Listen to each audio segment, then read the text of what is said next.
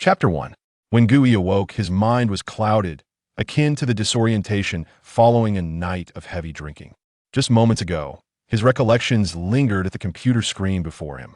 In the next instant, an unsettling amalgamation of the metallic scent of blood mingled with the acrid odor of disinfectant invaded his nostrils. The IT was cold and damp. He shook his head and discovered he was seated in a dimly lit basement, clad in an unflattering, thick jumpsuit reminiscent of a winter coat.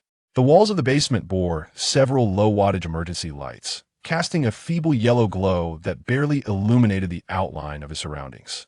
In one corner, several figures donned in identical uniforms busied themselves, their tools scraping against the walls, producing a soft, rustling sound. Where was he? Filming a movie?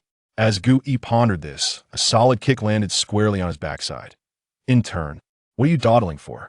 Do you expect the blood moss sample on the wall to sprout legs and leap into the recycling bin by itself?" A gruff voice erupted beside him. Startled, Gui turned to see a burly man nearing 50, his face a tapestry of jowls, and his gaze fierce enough to intimidate. The nameplate on the man's chest read Wang Jinghua, Team 7 of Jingchen Outsourcing. Old Wang. Gui instinctively uttered. The moment the words escaped his lips, a torrent of fragmented memories surged forth like a tidal wave. He was Gui, a traveler from another realm. 30 years prior, this world had experienced a cataclysm known as the Great Fracture, which heralded the arrival of the bizarre. Now, it was the 30th year of the new era. He was an orphan residing in the searing area of the Rustbone Street, outside the towering walls of the Rinli Inn, full name, Human Civilization Union, but he was a wall-less resident, lacking even a wall citizen ID. His current role was that of an intern cleaner for the Jingchen Security Outsourcing Company. To put it plainly, he was a supernatural sanitation worker for those clad in white coats within the walls. Their work locations were not in the true wilderness outside the walls, where even the official elite forces dared not tread lightly. Instead, they operated primarily on the outskirts of the city, within abandoned structures deemed low risk by the authorities.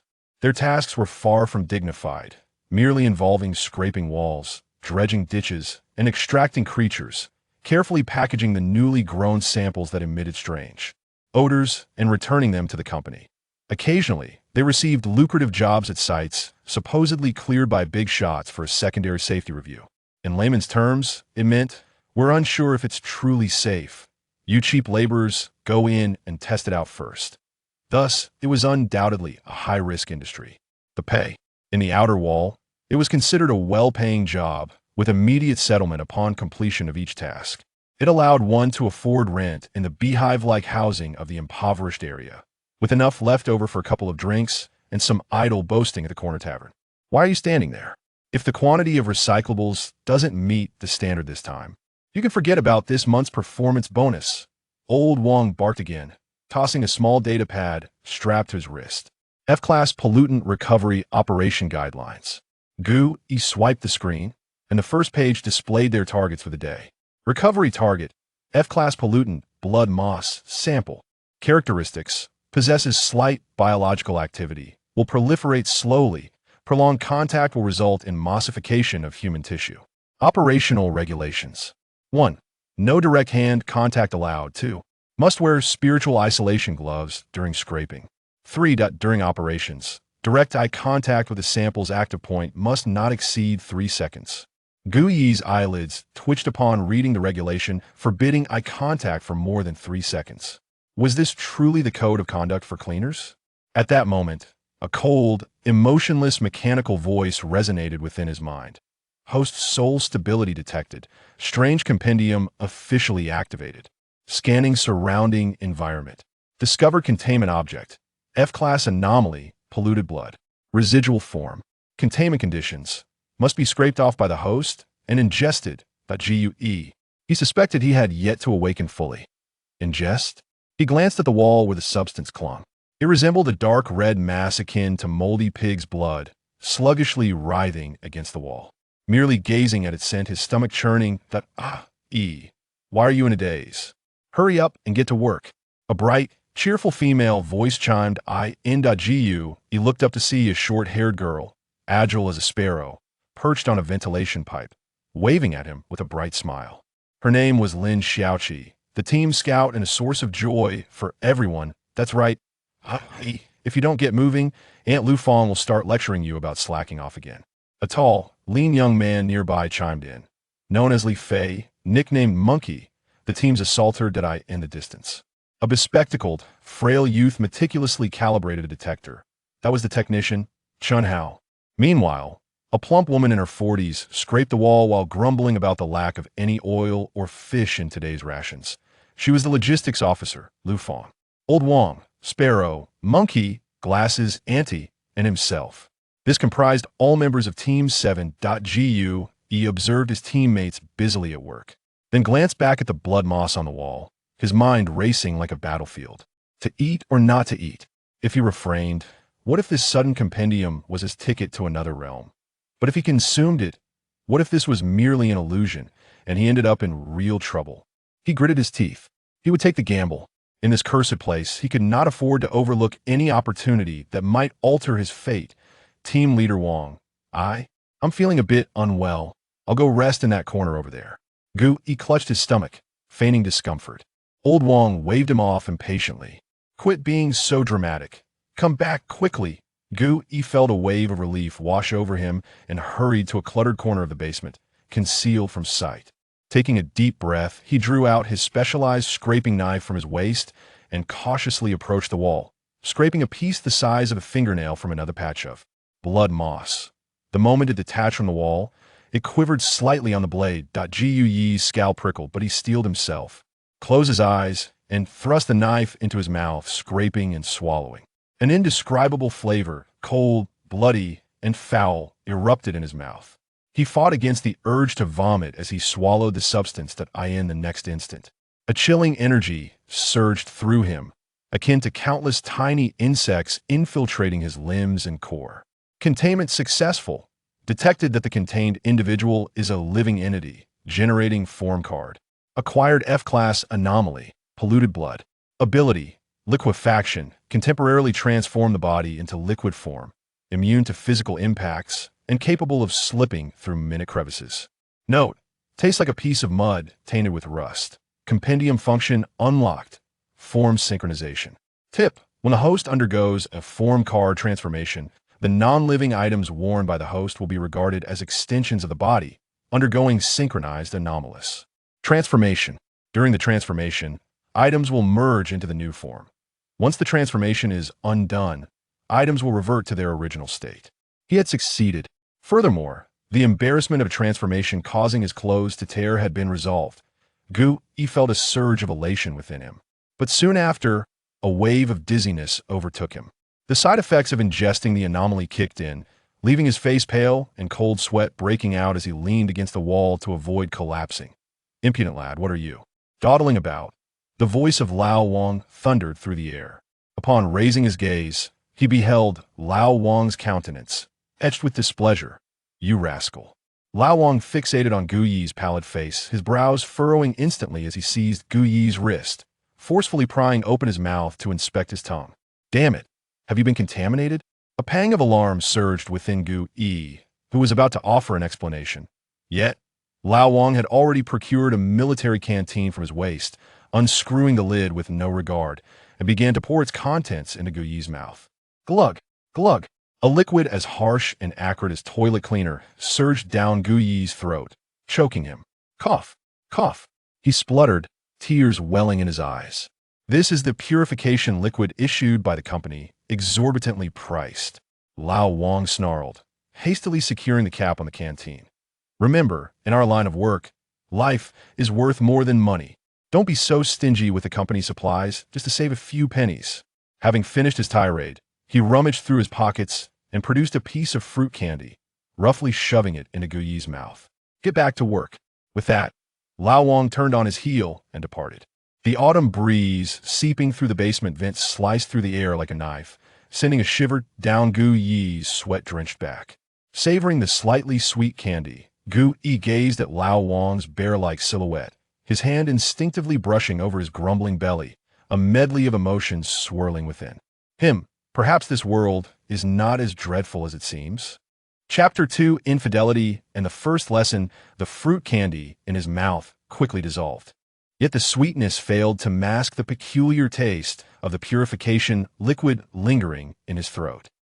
He retched a couple of times, feeling slightly better afterward. In his mind, the interface of the guide remained present. It bore a design reminiscent of an old-fashioned card game, with a dull gray background and only one card illuminated.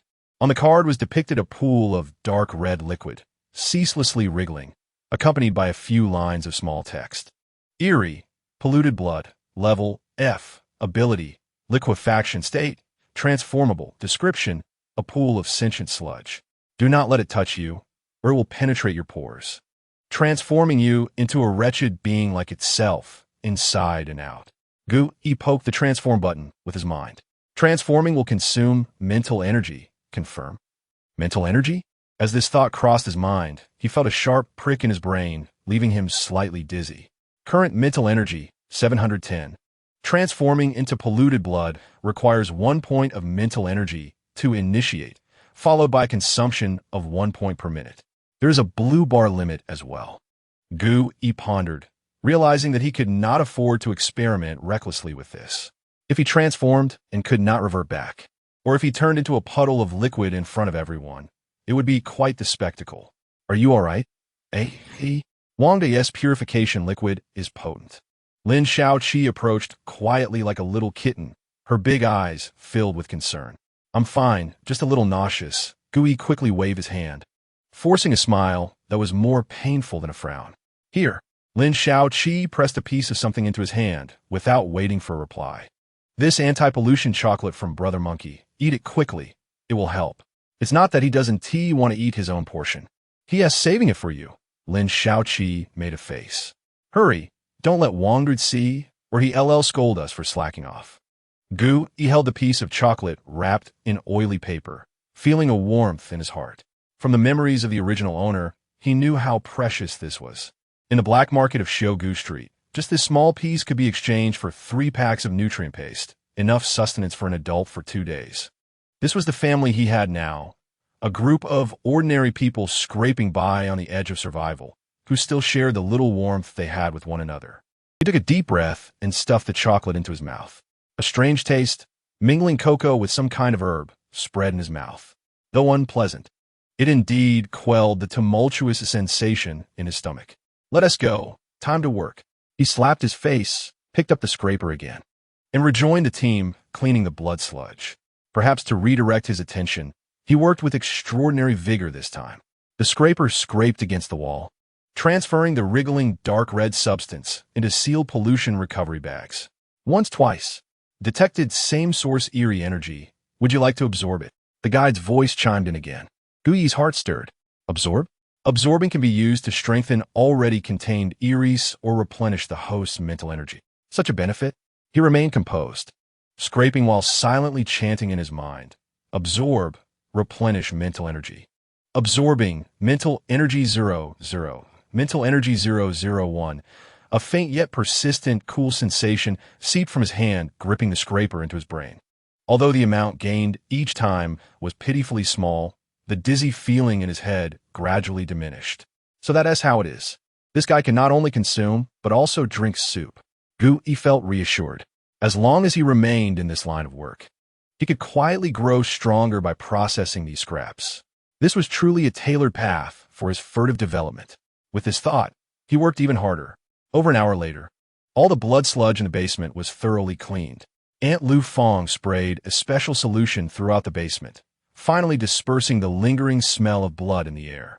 Time to wrap up, Old Wang shouted, and everyone breathed a sigh of relief, hastily removing their cumbersome protective helmets. Each face bore signs of exhaustion, yet their eyes reflected a sense of relaxation from completing the task. Gui glanced at his guide. Mental energy, 1010. It had been completely replenished. This was a substantial profit. You did well today, quite nimble. Monkey Lee came over, giving him a hearty slap on the back that nearly sent him stumbling. Indeed, much better than this lazy monkey. Lin Shaoqi chimed in with a smile. Even the usually silent Chun Hao, wearing glasses, nodded in his direction. Only Old Wang snorted, leaving it ambiguous whether it was praise or reprimand. Gui chuckled, remaining silent. He knew he was gradually integrating into this small team. All right, enough chatter. Clean up and let us head back. Old Wong waved his hand and led the way towards the basement exit. Everyone responded affirmatively and began gathering their tools. Gu Yi lingered behind, bending down to pick up a recovery bag. Out of the corner of his eye, he suddenly caught sight of a corner obscured by clutter. There, a small patch of dark red lay. Had he overlooked something? His heart raced at the thought of wastefulness, and he called out to Old Wong. Wong, there is still some left uncleaned over here. I'll be right there. Saying this, he grabbed the recovery bag and moved towards it. It was a small piece of blood sludge, roughly the size of a palm, stuck behind an abandoned metal cabinet. Without a close inspection, it would be nearly impossible to detect. Gu Yi skillfully took out the scraper, ready to scrape it off. Suddenly, he halted. He noticed that this blood sludge was considerably darker than what they had dealt with earlier, nearly black. Moreover, it wasn't wriggling. It remained there quietly, resembling a solidified scab. Something was amiss. Gu Yi's hair stood on end. He slowly began to back away. At that moment, the center of the black scab slowly opened an eye. A murky, bloodshot eye filled with resentment and hunger. That was not pollution. That was the true essence of the eerie. It had not perished. Wang Dui. Gu Yi screamed with all his might, but it was too late. The instant that I locked onto him, an invisible, frigid force gripped his throat, rendering him unable to utter a sound. The sensation of suffocation surged. The blood scab detached from the wall, transforming into a viscous black liquid, rushing towards him with alarming speed. Run. The only thought in Gu Yi's mind was that. Yet his feet felt as though they were frozen to the ground, unable to move an inch. This is it. Am I going to die just after crossing over? In that critical moment, the guide's interface flickered wildly before his eyes. Detected lethal threat.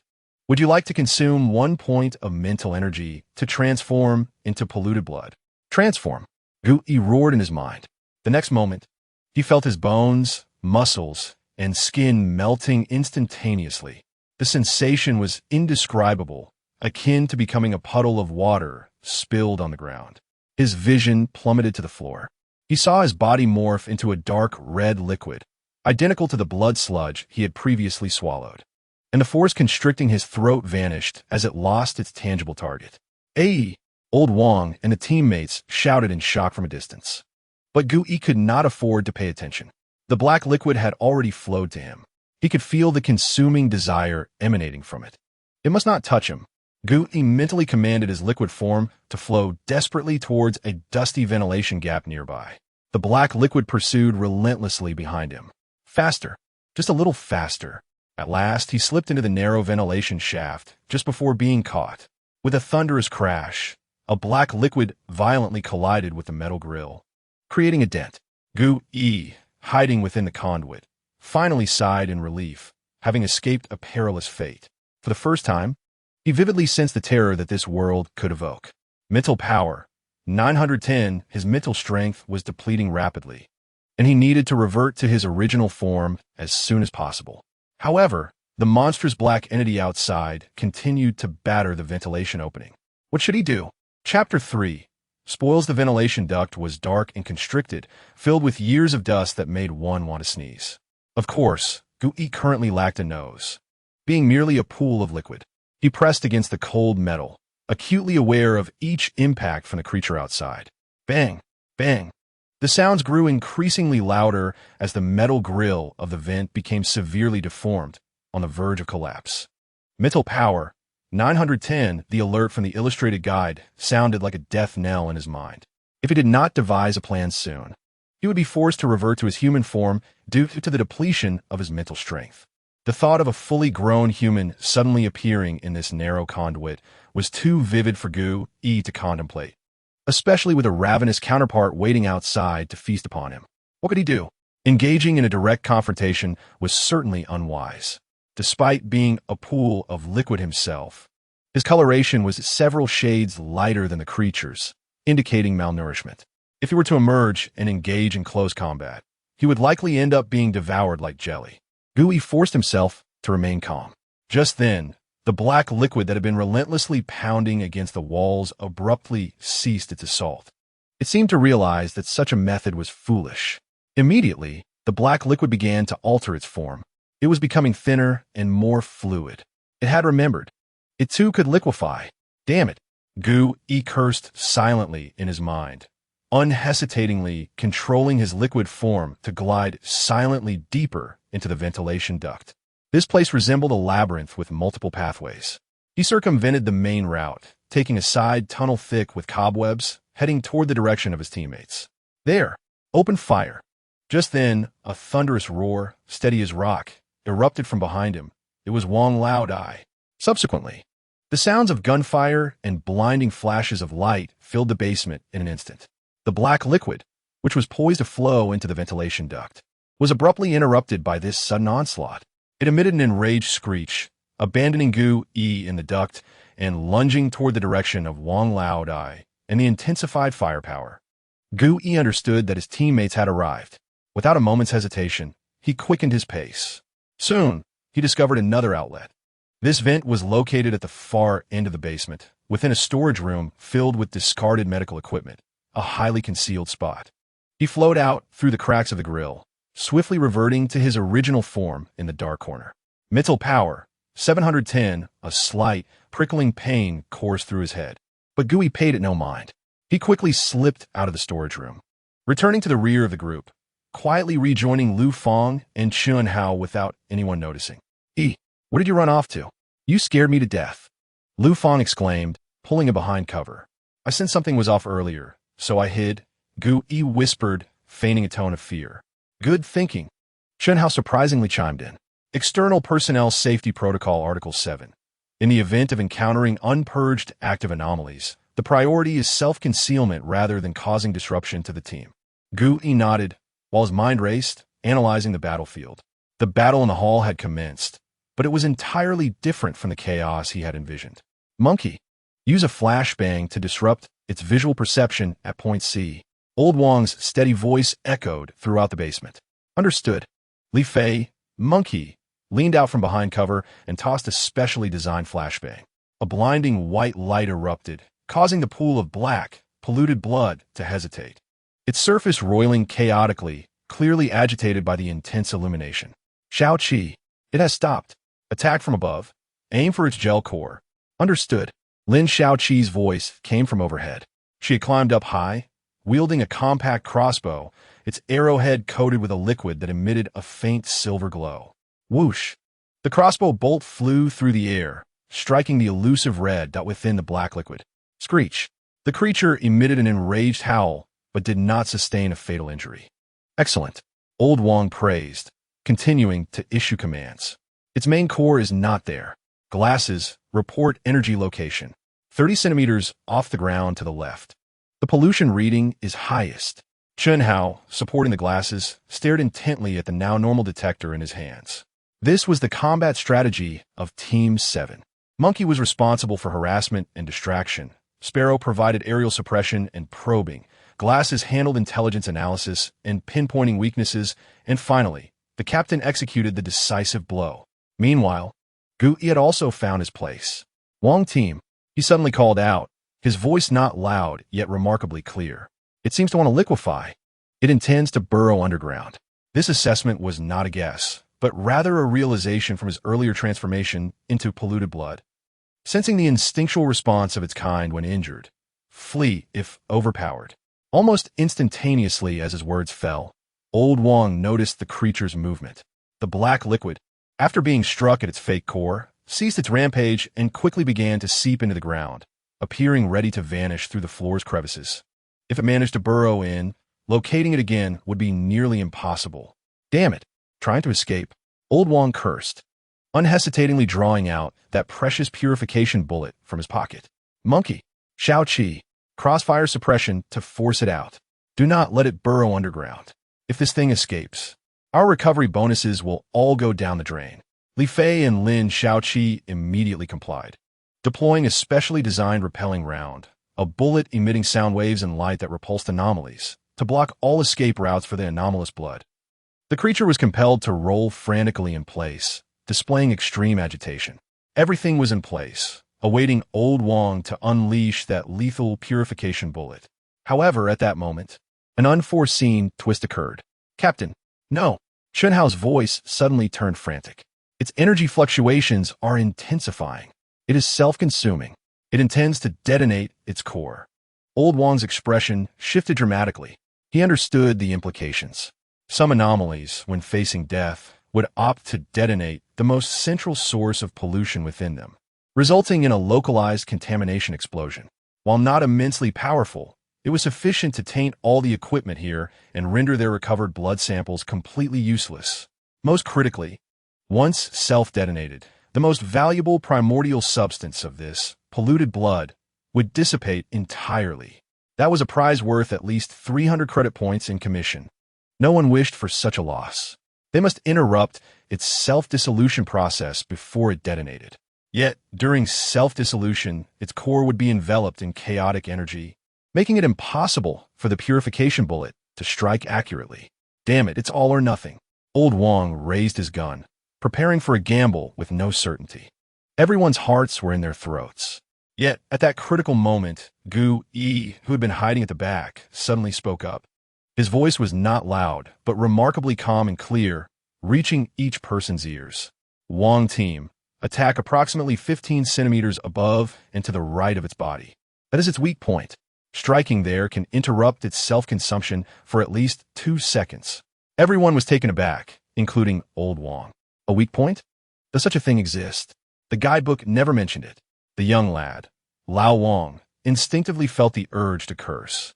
However, upon catching sight of Gu Yi's exceptionally composed and confident gaze, the words were abruptly lodged in his throat. In that fleeting moment, he could not fathom why he chose to trust this typically taciturn intern. Perhaps it was the intuition of a seasoned veteran. Without a hint of hesitation, he swiftly adjusted his aim, redirecting the gun from the core to the position Gu Yi had indicated. Bang! The shot was no longer a purification round, but rather a standard repulsion bullet. The projectile struck the target with remarkable precision. A miraculous scene unfolded. The violently churning black liquid seemed to be paused, as if its imminent explosive energy had been abruptly interrupted.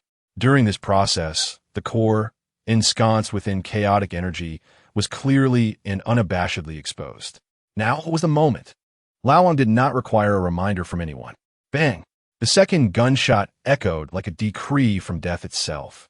The silver bullet pierced through the time-stilled energy field, accurately embedding itself into the laid-bare core. The black liquid convulsed violently, boiling as if all its internal energy was being purified and neutralized in an instant. Subsequently, it began to shrink at a visible rate, solidifying into a gelatinous mass the size of a human head, quivering slightly on the ground. The battle was over. The entire basement was filled only with heavy breaths. Well done. Li Fei was the first to leap from behind cover, his eyes gleaming at the prize. Finally, it did not self-destruct. Our commission from the recovery is secured. Lui, Wang Jinghua exhaled in relief and immediately commanded, sample recovery box.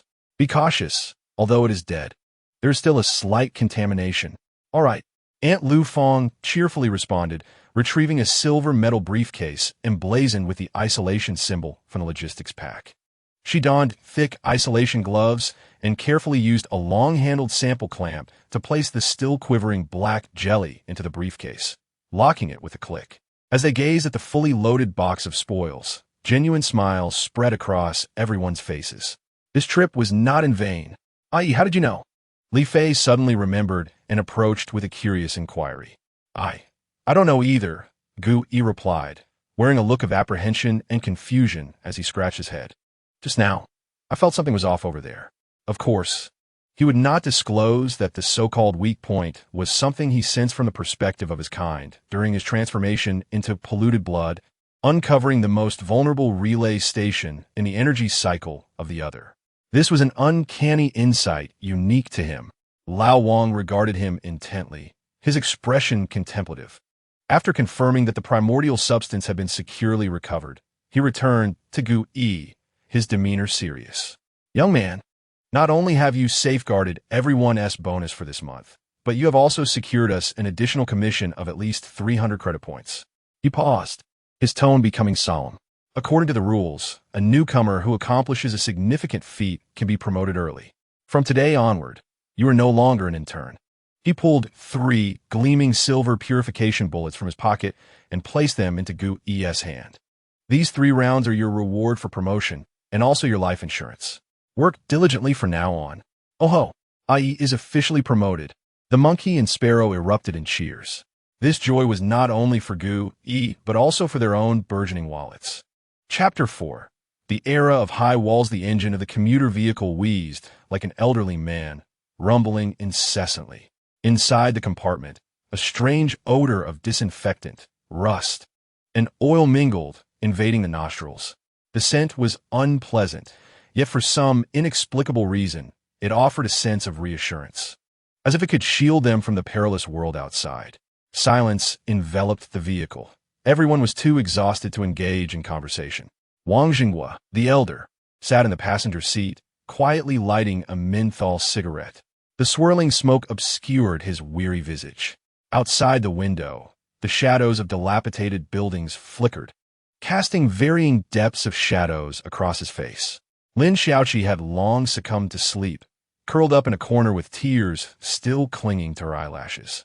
Aunt Lu Fong retrieved her personal terminal, gazing at a photograph of her daughter, a rare softness gracing her features. Chen Hao, as usual, sat hunched in the corner. Fiddling with his detector, the screen shattered like a spider's web. Gu Yi sat among them, unable to find rest. With every jolt of the vehicle, he felt his bones jostle. He quietly raised his hand and curled his fingers. The sensation of becoming a puddle of sludge sliding through a ventilation duct lingered on him, cold and nauseating. However, this standard accessory of a traverser had bestowed upon him a modicum of confidence to navigate this wretched world, slightly calming his tumultuous heart. Now, he could finally survey this cursed world with a fresh perspective. The vehicle had exited the abandoned industrial zone and was now traversing the dilapidated road, officially designated as the number 7 service route, the only path back to the Searing district.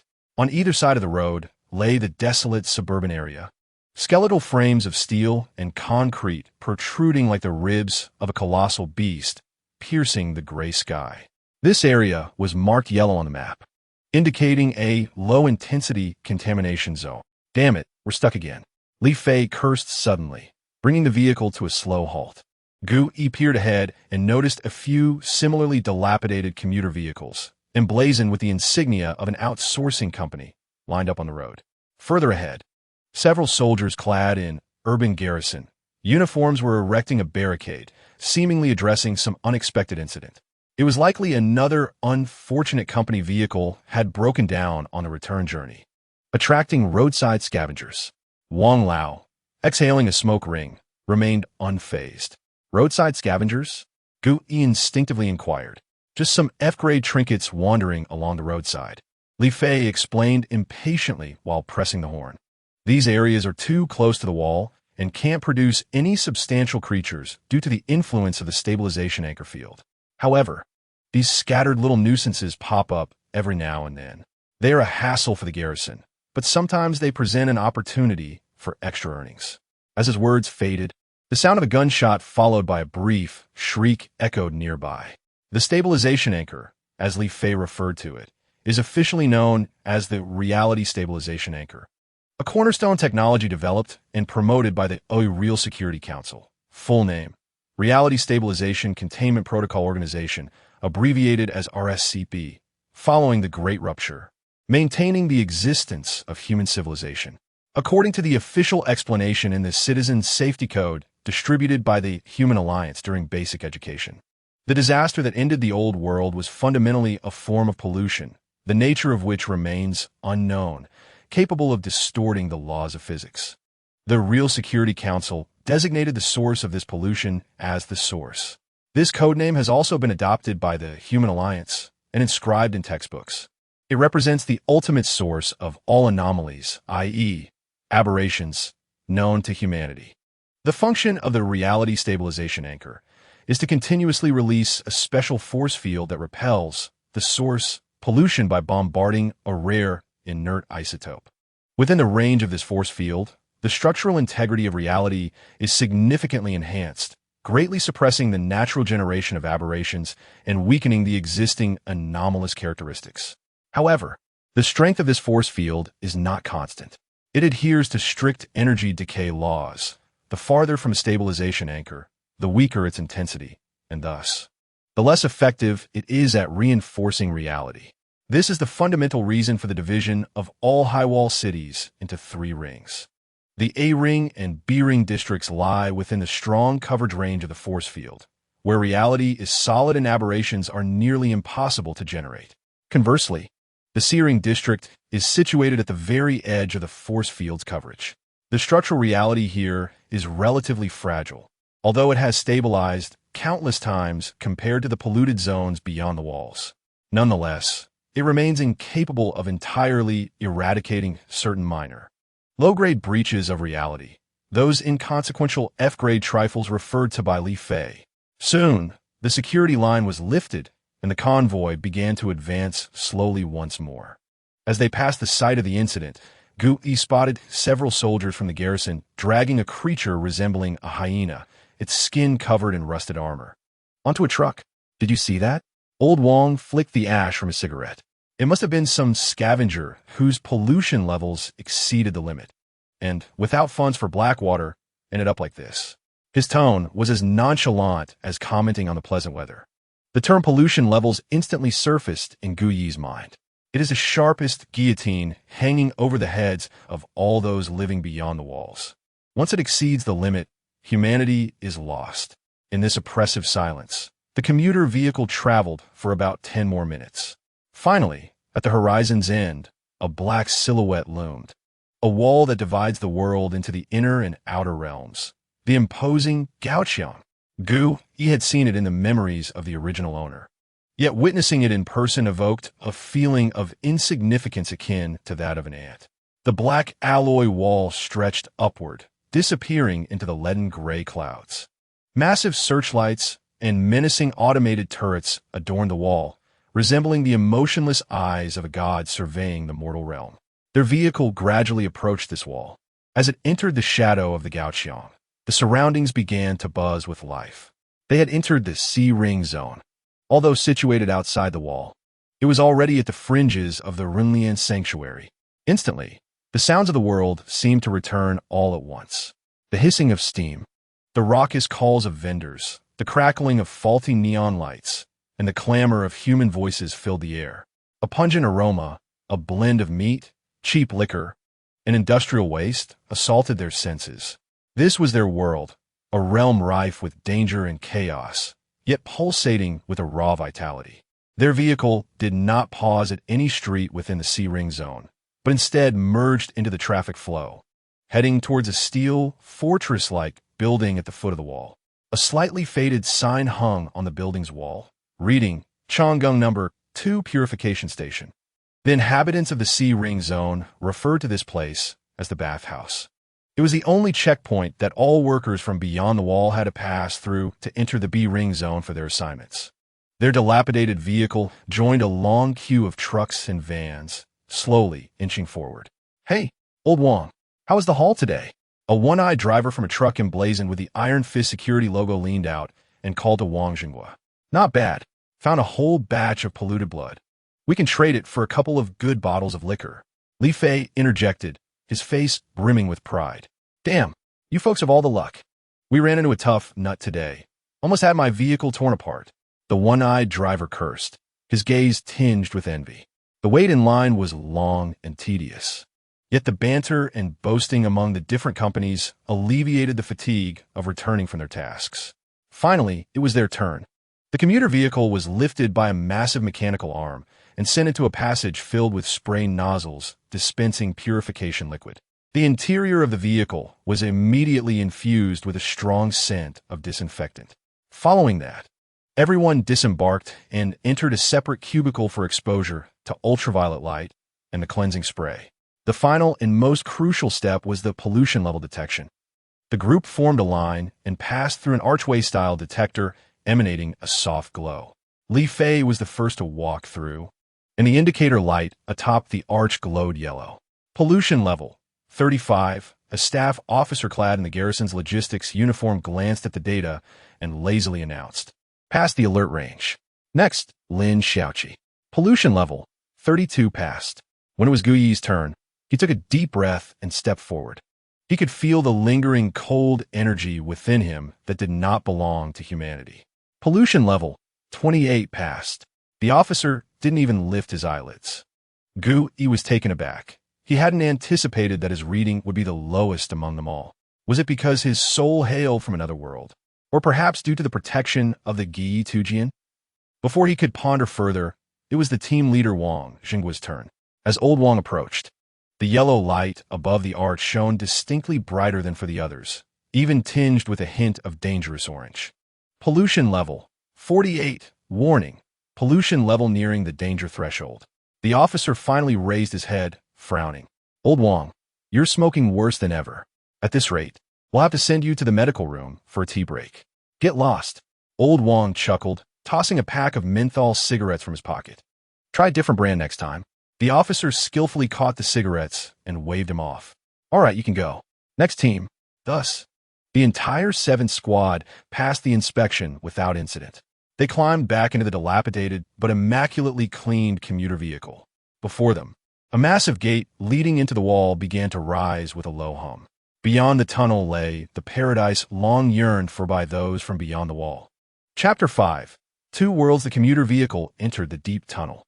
It was long, with dim yellow lights spaced at intervals along the walls. Light and shadow danced across the windows, as if traversing through a passage of time. Silence reigned within the compartment. Everyone instinctively held their breath, aware that the other end of the tunnel led to a completely different world. After about a minute of travel, a blinding white light finally emerged ahead. The moment the vehicle burst forth from the tunnel, Gu Yi felt as though his eyes had been sharply pierced. Immediately, a breath of air, starkly different from that of the polluted zones, flooded through the gaps in the windows. This air lacked the industrial waste and faint decay characteristic of a C-ring zone. Instead, it bore a slightly sweet and sour aroma reminiscent of food fermentation, the scent wafting from the greenhouse of the Rinlian Shinong Institute. This was the B-ring zone, the world within the wall. The commuter vehicle merged onto a wide, well-maintained asphalt road. Though the surface bore some potholes and cracks, it was evidently subject to regular repairs. On either side stood orderly residential buildings. Despite their monotonous style, every window was intact, with some even adorned with green potted plants. Their vehicle, adhering to regulations, could only travel along the outermost service lane. Yet, even so, the sights of a normal life assaulted their senses. They saw children in matching blue uniforms, backpacks in tow, chasing a worn-out soccer ball across a playground protected by nets, laughing carefree. Street vendors were pulling golden brown fried synthetic potato cakes from the oil, sprinkling them with spices. The powerful aroma seemed to penetrate the vehicle's window and tantalize their noses. A soft gulp echoed within the compartment, though the source was unknown.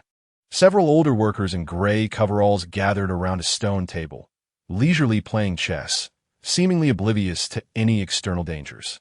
Each instance of this normalcy was a silent torment for the members of the 7th Squad, a reminder that a mere wall separated them from such stability.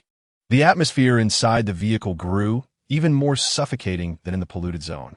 Strangely, however, Gu Yi noted that in their gazes he saw envy and frustration, but no hatred. He found the answer in the memories of the original owner. It was because of Rinlian, the organization they referred to as the Guardian, which had done its utmost. It is the Rinlian that has erected formidable barriers, blocking the peculiar tide capable of engulfing all. It is the Rinlian that, each week through exchange points, generously dispenses calming nutritional paste to all residents beyond the walls, a means to suppress pollution and ensure that no one succumbs to starvation. It is the Rinlian that has granted every child in the C-Ring district the right to free basic education, enabling them to learn literacy and the survival guidelines for the peculiar. They may not be able to ensure a comfortable life for everyone, but they have provided a fundamental baseline for survival. It is precisely this effort that evokes a deeper sense of helplessness. The commuter vehicle finally turned into a secluded industrial park, nearing the wall's edge. This is the gathering place for companies like Zhang Qing Security, an outsourcing firm. Unremarkable three-story gray buildings, uniform in style, serve as the headquarters for these companies. Behold, the building ahead adorned with an Iron Fist emblem is the territory of Iron Fist Security. Li Fei pointed out the window, smirking. The one-eyed fellow boasting at the purification station is part of their team. Gui nodded in understanding. Are all these companies in this park engaged in our line of work? He inquired. Indeed, Li Fei scoffed with a hint of self-mockery. To put it plainly, regardless of the company name we bear, we all serve a singular master. The pollution samples and peculiar entities we recover are beyond the capability of these companies to process. They merely act as middlemen, sorting, packaging, and reselling at a premium to the Xiangxi liaison station in the B-Ring district. The company reaps the profits, while we are fortunate to sip on the broth. Gu comprehended the situation. Their industrial chain culminates at that enigmatic and cold Xiangxi. They are akin to the most inconspicuous scavengers at the end of this colossal war machine.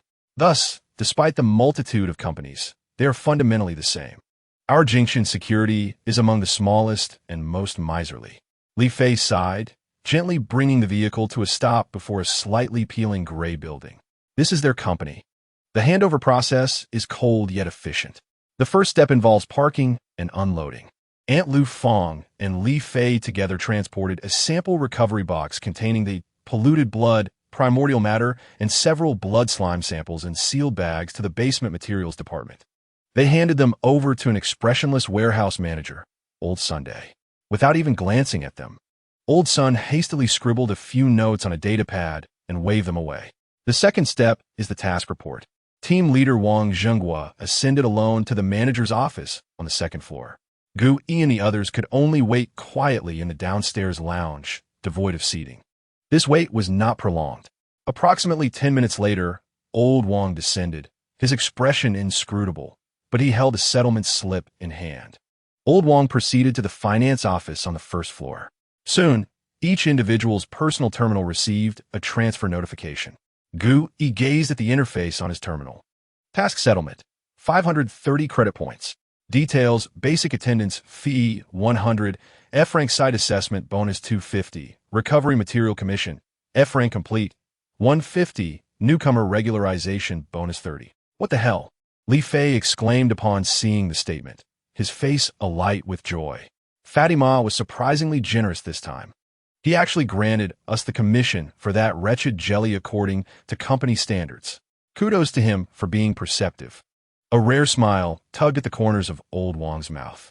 This fortunate turn of events lifted everyone's spirits, although they were still rated with the lowest F rank.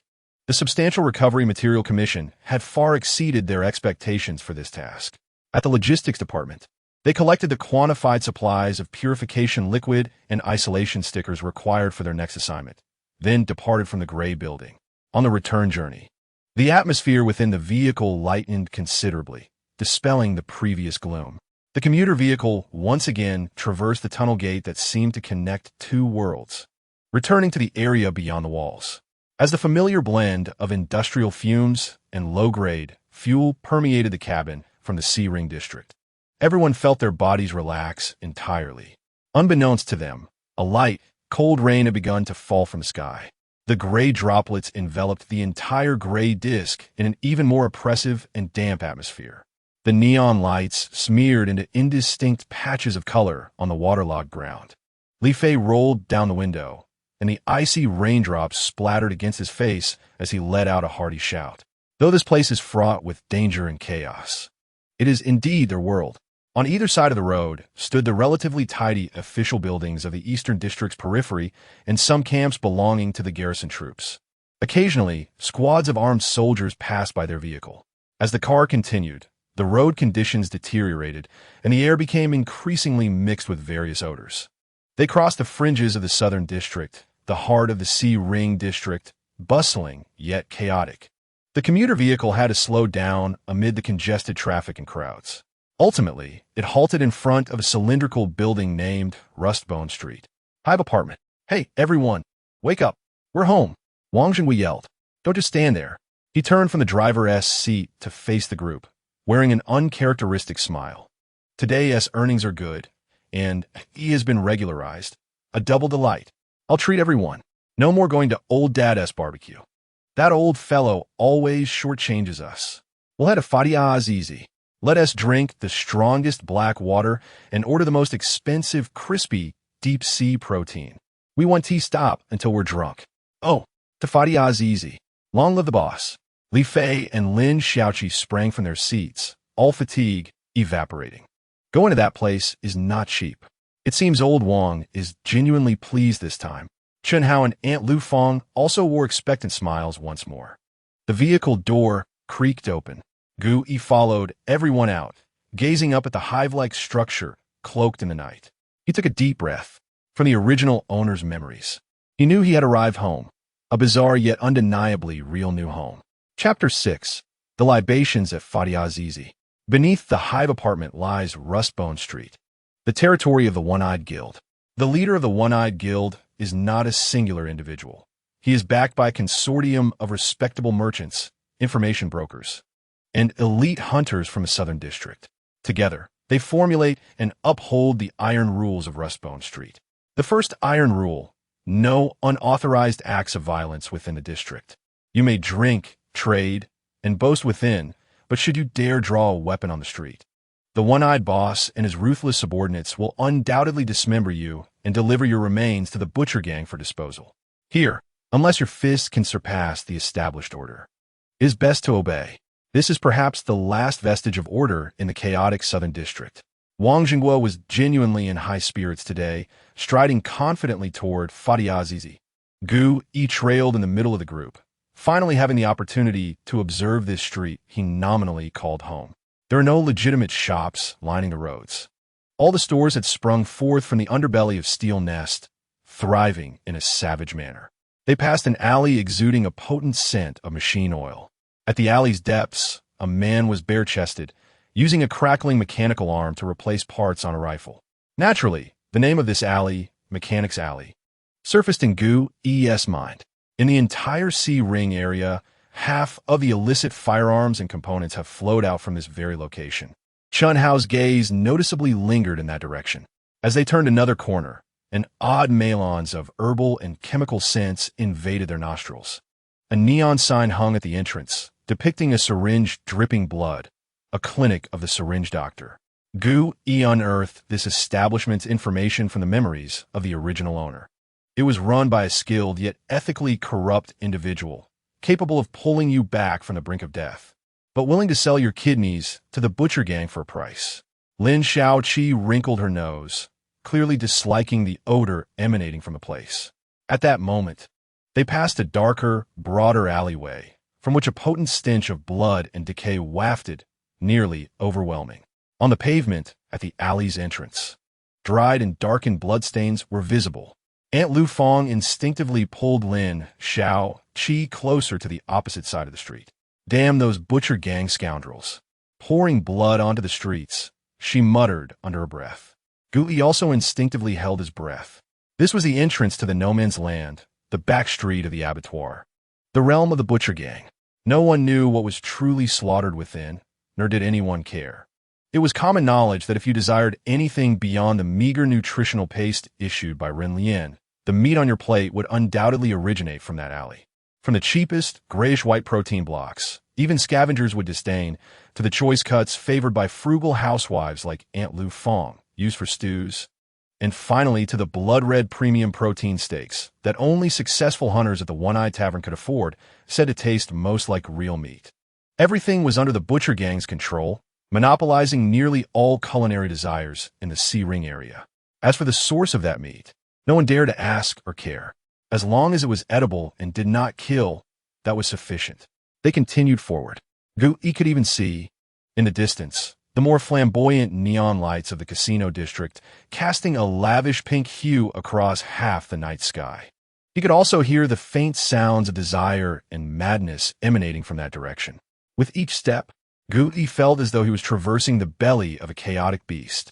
Eventually, they halted before a metal door adorned with an orange gear eye sign, the clockwork orange bar. Upon pushing the door open, a wave of heat, infused with the sense of strong liquor, tobacco, sweat, and cheap perfume, mixed with the blaring sounds of heavy metal music, rushed towards them. The bar was packed with workers just off their shifts, bounty hunters exuding an air of menace, and several scantily clad women. "Hey, old Wong, struck it rich today? Bringing so many little ones to cheer you on?" A voluptuous woman, lazily puffing on a slender cigarette, raised her eyelids from behind the bar. She was the proprietor, a woman whose true name was unknown. Everyone referred to her as Sister Juicy. Enough chit-chat. Old Wong found a booth and pressed everyone down. "Bring me a serving of your most expensive, crispy, deep-sea protein tentacles. Black water, 1 bottle for each." "All right." Sister Juicy smiled, signaling to the bartender. Soon, 6 bottles of bubbling black water and a large platter of golden, crispy tentacle-like morsels, still twitching slightly, were served. "Cool, mate. No need to be polite today." Old Wong was the first to raise his bottle. "First sip, to our survival. Second sip, to a yee's promotion. Third sip, damn that cursed gray grinding wheel. May we leave this hellish place soon. Cheers." Li Fei immediately followed suit, downing a hearty gulp. Gu Yi mimicked them, lifting the bottle of black water to his lips. Instantly, an indescribable liquid, mingling the sharpness of industrial alcohol, the rust of underground water, and a certain bitterness akin to moss, surged down his throat like fire into his stomach. Cough, cough, cough. Tears streamed from his eyes, feeling as though he had swallowed gasoline sweetened with sugar. Yet strangely, after that burning sensation, a warmth began to spread slowly from his stomach to his limbs, alleviating the fatigue and mental tension brought on by their mission. Detected moderate purification substance intake. Pollution level decreased by 0.1. The prompt from the interface caught Gu Yi off guard. So this concoction truly had the ability to reduce pollution. "Huh, look at you so timid." Li Fei laughed heartily, slapping the table. Gu Yi regained his composure and turned his gaze to the platter of crispy deep-sea protein tentacles. The tentacles were fried to a golden brown, sprinkled with a layer of red spice powder of unknown origin. Strangely, the tips of some tentacles were twitching nervously. He watched Lin Xiaoqi, who was devouring a tentacle like a chicken leg, crunching it audibly, cheeks stuffed to the brim. Finally, he summoned his courage to imitate her. Taking a bite, he was pleasantly surprised by its taste. The exterior was crispy, while the meat inside was exceptionally chewy, reminiscent of premium squid, but with a hint of unique, crab-like sweetness. Paired with the spiciness of the seasoning and the burn of the black water, it was a perfect match. "Gray grinding wheel?" he asked casually while eating. "Huh, you little rascal, still unaware of our nickname?" Li Fei mumbled with a tentacle in his mouth. "Look at that wall, all gray and dreary. Our city is just a colossal round grinding wheel. The A ring is the axis, the B ring is the inner disk, and we in the C ring are the outer circle, the very grit being ground down." His words carried a self-deprecating tone unique to the C ring's ruffians. The official term was different. Suddenly, Chun Hao, who had been silent, adjusted his glasses and spoke up, his voice low and somewhat hoarse. "Ours is designated as Safety Zone Number 13, officially named Wangchuan City." Wangchuan, gazing longingly at the long-dried Wangchuan River. He chuckled at his own irony. Taking another sip of liquor, it sounded quite poetic. This was Gu Yi's first encounter with the name of this city, an officially hopeful Wangchuan city, yet in their own words, a damned and stark gray grinding wheel. Whatever the name, it was still a cage. Aunt Lu Fong, unusually, took a sip of her drink, her cheeks flushed.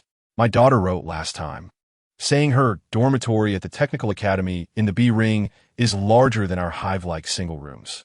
As long as she is well, I would accept rotting in this grinding wheel for a lifetime." As she spoke, her eyes glistened with unshed tears. For a moment, the atmosphere grew somber. "Oh dear, why bring this up?"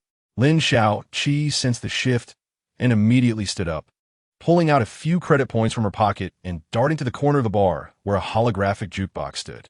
"Today's treat is on the captain. Let me treat everyone to some music." She skillfully operated the machine, and soon the blaring heavy metal music ceased. In its place, a gentle folk song, rich with nostalgia, filled the air. A pure female voice sang of long-lost sunshine, beaches, and love. The raucousness of the entire bar seemed to soften under the spell of this melody. Our little sparrow knows how to handle things. Old Wang laughed heartily, lifting his bottle. Come, drink and eat meat. Li Fei, invigorated, whistled at Lin Shaoqi and shouted, Shaoqi, you're amazing. Lin Shaoqi made a face at him and returned to her seat. Amidst the music, everyone began to relax. They drank heartily, boasting loudly. Li Fei recounted his glorious feat of single-handedly confronting Renmi Anquan amidst the ruins of the North District Cemetery, a tale everyone knew was fabricated. Aunt Lu Fong began to haggle with Sister Juzi, inquiring if a discount could be applied to the plate of octopus tentacles.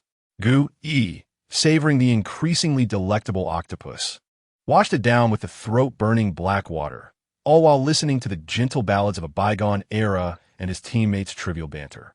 As he surveyed the scene before him, a singular thought pierced through the haze of noise. Damn, this wine is atrocious. The meat, however, is quite palatable. This world doesn't seem so difficult to navigate. At least for today, he is still alive. Chapter 7.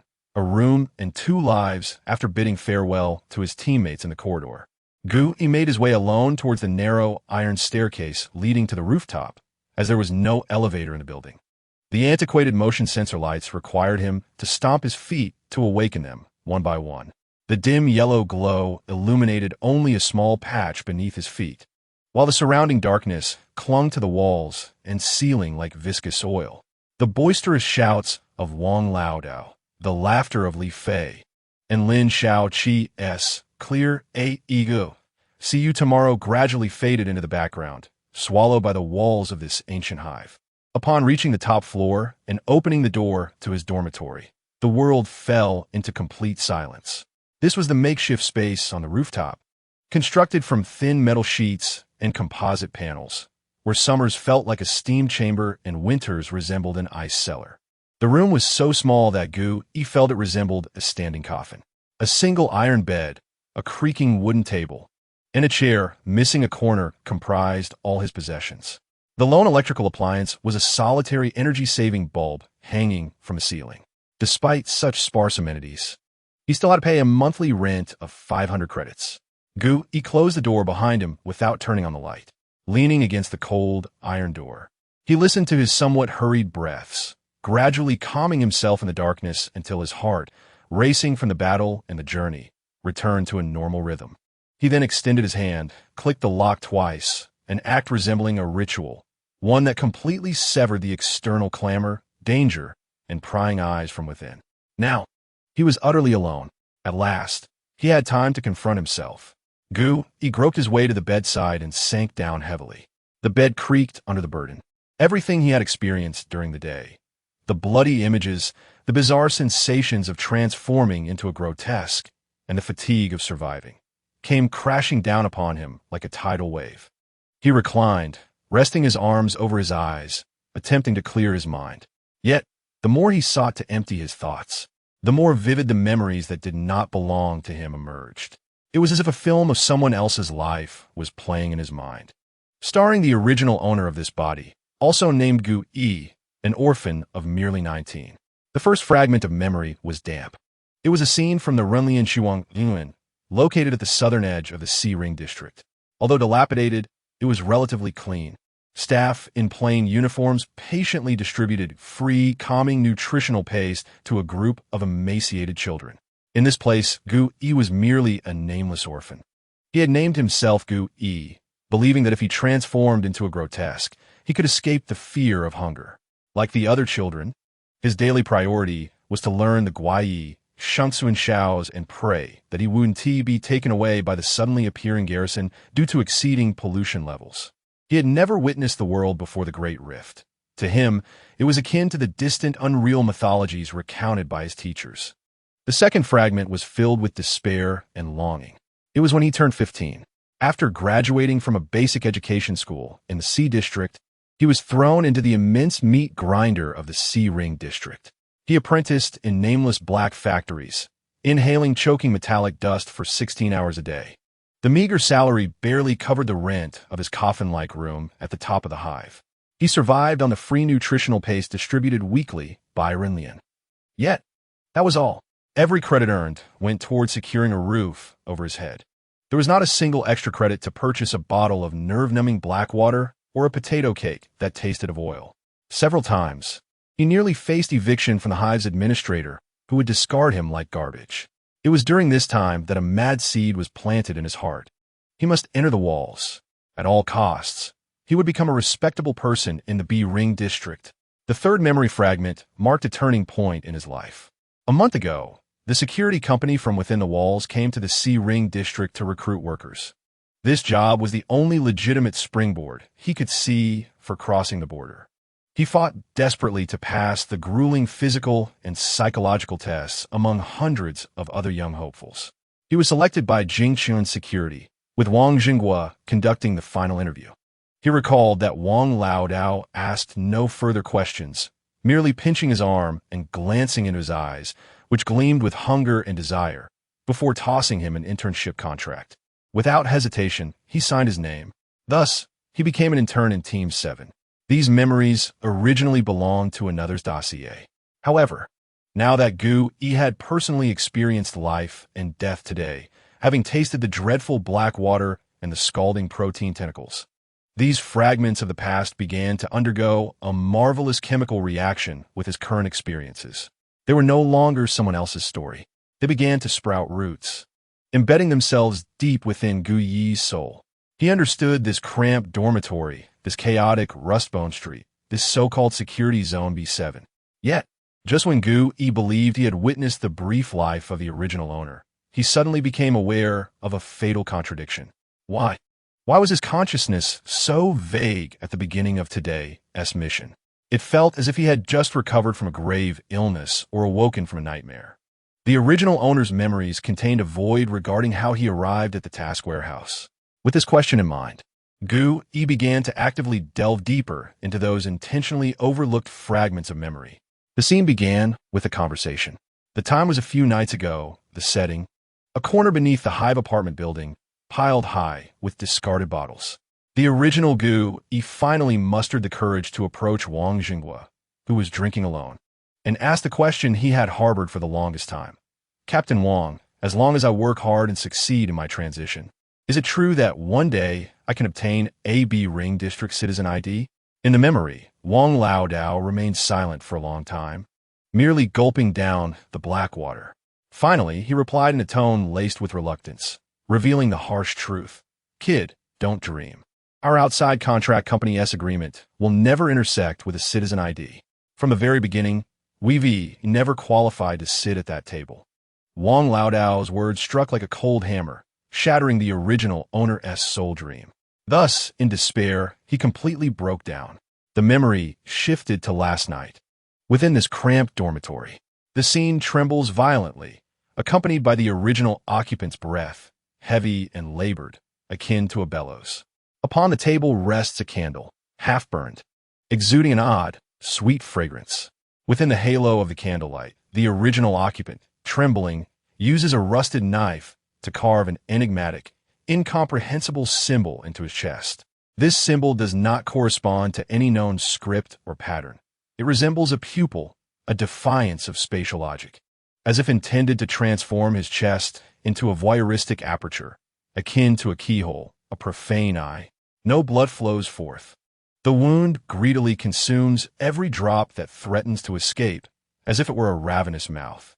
The original occupant's voice, tinged with a sobbing cadence, resonates in Gu Yi's mind, filled with ancient malice and madness. This recollection reveals that the original occupant, having lost all hope of entering the Beering area, succumbed to utter despair. He procured a sinister ritual from a mysterious merchant known as the Guide in Rustbone Street. The merchant claimed that by activating this wish rune with will and blood, one could transmit their deepest obsession to an unknown existence, and thereby gain the power to fulfill their desires. The price was merely a touch of pain and intense longing. Now, he was performing the final step of the ritual. He ignited the candle, mixed with an unidentifiable, eerie powder, and forced his spirit to its limits through pain and blood. With a final, anguished scream, the rune on his chest erupted with an eerie blue light. Simultaneously, an indescribable torrent of information, emanating from a higher dimension, surged into the original occupant's mind, using the rune as its coordinates. This was not an energy shock. It was a pure contamination of information that transcended human understanding. The original occupant's scream faltered, morphing into a short, strangled gasp. His eyes instantaneously lost all luster, pupils dilating, fixed blankly upon the ceiling. In that very moment, Gu-Yi, a wandering soul from another realm, was randomly pulled through the rift torn by the ritual and thrust into this freshly lifeless, warm shell. And here, the memory abruptly ceased. The subsequent segment, even more chilling for Gu-Yi, began to unfold. It was a memory devoid of thought, akin to watching a first-person film. He observed his body, which, after the death of its soul, did not collapse. Instead, it sat upright on the bed throughout the night like a wind-up puppet. Dawn broke, and the bedside alarm clock chimed. His body mechanically raised a hand to silence the clock, then proceeded to rise, dress, and wash with precision yet stiffness, like a robot programmed to perform tasks. He saw himself exit the dormitory, encountering Li Fei, who was having breakfast. Damn, hey, we didn't sleep well last night. Did you? You look like a zombie. In the memory, Li Fei's voice sounded distant, as if heard through thick glass. He did not respond, merely nodding expressionlessly.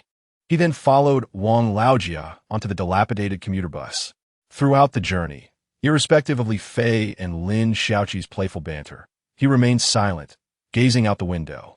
His body operated on autopilot, a soulless, living corpse until they entered the abandoned basement. It was only when Gu-Yi's body made contact with the wall, emanating a faint, eerie energy, that the genuine contamination from the outside struck him like a jolt of electricity. It finally activated his new soul, trapped in the cockpit, which had observed the entire morning. Thus, he truly awakened. Gu-Yi sprang upright from the bed, gasping for breath, sweat beading on his forehead. He touched his neck, still feeling the phantom pain of suffocation from the memory. Lifting his shirt to inspect his chest, he found no wounds. The original occupant had perished just last night, in this very room, on the bed he now occupied. What then was he? Merely a passing soul, thrust into this vacated shell? Had he wandered in a daze for half a day to adjust to this body? Did the so-called eerie compendium relate to the wish rune inscribed by the original occupant? Did it slay him, only to choose me, or perhaps to parasitize me? Who was that mysterious guide? Why did he peddle such dangerous artifacts? What were his true intentions? After a prolonged silence, he rose from the bed and approached the desk, extending his hand to press the switch of the energy-saving lamp. The light blazed, glaring yet vividly real, flooding the room. He beheld the original occupant's tattered book, eerie materials, a preliminary identification manual, and in the corner, a pair of work boots. Worn and washed pale, meant for tomorrow's wear. Gu-Yi looked down at his hands. These hands were his. This bed was his. Yet this life had been inherited from a deceased individual, along with its deadly secret. Chapter 8. The eerie compendium of powers. I will utilize your identity and this power that does not belong to me to live well. The promise echoed faintly in the empty room. Gu-Yi understood, well, that mere words were futile. He must comprehend the only trump card he possessed. Closing his eyes, he delved into his mind to examine his newfound power. Eerie Compendium.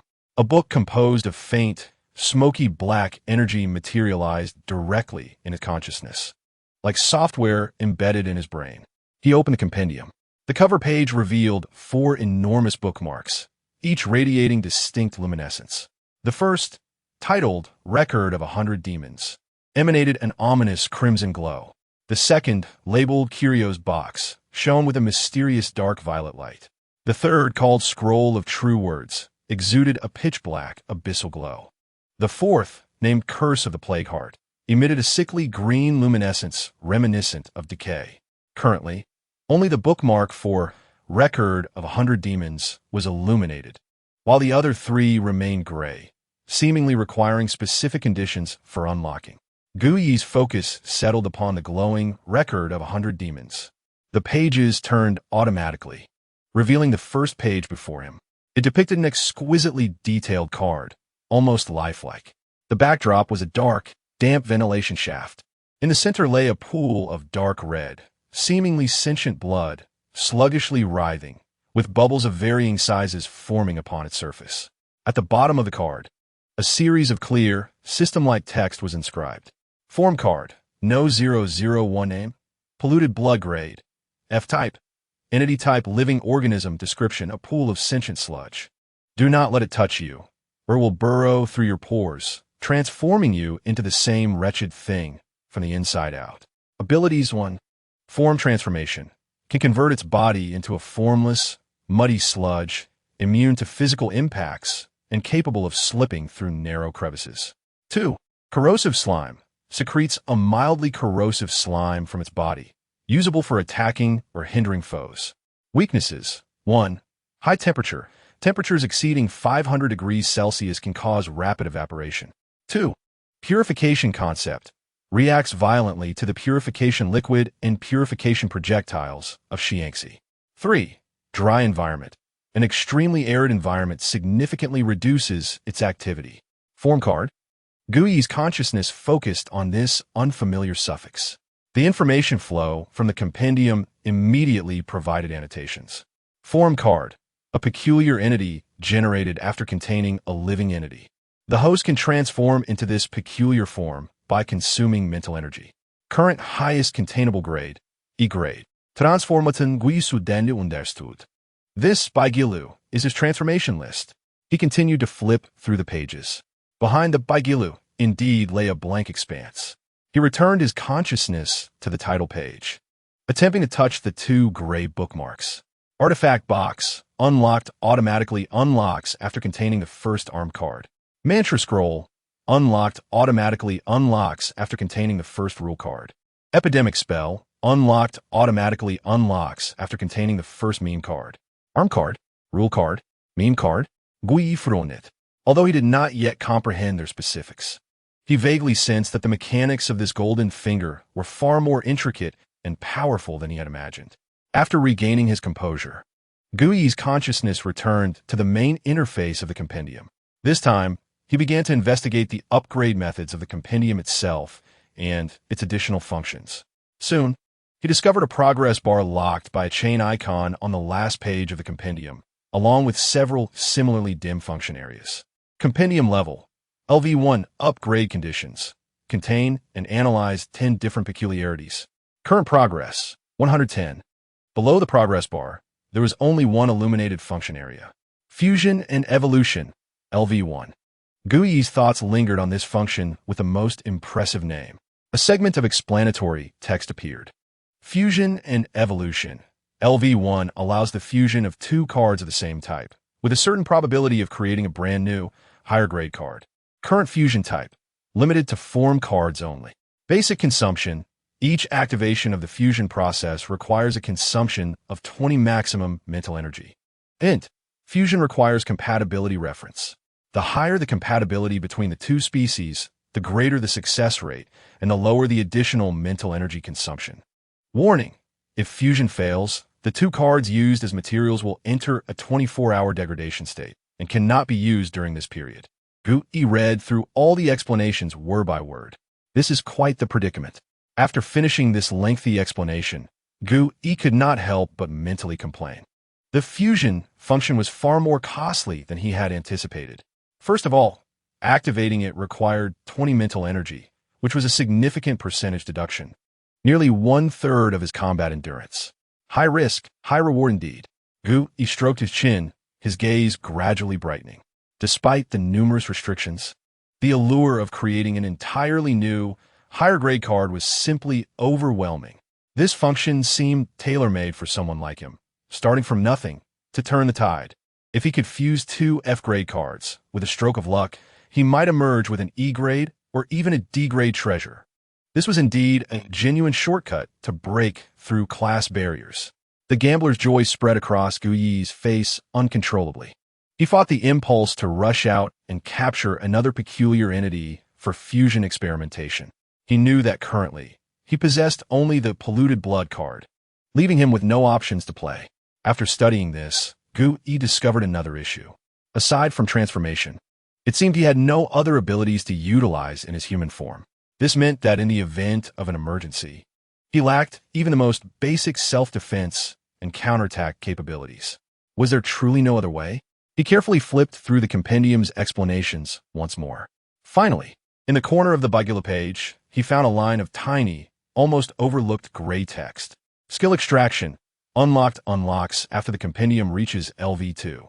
Explanation. Once unlocked, the host can select skills from contained form cards or armed cards daily and equip them to themselves. After equipping, the host can utilize the skill in human form. So, it was here. We sudendi realize it. It wasn't that there were no options, but rather that his level was insufficient, and it hadn't been unlocked yet.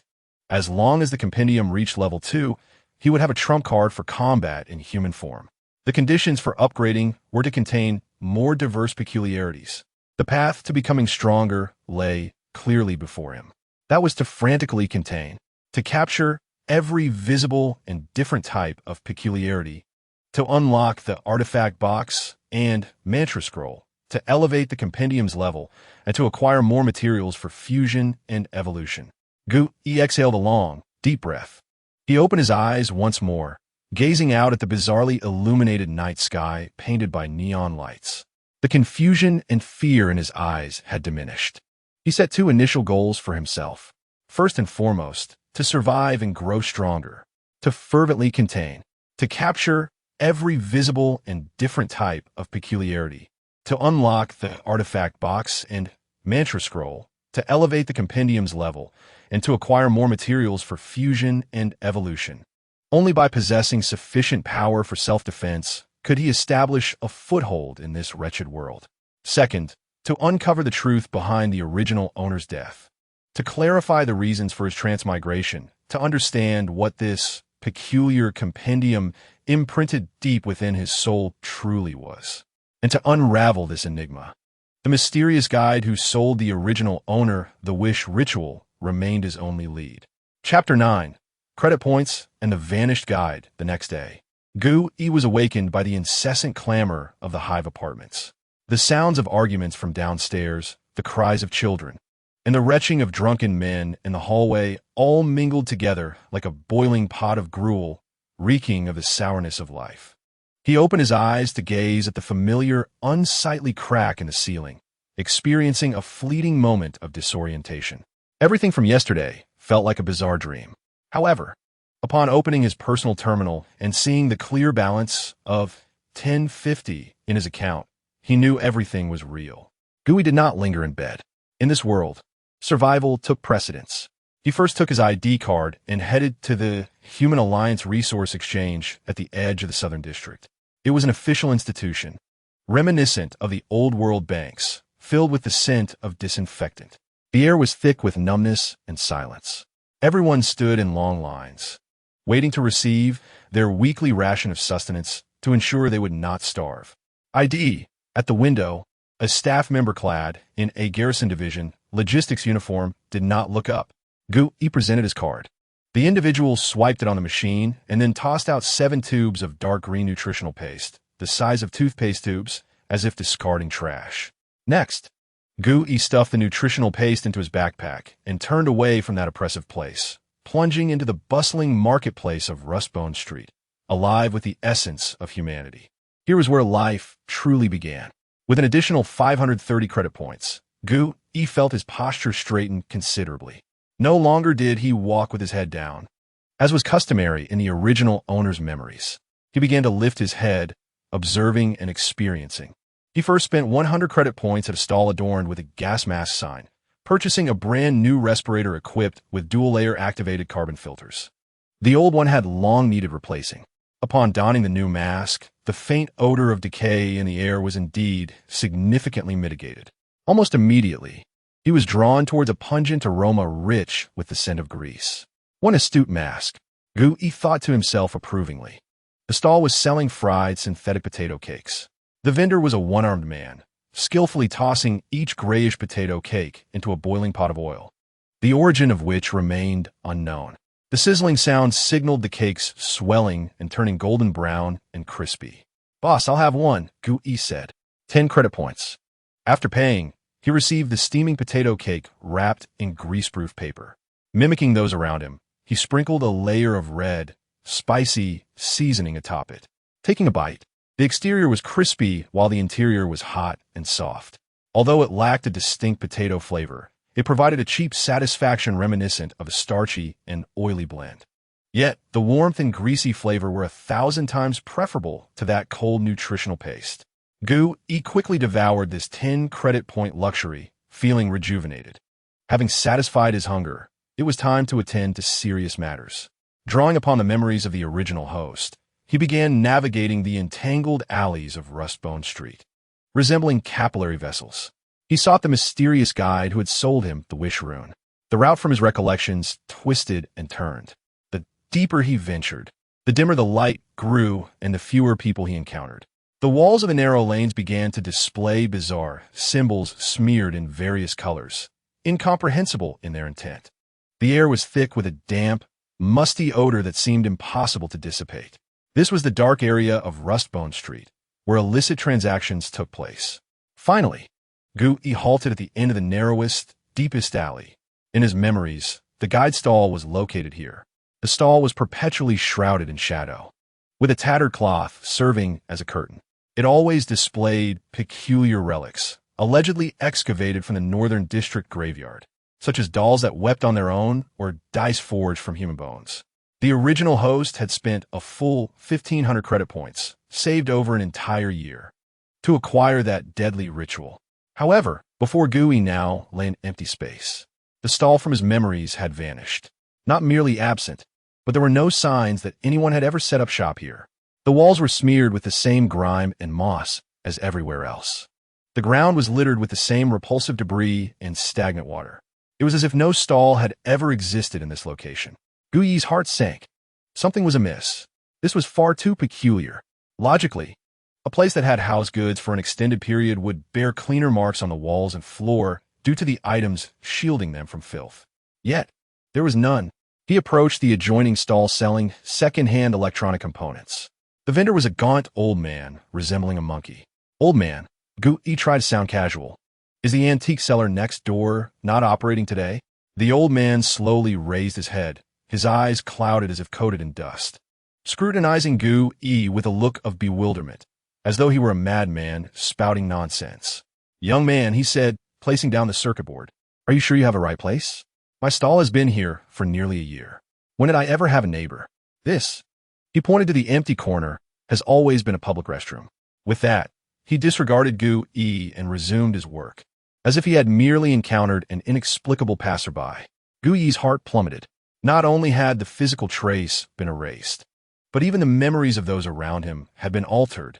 If not for Gu-Yi inheriting the original host's memories, indelibly imprinted in his very soul by the ritual, he might have begun to doubt the existence of that guide himself. Standing at the end of the deserted alley, a chill surged from his feet to the crown of his head. The original host's death was likely no accident. What he had inherited upon crossing overextended beyond mere fortune.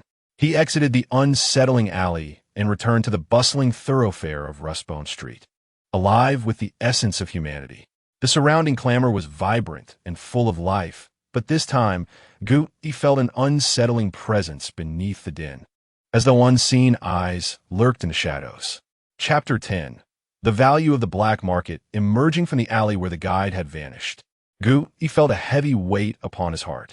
The unseen threat had pierced him like a thorn. With the lead of the guide severed, where should he turn next? He recalled the 3 purification grenades bestowed upon him by Captain Wong, yet he lacked a firearm to deploy them. In this wretched world, firearms were of utmost importance. To be honest, he had never handled a gun before his crossing, but now that he had the opportunity, he felt compelled to explore. The idea of acquiring a gun crystallized in his mind. Guided by memory, he made his way towards the black market firearms trading area in the southern sector of Rustbone Street, the domain of Wrench. As soon as he turned into the alley, a potent aroma of machine oil and burning metal assailed his senses. The sides of the alley were crammed with shops of varying sizes, each adorned with signs featuring wrenches and gears. The cacophony of grinding and the sizzling sounds of welding filled the air. This place facilitated half of the arms trade for the entire Searing district. Gu-Yi's objective was clear. He headed directly into the largest shop in the alley. There was no sign, only a symbol of a wrench crafted from scrap parts hanging at the entrance. The interior was dimly lit, with walls lined with disassembled firearm parts and various unidentifiable mechanical prosthetics. A burly man, bare-chested and covered in grease and burn scars, stood with his back to the entrance, replacing the barrel of an exaggeratedly designed heavy machine gun with a mechanical arm that sparked with electricity. He was Wrench, the true power behind this alley. "What do you want? What are you looking to buy?" Wrench did not turn around. His voice emerged like a sound from a rusty metal speaker, gruff and muffled. "I want to buy a handgun," Gu-E stated. "A novice, are you?" "Yes." Wrench paused his work and finally turned to face Gu-E. His smoke-scorched face bore a mechanical, eye glowing red. He scrutinized Gu-E from head to toe. Firearms are prohibited in the B ring, although the C ring is unregulated. If caught by the garrison, they will be confiscated. Have you thought this through? I have, Gu-E nodded. Very well. Wrench moved to the corner of the room, rummaging through a greasy metal box, and produced 3 uniquely styled handguns, tossing them onto the table. Take a look for yourself. Gu-E picked up the first one. It was an old-world police revolver, its barrel marred with scratches and the rubber grip worn down. A standard issue of Rustbone Street, the Grave Digger revolver, 6 rounds, sturdy, reliable, and unlikely to jam. Its drawback was low power. Hitting a target beyond 50 meters relied solely on faith. How much? We inweited. 3,000 credit points. No negotiations. Gu-E's heart sank. 3,000? His entire savings barely exceeded 1,000. He picked up the second gun. This one was a half-automatic pistol, cobbled together from various parts, sporting a rather sci-fi appearance. Modified by scavengers, it held 15 rounds. Its advantages included fierce firepower and rapid rate of fire. But the likelihood of a catastrophic failure was as high as its chance of jamming. What about this one? 5,000. Gu-E silently set down the second gun and picked up the last one. It was a single-shot signal gun, so simply constructed that it resembled a child's toy. The last friend of a scavenger, it could fire purification rounds as if they were single projectiles, hitting the mark within 30 meters. The downside was that after firing a shot, one would have 3 seconds to contemplate life's meaning. Surely, this must be inexpensive. Gu-E clung to his last shred of hope. The mechanic's eye of the vendor flickered. 1,500. Since you're a new face, I'll give you a friendly price of 1,450. Gu-E felt utterly despondent. With his meager funds, he could not even afford the most pathetic life-saving weapon. The vendor, seeing his predicament, impatiently waved him off. Gu-E quietly exited the shop, his heart heavy with defeat. It seemed that acquiring a gun would have to wait. Instead of leaving immediately, he ventured into a darker, more fetid alley. This was the bizarre materials black market of Shiku Street. Stalls lined the sides of the alley, displaying various repulsive items. Tentacles with eyeballs preserved in formaldehyde jars. Dried, leather-like skins of Remianqua. Piles of blackened, decaying flesh, emitting faint energy fluctuations, harvested from some strange entity. Gu-E suppressed his nausea and paused before a stall. Displayed were several gelatinous solids identical to the blood moss he had consumed yesterday. How much for this? The vendor was a gaunt man, lazily lifting his eyelids. Residuals of polluted blood, 150 credit points each. It is said that soaking it in black water can help you withstand more pollution. Kid, you don't look so well. Want to try one? Gu-E remained silent, quietly issuing a command to the Gi Tujin. Scan, attempt containment. Scan successful. Entity, blood moss, residual. Inactive, unable to generate card. Weak homologous energy detected. Would you like to absorb it? Gu-E did not speak. He was tempted to see if he could absorb the energy of this item on the spot. However, upon noticing the vendor's hand gripping a short-barreled shotgun beneath the table, he immediately dismissed this dangerous thought. No, I'll take a look elsewhere. He inquired at several other stalls, but the results were largely the same. Most items circulating in the black market were the lowest grade F materials, both expensive and practically useless. Occasionally, there were E-grade items, but their prices soared into the 4-digit range, far beyond his imagination. Moreover, these diverse bizarre materials could not trigger the peculiar containment conditions of the Tujian, nor unlock new entries. It seemed unrealistic to expect to gain strength through the black market. With a sigh, Gui abandoned this notion entirely. Just as he was about to leave the nauseating alley, his gaze was drawn to a stall selling refuse in the corner. The vendor was a drowsy old man, with a rusted tin box on display. The box was filled with various scraps excavated from the ruins of the North District Cemetery. Rusty nails, broken porcelain shards, and some animal bones. Gui initially intended to merely glance at it. However, when his eyes fell upon a pale bone, no longer than a finger within the box, the cold mechanical voice of the Gi Tujin unexpectedly resonated in his mind. Detecting a special medium that meets containment conditions, Gui's breath instantly halted. He forced himself to suppress his racing heart, pretending to casually sift through the debris. Name: unknown, grade F-type. Containment conditions: reconstruct the scattered remains into their approximate form from when they were alive. Gui's mind raced. Reconstruction. This meant he had to purchase all these fragmented bones. He pointed at the pile of scraps in the box and asked the drowsy old man, "How much for this pile of bones?" The old man opened his eyes, glanced at him, and replied weakly, "Not for sale individually. If you want to buy, you must take the whole box." "How much?" Gui tried to keep his voice casual. The old man extended 5 blackened, bony fingers. 50 credit points. Not a penny less. Gui's heart leapt with joy. This price was practically a gift. He struggled to contain his excitement, maintaining an air of indifference. Yet his actions betrayed him. "Deal," he answered almost instantaneously. He bypassed even the most basic negotiation process required for transactions in the searing area. The previously drowsy old man suddenly had a glimmer of clarity in his murky eyes. He abruptly opened them wide. No haggling? Could it be that this pile of trash he himself deemed worthless was actually a hidden treasure? The old man instantly regretted his decision. He opened his mouth, about to utter the classic, "Wait, I misremembered the price." But Gui moved 1,000 times faster. Just as the old man was about to speak, ding! A crisp electronic notification signifying the completion of the transaction echoed from Gui's personal terminal. Without waiting for the old man to react, he swiftly bent down, grabbing the filthy, heavy wooden box. Then, without looking back, he turned and fled. "Hey, you little brat, wait." The old man finally reacted. He sprang up from his chair, reaching out to stop Gui. However, Gui, clutching the nearly half his height box, exploded forth with unprecedented speed. In a few quick strides, he melded into the throng of bustling, noisy pedestrians. In the blink of an eye, he vanished without a trace, leaving the old man standing there stunned, his hand still extended in a gesture of restraint. Ultimately, he could only slap his thigh in frustration, cursing, "Damn it, I misjudged." Meanwhile, Gui, cradling the box of scraps, longed to return to his dormitory, close the door, and thoroughly investigate this unexpected windfall. However, just as he stepped out of the alley, preparing to return to the nest, a familiar voice called out to him from behind. "What the hell, Gui?" He turned to see Li Fei looking at him with astonishment, glancing between him and the box of scraps he was carrying. "You've struck it rich, huh? Instead of staying in the dorm, you've come here to pan for gold?" Beside Li Fei was a tall woman clad in a black leather jacket, wielding a long, slender weapon. Her expression was stern, her gaze sharp as a knife.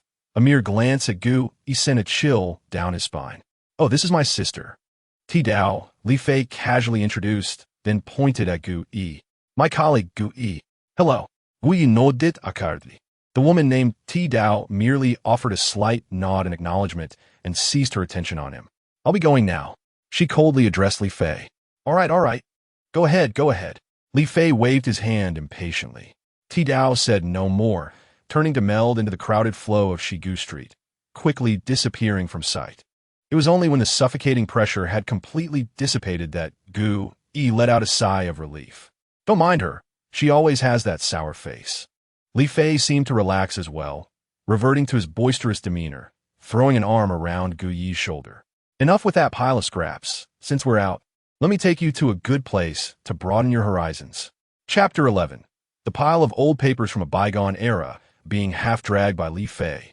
Gui clutched the battered box and followed him into an even more secluded and tranquil alley. The atmosphere here was starkly different from that of the street where the wrench resided. There were no jarring grinding sounds, nor the pungent scent of machine oil.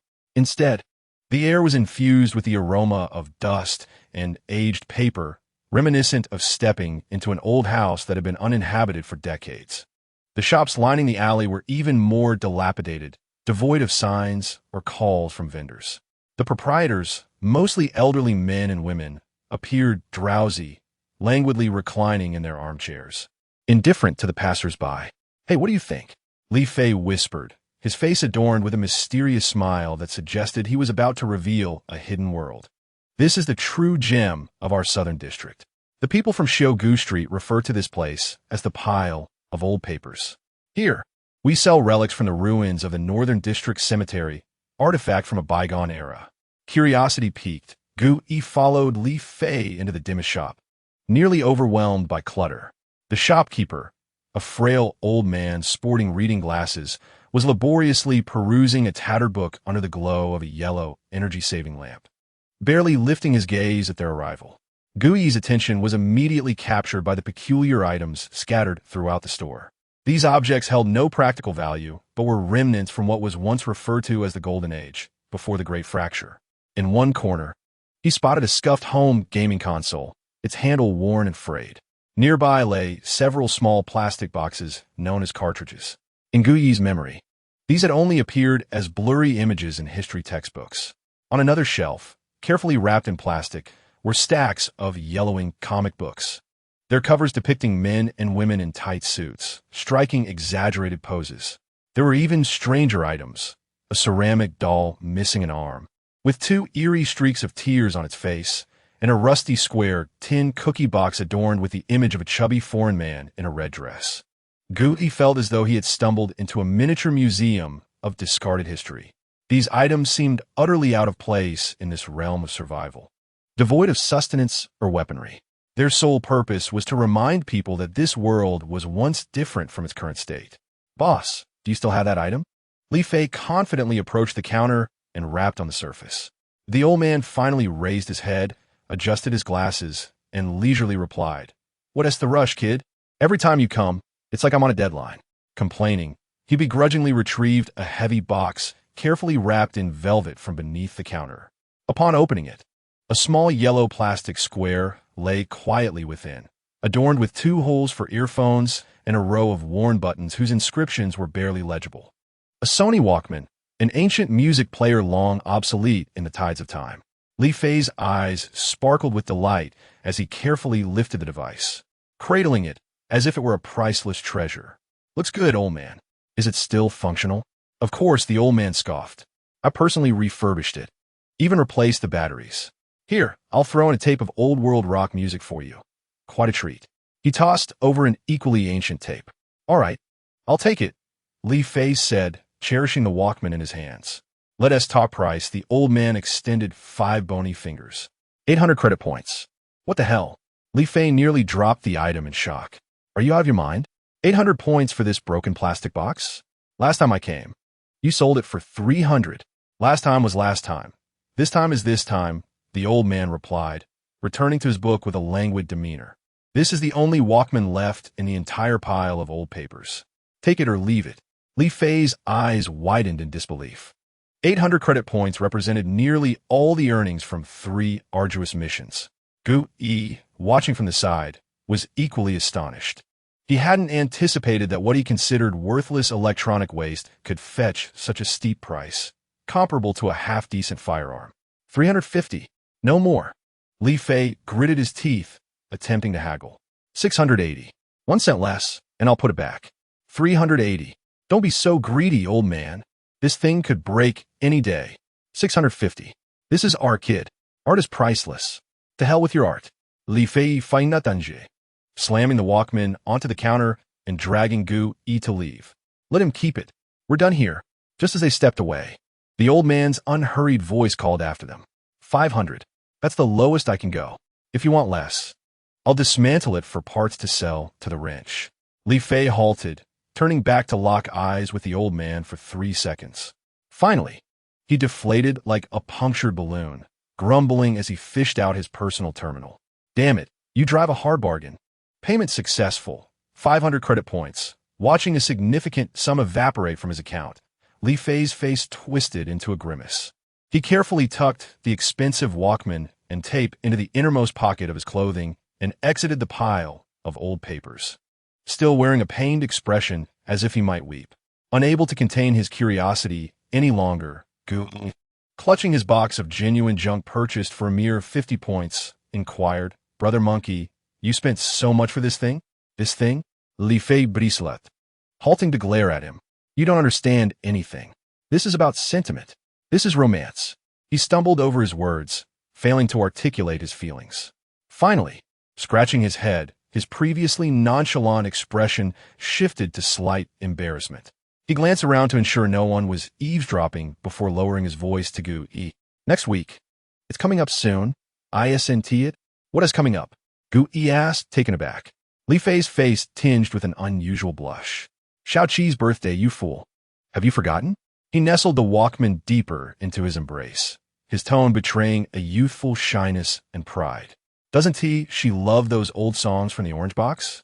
I heard her say how wonderful it would be to have something to carry music in her pocket, to listen to any time. So I thought." He trailed off, breaking into a silly grin. Gu Yi stared at him, momentarily stunned. In that instant, he realized that the box he carried, though it cost him only 50 credit points, might conceal a monumental secret, overshadowing even Li Fei's yellow plastic box worth 500 points, which could only play music. Chapter 12. The bones of a malignant dog. After parting ways with Li Fei, Gu Yi hurried back to the hive, cradling the heavy box of junk. He dashed into his single dormitory on the top floor, locking the flimsy metal door behind him. The room still bore the scent of cheap disinfectant mingled with damp air. But at that moment, it transformed into his solitary laboratory. He carefully placed the newly acquired gas mask on the table, eagerly spilling the contents of the tin box onto the cold, concrete floor. A pungent odor, mingling dust, mold, and an unknown metallic scent, soon filled the air. Before Gu Yi lay a heap of genuine refuse, rusty nails, shattered beer bottles, several unidentifiable bullet casings, and a disarray of pale, desiccated fragments of bone, caked with dried earth. These bones were his true objective. Gu Yi donned his work gloves and crouched down, embarking on his first and exceedingly peculiar manual endeavor. The task was simple in theory, to reconstruct the scattered remains into a semblance of their former shape. However, the reality proved to be far more challenging than anticipated. The bones were shattered beyond recognition, some fragments as large as a palm, others no bigger than a fingernail. All were jumbled together, making it nearly impossible to identify them. He initially tried to match the pieces like a jigsaw puzzle, aligning the broken edges. After sweating for a full half-hour, he managed to assemble a disjointed skeleton that vaguely resembled a foreleg, with several mismatched fragments still left over. Cursing under his breath, he ran a hand through his hair in frustration. He realized that if he continued this way, he would be at it until dawn. Abandoning the scientific approach, he closed his eyes, took a deep breath, and concentrated all his attention on his hands. No longer relying on sight, he instead employed a peculiar sense bestowed upon him by the weird bestiary, allowing him to perceive the unusual with an instinctive clarity. He picked up a fragment of rib, and then another. As the broken edges drew near, he sensed an almost imperceptible flow of energy, invisible to the naked eye, resonating between them. This was the sensation he sought. Gu Yi's eyes flew open. He disregarded the need for perfect alignment and trusted solely in his intuition. Like a drunken artist, he arranged the bones in what appeared to be a chaotic manner, yet followed some mysterious principle. Time passed in a heartbeat. The skeleton on the floor grew increasingly complete, resembling some cannid creature. However, its spine bore unusual, blade-like protrusions, and its skull was significantly larger than that of an ordinary dog, filled with rows of serrated teeth. As Gu Yi gently placed the final small fragment, resembling the tip of a tailbone, onto the end of the skeleton, a hum resonated. The pale remains instantly glowed with an eerie blue light, akin to ghostly flames. Containment conditions met. Detected containment subject as living entity, generating form card. In the chilling tone of the bestiary's notification, the glowing skeleton began to defy the laws of physics, slowly levitating from the ground. It seamlessly assembled itself into a complete, ominous monstrosity. The entire skeleton rapidly shrank and folded, ultimately transforming into a streak of light that seared itself into Gu Yi's back. Containment successful. Acquired F-grade form card, Skeletal Inferior Hound. Recorded in the second page of the bestiary, at the moment this brand new card was inscribed in the bestiary. A pure wave of warmth surged from the imprint on his back into his mind. It felt as if a parched pond had been forcefully replenished with fresh spring water.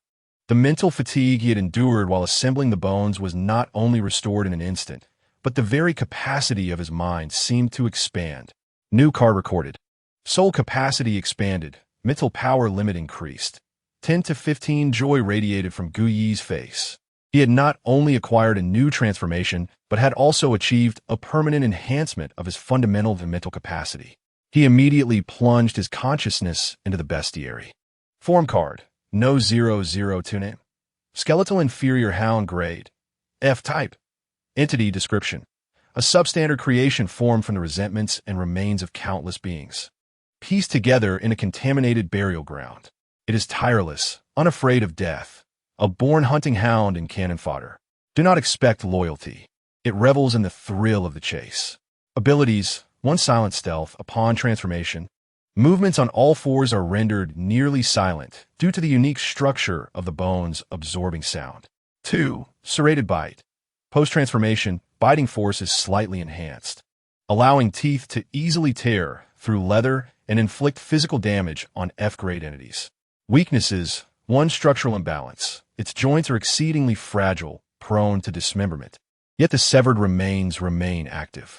2 bone collector's instinct. Drawn to unclaimed remains, it prioritizes recovery actions. Silent stealth. This ability was tailor-made for ambush and reconnaissance. Gu Yi could hardly contain his excitement to test the power of this new form. He scanned his cramped dormitory, barely 10 square meters in size. It felt small, but it would suffice.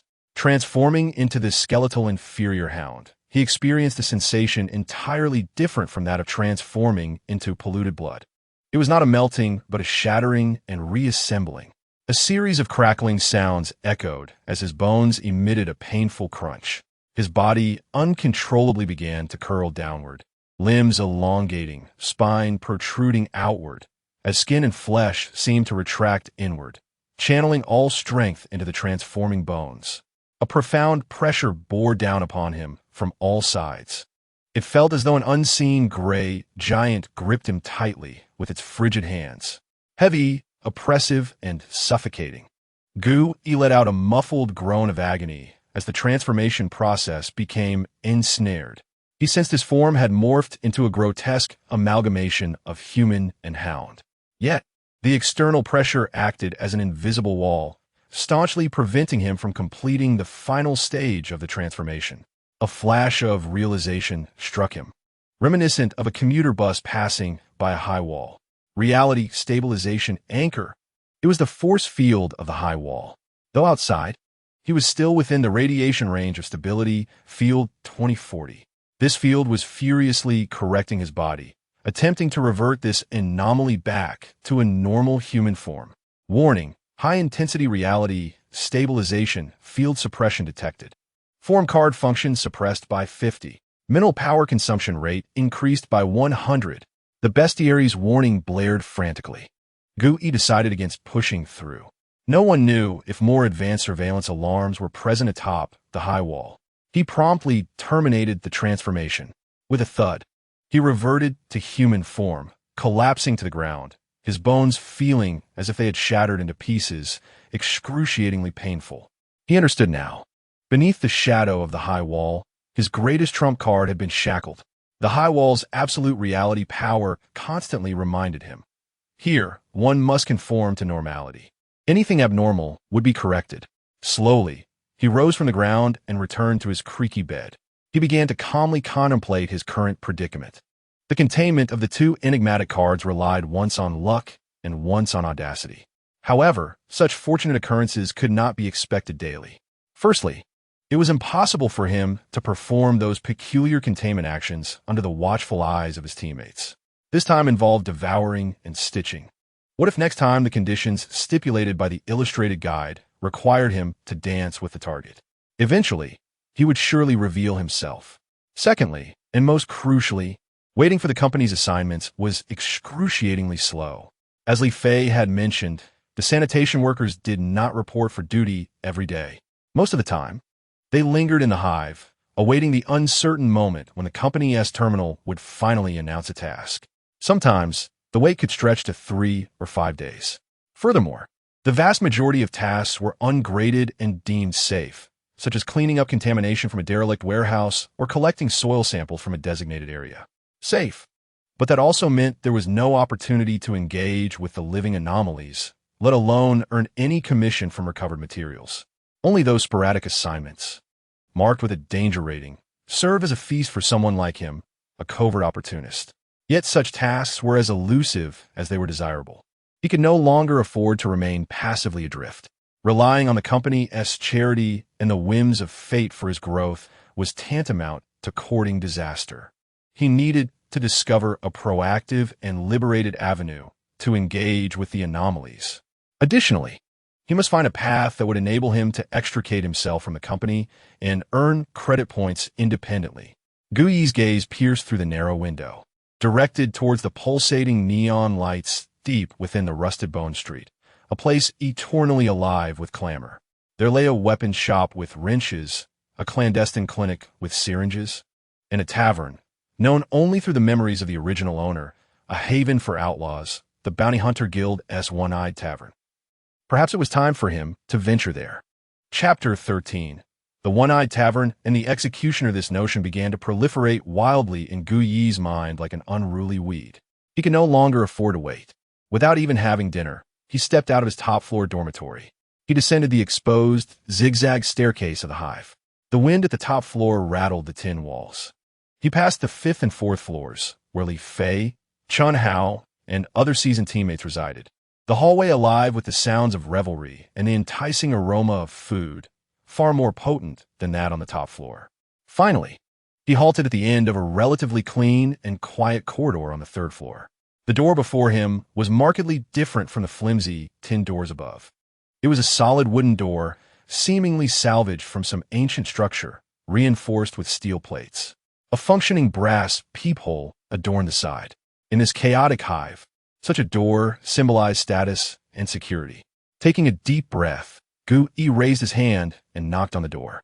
"Who is it? Damn it, is it urgent?" The door creaked open to reveal the impatient face of Wang Laodai, reeking of alcohol. Clad in a faded old tank top, he clutched a half bottle of dark liquid. "Wang, it's me," Gu Yi replied. "You huh? What's the matter?" Wang Zhenghua furrowed his brow upon recognizing him. "I apologize for the intrusion. I have a matter I wish to consult with you." His tone was respectful, tinged with a caution reserved for addressing an elder. Wang Zhenggua's demeanor softened slightly as he scrutinized Gu Yi, seemingly searching for something in his expression. "Come in and close the door." Gu Yi stepped into the narrow room, filled with the scent of tobacco and gunpowder. "Seat." Wang Laodai gestured to a stool fashioned from an ammunition box before plopping down onto his bed. "Speak, what is it?" He gulped down a mouthful of the dark liquid, his voice hoarse as he inquired. Gu Yi hesitated, as if he were carefully organizing his thoughts, or perhaps summoning a resolve. "Captain Wang." He raised his gaze to meet Wang Zhenggua's.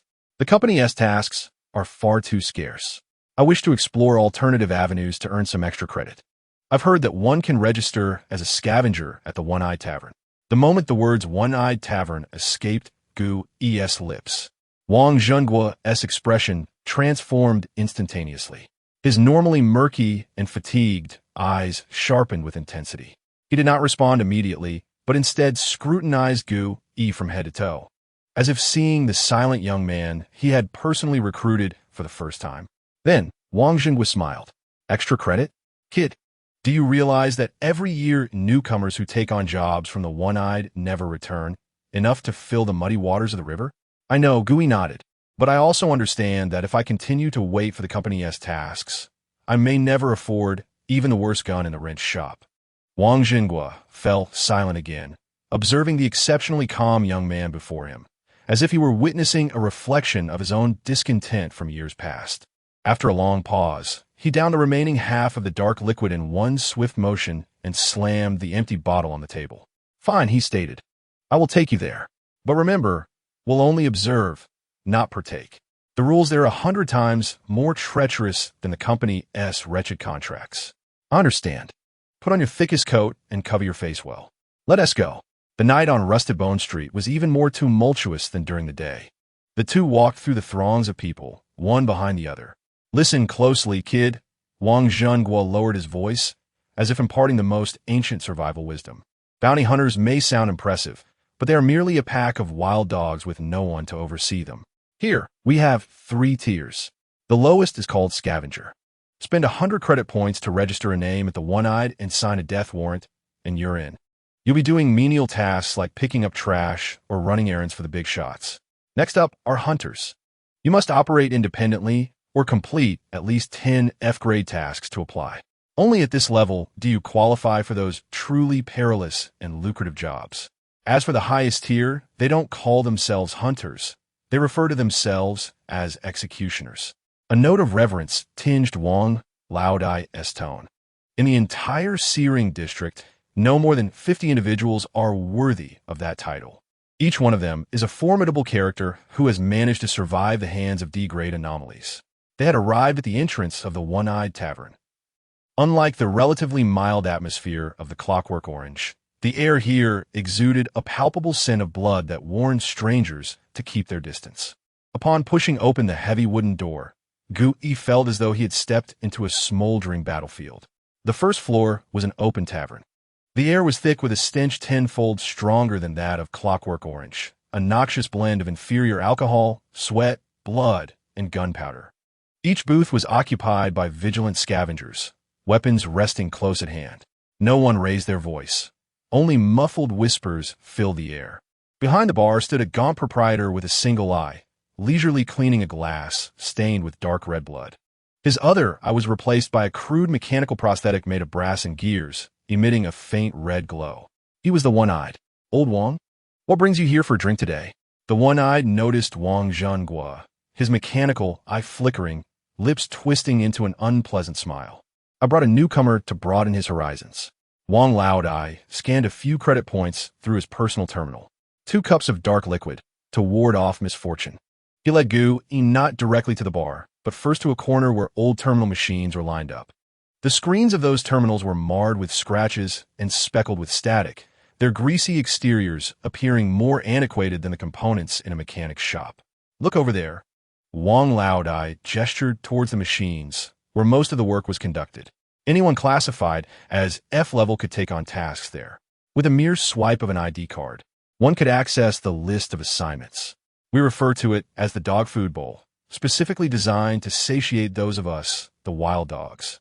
Gui nodded, yet his gaze was inexplicably drawn to the farthest wall of the tavern. On that wall, only a few sheets of paper were tacked up, but each seemed to carry an invisible weight of pressure. Following his line of sight, Wang Laodai remarked, "We call it the glory wall, or also the death list. Only tasks rated D-level and above can be personally affixed by the One-Eyed. To take on such assignments, it's not merely a matter of clicking a button on a terminal. You must stand before that wall, under everyone's gaze, and tear down that bounty notice with conviction. It is a proclamation, declaring that the task now belongs to you." Gui's eyes were riveted to that wall. He spotted the topmost notice, already yellowing with age. C-level bounty. Hunt the Headless Postman. Reward. 100,000 credit points. Permanent residency in B-Ring Zone. The sum and that glaring residency right ignited a fire in Gui's pupils. Don't look at that. Wang Zhenguo forcefully turned his head back, his grip alarmingly strong. That is not for you to ponder now. Your world resides in the dog food bowl. Just as Gui's fantasies were ruthlessly shattered by Wang Laodai's words, he caught sight of a familiar figure from the corner of his eye. Seated quietly in a corner of the bar, Li Fei's sister, shaved, was alone, not sipping alcohol, but merely a glass of plain water. The long, cloth-wrapped weapon lay beside her hand. She bore no resemblance to anyone else present. She seemed not to be relaxing, but rather like a cheetah poised to strike, sharpening its claws in the midst of a hunt. The One-Eyed approached her with a drink in hand, seemingly whispering something. Shave did not respond, merely shook her head. Then she stood, placed several black objects resembling monstrous teeth on the table, and left the tavern without a backward glance. Wang, who is that? Gui spitted, unable to contain his curiosity. Wang Jing's expression grew unusually grave. He watched Shave's disappearing figure and slowly uttered 3 words. The executioner. He paused, seemingly weighing his words. I have told you about the executioners. Gui's heart jolted. He never anticipated encountering a living legend, one who stood atop the pyramid of this underground world, and the most deranged and formidable among the executioners. We, as cleaners, must tread carefully even with F-level anomalies.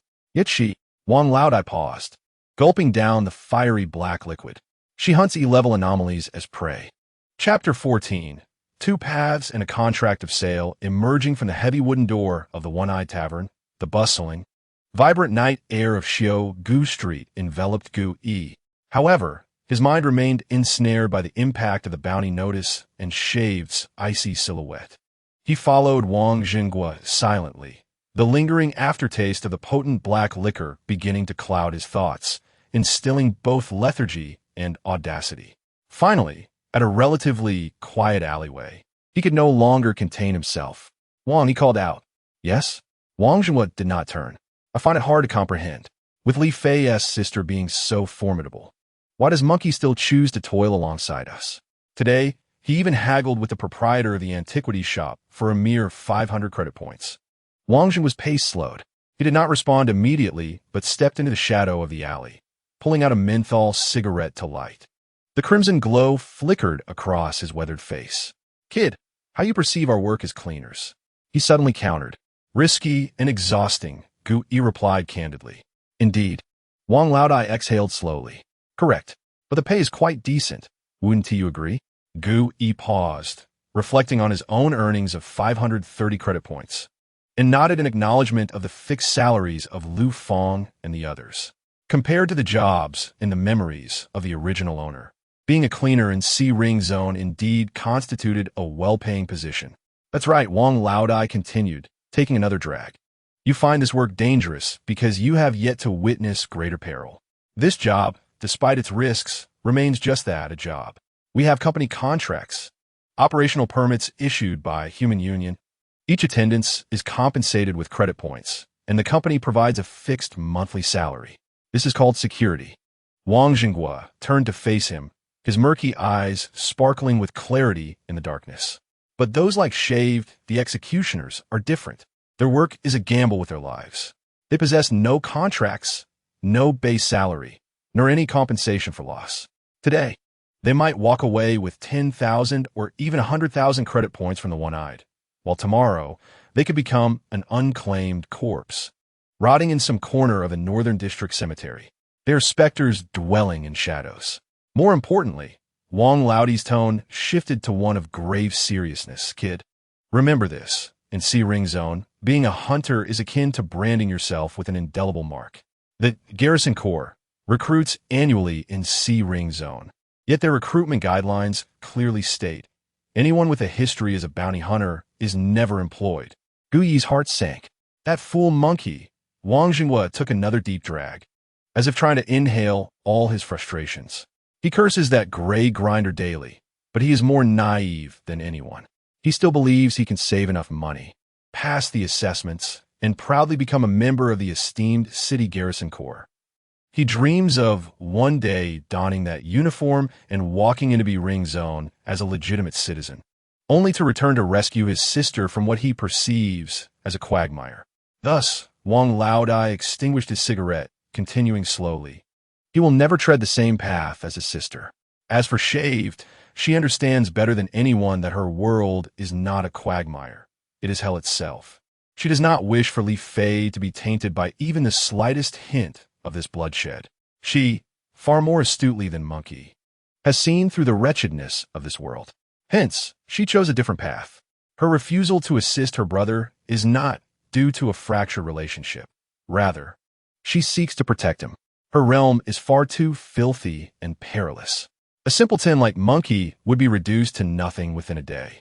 Therefore, Wang Laodai cast the cigarette, but to the ground, crushing it beneath his foot with determination. The two siblings are like stubborn mules. One desperately tries to pull the other from what they believe is a quagmire, while the other fights fiercely to prevent the other from falling into their own true hell. This is how they safeguard one another. Foolish to the core, yet none are entitled to pass judgment. After listening, Gu Yi fell silent, pondering whether Wang was perhaps too informed. He then recalled a more pressing concern. Wang, he could not help but inquire. With Li Fei's sister's involvement in this line of work, she must have made numerous enemies. Has no one considered using Li Fei as leverage against her? Upon hearing this, Wang Laodai, a flicker of reminiscence danced within those murky eyes. He spoke slowly. How could there be none? Just 3 years ago, on the back street of the slaughterhouse, a new gang arose, blind to the dangers they courted. They abducted Li Fei, intending to coerce Ti Dao into becoming their exclusive executioner. Wang Laodai lit another cigarette. Can you guess what happened next? Gu Yi remained silent, absorbing the tale. That night, Wang Laodai's voice dropped to a whisper. The gang was small, yet comprised 57 individuals, from their leader to the guard at the door. None survived. Later, a one-eyed man entered to collect the bodies. It was said that the scene was left with 57 lifeless forms, meticulously stripped to their skeletal remains, resembling grotesque works of art. The moniker Ti Dao truly resonated throughout the C-Ring district from that night onward. Wang Laodai, with an almost cautionary tone, continued thus. Everyone who holds a position of power in the C-Ring district is aware that Li Fei is Ti Dao's Achilles heel, her lifeblood. However, should you wish to strike at this vulnerable spot, be prepared for the inevitable consequence of having your entire family reduced to mere bones. Upon hearing this, Gu Yi fell into a contemplative silence, internally voicing his frustration. Damn, he cursed inwardly. So this foolish Li Fei is the one with the strongest backing in our 7th squad? This absurd yet tangible contrast illuminated his path ahead. The righteous path is too slow and ephemeral. He harbored no naive fantasies akin to Li Fei's. He only believed in the power he could wield with his own hands. Captain Wang, Gu Yi raised his head, his gaze imbued with an unprecedented resolve. I have made up my mind. Tape it to register. Wang Zhenghua regarded him for a prolonged moment before sighing as if resigned to fate. Very well. Follow me. The two exchanged no further words, turning to re-enter the one-eyed tavern, which was steeped in the scents of blood and alcohol. This time, Wang Zhenghua led him not to the bounty board, but directly to the ominous bar counter. One-eyed, Wang Laodai rapped the counter. Register this lad as a scavenger. The one-eyed's brass prosthetic eye scanned Gu Yi, appraising him like a merchant would a commodity. The usual terms, 100 credit points. Without waiting for Wang Zhenghua to speak further, Gu Yi stepped forward, activating his personal terminal. Payment successful, 100 credit points. Watching his dwindling balance, Gu Yi felt a twinge of regret, yet he displayed no signs of remorse. The one-eyed cast him a glance, managing a grim smile as he retrieved a scratched, antiquated data terminal from beneath the bar. He tossed over a grimy electronic signature sheet, replete with disclaimers. Name, Gu Yi. Number, 734. The one-eyed typed a few words into the terminal, formalizing the agreement of voluntary relinquishment of life and property. Gu Yi picked up the signature sheet, which laid out 3 stark and brutal conditions. 1. I voluntarily become a bounty hunter during the task. All injuries and deaths are not the responsibility of this tavern. 2. Upon my death, all remaining property will be managed by this tavern. 3. This tavern holds final interpretive authority over all bounty tasks. This is, without a doubt, a complete sellout contract. Yet, Gu Yi considered that if he were dead, what would it matter? Thus, he hesitated not, taking the electronic pen and signing his name upon a sheet. Done. The one-eyed confirmed the signature and pulled out a crude metal badge, akin to a dog tag, tossing it over. The front bore the emblem of a single eye, while the back was inscribed with the cold words, Scavenger. Number, 734. With this, you are now eligible to accept F-level bounties. The one-eyed stowed away the terminal and resumed polishing his glass, as if nothing had transpired. One last piece of advice, lad. When you die out there, try to do so with some dignity. Don't make my people toil to find your wretched badge among the cadaverous remains. Gu Yi clutched the cold, slightly sharp-edged metal badge, nodding firmly. I understand. He and Wang Zhenghua exited the tavern. The night wind of Xiaogu Street was brisk against his face. Wang Zhenghua offered no further platitudes about safety. He merely patted Gu Yi on the shoulder. The path is yours to choose. Whether you live or die depends on your own capabilities. With that, he strode towards the hive without looking back. Gu Yi stood still, opening his palm. The badge inscribed with 734 reflected the bizarre, cold light of the surrounding neon. This, indeed, was his inaugural ticket into the underworld. Chapter 15. Textbooks of the Abandoned Campus. The day following his signing of the sellout contract at the One-Eyed Tavern, Gu Yi was in his dormitory, examining the cold scavenger badge when the old company terminal in the communal lounge emitted a series of beeps, signaling an incoming task. Were they not going to let him catch a breath? Li Fei was the first to spring up from the tattered sofa, cursing, yet his body instinctively began checking his equipment. After just one day of rest, Fatma is treating us like beasts of burden. At least we have work to do.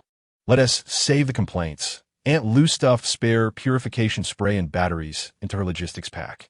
The indulgence and laughter from 2 days prior at the Clockwork Orange still lingered on their lips. But now each face quickly donned the expression of a janitor, both numb and vigilant. This was their existence. Warmth was fleeting. Danger and toil were the norm. When there were no tasks, they fretted over their livelihoods. When tasks arrived, they worried for their lives. Stop dawdling. Pack your things and prepare to depart. Wang Zhenghua entered, clad in his eternally unchanged dark jacket. His voice as steady as ever. Where are we headed this time? Chun Hao inquired, lifting his gaze. Wang Laodai glanced at the terminal screen. West of the city, the abandoned 3rd primary school. Task requirements. Eliminate residual low-concentration pollutants and investigate for any newly emerged F-level anomalies. He paused, adding system assessment. Risk level, low. Stay sharp. Don't trip over your own feet. 30 minutes later, the dilapidated commuter vehicle once again traversed the rusty Bone Street. The abandoned 3rd primary school lay in a gray zone at the intersection of the C-Ring district and the polluted area. Once a bustling residential area, it had been mercilessly forsaken a decade prior. The commuter vehicle halted before the school's rusted iron gate, upon which a hasty red spray-painted warning sign proclaimed human union, alongside an image of crossbones and a no-entry notice. Monkey, glasses, you two handle the peripheral pollution detection. Wang Laodai began issuing orders. Little 7, you go inside and scout the 2nd and 3rd floors. Auntie Lu, you'll be in my team, responsible for clearing and checking the 1st floor. Is that clear? Clear. Everyone responded in unison. Action. Li Fei and Chun Hao promptly retrieved their detectors, commencing work around the school's perimeter. Wang Laodai, wielding a massive hydraulic cutter, snapped the lock on the door with a resounding crack. The iron door, which had not been opened for at least a decade, creaked painfully as it slowly swung ajar. A wave of air, thick with dust, mold, and decaying paper, rushed forth. Gu Yi followed closely behind Wang Laodai into this campus forgotten by the world. The playground was overrun with wild grass, towering above knee height. The rusted slide is entwined with vines, resembling an abandoned skeletal structure of steel. Scattered across the ground are the desiccated carcasses of unknown birds. The walls of the teaching building are cloaked in moss and cracks. Most of the windows are shattered, black voids resembling hollow eyes. The entire campus is eerily silent, interrupted only by the crunch of gravel and dry leaves underfoot. Be cautious and watch your step, Wang Laodai whispered, lowering his voice. The 3 entered the dimly lit lobby on the 1st floor. The hall was shrouded in gloom, the walls adorned with faded and peeling children's drawings. In these illustrations, children depicted blue skies, white clouds, and radiant suns with their tender strokes. Yet this heartwarming scene is marred by a sprawling, grotesque black mold that drips from the ceiling, resembling an unsightly scar that consumes the sun entirely. Let us get to work, Wang Laodai instructed, gesturing towards the mold. Lu Yi, fetch the cleaning solution number 3. Ai, follow me to inspect the classrooms. Understood, Lu Fong deftly retrieved a high-pressure spray bottle from her supplies and began to cleanse the remnants of contamination. Gu Yi trailed behind Wang Laodai and pushed open the door to the first classroom in the corridor. It was a classroom for younger students, with small desks and chairs haphazardly arranged. The chalk on the podium had broken into several pieces, scattered across the dust-laden desk. The blackboard still bore the remnants of the last lesson, the writing now a blur. Everything seemed frozen in time, reminiscent of an afternoon over a decade ago. Gu Yi's gaze was quickly drawn to a promotional poster on the wall. It was designed for children, rendered in a cartoon style. The illustration depicted a small boy in a yellow raincoat, standing with his back to a pale face adorned with a strange smile. The eyes of the face were marked with large red crosses. Below the poster, in bold, colorful letters, the slogan read, "Dear children, remember, if you encounter the smiling man, do not look directly into his eyes." As Gu Yi stared at the words, a chill crept down his spine. The sensation was unsettling, akin to reading a gruesome scene from a fairy tale. He suppressed his discomfort and approached a row of desks. Scattered across the surface were several textbooks. He casually picked one up, blowing off the dust. The cover bore a line of colorful, cartoonish letters. F-Class Hazardous Species Guide, Illustrated Edition. XINGUN Elementary School, 2nd grade. Volume 1. He opened this textbook of a new era. The first page illustrated a bat with wings and ears. The accompanying text described, name, Echo Bat. Habits, prefers to dwell in absolute silence within enclosed spaces, attracted by sudden sounds. Dangers, can shatter human eardrums with ultrasonic waves. Countermeasures, maintain silence or use continuous noise exceeding 80 decibels to drive it away. The second page depicted the very smiling man from the wall poster. Name, Smiling Man. Habits, mimics humans, enjoys observing from behind. Dangers, if you lock eyes with it for more than 3 seconds, it will appear behind you and snap your neck. Countermeasures, absolutely do not look back at it. Page after page, Gu Yi mechanically flipped through. This so-called textbook contained no Tang poetry or arithmetic, only a series of survival rules earned through blood and life. From the moment they learned to read, they were forced to study how to coexist with these nightmares that roamed among them. Gu Yi closed the book, feeling a weight in his heart. Just then, the intercom crackled to life with Lin Xiaoqi's urgent voice. "Captain, you need to come to the 2nd floor science lab quickly. Something feels off." Chapter 16. The second instance of indulgence. Lin Xiaoqi's voice carried an unmistakable tension. "Understood, we are on our way," Wang Jingguo replied over the intercom, his expression instantly turning serious. He glanced back at Gu Yi and said in a low voice, "I stay close to me. Liu Yi, guard the staircase on the 1st floor and be ready to assist." "Okay." Wang Jingguo and Gu Yi wasted no time, swiftly exiting the classroom and racing up the dust-laden staircase to the 2nd floor. The corridor on the 2nd floor was even darker than the first. The walls were marred with large patches of water stains and mold. The air was thick with a pungent odor, a noxious blend of chemical agents and decay. At the end of the corridor, a wooden door marked Science Lab stood ajar. Lin Xiaoqi's petite figure was at the entrance, signaling them with a grave expression. "Captain I.E. Look," she pointed towards the floor of the lab. Gu Yi followed her Shang, his pupils narrowing slightly. At the entrance of the lab, a trail of wet footprints, as if freshly emerged from water, led inward. The footprints were small, resembling those of a child, yet each edge bore an unusual, rust-like dark red hue. "When I came up, there was nothing like this," Lin Xiaoqi whispered, a hint of fear in her voice. "I was scouting on the 3rd floor and heard glass breaking down here. When I came to check, this is what I found." Wang Jingguo's expression darkened, nearly dripping with tension.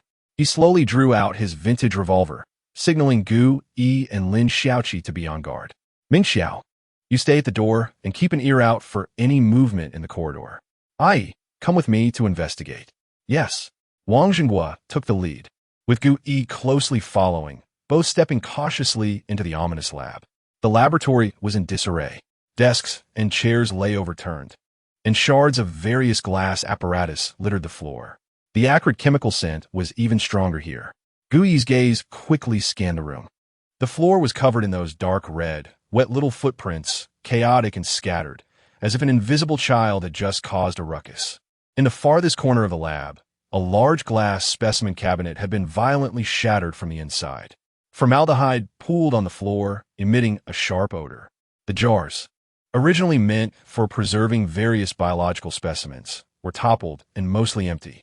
Wang Jinghua held his gun steadily, slowly approaching the broken specimen cabinet, while Gui kept watch behind him. At that moment, Gui's peripheral vision caught sight of something left in the corner. It was a glass jar that had not completely shattered. The jar lay on the ground, most of the formaldehyde already drained.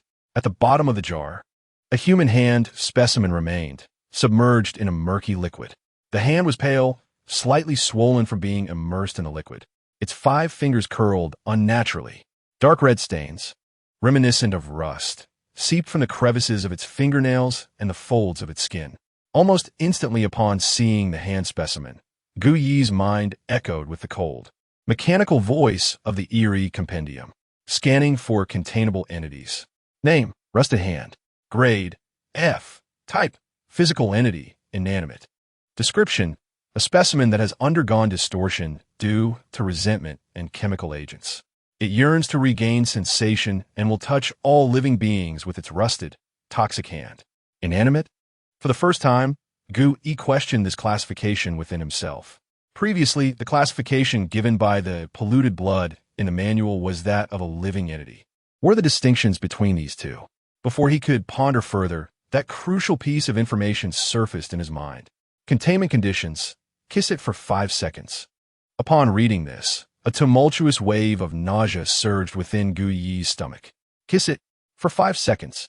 He gazed at the specimen of a human hand, submerged in murky liquid, its skin swollen and marred by eerie rust, and a powerful wave of revulsion shot through him. This was 100 times more repulsive than the last time he ingested blood moss. Hey, I've spotted the target. At that moment, Wang Jinghua's low growl interrupted his thoughts. Gui abruptly raised his head. He saw Wang Jinghua crouched before the shattered specimen cabinet, aiming his gun at a dark corner beneath the cabinet. This guy had crawled underneath the cabinet. He turned back and exchanged a knowing glance with Gui. I'll lure it out. You find a way to attack its core from the side. Understood. Gui responded immediately, yet in his mind, a bolder and more reckless plan began to take shape. The creature discovered by Wang Laodai must be the little monster that had transformed from other specimens and was running amok. Meanwhile, the rusty hand before him seemed to have gone unnoticed. This was an opportunity, a splendid chance to sneak a bite right under his teammate's nose. However, the risks were equally substantial. He had to distract Wang Laodai in a very short time and fulfill that disgustingly grotesque containment condition. Gui's mind raced. Captain, he suddenly called out, his voice tinged with just the right amount of tension. It seems there is more than one of these things. There appears to be movement beneath the cabinet on my side. Wang Jinghua's expression shifted at his words. What direction? Right beneath this experimental table on my left. Gui pointed in the opposite direction, fabricating a lie. Damn it, this is troublesome. Wang Jinghua cursed. He had no doubt regarding Gui's judgment as a newcomer. In this environment, even the slightest disturbance could prove fatal. Hold your ground. Don't let it get close. I'll deal with this one and come to assist you right away. Wang Jinghua made a swift decision. Without hesitation, he kicked hard at the bottom of the cabinet before him, with a loud crash accompanied by the sound of shattering glass. A small, monkey-like shadow emerged with a piercing scream from beneath the cabinet. It was a grotesque creature composed of various animal bones and rotting flesh, similarly smeared with damp rust. Now was the moment. The instant Wang Jinghua's attention was entirely captivated by the creature, Gui sprang into action. With a swift stride, he approached the glass jar containing the rusty hand.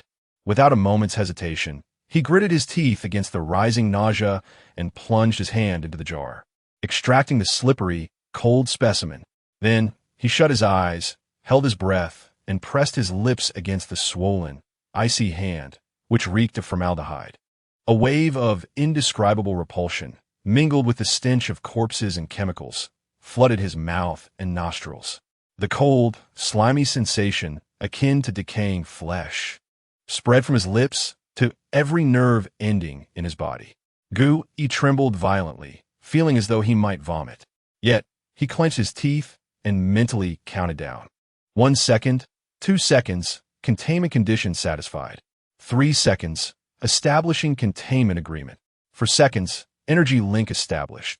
5 seconds, containment successful. At the instant the prompt echoed in his mind, the repulsive specimen in Gu Yi's hand transformed into a dark crimson stream of light, vanishing into his back. Immediately, a series of unexpected prompts detonated in his mind. Detected inanimate entity anomaly. Conditions for armed card generation met. New functional module activated. Qi Wu Xia. Generated armed card number 001. Rusty hand. Automatically recorded on the first page of Qi Wu Xia. New card recorded. Soul capacity expanded. Mental power cap raised. 15 to 20. In an instant, Gu Yi felt as though his anomaly manual had undergone a minor system upgrade. The manual, originally containing but a single page, now clearly divided into 2 distinct pages. The left page remained 100 Ghosts record, where the card representing polluted blood softly emanated a faint glow. In the upper right corner of the card, a clear label read Form Card.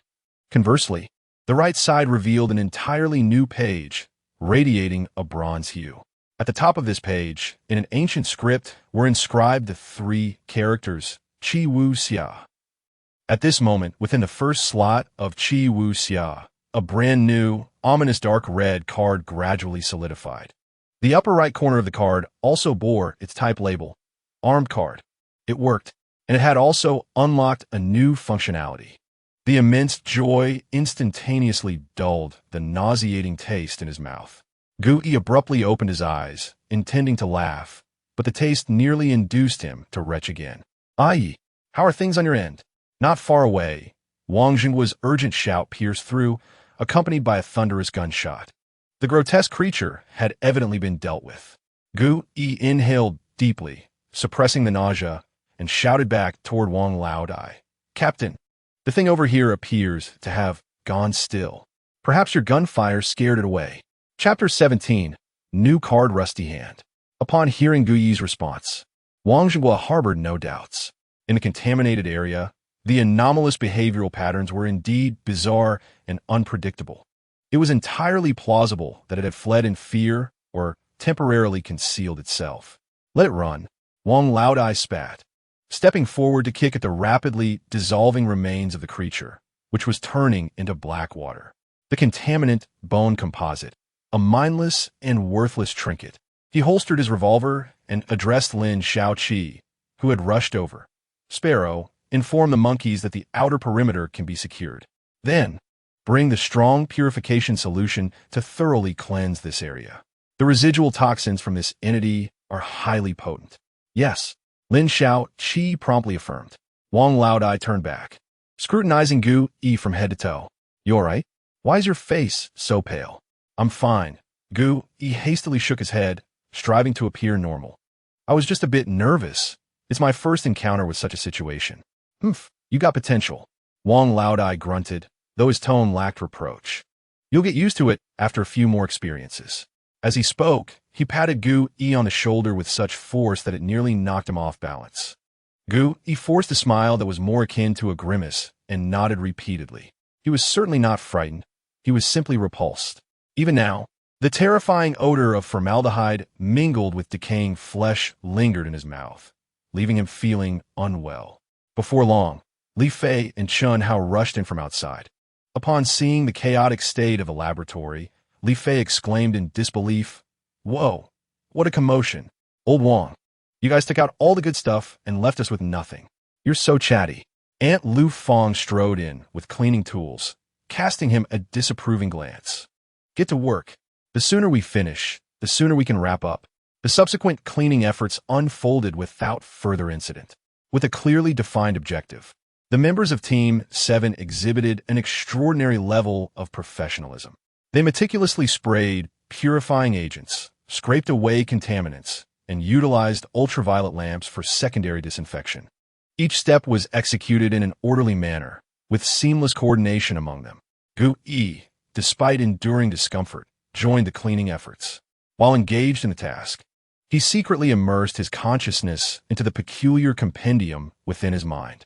His awareness bypassed the left section labeled by Gui Lu and lingered on the right page of the newly unveiled Qi Wu Xia, which radiated a bronze-hued glow. In the first compartment of Qi Wu Xia, a pristine card quietly emitted a dim crimson light. The imagery on the card depicted a dimly lit scientific laboratory, with shattered glassware strewn across the floor and various grotesque specimens submerged in the background's display cabinet. At the center of the scene stood a glass jar, marred with stains.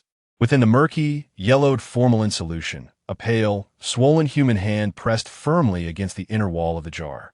Dark red patterns resembling rust and dried blood coursed beneath the skin of the hand and within the crevices of its fingernails.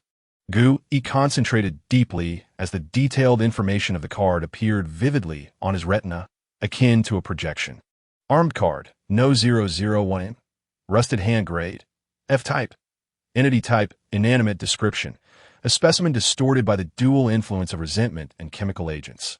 It yearns to regain tactile sensation and will reach out to touch all living beings with its rust-infested hand. Abilities: 1. Manifestation.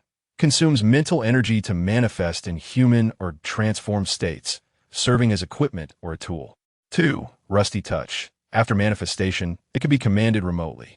The rust toxins secreted from its palm rapidly corrode metals and inflict sustained burn damage on biological tissues. Note: this effect is ineffective against stable anchor alloys.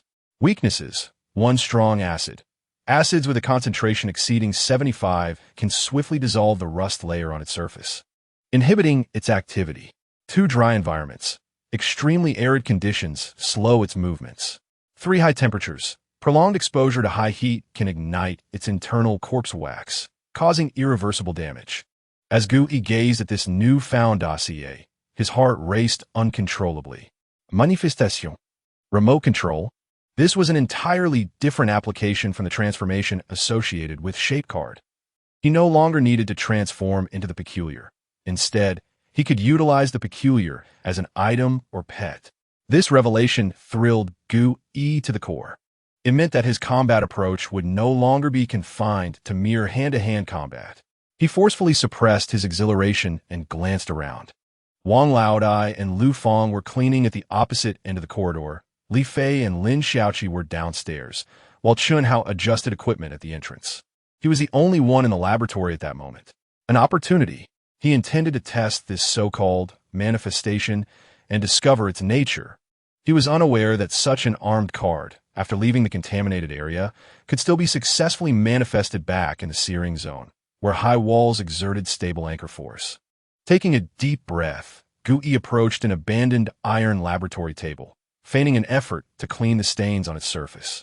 Simultaneously, he directed his thoughts towards the card of Rusted Hand, issuing a command. Manifest.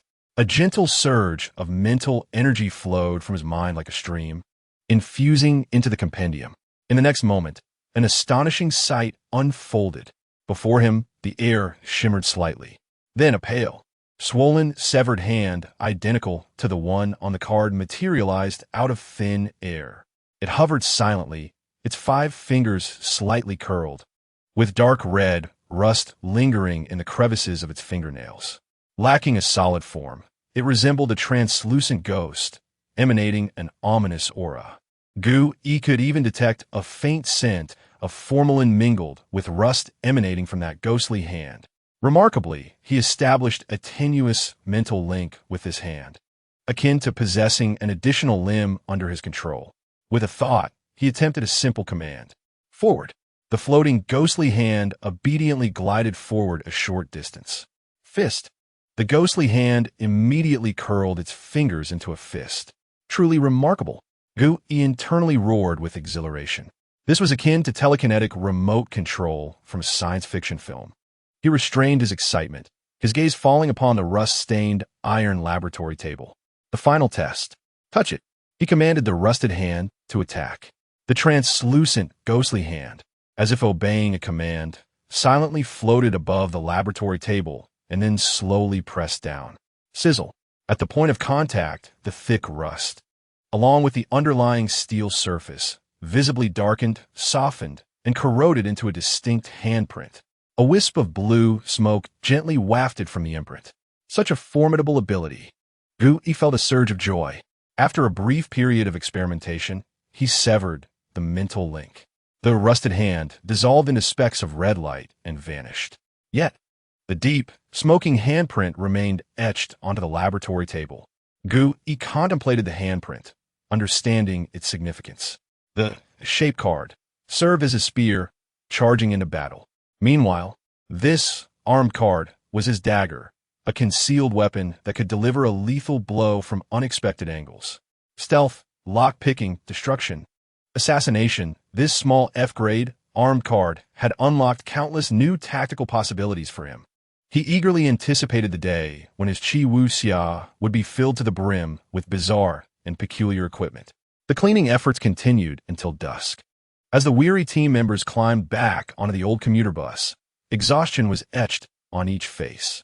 Finally done, Li Fei slumped in his seat, resembling a puddle of mud.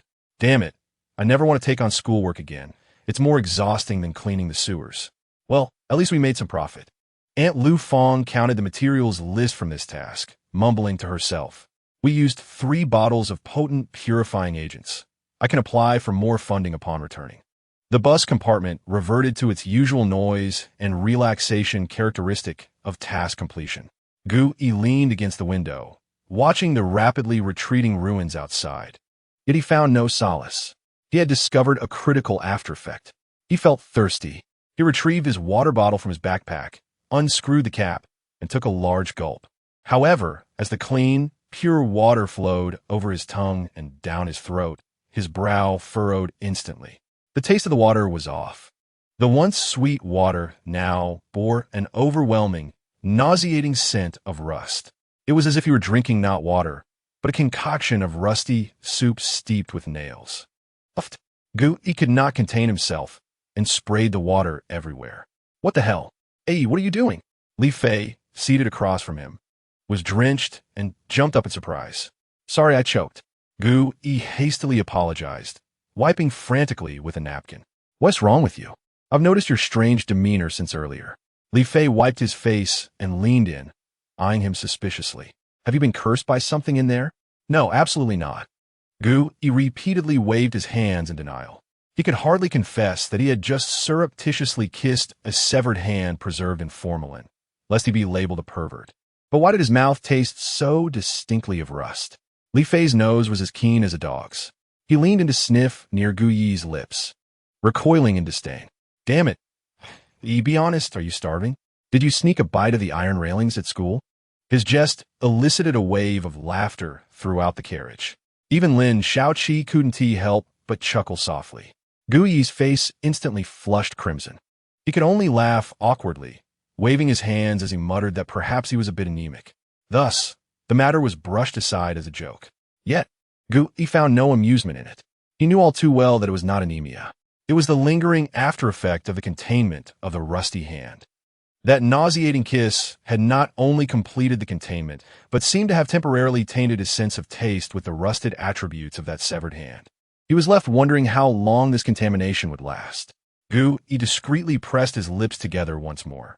Indeed, that robust flavor of rust stubbornly lingered on his tongue. Everything he observed now appeared as if it were a corroded piece of iron. The kettle looked like iron, the seats seemed iron, and even Li Fei's smirking face resembled rust.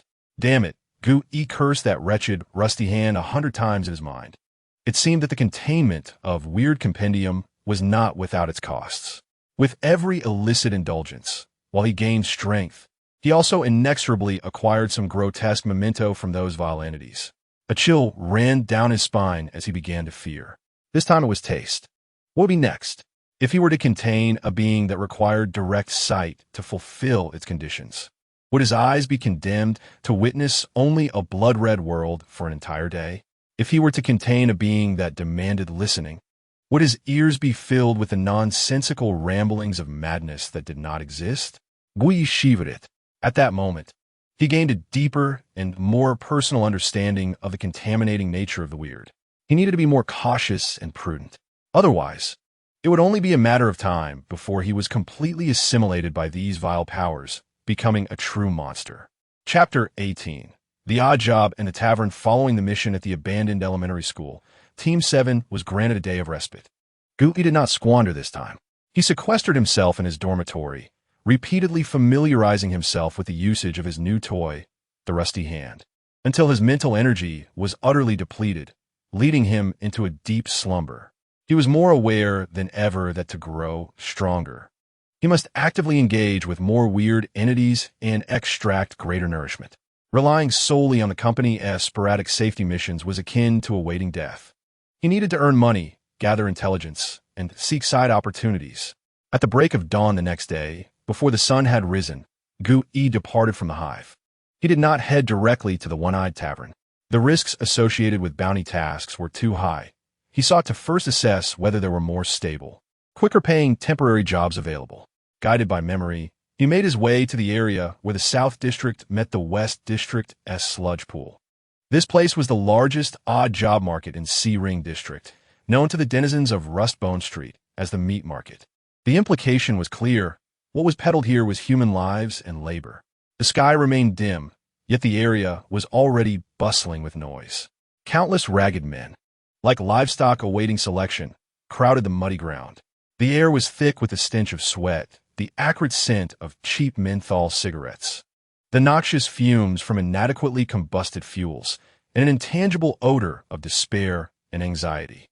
Burly foremen stood atop their trucks, their voices hoarse from shouting as they vied for the day's share of cheap labor. Sludge river dredging. We need 3 more. 80 credits per person. Includes a meal of nutrient paste. A foreman, his face a mass of flesh, waved a data pad in one hand. No sooner had he finished his sentence than a dozen strong men pounced toward him like hungry wolves, nearly coming to blows over the 3 positions. Sorting at the West District Garbage Mountain. Paid by the basket. Those who can work fast can earn 100 in a day. Only come if you want to live.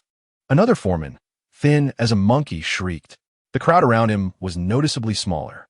Everyone knew that the Garbage Mountain was highly polluted.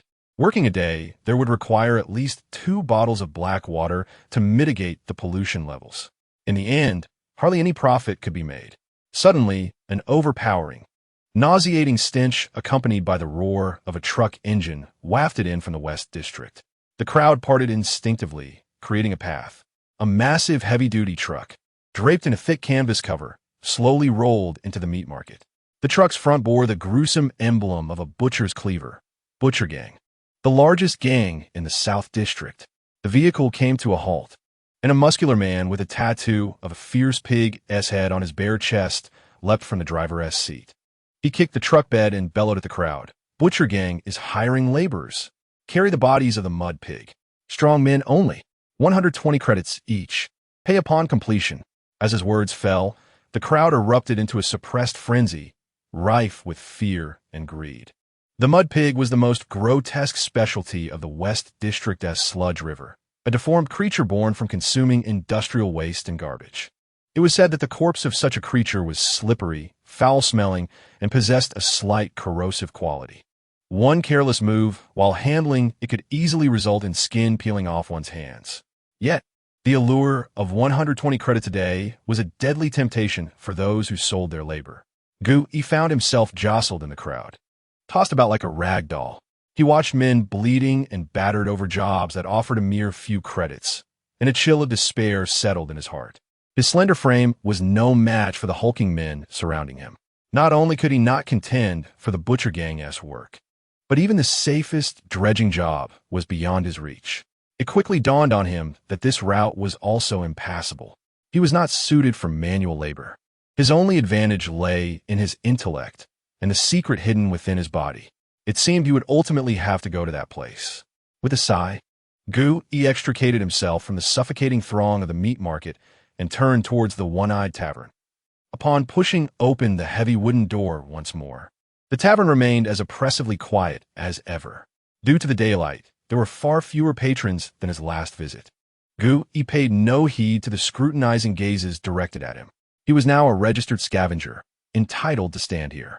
Deliberately, he avoided looking at the D-grade bounty honor wall and walked directly to the side of the bar, where a row of greasy public task terminals awaited. He retrieved the cold metallic identity badge inscribed with 734 from his pocket, mimicking the actions of those beside him. He placed a badge on a scratched sensor area of the terminal. Ding! The screen flickered momentarily, snowflakes dissipating to reveal a starkly simplistic text interface. Welcome, Scavenger 734. Access level F. Below lay a scrolling list of F-grade bounty tasks visible only to those of his rank. Gui began to scroll through the screen, scrutinizing each task with care. Task: collect wailing moss from the periphery of the North District's Silent One's encampment. Reward: 200 credits. Status: available. Task: map the terrain of the abandoned pump station number 1 downstream of the Sludge River in the West District. Reward: 350 credits. Status: already taken. Task: assist the syringe doctor in capturing 3 mutated blood leeches. Reward: 50 credit points. Status: available for acceptance. Task: clear the blockage at the garbage compression station now. 3. On Rusty Bone Street. Reward: 80 credit points. Status: available for acceptance. Task: test the new batch of black water liquor at the Winding Orange Bar. Reward: 100 credit points, plus free drinks for the night. Status: accepted. Task: collect metal scraps from the sewage outlet at the East District Loot Recovery Center. Reward: calculated by weight, 20 credit points per kilogram. Status: available for long-term acceptance. Task: urge several designated residents in the South District Water Rat Maze to pay protection fees. Reward: 10 commission on the total amount collected. Status: accepted. Task: replace the rainproof cover on the Black Market rooftop in the South District. Reward: 60 credit points. Status: available for acceptance. As he focused intently on finding his objective among the myriad of bounty listings, the muffled sounds of a heated argument from a nearby table caught his attention. I refuse to believe it. Lao San could never have gone mad like that. One voice was filled with anger and disbelief. Lower your voice. Do you want to attract everyone's attention? Replied another, sounding more hoarse and weary. The garrison people just asked about him 2 days ago, and the conclusion was that he was mentally unstable and wandered off. What nonsense. Lawson was fine just last week, just because he told me that someone nearby kept humming incomprehensible tunes at night. He even mentioned that someone had scratched a small red circle on the wall outside his door. And then what? 2 days later, he was as if he had lost his soul, humming that damned tune every day. Yesterday morning, he just jumped off the rooftop. Shut up. The hoarse voice sharply interrupted him. Do you have any evidence for what you're saying? That red circle has long been scraped off. Singing? Who the hell heard it? Haven't there been enough strange occurrences around the stomach sack lately? Old Wong in the West District keeps saying he hears singing and then just dives into the murky river. There's no red circle outside his door. This is not a coincidence at all. So what do you want to do? Go tell the One-Eyed or the garrison. Tell them your friend committed suicide because he heard ghost stories? Do you think they want to arrest you as the next madman? The argument came to an abrupt halt. The one-eyed figure behind the bar cast a cold glance their way with his brass eye. The 2 men at that table instantly fell silent, raising their glasses and gulping down their drinks. Yet those scattered words hooked onto Gu Yi's heart. Red circle, singing, mental instability. He silently committed those words to memory. He decided to seek an opportunity to ask the well-informed Wang Laojia. For now, however, he needed to focus on more pressing matters. He redirected his attention back to the bounty board. He required money, power, and a means to establish himself in this damned gray grindstone. His gaze meticulously scanned the F-grade bounty listings from top to bottom. Collect the wailing moss from the outskirts of the North District Silent Camp. No, too far. And those lunatics are very exclusive. Map the terrain of the abandoned pump station number 1 downstream of the West District's murky river. This one is good, but it requires professional surveying tools and has already been accepted. Assist the syringe doctor in capturing 3 mutated blood leeches. The reward is only 50 credit points. And I do have to deal with that perverted doctor. No way. His finger continued to slide downward. Just as he was about to give up, his gaze was drawn to a dimly colored listing at the very bottom, one that appeared to have been there for quite some time. It didn't even have a proper title. Task: recover a personal item left behind at the abandoned platform of subway line number 3. Requirement: a silver lighter inscribed with the letters SY.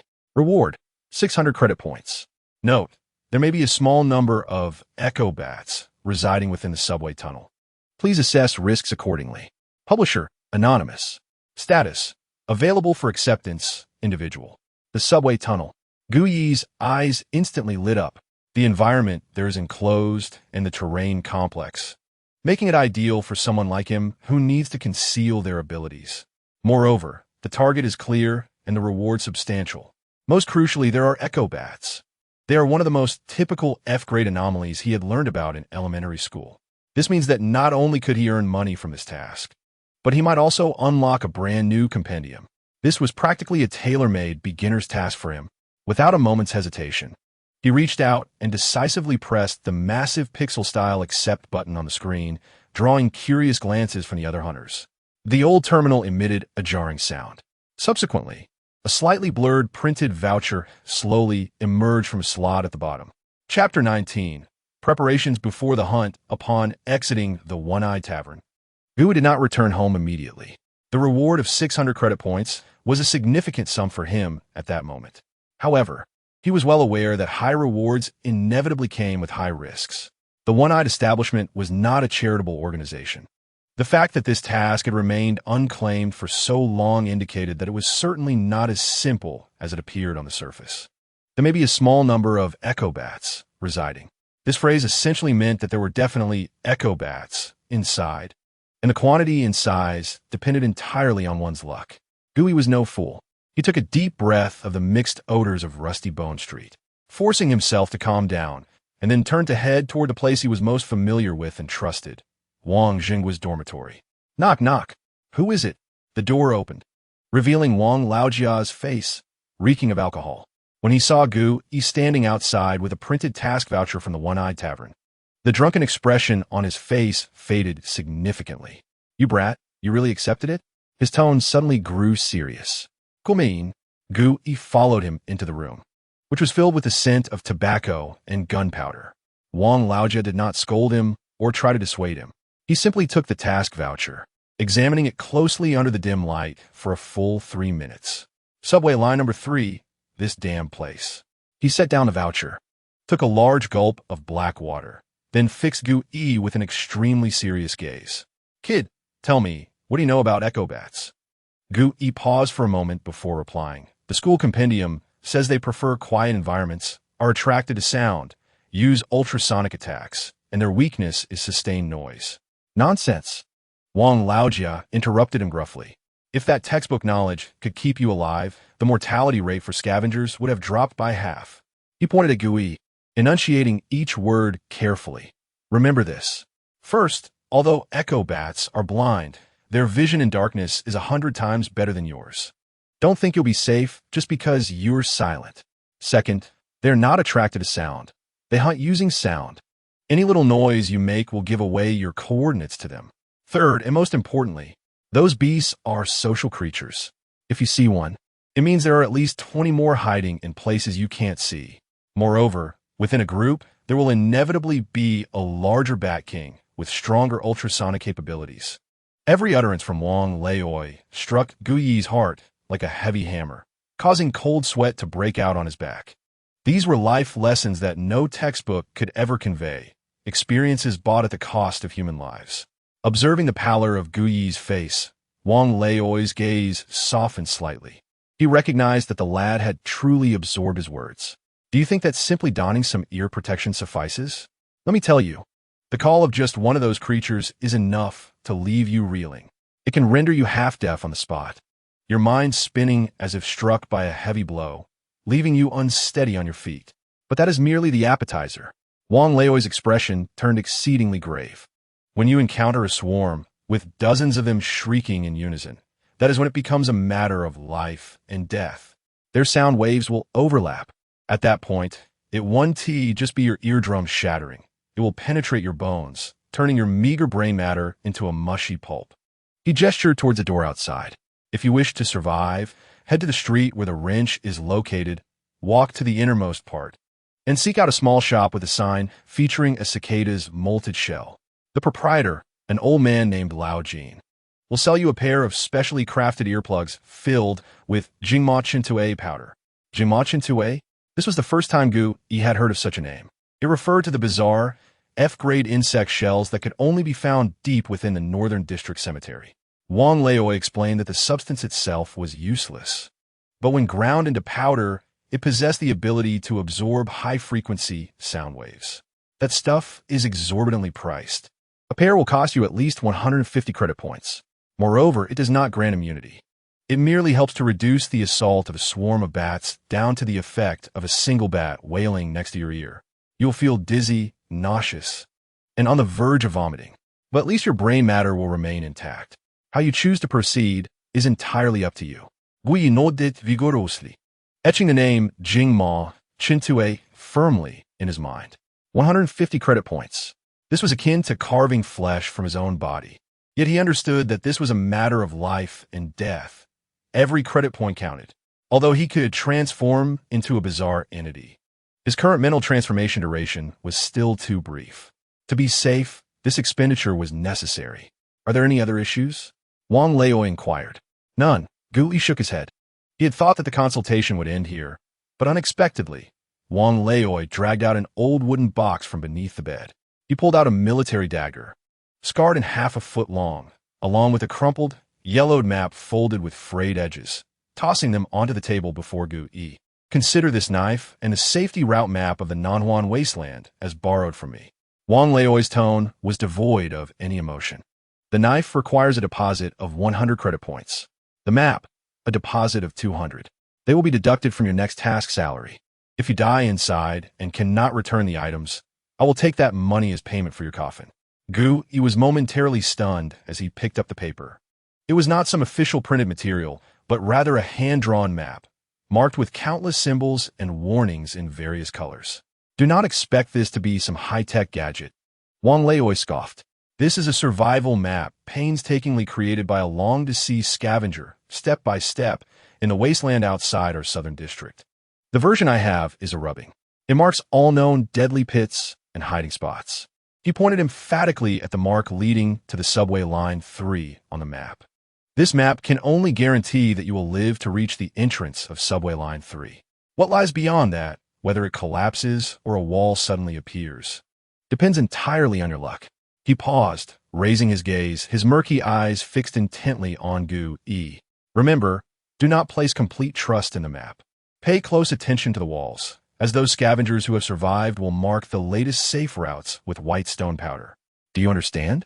Gu Yi looked at the two items in his hands, then back at Wang Leoi's cold visage, and suddenly everything clicked into place. This was the humanity of the people in the gray grind. He did not hesitate, but solemnly stowed away the dagger and map. I understand, he said, rising to bow deeply to Wang Zhenghua. Thank you, Captain Wang. Wang Leoi did not look at him again, merely waved his hand impatiently. Get lost. Before I deduct your 300 credit points, make sure to return alive. Exiting Wang Leoi's dormitory, Gu Yi found his palms slick with sweat. This was his first solo mission. He did not head home immediately. Clutching the weighty military dagger, which had required a 100 credit point deposit, and the map, worth more than 600 credit points, he felt the burden of the 300-point debt pressing down upon him like a mountain. He turned and plunged into the labyrinthine alleys of Rusty Bone Street. He needed to procure equipment, following Wang Leoi's guidance. He did not go to the wrench street, but instead wound his way to a more secluded and tranquil alley. At the end of the alley stood a small shop without even a sign, its entrance draped with a crude curtain made of dried cicada shells. Gu Yi pushed through the curtain and stepped inside. The shop was filled with a blend of herbal and insect exoskeleton scents. An elderly man, his hair gray and one leg replaced with an old mechanical prosthetic, sat leisurely on a small stool, meticulously carving a piece of unknown bone. Looking for cicada shell earplugs? The old man did not lift his head, his voice hoarse. Yes, Gu Yi nodded. 160 credit points for a pair, no haggling. The old man was succinct. 160. Why has the price gone up? Yet he did not bargain. He knew this was a matter of life and death. Fine. He swiped the expense from his personal terminal. The old man retrieved a small package wrapped in oil paper from beneath the counter and tossed it to him. Use it sparingly. This stuff will wear out after 10 or so uses as it absorbs sound waves. Don't be foolish and buy the cheap junk made from Noisy Worm, slime from the butchers. If you do, don't blame me when your brain matter starts leaking from your ears. Gu solemnly tucked the pair of soft, specially made earplugs into his pocket. Account balance, 730 credit points. Exiting Lao Jin's shop, Gu felt as though his heart was bleeding. Yet he did not falter. He ventured to the pile of old papers, purchasing an old-fashioned wind-up alarm clock from the vendor there for 30 credit points. Account balance, 700 credit points. This device was loud and jarring, the perfect noisemaker. Then he made his way to the wrench's territory. This time, he dared not enter the largest shop, but opted for a less conspicuous small store, spending 80 credit points on a second-hand canvas tactical backpack, followed by 20 credit points for a 10-meter length of nylon rope and a few spare batteries. Account balance, 600 credit points in just half an hour. Nearly 300 credit points had evaporated. This sensation of money flowing away like water deepened his understanding of the task's risks. Being a bounty hunter truly involves both earning and spending money. Upon returning to his dormitory, he finally felt a semblance of security. He laid all of his possessions out on the cold cement floor. A detail map with a 200 credit point deposit. A sharp military dagger with a 300 credit point deposit. A pair of cicada shell earplugs costing 160 credit points. An old-fashioned alarm clock for 30 credit points. A backpack, rope, and batteries totaling 100 credit points. A bag containing 7 tubes of nutrient paste and a jug of clean water. A dim flashlight provided by the company. Within his body lay 2 F-grade form cards and 1 F-grade weapon card, representing the entirety of his capital from his inaugural hunt. His personal account now dwindled to a mere 600 credit points. Gu sat on the ground, illuminated by dim light, diligently studying the map, committing every marked detail to memory. He replayed every word imparted by Wang Laojie in his mind, envisioning potential mishaps and strategizing his responses. Time slipped away unnoticed. As the clamor of Shiogo Street outside faded into the profound stillness of dawn, he gradually rose to his feet. Having spent the night in wakefulness, he would have been dizzy in the past. Yet, curiously, apart from a slight dryness in his eyes, his mind was unusually alert and focused. He sensed that since his mental capacity limit had risen to 20 points, his benefits extended beyond mere lengthening of the blue bar. His energy, concentration, and thought speed had been significantly enhanced. This, perhaps, was the most invaluable and fundamental asset bestowed upon him by the Eerie Codex. Approaching the table, he methodically packed all his gear into his backpack. His movements were steady, yet the slight tremor in his fingertips betrayed the turmoil within. He was not devoid of fear. On the contrary, as he sheathed the cold military dagger at his waist and hung the identity tag number 734, symbolizing life and death, around his neck, a shiver, a blend of excitement and terror, coursed from his spine to the crown of his head. His heart raced within his chest, and a fine sheen of cold sweat formed on his palms. He was about to confront the monsters he had only heard of in textbooks and from teammates, alone. With no old wand to shield him, no monkey or Shao-Chi to draw fire, it was just him. He approached a cracked mirror, donning the newly purchased gas mask that filtered out all foul odors. The reflection revealed a young man clad in gray work attire, bearing a canvas backpack. With his face largely obscured by the mask, quietly gazing back at him. In the depths of his own eyes reflected in the lenses, he discerned tension, unease, and even a hint of concealed fear. He did not flinch. He simply took a deep breath, then slowly exhaled. When he lifted his head again, all emotions in his eyes were forcefully subdued, replaced by a cold, machine-like focus. He was not a born warrior, but this damned world was compelling him to learn the art of combat. He pushed the door open and stepped into the perpetually dim corridor of the hive. Chapter 20. The South Ring Wasteland before dawn. The South District had already come to life. However, unlike the raucous revelry of the night filled with alcohol and hormones, the pre-dawn South District belonged to a different breed of people. Men and women, burdened with heavy packs, their gazes vigilant and taciturn, emerged from the hive apartments and shadowy corners, merging into the streets like fish swimming upstream, all heading toward one destination, the southern gate of the South District. They were scavengers and bounty hunters, much like Gui. By day, the district belonged to laborers toiling in the meat market and black factories. By night, to drunken souls lost in taverns. Yet the deepest darkness before dawn belonged to those reckless souls venturing into the true polluted zone beyond the walls, trading their lives for money. Gu-Yi blended into the crowd, silent, clutching his canvas backpack. His other hand never strayed far from the hilt of his military dagger. The atmosphere was hushed, save for the soft rustle of gear and the sound of heavy footsteps. They did not board the rusty train connecting the 4 major sectors, for their destination lay just outside the South District. The crowd traversed the entirety of Shiogo Street, ultimately arriving at the southernmost edge of the South District. Here, there were no heavily guarded purification stations or iron dragon roads of the East District, just a relatively modest entrance, the South 6th Gate, monitored by the Garrison Brigade, designated for residents of the C-Ring District. Gu-Yi mimicked the actions of those before him, swiping his ID card at the entrance gate. Identity: outside resident. Access permitted. With a cold mechanical prompt, he stepped through the massive barbed wire gate.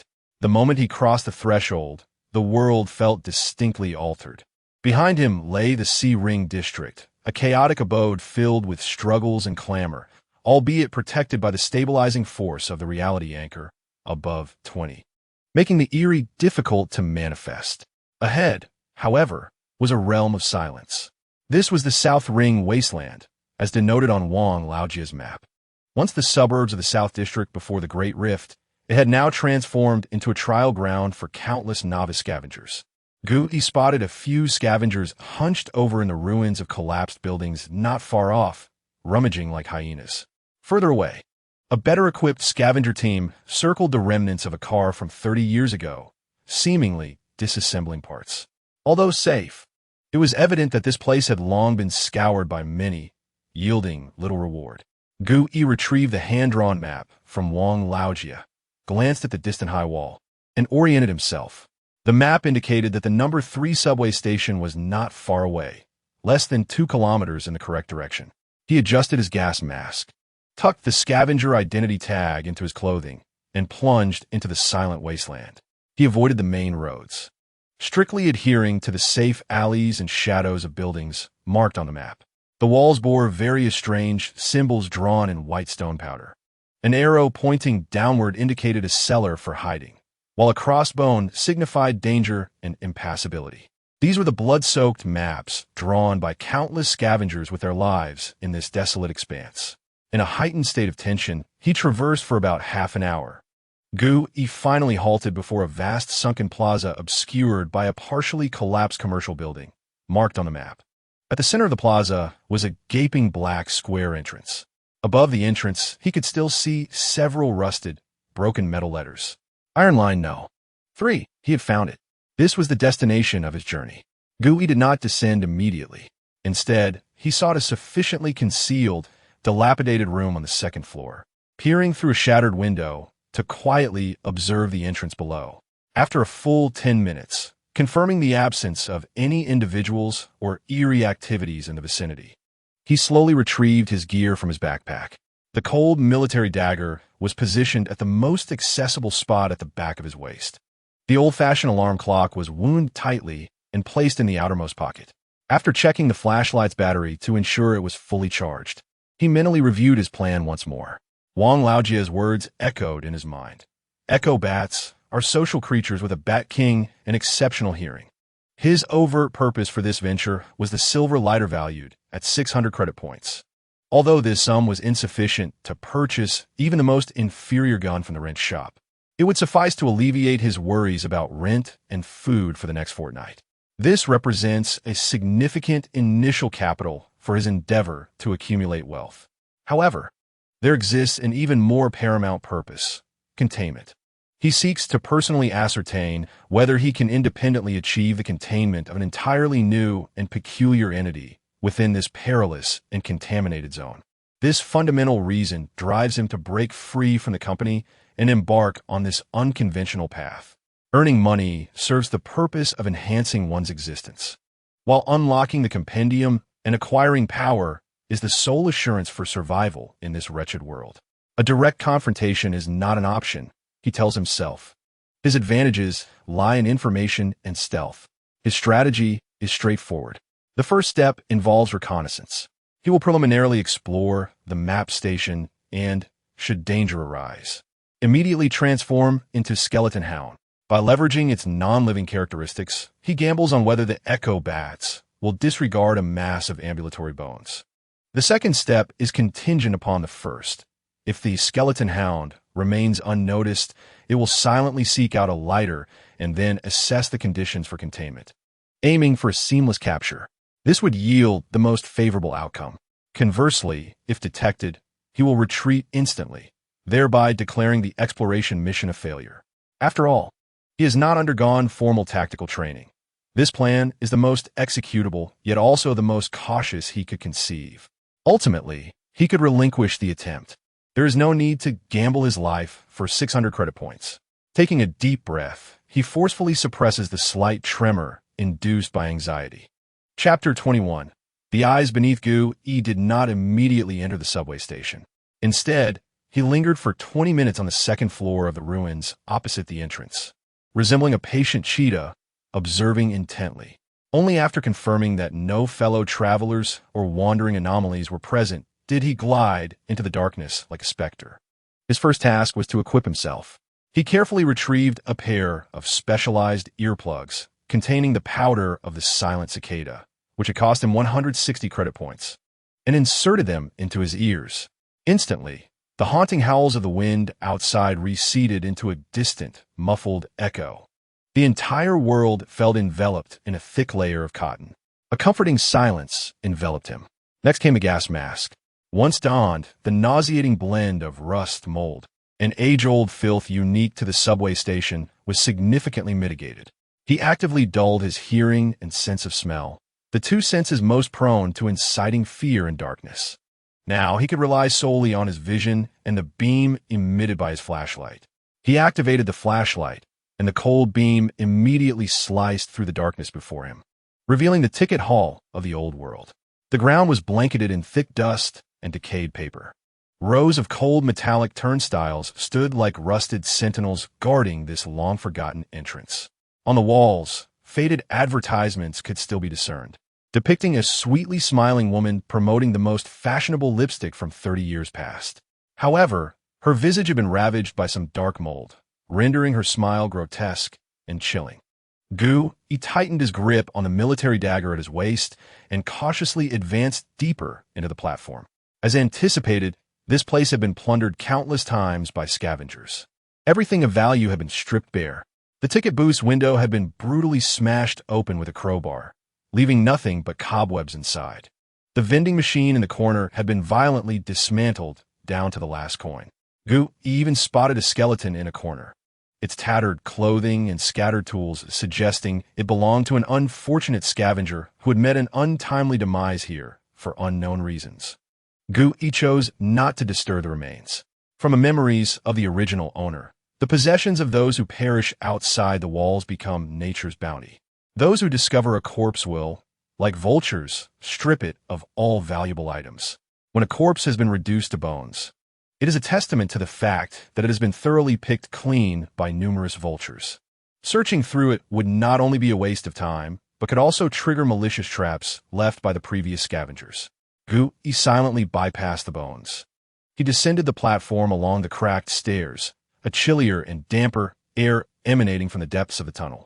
The platform was equally barren, with only a few gnawed benches attesting to the existence of past civilization. He then commenced his first and most tedious task, searching. He meticulously swept his flashlight across every corner of the platform, beneath benches, within the refuse bins, behind advertisements, and even scrutinized the gaps between the tracks. Time slipped away, minute by minute.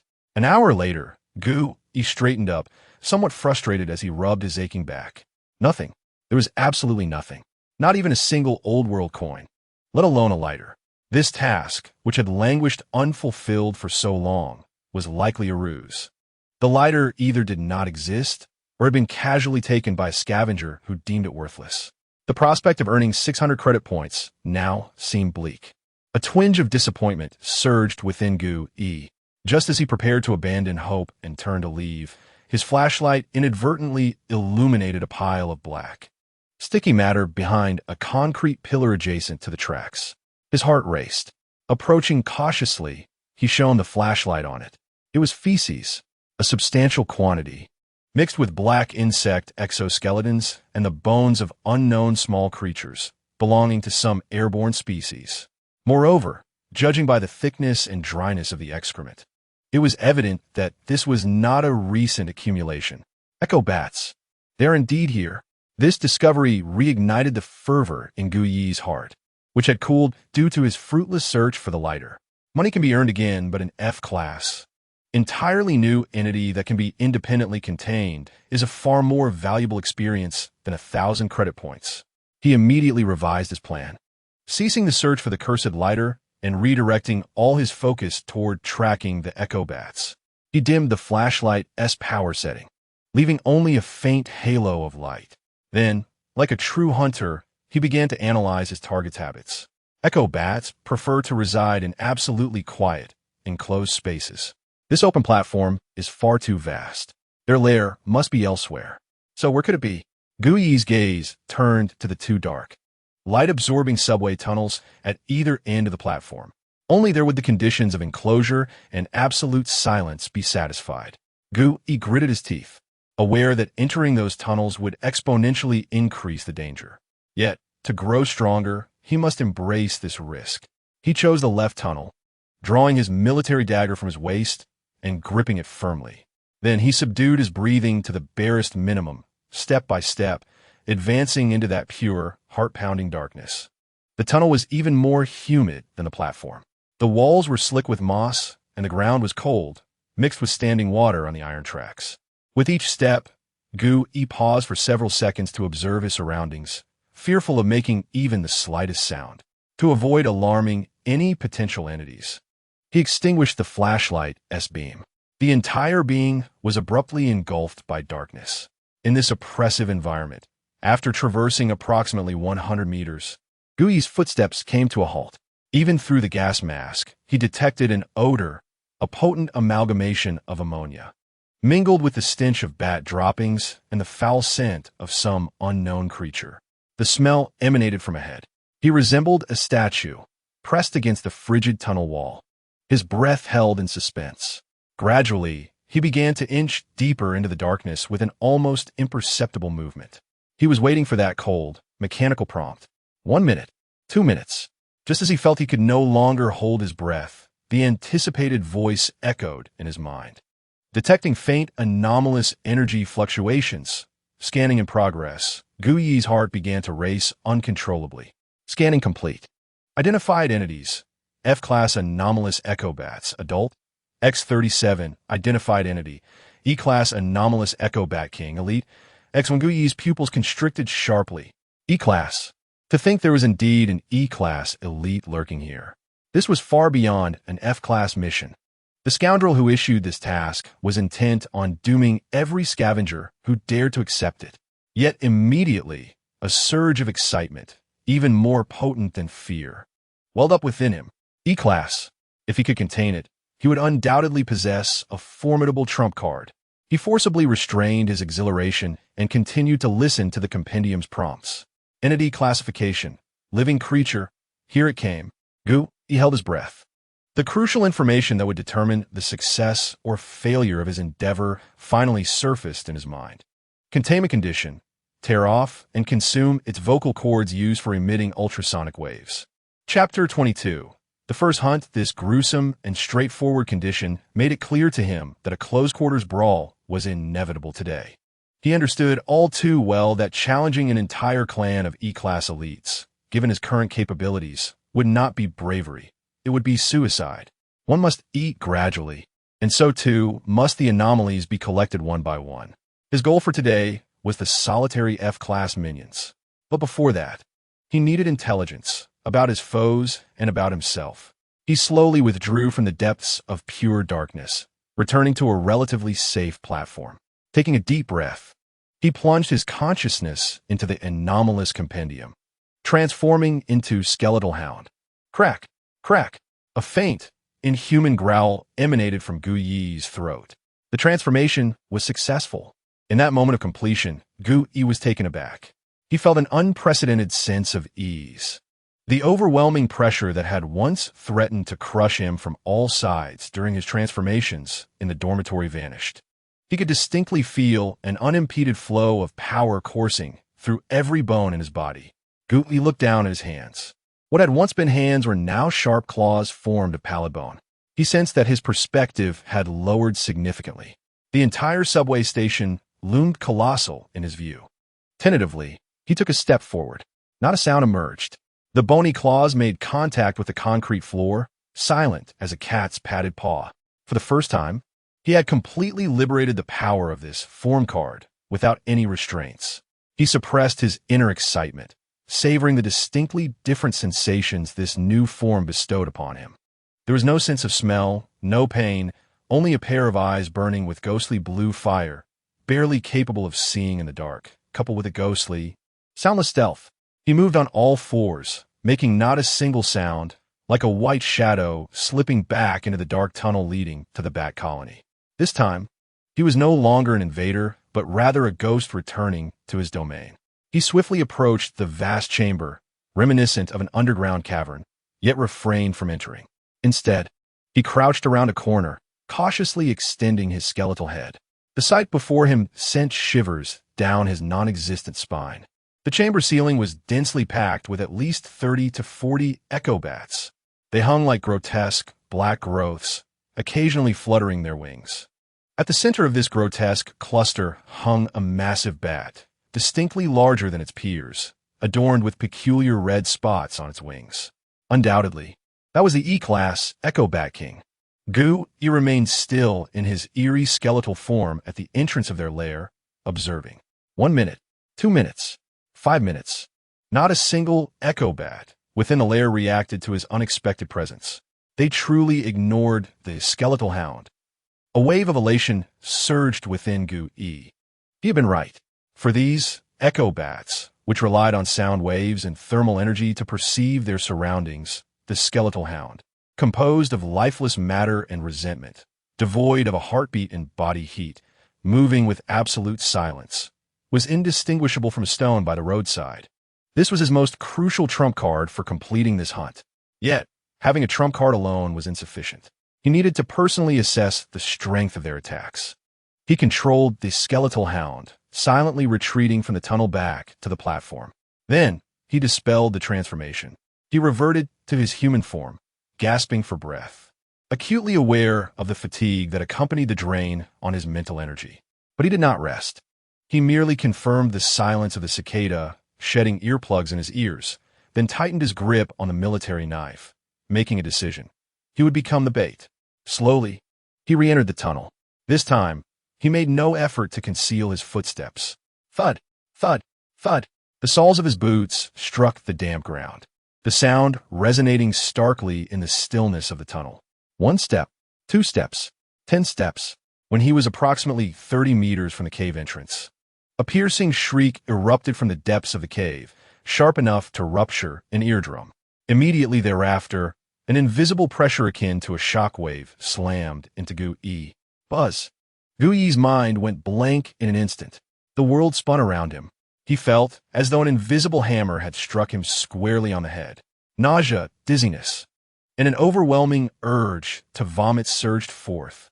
The silence of the cicada, shedding earplugs in his ears, was frantically heating up, desperately absorbing the lethal sound waves. Yet, as the old man Wong stated, it could only weaken, not render him immune. In that moment, He finally experienced firsthand the terror of an F-class anomaly roaring directly in his ear. He could scarcely maintain his footing, staggering backward 2 steps, nearly collapsing to the ground. And this was merely a sentinel's warning. Squeak. In the next moment, the entire cave came alive. Countless echo bats simultaneously opened their mouths. He could even see the air ripple in anticipation of the impending, terrifying resonance of sound waves. Transform. He dared not hesitate for an instant. At the last moment before the sound waves reached him, he summoned every ounce of strength and barked out the transformation command. Crack! Crack!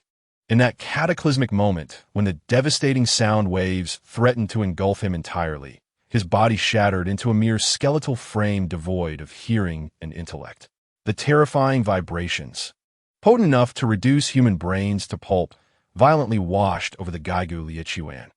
Aside from causing its pallid bones to tremble, the waves penetrated through without obstruction. The test was complete. Gu Yi dared not linger. He swiftly commanded the Gaigu Liuchuan and fled the deathly tunnel without looking back. Upon reaching the platform, Gu Yi reverted to his human form, collapsing onto the ground, his complexion ashen and his body drenched in cold sweat. The fleeting seconds of that ordeal had instilled a lingering trepidation within him, even as he had acquired all the intelligence he sought. Firstly, the alert range of the Huayin Fu was approximately 30 meters. Secondly, a single attack was sufficient to incapacitate him, even with specially designed earplugs. Thirdly, if besieged, he would have no opportunity to transform. The conclusion was clear. He must avoid engaging them in a stand-up fight and instead lure them out, eliminating them one by one. Gu Yi's mind raced as a straightforward yet effective hunting plan rapidly took shape. He retrieved an old-fashioned alarm clock from his backpack, fully wound, and carefully set the alarm for 5 minutes later. Then he transformed once more into the Gaigu Liuchuan, gripping the ticking clock in his mouth, resembling a white specter as he stealthily re-entered the tunnel. This time, he refrained from approaching the main nest. Instead, he found an abandoned maintenance room about 50 meters from the cave's entrance. Using his bony claws, he pried open the rickety iron door and gently placed the ticking clock in the farthest corner of the maintenance room. Having completed this task, he concealed himself in the shadows of another corner, curling his form into a compact mass, aiming to appear as an unremarkable pile of scattered bones. He began to wait patiently, hoping the persistent, faint ticking would attract a curious, solitary sentry. Time passed agonizingly slowly. Each second felt like an eternity to Gu Yi, as he not only endured the continuous drain on his mental fortitude, but also battled the tension stemming from the unknown. Just as his patience was nearly exhausted, the alarm rang out, abruptly disrupting the 30 years of silence within the desolate tunnel. The sound reverberated through the narrow passage, amplifying, reflecting, and overlapping, generating a cacophony capable of unsettling any living creature. Almost simultaneously, a furious, collective screech erupted from the depths of the vast nest, a reaction to the noise. Countless dark shadows within the lair became restless. His ploy had succeeded. The alarm had effectively enraged the colony of bats. Soon, a hapless Huayin Fu strayed from the group, evidently dispatched to eliminate the bothersome source of sound. It made no noise, extending its leathery wings, gliding towards the maintenance room with unabashed intent to destroy the incessantly ringing clock. As it neared the door, the Huayin Fu showed no hesitation. It folded its wings and deftly slipped through the half-open iron door, intent on silencing the cursed alarm. Now was the moment. The instant it entered, Gu Yi sprang into action. His curled form erupted into motion, remaining in the guise of the Gaigu Liuchuan. In one swift motion, he lunged forward, slamming the rusted iron door shut with a resounding bang, and secured it with a steel rod he had prepared in advance. He had succeeded. He had trapped a solitary Huayin Fu within the room alongside him. The creature quickly realized it was confined, abandoning the still-ringing clock to unleash its wrath upon the unexpected intruder. It opened its grotesque maw, unleashing a wave of ultrasonic sound capable of causing ordinary individuals to bleed from every orifice, striking the Gaigu Liuchuan. Yet, nothing transpired. The horrifying sound waves merely caused the skeletal frame to tremble slightly before passing through unobstructed, crashing against the wall behind. Immunity. Complete immunity. The Huayin Fu appeared bewildered, grappling with an unfamiliar emotion within its simple, chaotic mind. Its most formidable weapon, the very foundation of its survival, had failed against this walking skeleton. In that moment of confusion, Gu Yi launched himself at the creature with ferocity. He surged forward like a flash of white lightning. The Huayin Fu responded with an enraged shriek, its razor-like claws poised for an attack. Clang!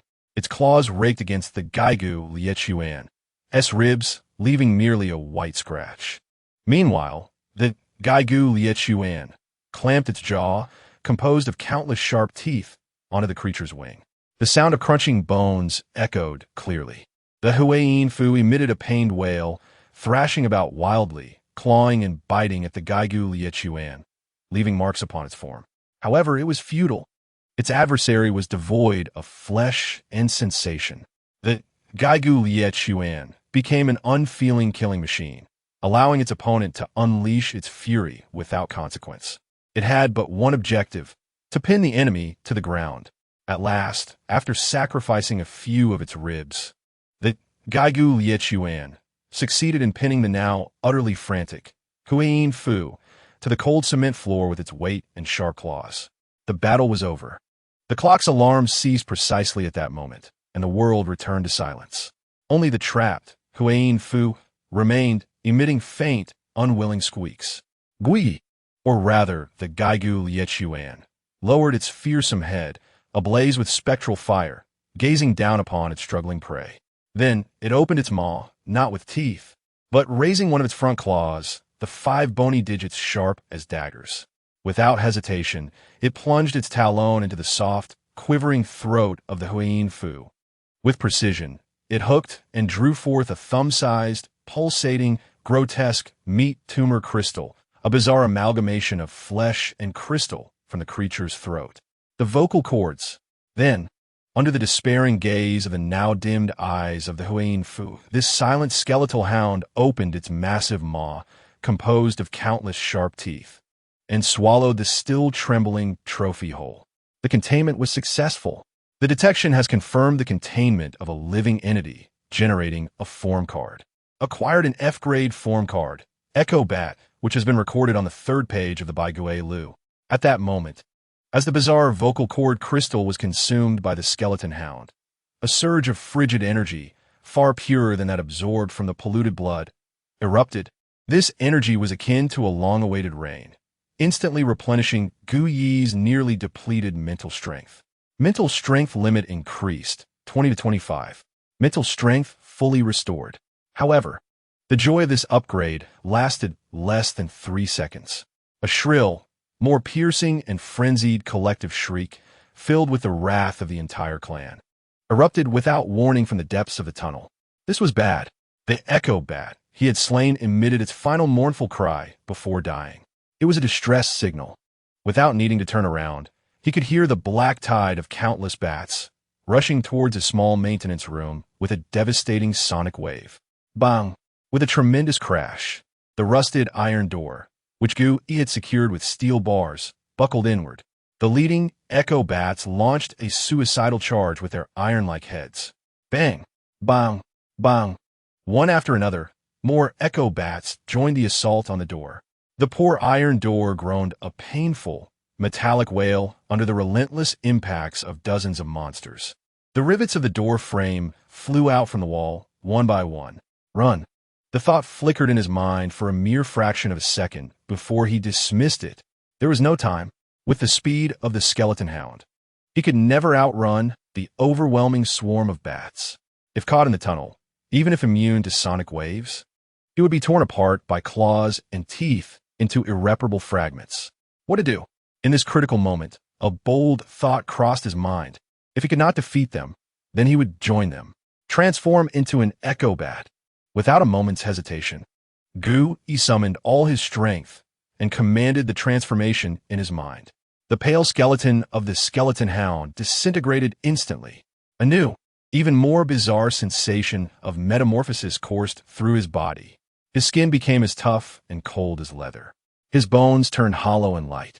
His arms elongated, and between flesh and skin, immense, delicate wings emerged. He felt his facial features collapsing inward, restructuring, as immense, radar-like ears barbarously sprouted from the sides of his head. A faint yet eerily familiar cry, resonating with the countless shrieks from the depths of the tunnel, escaped his throat.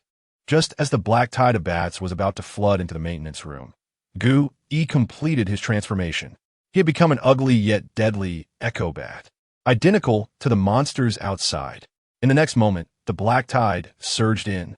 Dozens of frenzied Echo Bats, like emotionless black fighters, filled the cramped space in an instant. They emitted furious screeches, searching for the killer of their companion.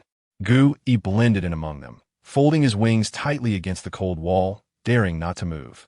He could feel countless kin brushing past him. Their cold, blood-scented wings grazed his body several times. Yet, not a single one bore any malice towards him. He had successfully disguised himself.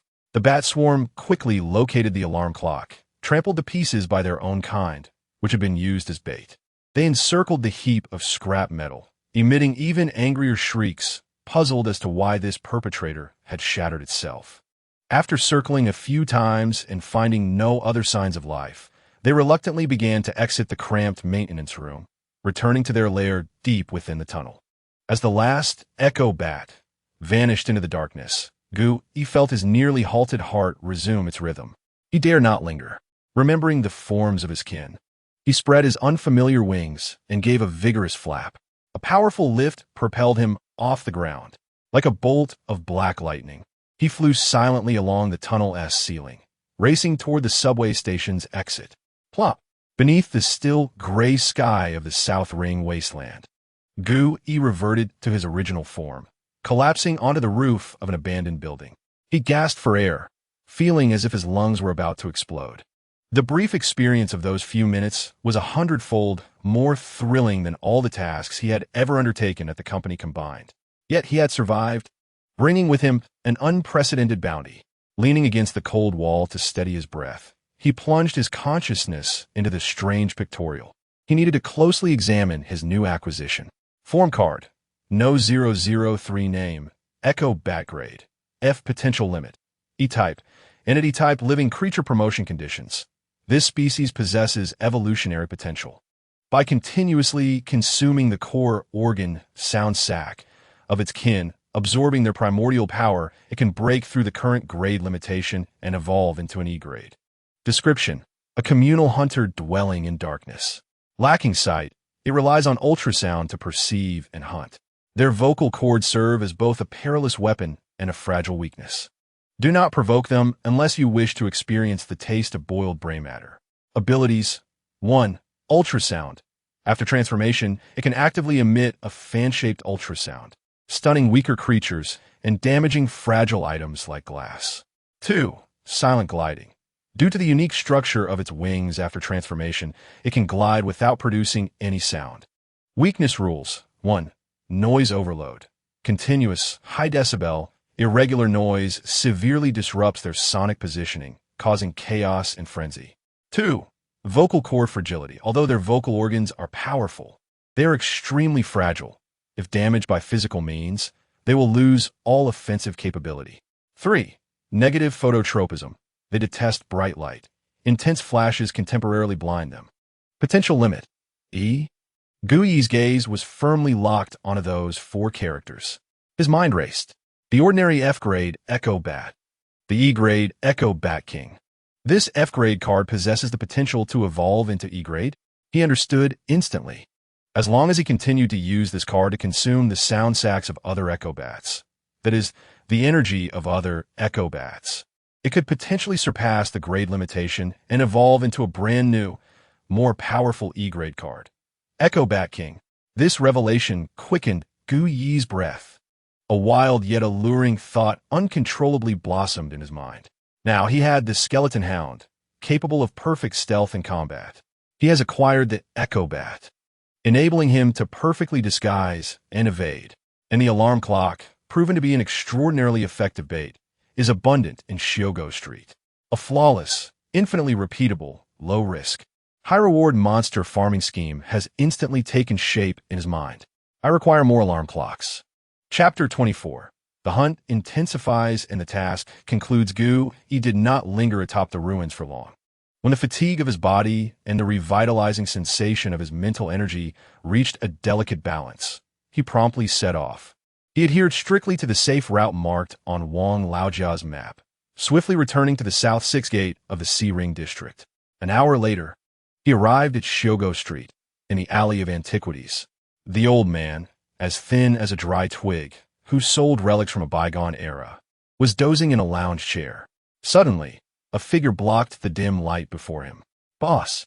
The old man reluctantly opened his eyes and beheld Gu Yi's face, largely obscured by a gas mask.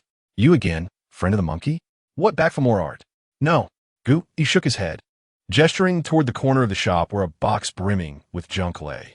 How many of your cheapest, working, second-hand mechanical alarm clocks do you have?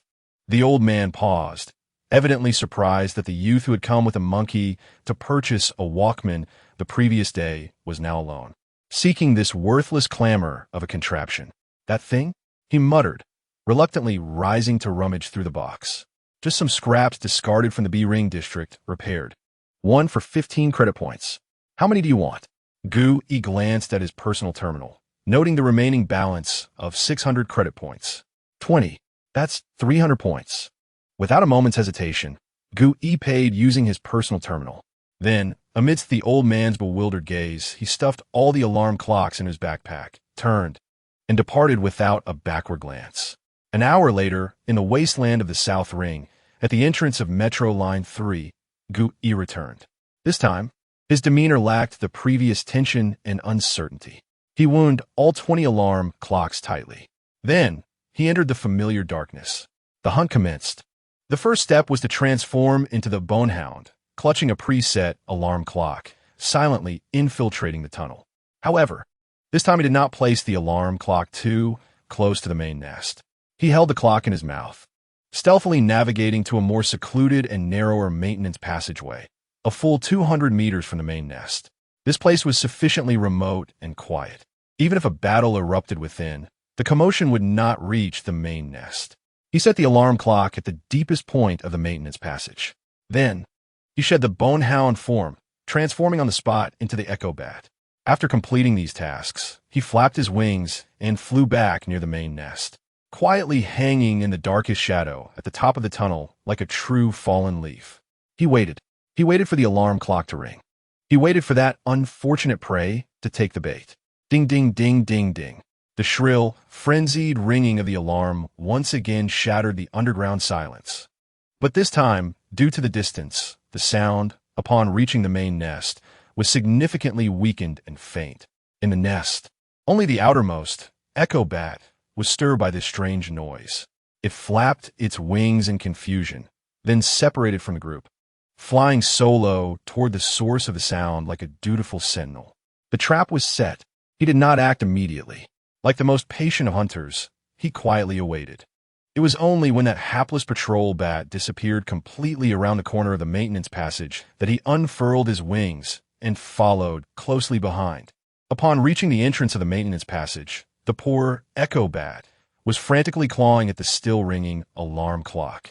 It was completely unaware that another of its kind had silently appeared behind it.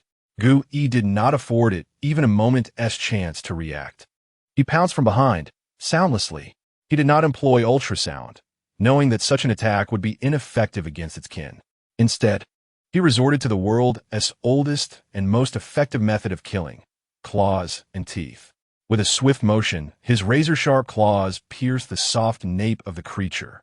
Immediately after, he opened his jaws and, with a mouth full of sharp teeth, severed its neck in a single bite. The Echo Bat did not emit a complete cry of despair, but ceased all struggle completely. Clean and swift, Gu Yi did not pause for a moment. He skillfully used his claws to slit the throat of the creature, extracting the still glowing vocal cords, which he swallowed whole. Absorb anomalous energy of the same source. Then, he dragged the corpse, concealing it in the deepest shadows of the maintenance passage. The first fishing operation was a resounding success. Gu Yi felt no pride or excitement. He simply flew out of the maintenance passage, found a new fishing spot, and placed the second alarm clock. Then, he returned near the nest, continuing to wait, awaiting the next foolish, unsuspecting prey. Time swiftly passed in this cold, death-laden repetition. The second, the third. His movements became increasingly practiced, increasingly ruthless, from setting traps to luring, then to hunting, devouring, and erasing evidence. The entire process flowed seamlessly, embodying a chilling aesthetic of efficiency. Finally, after successfully hunting the 16th Echo Bat, absorb anomalous energy of the same source. Mental energy limit increased, 25 to 27. mental energy fully restored. Gu was taken aback. Had he surpassed his mental energy limit? Just in time, after such an extended period of hunting. His mental energy was nearing a perilous threshold. Form card. No 003. Echo Bat Grade. F. Potential Limit. E. Type. Entity Class Living Being. Description. A communal hunter dwelling in darkness. Lacking vision. They rely on ultrasound for perception and hunting. Their vocal cords are an extremely dangerous weapon, yet also their most fragile weakness. Do not provoke them unless you wish to experience the sensation of your brain being boiled. Weakness rules. 1. Noise overload. No change. 2. Vocal cord fragility. No change. 3. Phototropism. Negative. No change. Abilities. 1. Ultrasound. Effect 1. Impact after transformation. Can actively emit a fan-shaped sound wave with physical impact force. Capable of knocking down creatures below F grade. Effect 2. Detection range expanded to a radius of 100 meters, with a 300 increase in echo-constructed model clarity, able to distinguish between metal, flesh, rock, and other materials. Mental energy consumption reduced by 40. 2. Silent gliding. Effect 1. Silence. No change. Effect 2. New feature unlocked. Dive can perform a short distance, explosive dive acceleration while gliding, instantly increasing movement speed by 50. Mental energy consumption reduced by 40. An unprecedented, powerful surge of energy filled his limbs. He felt that the ultrasound he emitted now was at least twice as potent as before. However, just as he prepared to employ the same tactic and set the next trap, his radar-like ears keenly detected something amiss. In the main lair, the E-level Queen Bat King, which had been resting atop the cave like a regal sovereign, awakened. It seemed to have finally realized that 1/3 of its patrolling soldiers were missing. A piercing screech, distinct from all ordinary queen bats, resonated through the subterranean space, filled with fury and authority, echoing like a roar of a monarch. Immediately, the Queen Bat King unfurled its enormous, red-spotted wings and emitted a series of complex, directive calls. The remaining dozen or so queen bats in the lair fell into an eerie silence. They swiftly gathered around the Bat King, forming a protective circle, leaving no bat daring to stray from the ranks. Gu-E, concealed in the shadows atop the lair, observed everything. He had exploited this novice village dungeon to the extreme. The boss had sensed something amiss and activated its highest alert mode. It seemed today's hunt had come to an end. He refrained from any further attempts, merely casting a deep glance at the Queen Bat King in the center of the lair, its hollow, eyeball-less face scanning the surroundings with vigilance. There would be future opportunities. He prepared to silently exit the tunnel. However, just as he was about to take flight, a nearly forgotten thought resurfaced in his mind: the silver lighter. That task worth 600 credit points had initially slipped from his grasp. Yet at this moment, a new idea emerged. If I did not rely on sight? He lowered his gaze to his own grotesque, bat-like wings. He had acquired a new perception. Without hesitation, he flapped his wings and, like a true shadow melting into the darkness, silently departed from the main lair, returning to the desolate platform frequented by countless scavengers. He did not turn on his flashlight, but hovered in midair, opening his mouth. A faint, high-frequency sound wave, inaudible to all but himself, rippled from his throat, instantly spreading outwards. In the next moment, the entire world transformed in his perception. It was no longer darkness or light, but a black and white, three-dimensional model composed of countless echoes and outlines. The cold iron tracks reflected the sharpest, clearest lines, while the cement walls and ground formed large, indistinct color patches. The scattered debris on the ground appeared as varying-sized noise points. This was the world of the Queen Bat, a realm perceived through sound, suppressing the excitement within. Gu-E began to scan the entire platform inch by inch like the most precise radar. Under the benches lay only stones reflecting dull echoes. The trash can was completely empty. The gaps in the iron tracks emitted only faint, sharp echoes of metallic components. Nothing. Still nothing. Gu-E remained undeterred. His gaze eventually fixed upon the abandoned subway cars in the center of the platform, long rusted through. This was a favorite spot for scavengers and the most likely place to overlook something. He emitted a stronger sound wave. The invisible wave penetrated the thin layer of rusted metal. Instantly, a more complex and chaotic outline emerged in his mind. Ripped seats, decayed handrails, and a skeletal remains of a scavenger curled in a corner. Gu patiently washed this small space with sound waves time and again. Suddenly, beneath the ribs of that skeleton, concealed under a pile of rubble and trash, a tiny yet exceptionally clean, sharp, echoing point sprang vividly in his mental model. It was distinct from all surrounding echoes. That was metal. Moreover, it was highly dense, polished metal. He found it. A surge of joy overwhelmed Gu. He quickly retracted the sound waves and silently descended at the entrance of the subway car. Then, he reverted to his human form. He switched on his flashlight and accurately illuminated the spot he had just identified with sonar. Using his military dagger, he carefully cleared the bones and debris. A small silver metal cube, caked in mud and rust, lay quietly there. Gu picked it up and wiped away the grime with his sleeve. Under the flashlight's glow, the familiar metallic sheen of a bygone era, along with two meticulously carved letters, clearly came into view. S.Y. Task accomplished. Gu clasped the lighter. Feeling the card of the Hueen Bat. In his collection, 600 credit points. An E-level potential card. This hunt had proven exceptionally rewarding. He carefully tucked the lighter into his innermost pocket. Chapter 25. Sudden Wealth and Advice when Gu returned to the southern 6th gate of the Sea Ring district. Dusk was settling in. He did not head home, but instead, with a cold lighter symbolizing 600 credit points and a backpack reeking of foul spoils, headed straight for the Single-Eyed Tavern. He needed to convert today's spoils into tangible power and capital in the most direct manner.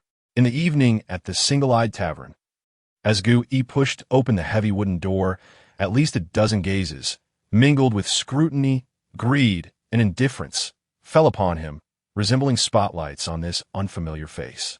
Gu paid them no mind. He merely adjusted his gas mask, lowered his hat brim, and strode directly to the bar, which perpetually exuded an air of danger. Behind the bar, the one-eyed bartender was cleaning an old-world double-barreled shotgun with an unidentifiable rag. "What can I do for you?" he asked without lifting his gaze, his voice emerging from a rusty tin can. Gu wasted no words. He placed the silver lighter and the slightly crumpled task certificate on the greasy bar top. The bartender halted his cleaning motion. His mechanical eye, composed of brass and gears, flickered, emitting a faint red light as it meticulously scanned the lighter. "S.Y.," he murmured, the meaning unclear, then lifted his head, finally looking directly at Gu with his intact human eye. "You're fast." He picked up a terminal from the bar and operated it for a few moments. Payment successful, 600 credit points. Seeing the number on his personal terminal surged dramatically. Gu's heart raced. This sum was nearly equivalent to what he had earned in an entire month at the company. He said nothing further, pocketed the task certificate, and turned to leave. After exiting the tavern, Gu, burdened by the heavy, odorous backpack, arrived at the entrance of Slaughterhouse Backstreet. This was the official recycling point established by the Butcher Gang for all scavengers and hunters, a shop adorned with a bloody pig head sign, always guarded by two burly men at the entrance. "What do you have?" A bare-chested butcher, wearing a blood-stained leather apron, blocked his path, impatience lacing his voice. Gu wasted no time. He directly placed his canvas backpack on the ground and unzipped it. With a swift motion, he emptied out 12 corpses of Hueen Fu, their throats precisely slit by a sharp instrument, yet their forms remained largely intact, onto the greasy floor. The butcher paused momentarily, then crouched down, roughly examining the bodies. Using a small knife, he skillfully sliced open the chest cavity of one. Hueen Fu and pried open its throat for inspection. "Damn, the vocal sac is missing?" The butcher lifted his gaze, his expression suddenly turning hostile. "Kid, are you trying to fool me with this hollowed-out trash? This is all I found." Gu's voice remained calm, devoid of any discernible emotion. The butcher stared at him for several seconds, seemingly assessing whether he was lying. Ultimately, he appeared to lose interest, spitting in annoyance. "One corpse for 50 credit points. Take it or leave it." "Sell." Gu nodded, having anticipated this outcome. The most valuable parts had already been consumed by him. Soon, the 12 corpses were sold, totaling 600 credit points. Today's earnings reached an impressive 1,200 credit points. This is the allure of the wild path. High risk accompanied by outrageous returns that no company could ever provide. 20 minutes later, with a substantial sum in hand, Gu Yi arrived at Wang Jinggua's dormitory door. Knocking, he was met with a question. "Who is it?" As the door opened, Wang Laodao was momentarily taken aback upon seeing him. "You're back." His tone carried a hint of disbelief. "Yes." Gu Yi nodded and offered the well-maintained military dagger, along with its sheath with both hands. "Captain Wang, here is your knife back." Wang Jinghua accepted the dagger and drew it for a quick inspection. The blade bore no nicks. It was even sharper than when he had lent it. He regarded Gu Yi with a deep gaze. "Where's the map? I wish to continue renting it." Gu Yi did not hesitate, promptly transferring the 200 credit points rental fee into Wang Jinghua's account. "That map is quite useful." Wang Jinghua stared at the transfer information on his terminal in silence. After a long pause, he sighed as if resigned to his fate. "You, it seems, are determined." He did not refuse the rental fee, as this was the protocol. Instead, he allowed Gu Yi back into the room. "Seat." This time, his tone was markedly gentler. "Have you completed the task?" "Yes." "Were you injured?" "No." "Very good." Wang Laodao nodded, a rare look of satisfaction crossing his face. However, he quickly masked this expression, reverting to his serious demeanor. "Kid, don't blame me for dousing your enthusiasm." He took a large gulp of black liquid, his voice becoming gravely serious. "Remember, in our line of work, all the visible, tangible living anomalies are the easiest to deal with. They have substance, weaknesses. A single purification bullet can injure them, and they abide by the laws of physics. If you find their weaknesses, no matter how strong they are merely beasts. In this world, the true threats that can take your life unexpectedly come from 3 other types." Wang Laodao extended 3 fingers. "The first type we call curses. These are particularly sinister. They are not mindless beasts. They have obsessions, much like the ghost stories we heard as children. For instance, I once encountered a weeping bride anomaly. If you pass by on a rainy night and hear her sobbing, do not respond.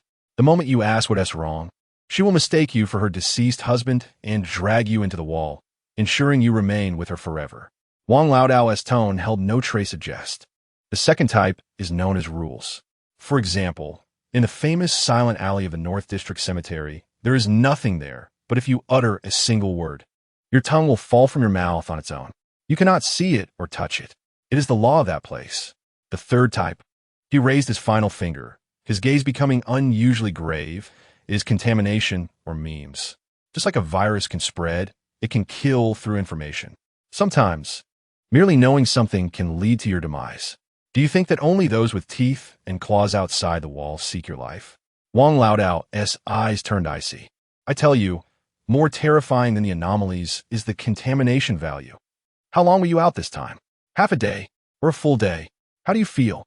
Do you sense your mind feeling a bit swollen, your temper more irritable than usual?" Gu Yi was taken aback. He felt nothing at all. "That's just right." Wang Laodao continued to himself. "You were lucky this time. You didn't encounter any strong sources of contamination. If you lingered in such places for a few days, no need for anomalies to act. You would transform into one yourself."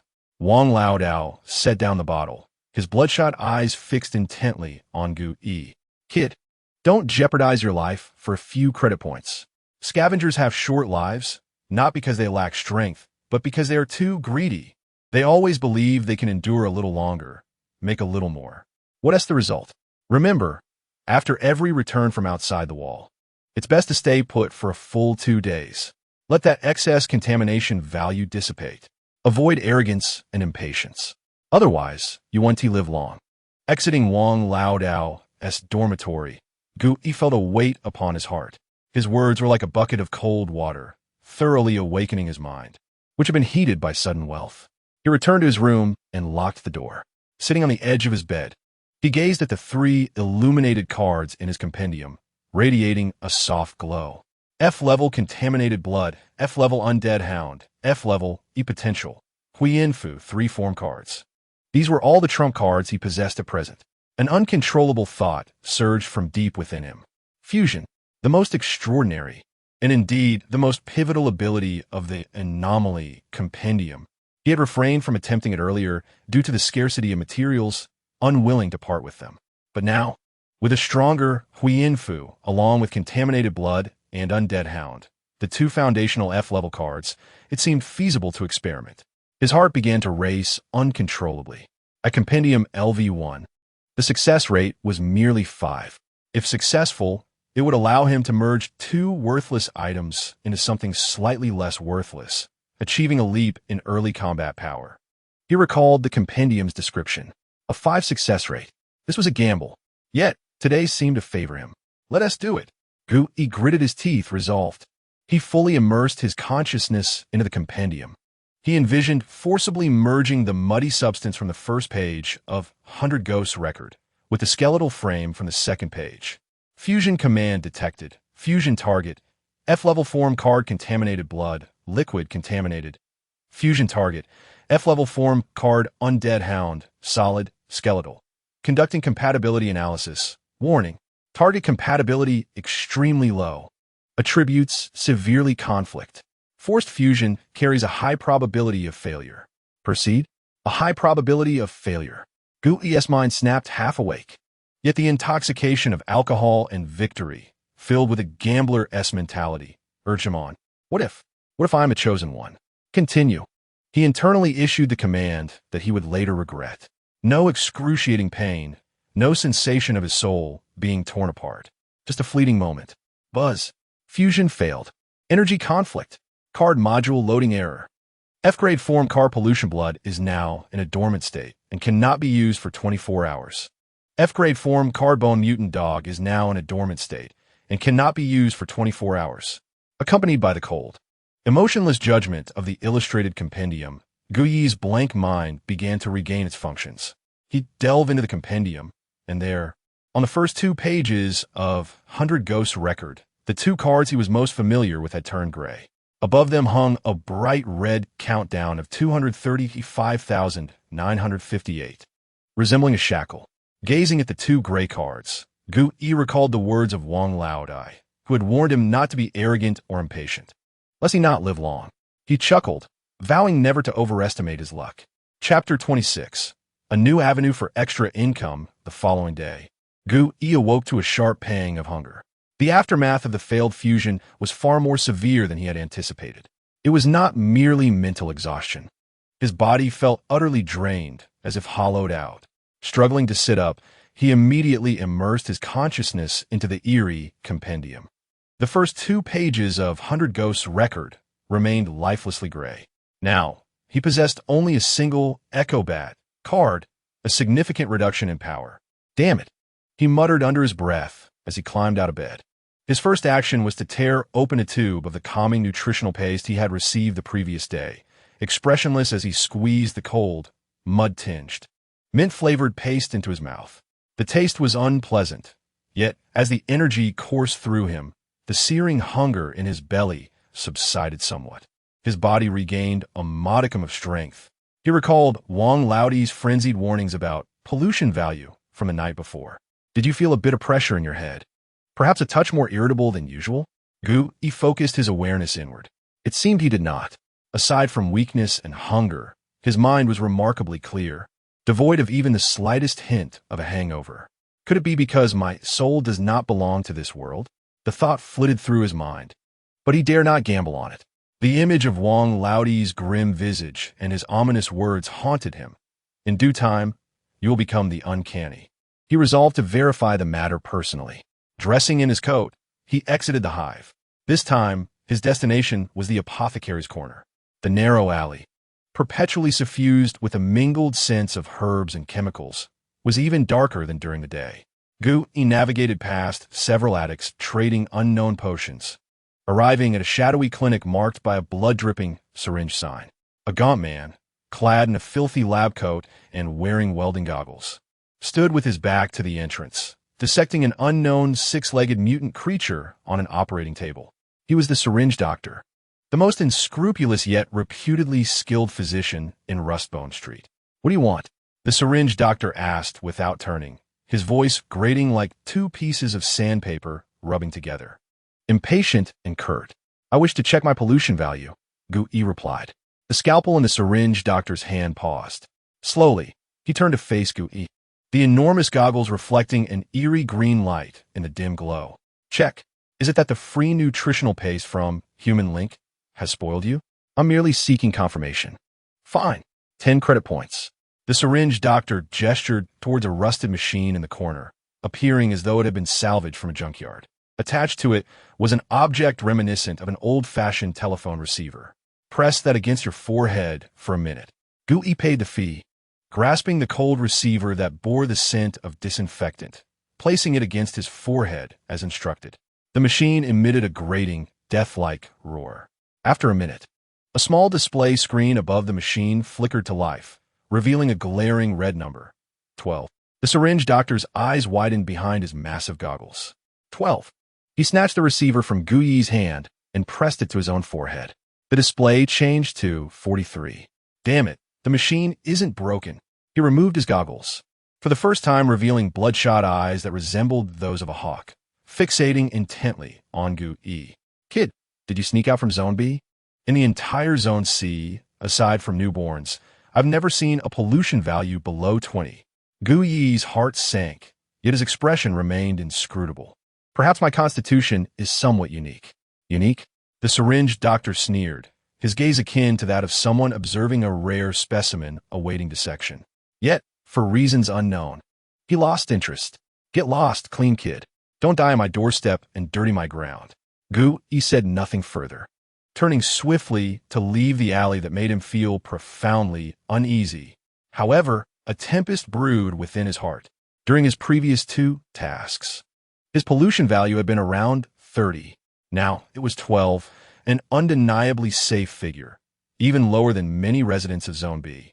He had finally confirmed it.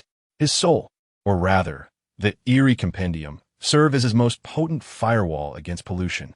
This revelation ignited a tremendous flame of ambition within him. While others worried about pollution and relied on black water and mint smoke to survive, he did not have to. He possessed greater resources than any scavenger. He could linger longer in contaminated zones, drawing closer to the perilous yet opportunity-laden prey. Yet, this immense advantage did not cloud Gu Yi's judgment. He understood that he was currently a cripple, having lost 2 vital cards. The immediate priority was to leverage his resistance to pollution to discover a new, safe, and rapid income source. He wandered aimlessly through the labyrinthine alleys of Rustbone Street, his mind racing. The labor in the meat market was out of the question. The one-eyed bounty was too perilous. What other options remained? As despair threatened to overwhelm him, he found himself unknowingly wandering into an alley saturated with the smells of oil and scorched metal. There, at a stall piled with discarded mechanical parts, he spotted a familiar, frail figure meticulously sifting through a heap of scrapped circuit boards. It was Chun Hao, his glasses glinting. Gu Yi felt a spark of recognition and approached him. "Tian Yi." Hearing the voice, Chun Hao looked up, surprised to see him, but nodded in acknowledgement. "What is up?" "Just browsing."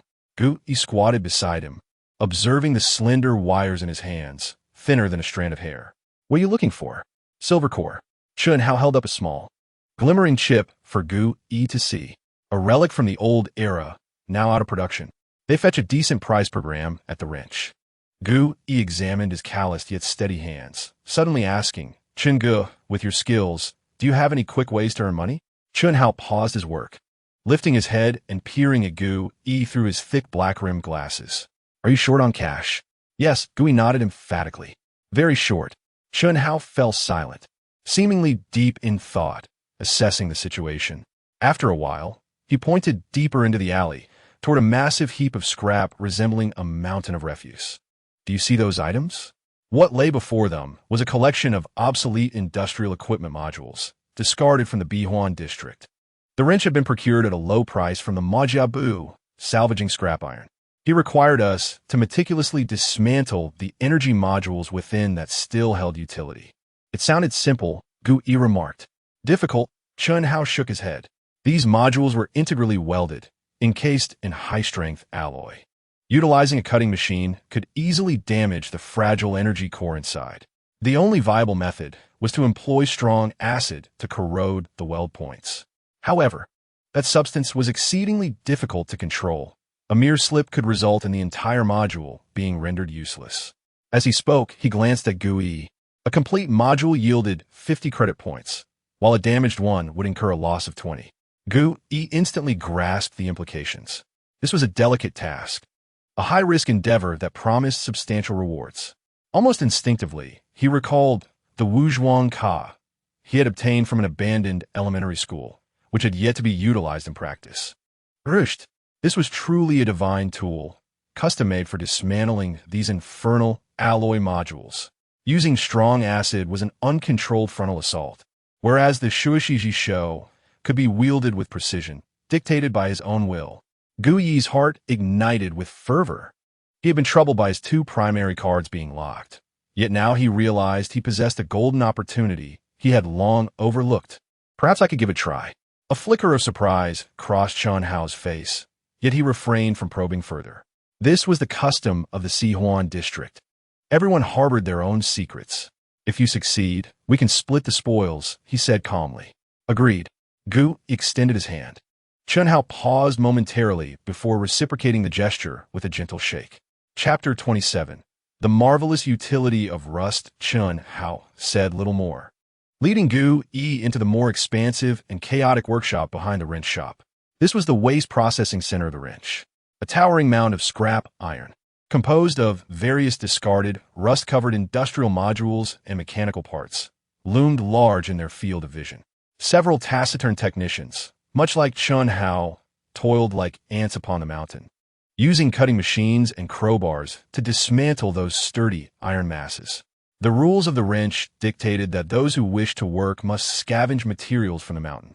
Chun Hao gestured towards the heap of scrap iron, explaining to Gu that the ability to discern valuable energy modules depended solely on one's own vision and fortune. If one succeeded, they could dismantle it in the factory behind. The extracted cores would be compensated at 50 points each if damaged. 20 points would be deducted from the worker's account. Gu nodded in understanding. This was the art of exploitation practiced by the wrench. It merely provided the space and tools, while all risks were borne by the laborers at the bottom. Wait for me here, Chun Hao instructed, then agilely ascended the precarious scrap iron mountain. Unlike the others who rummaged haphazardly, his gaze resembled the precision of a scanning device, swiftly surveying the oddly shaped modules. Occasionally, he would pause, tapping the module's exterior with his hand, tilting his ear to listen intently to the reverberations within. After approximately 5 minutes, he descended, cradling a seemingly unremarkable cylindrical module about half his height. This one, he placed the module before Gu, an old pressure pump from the water circulation system of the Bihuan district. The exterior consisted of 3 layers of composite steel with weld points at the base. The energy core lay at the very center, exceedingly delicate. He traced the approximate location and size of the core on the module. Using a cutting machine posed at least a 60% risk of damaging the core due to vibrations and heat. He glanced at Gui. The rear factory number 3 is empty. No one is present. You may attempt it. If you are unable, consider this matter as if I never mentioned it. Gu understood this was a test, a singular and invaluable opportunity granted by Chun Hao to a newcomer. He spoke not a word more, simply hefting the weighty module and stepping into the dimly lit factory, redolent of rust. Bang! He shut the heavy iron door. Inside, the light was dim, with only a few rays filtering through the dust-laden skylights. Gu laid the pressure pump flat upon a vast, cold metallic workbench. Then he inhaled deeply. He did not reach for the perilous cutting machines and electric saws in the corners. Instead, he extended his right hand. Summoning forth, he equipped the Shuishiji Shou. He lowered his voice, issuing a command in his mind. In the next moment, his right hand began to undergo an extraordinary transformation at a visibly rapid pace.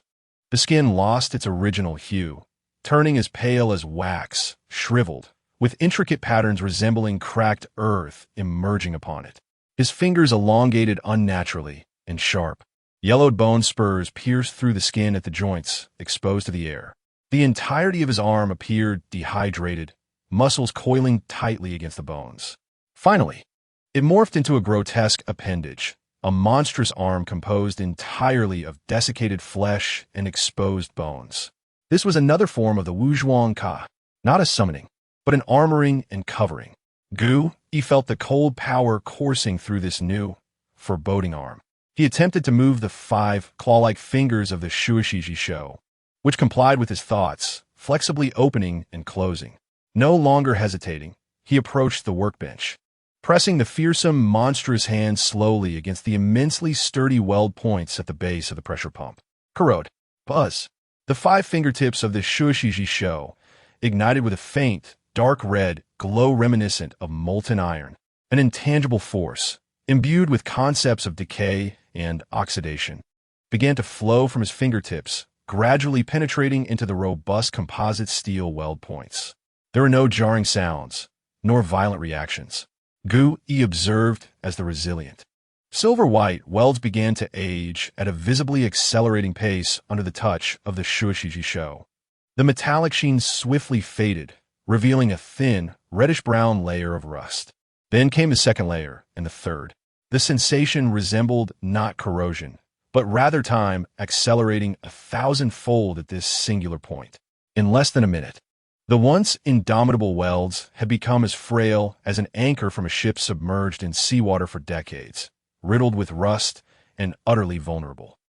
He retracted the Shuishiji Shou. Using his intact left hand, he grasped the most ordinary crowbar, inserting it into the crevice and gently prying. Crack! A crisp sound echoed. The alloy base, once capable of withstanding high-pressure water flow, crumbled easily like a crisp cookie, revealing the intact energy core within, ensconced in a web of circuits and still faintly glowing with a blue light. Success! He gazed at this flawless creation, his excitement nearly causing him to exclaim. He promptly dismissed the manifestation. The fearsome, monstrous arm transformed into a stream of light, retracting back into his body. He seized the precious energy core, pushed open the door, and stepped outside. There stood Chun Hao, quietly waiting against the wall.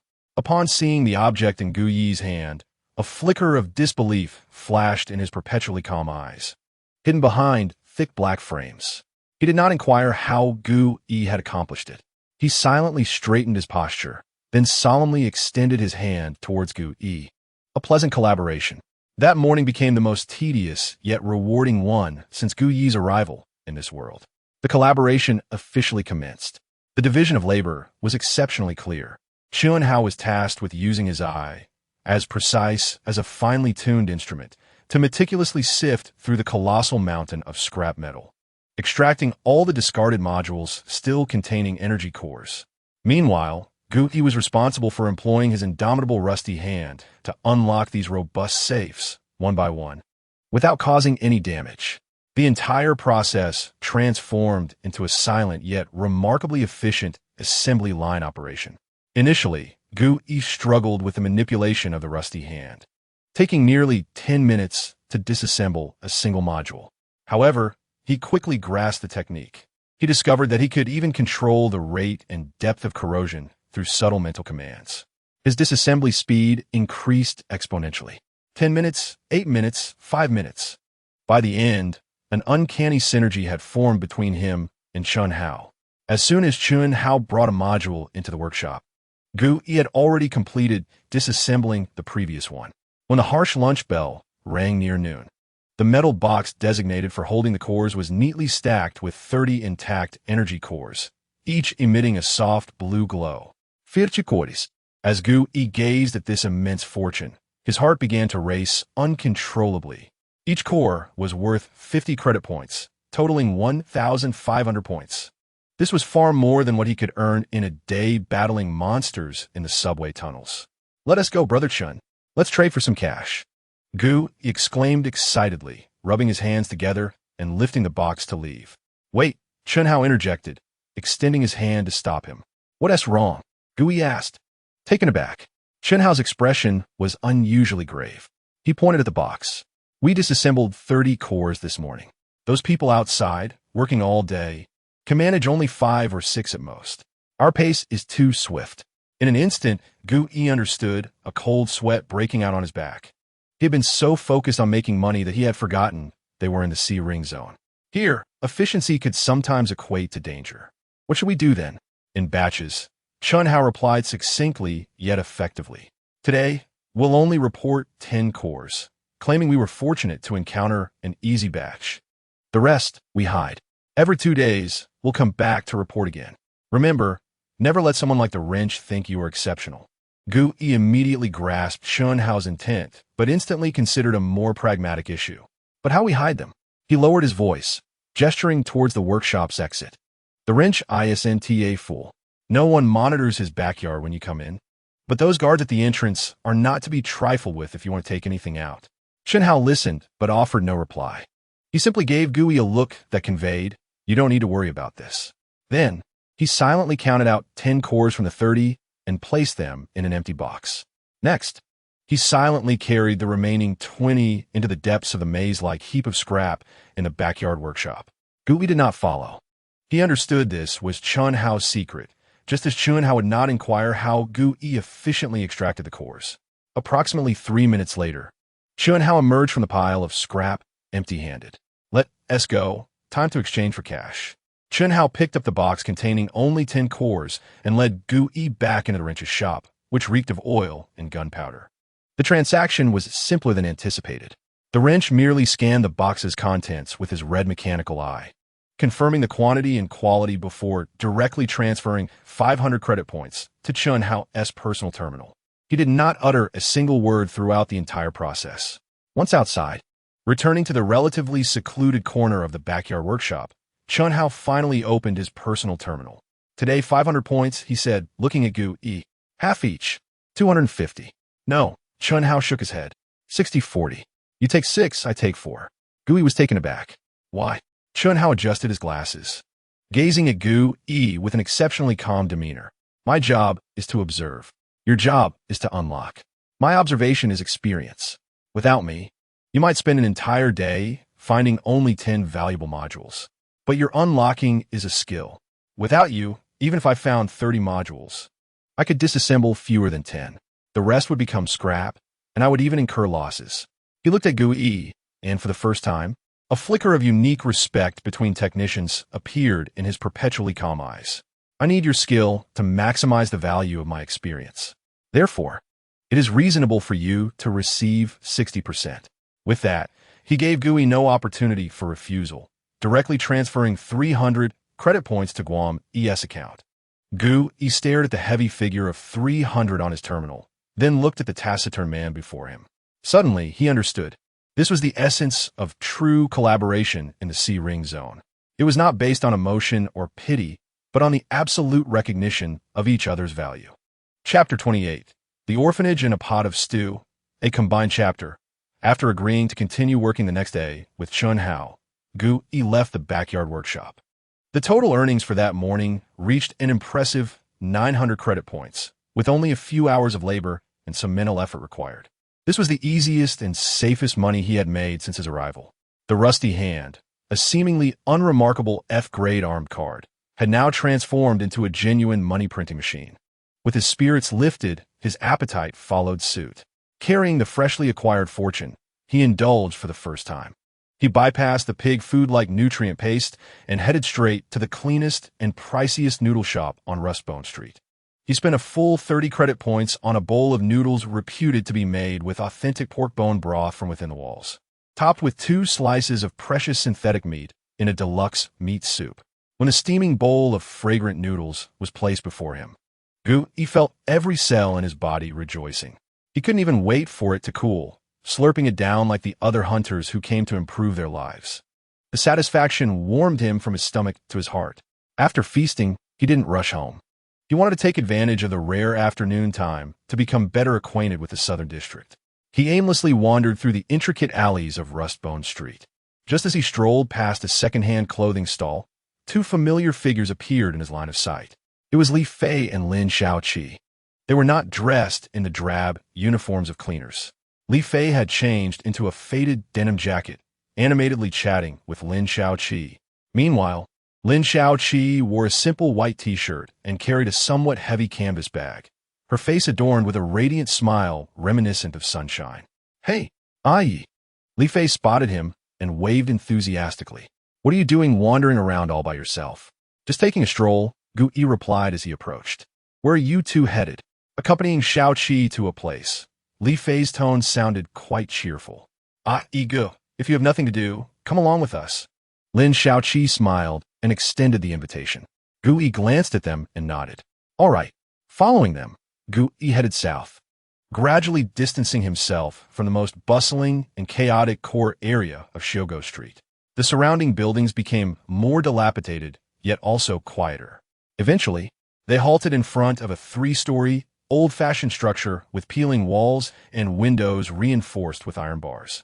A crooked, hand-painted wooden sign hung at the entrance, reading Nankadishi Hao Yuan.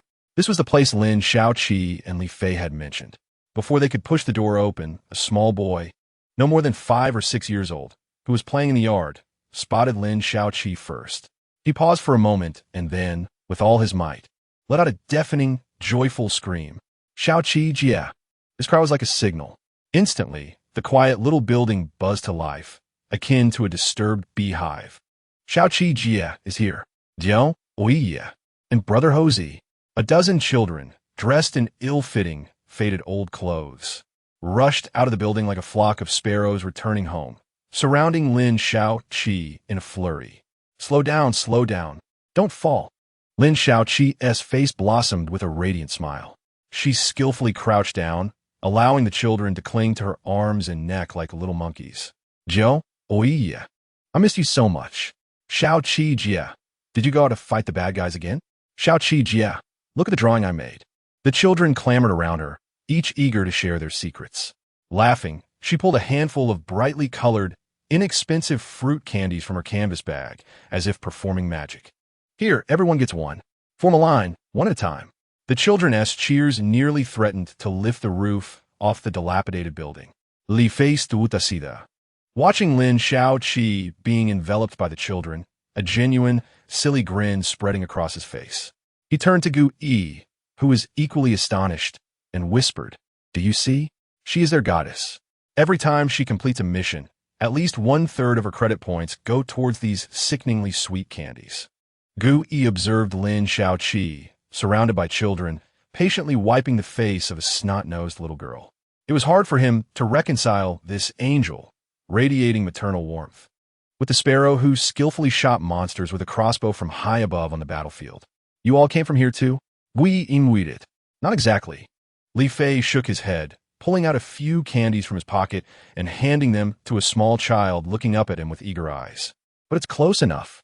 Our team, to put it bluntly, is just an orphanage." He chuckled self-deprecatingly. "Just think about it. In this godforsaken sanitation business, who would let their children work here if they had parents?" Li Fei refrained from elaborating further and joined the children. He feigned a stern expression, raising the bag of snacks high. "Do you want this? To get it, you have to defeat me, the great monkey demon king." He yelled playfully, engaging in a playful tussle with the slightly older boys. Gu Yi stood by, watching this scene, a stark contrast to the grim, desolate surroundings, filled with sunlight and innocence. Feeling somewhat dazed, an elderly woman, dressed in a simple, dark gray gown, with graying hair and a face lined with wrinkles yet possessing a gentle gaze, emerged from a stone building, leaning on a cane. She was the director of the orphanage. "You've come," she said, offering a kind smile to Lin Shaoqi and Li Fei. "Director Mama." Lin Shaoqi greeted sweetly. Then she introduced Gu Yi, saying Mama. "This is our new teammate, Gu Yi. Hello, child." The director nodded kindly at Gu Yi. The entire afternoon, Gu Yi remained at the small orphanage. He watched Lin Shaoqi patiently teach the younger children to read, sharing beautiful stories about the world beyond the walls, tales whose truth he himself could not verify. He observed Li Fei being treated like a horse by a group of small children, riding on his back and racing around the yard. He even found himself roped in a playing house for an entire afternoon by a bold little girl. As dusk fell, painting the desolate land in warm shades of orange, they finally bid farewell to the reluctant children. When the three of them returned to the hive apartment, the sky had darkened. The moment they stepped into the familiar dim corridor, a powerful, never-before-experienced aroma, mingling rich oils and the fragrance of grains, assaulted their senses. What the hell? Li Fei's eyes widened in disbelief. What is that smell? Who the hell brought the old man's barbecue kitchen home?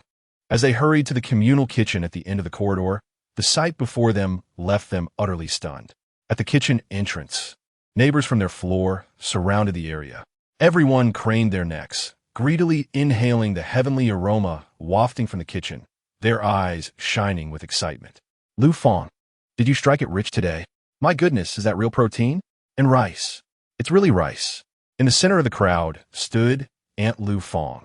Like a victorious general, hands on her hips, glowing with pride as she guarded her enormous iron pot. Inside it, a pot of golden, bubbling potato soup simmered, the enticing meaty aroma emanating from it. What are you staring at? Have you never seen anyone eat before? Lu Fong shouted at the crowd, her voice booming, though the grin on her face betrayed her delight. Spotting Gu, Yi, and the others returning, she waved them over. Where have you all been? Come help out. Li Fei and Lin Shaoqi finally squeezed through the crowd, gazing at the fist-sized chunks of meat in the pot, nearly drooling. Aunt Lu, did you rob the butcher gang's warehouse? Li Fei exclaimed dramatically. Go to hell. Lu Fong laughed and scolded, lowering her voice, explaining rapidly with a mix of pride and concern. I went to deliver the materials from our last mission to the butcher gang, and happened to catch them dismantling a big one they had dragged back from the West District. I chatted with the manager a bit, and in his good mood, he half sold, half gave me this huge chunk from the core protein area. Hiss. Both Li Fei and Lin Shaoqi gasped at the sight of the meat. This is genuine hard currency. But that's not all. Aunt Lu Fong's face broke into an even more mysterious smile. Like a magician, she lifted the lid of a slightly smaller pot beside her. A purer, warmer aroma with a hint of sweetness instantly filled the entire kitchen. Inside was a pot of fluffy, distinct grains of white rice, a luxury only the big shots of B-Ring District could occasionally enjoy.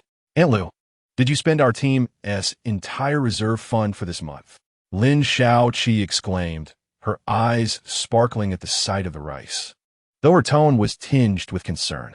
Go, go, go. What nonsense are you spouting? Lu Fong poked her finger at Lin Shaoqi's forehead. There's still some logistical budget left for this month. It'll be cleared at the end of the month. I thought, since it would be a waste to keep it, I might as well splurge and exchange it for this pot of premium rice at the black market. Today, as fate would have it, marks the birthday of our dear Shaoqi. Oh dear, I almost forgot. Lu Yi, you remembered. At this moment, Shaoqi realizes that this meal is in celebration of her own special day, and she is moved to embrace Lu Fong tightly. Stop fooling around, I'm still cooking. Lu Fong chuckles as she gently ushers Lin Shaoqi out of the kitchen, then shouts to the gathering neighbors outside. All right, no more peeking. Observing the increasing crowd at the doorway, Lu Fong grabs a large ladle, scoops several spoonfuls of the broth from the pot, and pours it into a prepared iron basin. Everyone gets a small spoonful of soup, just a taste. Now disperse, and don't delay our meal. The neighbors erupt in cheers, lining up to carefully ladle the precious, meaty broth into their own bowls, before contentedly dispersing. This is the custom of the hive. Here, one may close the door and indulge in solitary feasting. However, should you create such a commotion without sharing even a bit of your broth, tomorrow, an insurmountable pile of refuse may appear at your doorstep. Lu Fong, noticing Li Fei drooling over the meat broth, playfully taps the back of his head. Quit daydreaming. Go call old Wang and the bespectacled one over here. Today, our Team 7 is having a feast. At last, the kitchen is quiet. The coffee table in the common room serves as a dining table. Old Wang, unusually, pulls a metal flask from his pocket and places it on the table with a thud. That's enough. His words are succinct. Li Fei lets out a cheer and hurriedly fetches a few chipped enamel cups. The 6 members of the team, rarely gathered outside of missions, find themselves together. The meal is prepared swiftly. A large basin of steaming, aromatic protein cubes stewed with potatoes is placed at the center of the table with a clang by Lu Fong. The potatoes are tender and infused with meat juices, presenting an alluring sauce color. In front of each person is a bowl of fragrant, steaming white rice. Just as the famished Li Fei reaches for his chopsticks, Lu Fong suddenly strikes his hand with her large ladle. Hold on. What's the rush? Are you reincarnating? Li Fei, bewildered, withdraws his hand. Lu Fang exchanges a knowing glance with old Wang, who nods in understanding.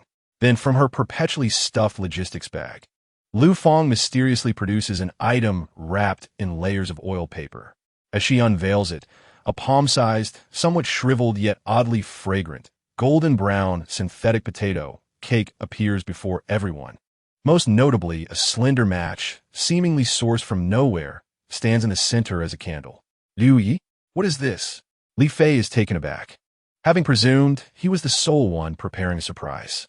Lu Fang, however, pays them no mind. Instead, she gazes at Lin Shaoqi with unprecedented warmth. She then lights the tiny match. Under the glow of that small, warm flame, she smiles and says, "Today is our little sparrow's 18th birthday. Come, don't just stand there." She leads the way, her slightly off-key voice gently singing. "Happy birthday to you." Old Wang joins in with his hoarse, raspy voice. Li Fei, Chen Hao, Gu Yi, and everyone else follows suit. "Happy birthday to you." Lin Shaoqi gazes at the flickering flame, the steaming pot of meat broth. And these companions who, though not bound by blood, are closer than any family. Unbeknownst to her, tears well up in her starry eyes. "Make a wish, dear girl," Old Wang remarks. Lin Shaoqi clasps her hands together and closes her eyes. No one knows the wish she made. Perhaps she hopes for everyone's safety. Or maybe she simply wishes that a year from now, they can gather once more for a hearty meal. She extinguishes the tiny flame. "Let us eat." With Lu Fang's command, everyone eagerly gathers around. The table is small, with 5 or 6 people squeezed together, shoulders brushing against one another. Old Wang pours a splash of his treasured low-quality liquor into each cup, even including Lin Shaoqi. When it is Li Fei's turn, emboldened by the alcohol, his face flushes crimson, unsure whether it is from the drink or nerves. Suddenly, he stands up and pulls out a carefully wrapped item from his pocket. "That, Shaoqi," he stammers, pushing the object toward Lin Shaoqi, his gaze darting away. "Isn't today your birthday? This is for you." The room falls silent, all eyes fixated on the small cloth package. Lin Shaoqi is momentarily stunned, her face a picture of surprise. "Why are you spending money like this?" she exclaims. Yet curiosity compels her to unwrap the cloth. When a silver Walkman, gleaming with a vintage metallic sheen, is revealed, even Old Wang raises his eyebrows in astonishment. "Wow, monkey, where did you get the money for this?" Old Wang is the first to break the silence. "It wasn't much." Li Fei quickly waves his hands, his face growing redder, struggling to articulate. "I found it at the black market, just a junk piece, not worth much. I only spent 100 credit points." "Yes, 100. He defiantly states a number that even he doubts. Gu Yi sees his awkward attempt to save face and feels a blend of amusement and inexplicable emotion. Lin Shaoqi cradles the player, examining it with wide, sparkling eyes. She is fully aware of its value. "It's too precious. I can't accept it." The girl's face flushes as she hastily attempts to return it to Li Fei. "No, keep it." Lu Fang, who had been silent, firmly places her hand over Lin Shaoqi's. She shoots Li Fei a look that says she sees through his intentions, then turns to Lin Shaoqi with a warm smile. "Silly girl, it's a gift for Monkey, just accept it. What does a young man like him need it for? It's for you to enjoy music, perfect timing." "Exactly," Li Fei quickly adds, pulling out headphones from his pocket as if presenting a treasure. "I tested it, it works. Here, give it a listen." He fumbles to hand the small earbuds to Lin Shaoqi. Hesitating for a moment, she succumbs to the encouragement of the group, her cheeks reddening as she places the tiny earbuds in her ears. Li Fei presses the play button.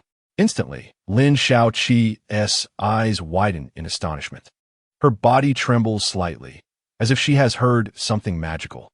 The room falls silent, all gazes fixed on her. Gradually, Lin Shaoqi's eyes glisten with unshed tears. After a moment, she abruptly removes the earbuds, lifting her head, her face alight with a mixture of excitement, joy, and disbelief. "It's so beautiful." Her voice quivers, laced with emotion. "I've never heard music so pure." She does not look at anyone, but carefully cradles the player as if it were a rare treasure. Then, she raises her head, her gaze sweeping across each person present. Old Wang, Lu Feng, Chun Hao, Gu Yi, before landing on Li Fei's face with the most radiant and sincere smile. Such a wonderful gift should not be enjoyed by me alone. The girl's eyes sparkled with a brilliance that exuded an innate intelligence. In my childhood at the orphanage, a teacher imparted a particular method. As she spoke, she unceremoniously took an empty enamel cup from the table and carefully placed 2 tiny earplugs side by side at the bottom of the cup. Following this, she turned the volume of the player to its maximum. A marvelous phenomenon unfolded. Utilizing the resonance and amplification of the cup, a somewhat hoarse yet melodious and pristine sound of the piano emanated from the cup's opening, gently flowing through the small lounge. It was a tender old song. In that moment, even the greasy aroma of meat in the air seemed to transform into something elegant. "Hey, well done, girl," Wang Laodai couldn't help but praise. Li Fei, witnessing this scene and Lin Xiaoqi's genuinely joyous smile, finally relaxed his tightly clenched fists. He grinned broadly, displaying an almost foolish smile, then abruptly raised his glass and downed a cup of inferior liquor, as if that was the only way to mask the overwhelming emotion bubbling in his throat. Lin Xiaoqi made a face at him, then lowered her head, yet her lips involuntarily curled upward, forming a radiant arc. She lifted her foot, secretly tapping along to the melody beneath the table. Chun Hao, usually silent, surprisingly filled his bowl to the brim today. "Eat. Only when you're full will you have the strength to fight," Wang Laodai declared, raising his cup, his face flushed. "Eat." Everyone raised their chopsticks. Gu Yi also picked up a piece of potato and placed it in his mouth. It was hot and fragrant. The taste was not particularly remarkable. The synthetic meat carried an industrial aftertaste, and the potato was somewhat astringent. Yet, inexplicably, as he swallowed the stew, a warm current surged from his stomach, enveloping his entire body. He observed the scene before him.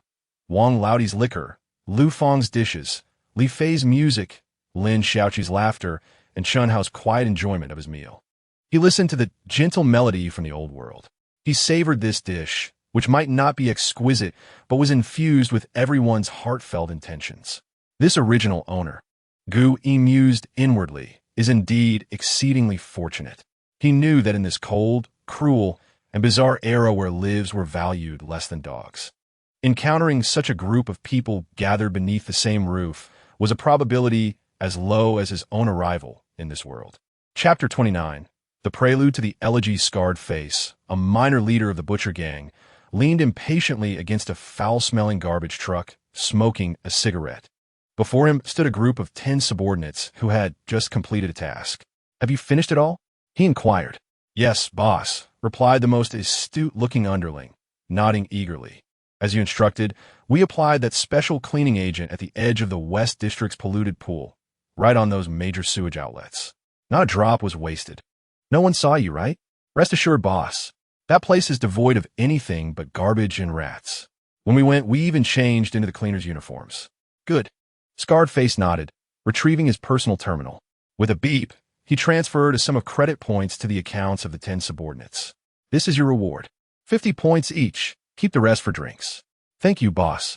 The subordinates erupted in suppressed cheers, beaming at the numbers that appeared on their terminals, expressing their gratitude before departing. Scarred Face watched them disappear into the darkness, disdainfully spitting on the ground. A bunch of fools. He himself was unaware of what that colorless, odorless cleaning agent truly was.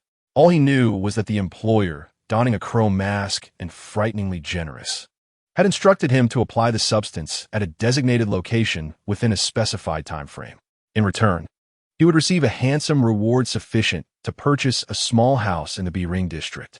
He glanced at the back of his hand, where he had accidentally touched a drop of the cleaning agent. There was nothing there, just a slight chill on his skin. Human Alliance Garrison, C-Ring District Patrol Headquarters. Office. Young Patrol Officer Xiao Wang stood anxiously before his superior, Captain Zhao. "Captain Zhao, this is the 5th report of abnormal disappearances this week." His voice carried a hint of the youthful idealism that had yet to be dulled by reality. "All the missing persons are concentrated at the fringes of the South and West districts. Moreover, according to family members and neighbors, they exhibited similar hallucinatory symptoms, claiming to have seen a red halo near their homes. Behind a desk, a middle-aged man named Zhang Qing leisurely sipped his tea without lifting his eyelids. Red Halo? He scoffed. Xiao Wang, how long have you been in C District? A month? 2 months? 3 months, Captain. 3 months. And you still believe in such nonsense? Captain Zhao set down his teacup and spoke in a condescending tone. This is C District. Every day, people hallucinate due to fake liquor or tainted pleasures. I've handled more than 10 cases of individuals claiming to have seen deities descending. But this time is different. Xiao Wang insisted urgently. Their disappearances are too clean. There are no signs of struggle, as if they evaporated from existence. And all mentioned the red halo and singing. Such a unified hallucination falls under the category of suspected mean pollution according to the criteria for bizarre events. We must report this to the General Bureau. Let the intelligence agency intervene. Report? Captain Zhao finally raised his head, gazing at him as one would look at a fool. Xiao Wang, you're still too young. The General Bureau is currently focused on guarding against those real threats beyond the walls. Do you think they will concern themselves with street tales where not even a body can be found? Do you know how many departments would be stirred by a request for cross-regional collaborative investigation? Our garrison is already short-staffed. With that energy, we might as well catch a few brawlers at the meat market, he said, taking the report Xiao Wang had handed him, not even glancing at it before tossing it into a nearby basket labeled to be archived. All right, I understand the situation. I will keep an eye on it. You, go back to patrolling. But that is an order. Captain Zhao's tone grew cold. Xiao Wang wished to protest further, but upon seeing the unyielding expression on the captain's face, he ultimately could only salute reluctantly. Yes. When the office door closed behind him, the lazy, bureaucratic expression on Captain Zhao's face vanished in an instant. In its place emerged a cold, fervent indifference, akin to gazing upon a herd of lambs awaiting slaughter. He approached the file basket, retrieving the report he had just discarded. Then he walked to the corner of the office, to a small document shredder. With a sizzling sound, the report detailing 5 lives lost and a life-saving alert was instantly reduced to inconsequential black ashes. The mouse was a scavenger, a desperate one on the brink of starvation. Today, he had rummaged through the garbage heap all day, only to find a half-broken energy module that could be exchanged for 2 credit points. He was utterly famished, so much so that he lacked the strength to stand. Slumped upon a pile of industrial waste exuding the stench of chemicals, he gazed at the distant, prison-like gray walls, his eyes vacant and devoid of life. He cursed dryly from the depths of his throat, filled with an intense hatred for the world, a world that had cast him aside like refuse, leaving him amidst a mountain of garbage. Just as he felt himself completely submerged by this overwhelming despair, he heard it, a melody. It was a song, distant yet ethereal, yet remarkably clear, reminiscent of a mother softly humming a lullaby. How peculiar it was in this desolate place where only the wind and the rustling of trash existed, that such a voice should intrude. Yet it was far more beautiful. Unlike the cacophonous rock music from a wind-up orange, this melody was tender. It caressed his heart, which had been battered and bruised by life's harsh realities, like a gentle hand soothing a weary soul.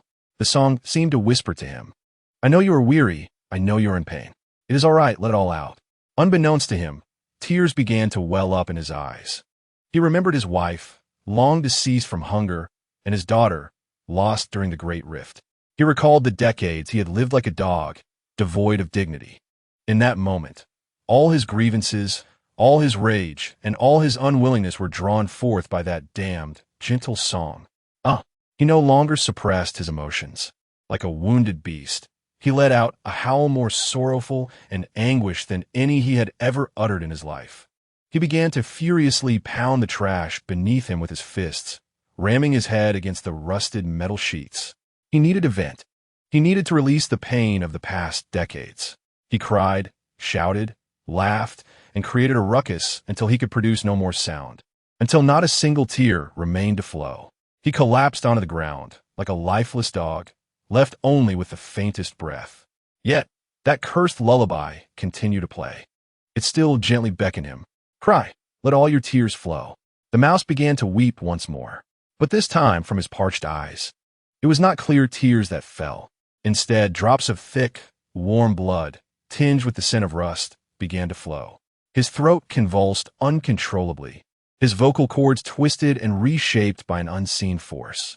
He wished to cry out for help, to scream, but what emerged was a dissonant wail, identical to that haunting melody.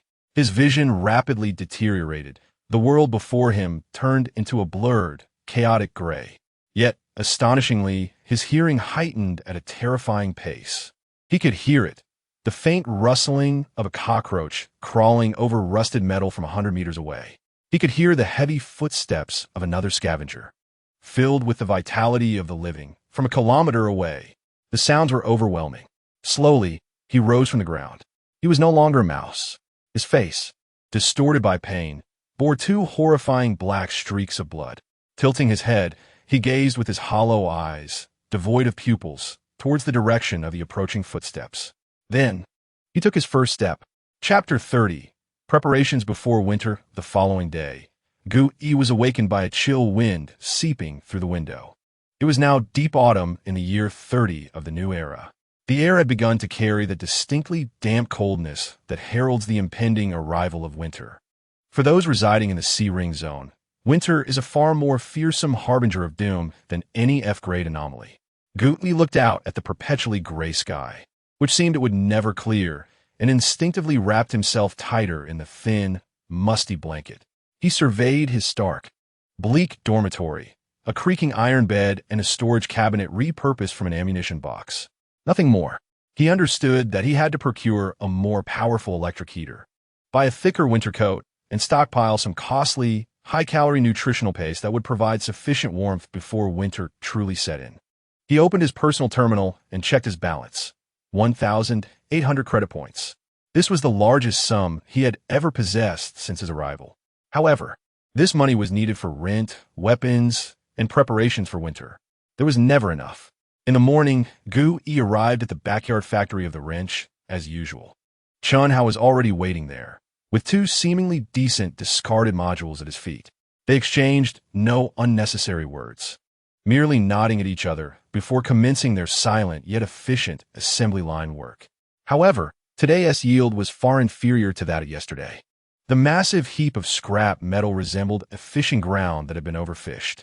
Chun Hao spent the entire morning nearly blinding himself with his keen eyes, sifting through the genuine scrap metal and salvaging only 10 modules of any worth. When Gu Yi dismantled the 10th energy core, Chun Hao shook his head. There's nothing left. His voice carried a hint of barely perceptible fatigue.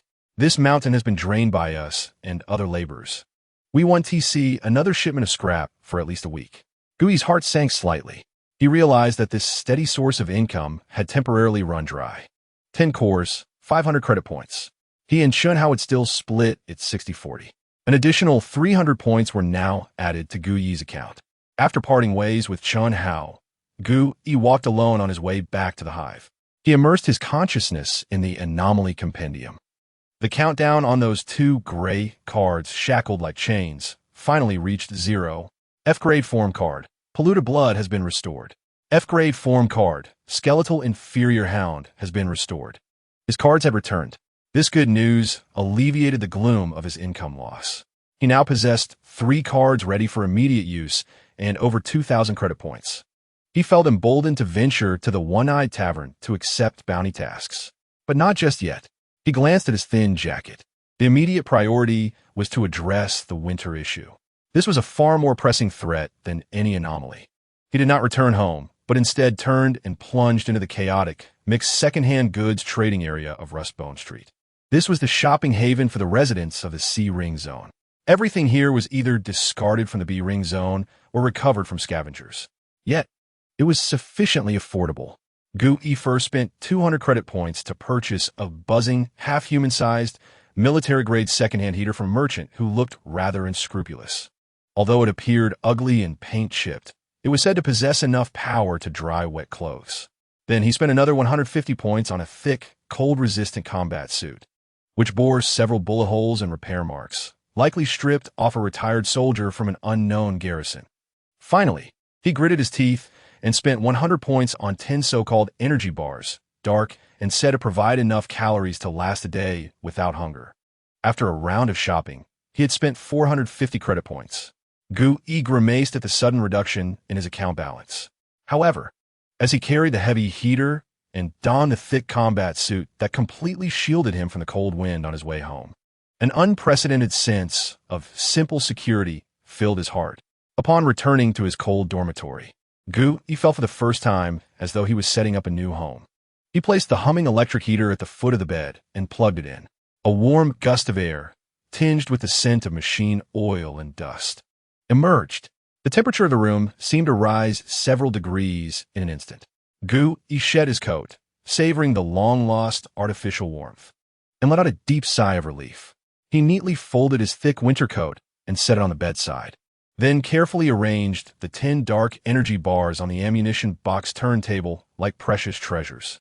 He gazed around this humble abode, which, though still modest, no longer felt entirely barren. For the first time, he experienced a sensation that could be described as stability. Perhaps days like this were not so bad.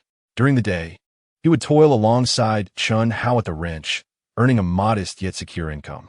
In the evenings, he would return to this cozy refuge, study the illustrated guide, and gather strength. Once he had saved enough to purchase his first firearm, he would approach the one-eyed man for some assured F-level tasks. Step by step, he would tread carefully, just as he was mapping out this stable future. The personal terminal on the table buzzed unexpectedly.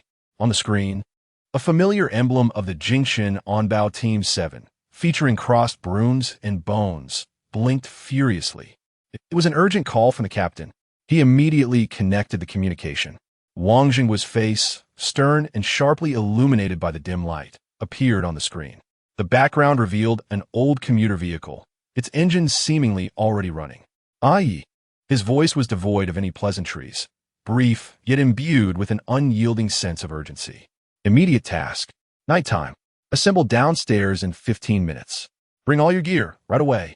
The communication was abruptly severed. Gu Yi stared at the now darkened screen, momentarily frozen in place.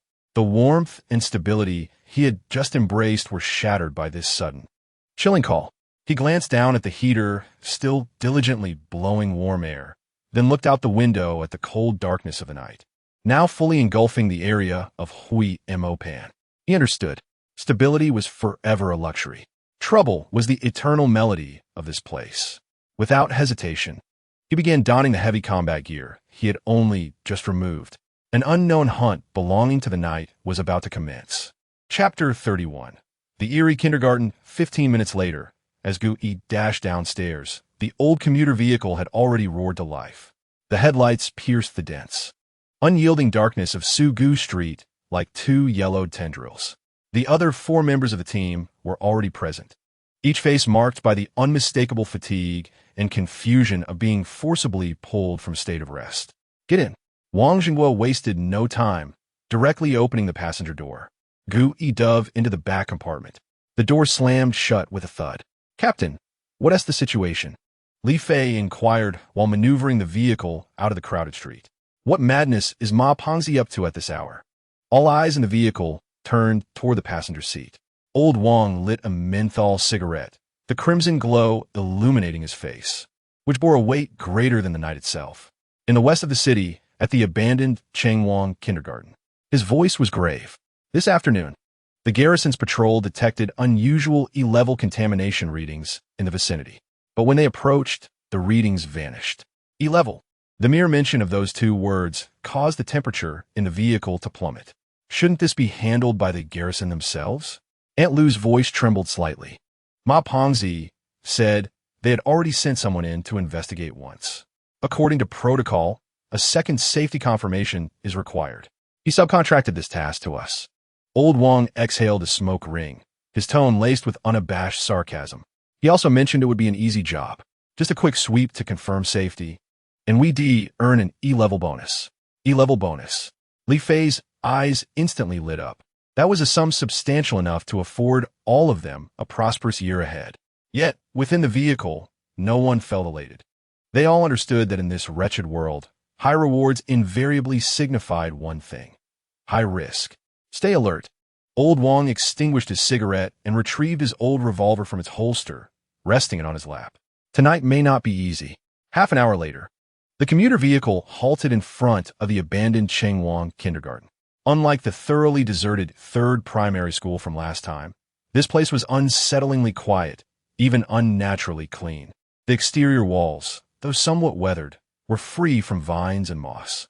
The playground's slide and swing, despite their rust, reflected an eerie sheen under their headlights, as if they had been recently polished. Is this truly a place that has been abandoned for 30 years? Li Fei murmured, instinctively swallowing hard. How are the contamination readings? Wang Jingguo inquired. Chun Hao sat inside the vehicle, intently studying the detector in his hand, his brow furrowed. It's peculiar. The readings fluctuate erratically between a very low, safe level and peak values off the charts, like a faulty light bulb. This analogy cast a pall over everyone's spirits. All right, let us disembark. Old Wang opened the car door. Whatever lurks inside, we must confront it. With a snap, the hydraulic cutter severed the lock on the door. The iron gate, painted with a cartoon rabbit design and peeling paint, creaked open smoothly. There was no grating sound of friction. The hinges seemed well-oiled. A mixed scent of faint disinfectant and chalk dust, foreign to the ruins, wafted toward them. Why do I feel like this place was still in use just yesterday? Lin Shaoqi's voice quivered slightly. No one answered her, as they all shared the same unsettling feeling. They stepped into the hall of the teaching building. The hall was immaculate. The walls displayed colorful children's drawings, and the air carried a faint, almost imperceptible scent of chalk. Everything here was so normal that it sent shivers down their spines. Captain, what should we do? Li Fei's voice instinctively lowered. In such an environment, even he, usually the most carefree, felt a chill deep within. Wang Jingguo showed no hesitation. His instincts, honed through countless brushes with death, had made the only correct decision for him. Everyone, act as a group. His voice brooked no dissent. We'll start from the first floor, checking each room one by one. Monkey, you keep an eye on the entrance. Sparrow, watch the windows. Glasses, monitor the detector. Aunt Lu, and I will conduct the search. This place is sinister. We cannot separate. Understood. The group responded in unison, swiftly forming the most compact and mutually supportive defensive formation. Gu Yi followed closely behind Old Wang, gripping the cold military dagger tightly and vigilantly surveying his surroundings. They began their meticulous inspection down the corridor on the first floor. The first room was the activity room. Inside, the building blocks were meticulously arranged in the corner. On a wooden horse, there was a faceless cloth doll. The second room was the music classroom, where an old organ sat, its keys untouched by dust. On the piano cover lay an open sheet of music. Everything was so normal that it sent shivers down one's spine. Just as Gu Yi was beginning to believe this was merely a routine inspection task, he suddenly halted in his tracks. His gaze was drawn to a charming red plastic slide in the activity room. On the handrail of the slide was a small note, written in crooked crayon. Gu Yi approached, illuminating the note with his flashlight to read its contents. Dear children, remember to line up when sliding. A perfectly ordinary statement. Yet beneath it in red crayon was a large, ominous cross, seemingly an addendum. Absolutely do not slide down from the top. Gu Yi's heart lurched. What could this mean? Before he could ponder further, Aunt Lu let out a suppressed gasp beside him. Old Wang, come quickly. The two rushed over to the end of the hallway, where they found another note affixed to the restroom door. Remember to wash your hands before eating. Below it, the same blood-red addendum read. Under no circumstances use the water from the tap. A chilling, indescribable dread began to creep up Gu Yi's spine. This was no coincidence. These contradictory rules, laden with malicious traps, resembled an invisible, colossal spider's web, ensnaring every corner of this kindergarten. Something was amiss. Old Wang's face also turned a ghastly shade. He immediately shouted into the intercom. Everyone, cease the inspection at once. Assemble in the lobby on the first floor. Repeat, assemble immediately. However, just as his command echoed, a piercing, jarring sound erupted from the ancient wall-mounted speaker at the end of the corridor without warning. Then, all the lights in the kindergarten flickered violently. In that fleeting moment, the world shone as brightly as day. It was in that instant that Gu Yi beheld sight. He saw that the empty, pristine corridor before them was suddenly covered in a dense array of tiny, gray handprints. From the floor to the walls and up to the ceiling, countless small handprints appeared to seep from the walls, flickering in and out of existence. Then the lights went out. The world returned to darkness. Tick-tock. Gui heard it. He could hear something cold and viscous dripping from the ceiling. It fell upon his face. Instinctively, he reached out to wipe it away. In the faint beam of his flashlight, he saw that his hand was stained pitch black, like tears. In the next moment, the cheerful, clear sound of an old-school bell shattered the silence, resonating throughout the cursed building. The game had begun. Chapter 32. Hide and seek that harsh bell, which should herald liberation and joy, at this moment, felt like a death knell, mercilessly piercing the ears of every member of Team 7. Immediately, the long silent school broadcast crackled to life with a sharp electric sound. A childlike voice, indistinguishable in gender and tinged with an eerie electronic tone, echoed from the speaker, enunciating each word with precision. Ding-dong. Attention, children. The game of hide and seek is now commencing. Please find your favorite hiding spot within 30 seconds. 30. The cold, mechanical countdown began. Damn it, it's a rules-based game. Wang Jinghua was the first to react, unleashing an enraged roar. Without hesitation, he pulled everyone close, forming a defensive circle back-to-back. Everyone, follow me. Charge for the door. He charged like an enraged lion, fiercely protecting everyone as they rushed towards the entrance they had just entered. However, with a loud crash, the old wooden door slammed shut before them, as if gripped by an invisible giant hand. Old Wang kicked the door, but it stood resolute, as sturdy as a concrete wall. They were trapped, completely locked in this cursed playground. 25. 24. The countdown continued ominously over the broadcast. Damn it, Old Wang quickly shouted. Plan B. Scatter and hide. Now, like a seasoned commander, he swiftly directed everyone to their respective hiding spots. Aunt Lu, into that storage room. Monkey, Sparrow, you two are agile. Head upstairs. Find a classroom to hide in. Glasses, you go to the distribution room. The layout is complex. 15. 14. Time was running out. Li Fei and Lin Xiaoqi exchanged glances. No longer hesitating, they darted up the stairs like nimble monkeys, disappearing into the darkness. Chun Hao adjusted his glasses and dove into the distribution room at the end of the corridor. Aunt Lu, urged on by Old Wang, scrambled into the storage room piled high with discarded desks and chairs. In an instant, the vast lobby was left with only Wang Jinghua and Gu Yi. 10. 9. Old Wang scanned the surroundings and finally fixed his gaze on a tall storage cabinet in the corner, originally meant for cleaning supplies. It was far too small to conceal two adults, but Old Wang showed no hesitation. He forcefully shoved Gu Yi towards it. Get in. Curl up. His voice brooked no argument. Gu Yi had no time to think. Instinctively, he curled his body and squeezed into the narrow, moldy cabinet. Captain Wang, what about you? He asked in terror. I have my own plans. Old Wang glanced at the massive fire pipe that ran across the entire lobby, a fierce glint in his eyes. Stop wasting time. Just stay alive. With that, he slammed the cabinet door shut with a resounding thud. 3. 2. Gu Yi found himself engulfed in suffocating darkness and confinement. He could only peer through the narrow slats of the cabinet's ventilation, nervously watching outside. Then he saw it. He witnessed Old Wang sprinting like an aging yet still agile cheetah. He took a powerful leap off the wall and, with unbelievable force, grabbed hold of the fire pipe that was at least 3 meters high.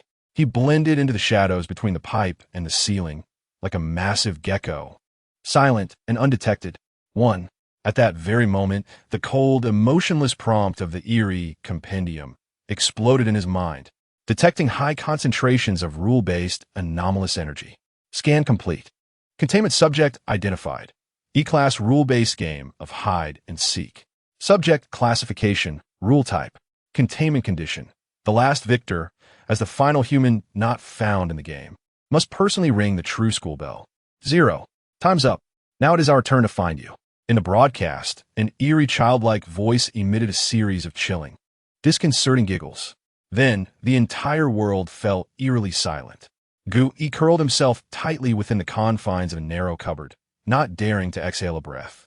Initially, there was nothing, but soon he heard it. The sound, a faint tapping, reminiscent of fingernails lightly scraping against the cement floor. No, it was not on the ground. The sound originated from the wall beside him. He immediately pressed his eye against the tiny crack of the cupboard door to peer outside. There he beheld a figure, approximately the size of a 6 or 7-year-old child, resembling a burned film reel, gray and distorted. Like a spider, it scuttled along the wall of the corridor, moving with an unnatural swiftness that defied the laws of physics. It donned a tattered, antiquated kindergarten uniform. It had a nose, a mouth, and that small, gray mouth seemed to curl into a sinister smile. However, in place of eyes, there was only a smooth, unnervingly featureless expanse of skin. It had no eyes. Silently, it crawled along the wall, its eyeless face scanning every corner of the hall, as if searching for someone.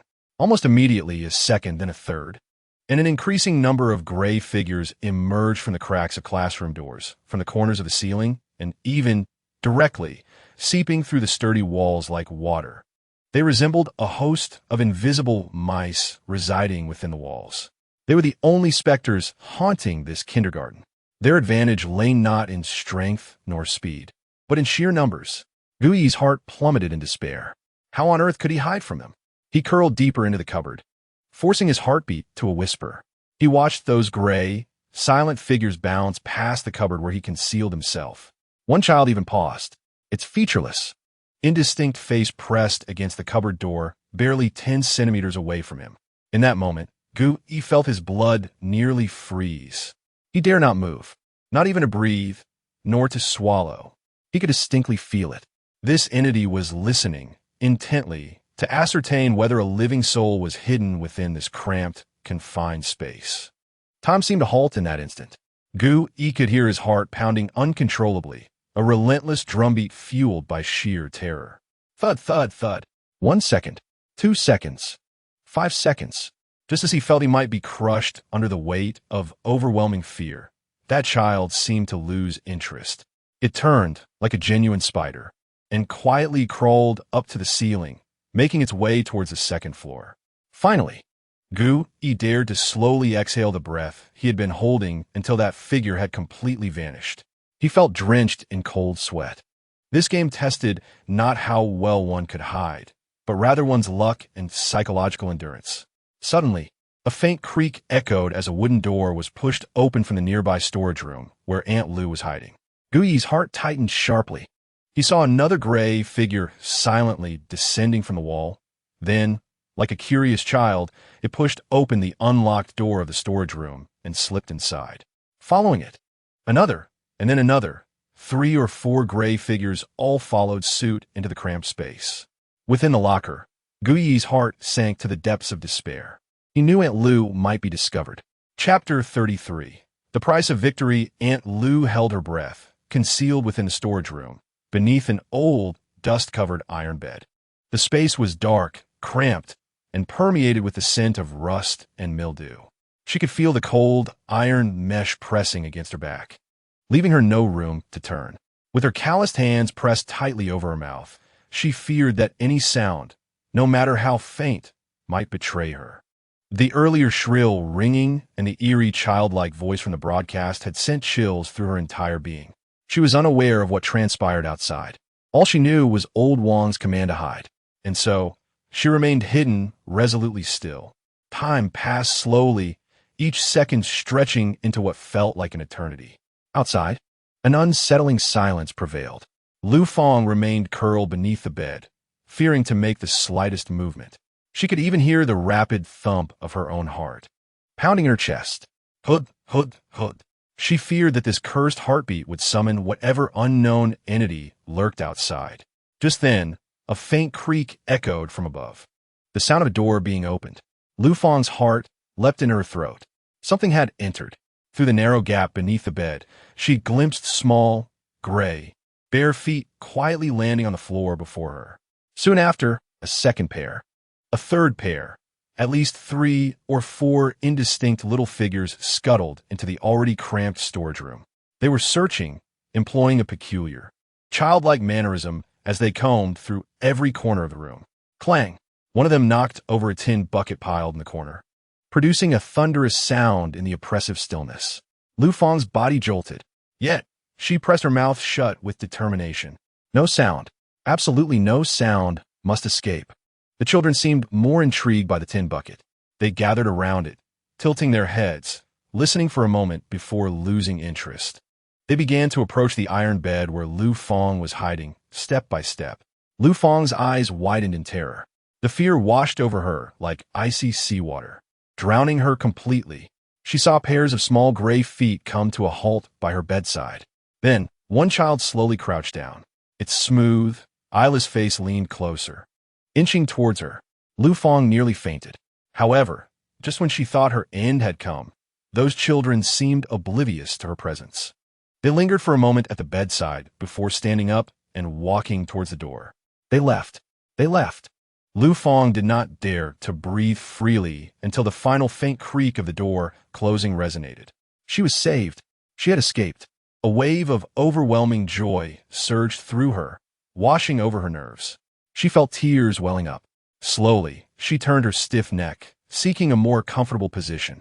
Yet, in that moment of movement, her actions froze. For she saw it.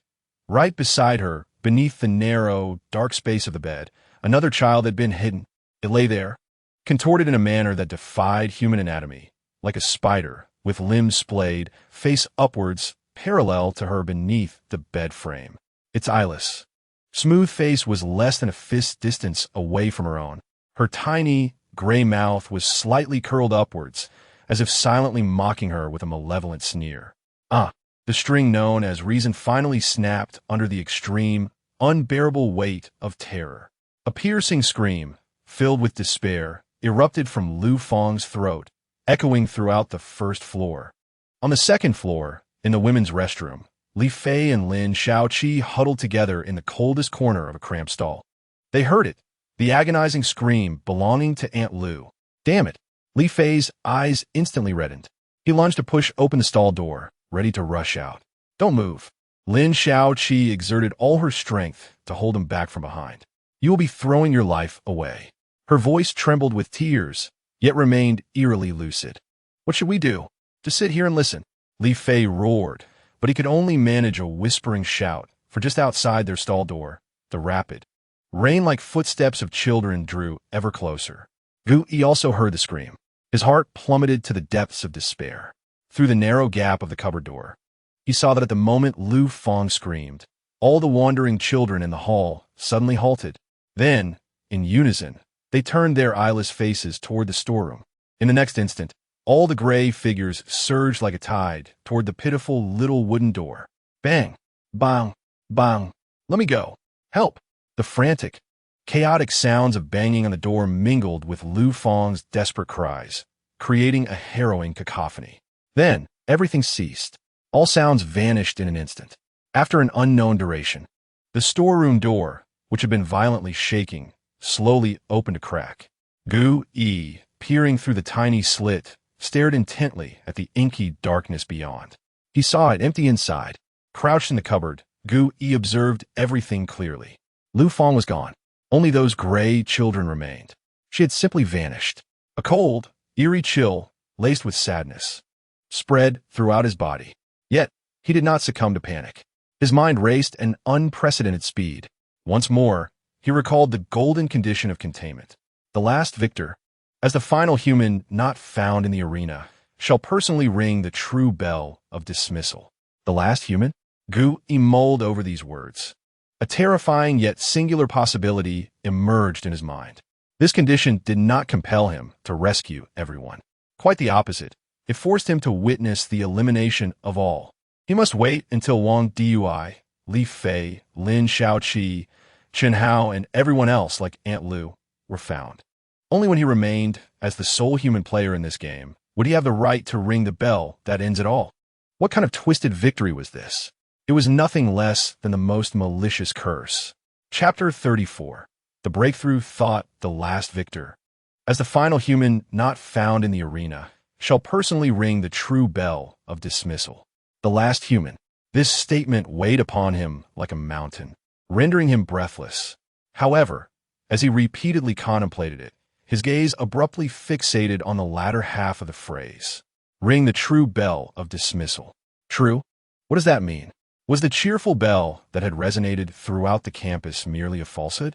It was merely a signal to announce the commencement of the game. The true bell that could end this damn game was hidden somewhere within this kindergarten. There is a solution. This game can be resolved. They need not be like mice, passively awaiting discovery. They could fight back. Just as these thoughts raced through his mind, the familiar, spine-chilling sound of nails scraping against the wall echoed once more. And this time, the source of the sound was very close. Gu immediately pressed his eyes against the narrow gap in the cupboard door. Then he saw it, a small, gray, eyeless figure, resembling a spider, silently hanging from the ceiling. It crawled toward the fire pipe where Wang Laojiao was hiding. Gu's heart leapt to his throat. Wang Dui. The child slowly climbed above the fire pipe and then paused. Its smooth, eyeless face hung down, nearly touching the pipe. It was listening. It's over. Wang Dui has been targeted. Gu's pupils dilated. He instinctively prepared to transform into the skeleton hound and burst out to create chaos. However, just as the child seemed to confirm its target, poised to pounce from the ceiling, Wang Laojiao moved. He did not flee, nor did he counterattack. He merely reached into his pocket with extreme slowness, retrieving an object, a flat, metallic item, one Gu he was all too familiar with, an empty black liquor bottle. Then Wang Laojiao, with all his strength, hurled the bottle into the depths of the hall. Clang! The sound of shattering glass echoed throughout the hall, erupting without warning. In that instant, all the wandering children, including the ghost preparing to pounce on Wang Laojiao, froze as if struck by lightning. Then, as if responding to their master's command, they all turned their eyeless faces toward the sound and surged in that direction. A feint. It worked. And at that moment, as they were diverted, Wang Laojiao moved. Like an aged yet agile monkey, he silently slid down from the high fire pipe. Without pausing, he darted to the cupboard where Gu Yi was hiding. Kid, he whispered urgently, his tone filled with relief and a commanding authority. Come out. Follow me. Gu Yi immediately pushed open the cupboard door and emerged. Wang Dui. You don't waste time. Wang Laojiao interrupted, panting. Those little brats are blind. They rely solely on sound to locate you. And don't linger in one spot too long. They'll find you like dogs tracking a scent. His voice was hoarse and filled with fury, resembling a wounded beast trapped in a cage. Aunt Lu, Gu Yi struggled to speak. I saw it. Wang Laojiao closed his eyes, a flicker of indescribable pain crossing his weathered face. Gu Yi then realized that Wang Laojiao's hiding spot allowed him to see both the hall and the entrance to the storeroom. In less than a second, he suppressed that pain deep within. When he opened his eyes again, only cold, steely determination remained. I need to go upstairs to find the monkey and the others. I'm afraid those two foolish kids will inadvertently cause a commotion. You go find the glasses. He withdrew from his pocket a crumpled schematic of the kindergarten's architectural structure. This was the sole piece of intelligence they had received from the company prior to their mission. He pointed emphatically at two locations on the map's first floor. The glasses must be in the distribution room. I suspect that the key to ending this wretched game lies within that broadcasting system. Go find him. Relay my discovery. Have him see if there is a way to restart that cursed broadcast from the distribution room. We need to create a greater commotion to divert these ghastly entities. Wang Laojiao's reasoning was both clear and direct. Since the enemy relied on sound to locate its prey, they should counter with an even louder noise. Do you understand? Understood. Gu Yi nodded vigorously. Good. Wang Laojiao uttered no more words, simply giving Gu Yi's shoulder a firm pat. Kid, don't die. With that, he crouched low, vanishing silently into the darkness at the staircase's mouth like a true specter. Gu Yi stood alone in the deserted classroom. He knew this was not the time for hesitation. Each member of the team had found their task. His task was to locate Chunhao. He chose not to risk venturing in human form. Transforming, he became Hegeliquan. With a series of suppressed, subtle sounds of skeletal restructuring, Gu Yi swiftly contorted into a flawless white hound, born solely for stealth and slaughter. He lingered not for a moment, propelling himself silently like a white shadow toward the room marked as the distribution room on the map. Fortunately, he encountered no wandering children along the way. It seemed that the majority of the children had been drawn to the other end of the hall by Wang Laodai's earlier actions. He arrived at the distribution room's door without incident. He paused at the threshold, listening intently, confirming that there were no eerie, skittering sounds indicative of ghostly children within. He entered silently. The air in the distribution room was thick with a mix of ozone and dust. Rows of standing distribution cabinets divided the space like a labyrinth. Gui understood Chun Hao's character. In such an environment, he would undoubtedly choose a spot that could conceal him while remaining closest to the power sources and circuits. That would provide him with the utmost sense of security. Gui's gaze swiftly scanned the room, ultimately locking onto a narrow gap formed between two enormous cabinets, almost imperceptible to the untrained eye. He remained silent, refraining from shining his flashlight. Instead, he slowly extended a finger, tapping gently against the cold metal cabinet in a rhythm understood only by members of Team 7. Top, top, top. This was the simplest enemy identification signal taught by Wang Laodai. The pipes echoed with an eerie silence. 1 second, 2 seconds. Just as Gui began to doubt his judgment, 2 tapping replies resonated from the depths of that crevice. Top, top. The code matched. Gui's taut nerves finally relaxed. He slowly approached the gap and, lowering his voice to a whisper barely audible to 2 individuals, called out, "Uh-oh, B." A similarly suppressed voice emerged from within. It was Chun Hao. Gui moved closer and saw Chun Hao curled up in that exceedingly narrow space. His face was slick with cold sweat, yet his gaze remained remarkably composed. "Lucky for us. Since I entered, nothing has ventured in here. Team Leader Wang sent me to find you."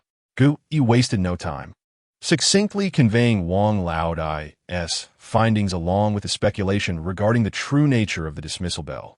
He refrained from mentioning any containment conditions, merely stating that he believed the false bell sound might serve as a switch. Chun Hao, typically reticent and tech-savvy, did not immediately make a judgment after hearing Gui's account. Instead, he adjusted his glasses, then switched on his flashlight, directing the beam toward the row of distribution cabinets beside him. "Come look at this." His tone was calm, but laced with an unmistakable gravity. Gui approached and froze. Under the light of Chun Hao's flashlight, the cabinets, which should have been covered in dust and rust, appeared immaculate. The complex control panels and circuit interfaces, though outdated in model, were impeccably maintained, not a single screw exhibiting any sign of corrosion. "This place is off." Chun Hao gently caressed the metal exterior of one cabinet with his gloved hand, his voice imbued with the bewilderment and excitement unique to technicians who have uncovered anomalies. "It's too new. It looks nothing like something that has been abandoned for 30 years. It's as if someone had conducted routine maintenance here just yesterday." He stood up and shone the light on the floor. "Look here, not a speck of dust. It's exactly as it was when I entered." Gui's heart sank. A chill, deeper and more unknown than that of the ghostly children, surged from his feet. Team Leader Wang's thoughts, along with your speculation, may indeed be correct. Chun Hao no longer dwelled on this strange phenomenon, but swiftly redirected the conversation towards breaking the deadlock. He pointed to an isolated distribution cabinet that resembled a backup circuit. The school's broadcasting system operates semi-independently from the main power system, and this distribution room is still functional. He approached the cabinet, opened a small maintenance hatch, and connected his personal terminal. Instantly, the screen illuminated with a dense array of incomprehensible circuit diagrams and data streams. "I need some time." Chun Hao's eyes remained fixed on the screen. "I must identify that one connection among these hundreds of lines that lead to the second-floor broadcasting room. Then, I will find a way to supply it with power independently." Chapter 35. The Silent Hunter. I am temporarily safe here. Chun Hao's gaze never wavered from the terminal screen, his voice steady. "You should head up and reunite with the captain and the others, then locate the broadcasting room." He lifted his head, his calm eyes fixed intently on Gui. "Once I succeed, I will send a signal indicating a successful connection to all of your devices through my personal terminal. By that time, your task will be to find a way to activate that dismissal bell in the broadcasting room. If the bell isn't the answer. We occupying the broadcasting room can still use the broadcast to delay them, buying us time. Gu Yi watched his side profile illuminated by the data streams, his focus palpable, and nodded firmly. I understand. He said nothing further, turning silently to exit the distribution room that had become a beacon of hope. The corridor remained eerily quiet. He concealed himself in the darkest corner, swiftly shifting forms, transforming into Hueen Bat, accompanied by a subtle sound of bones and flesh reshaping. Gu Yi's form instantly morphed into a silent hunter of darkness, akin to the ghostly children. He unfurled his cold, fleshy wings and glided soundlessly beneath the high ceilings of the teaching building. Soon he spotted it. He saw a small, gray, eyeless figure crouched at the end of the corridor, tilting its head. An opportunity, a frigid impulse, belonging to a predator, surged within Gu Yi's heart. He yearned to test his new, sharpened claws against these entities, to see if they proved effective. Without a moment's hesitation, he folded his wings and, like a bolt of black lightning, dove silently from the ceiling. Simultaneously, he opened his mouth. Squeak! A conical wave of ultrasonic energy, compressed to its utmost limit, struck fiercely against the back of the gray figure.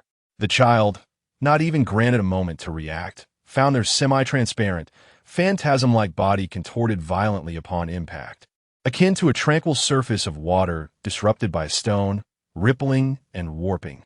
Immediately following, Gu Yi's razor-sharp claws descended. A faint sound, reminiscent of tearing damp paper, echoed through the air. The child's form was effortlessly rent asunder, split in twain.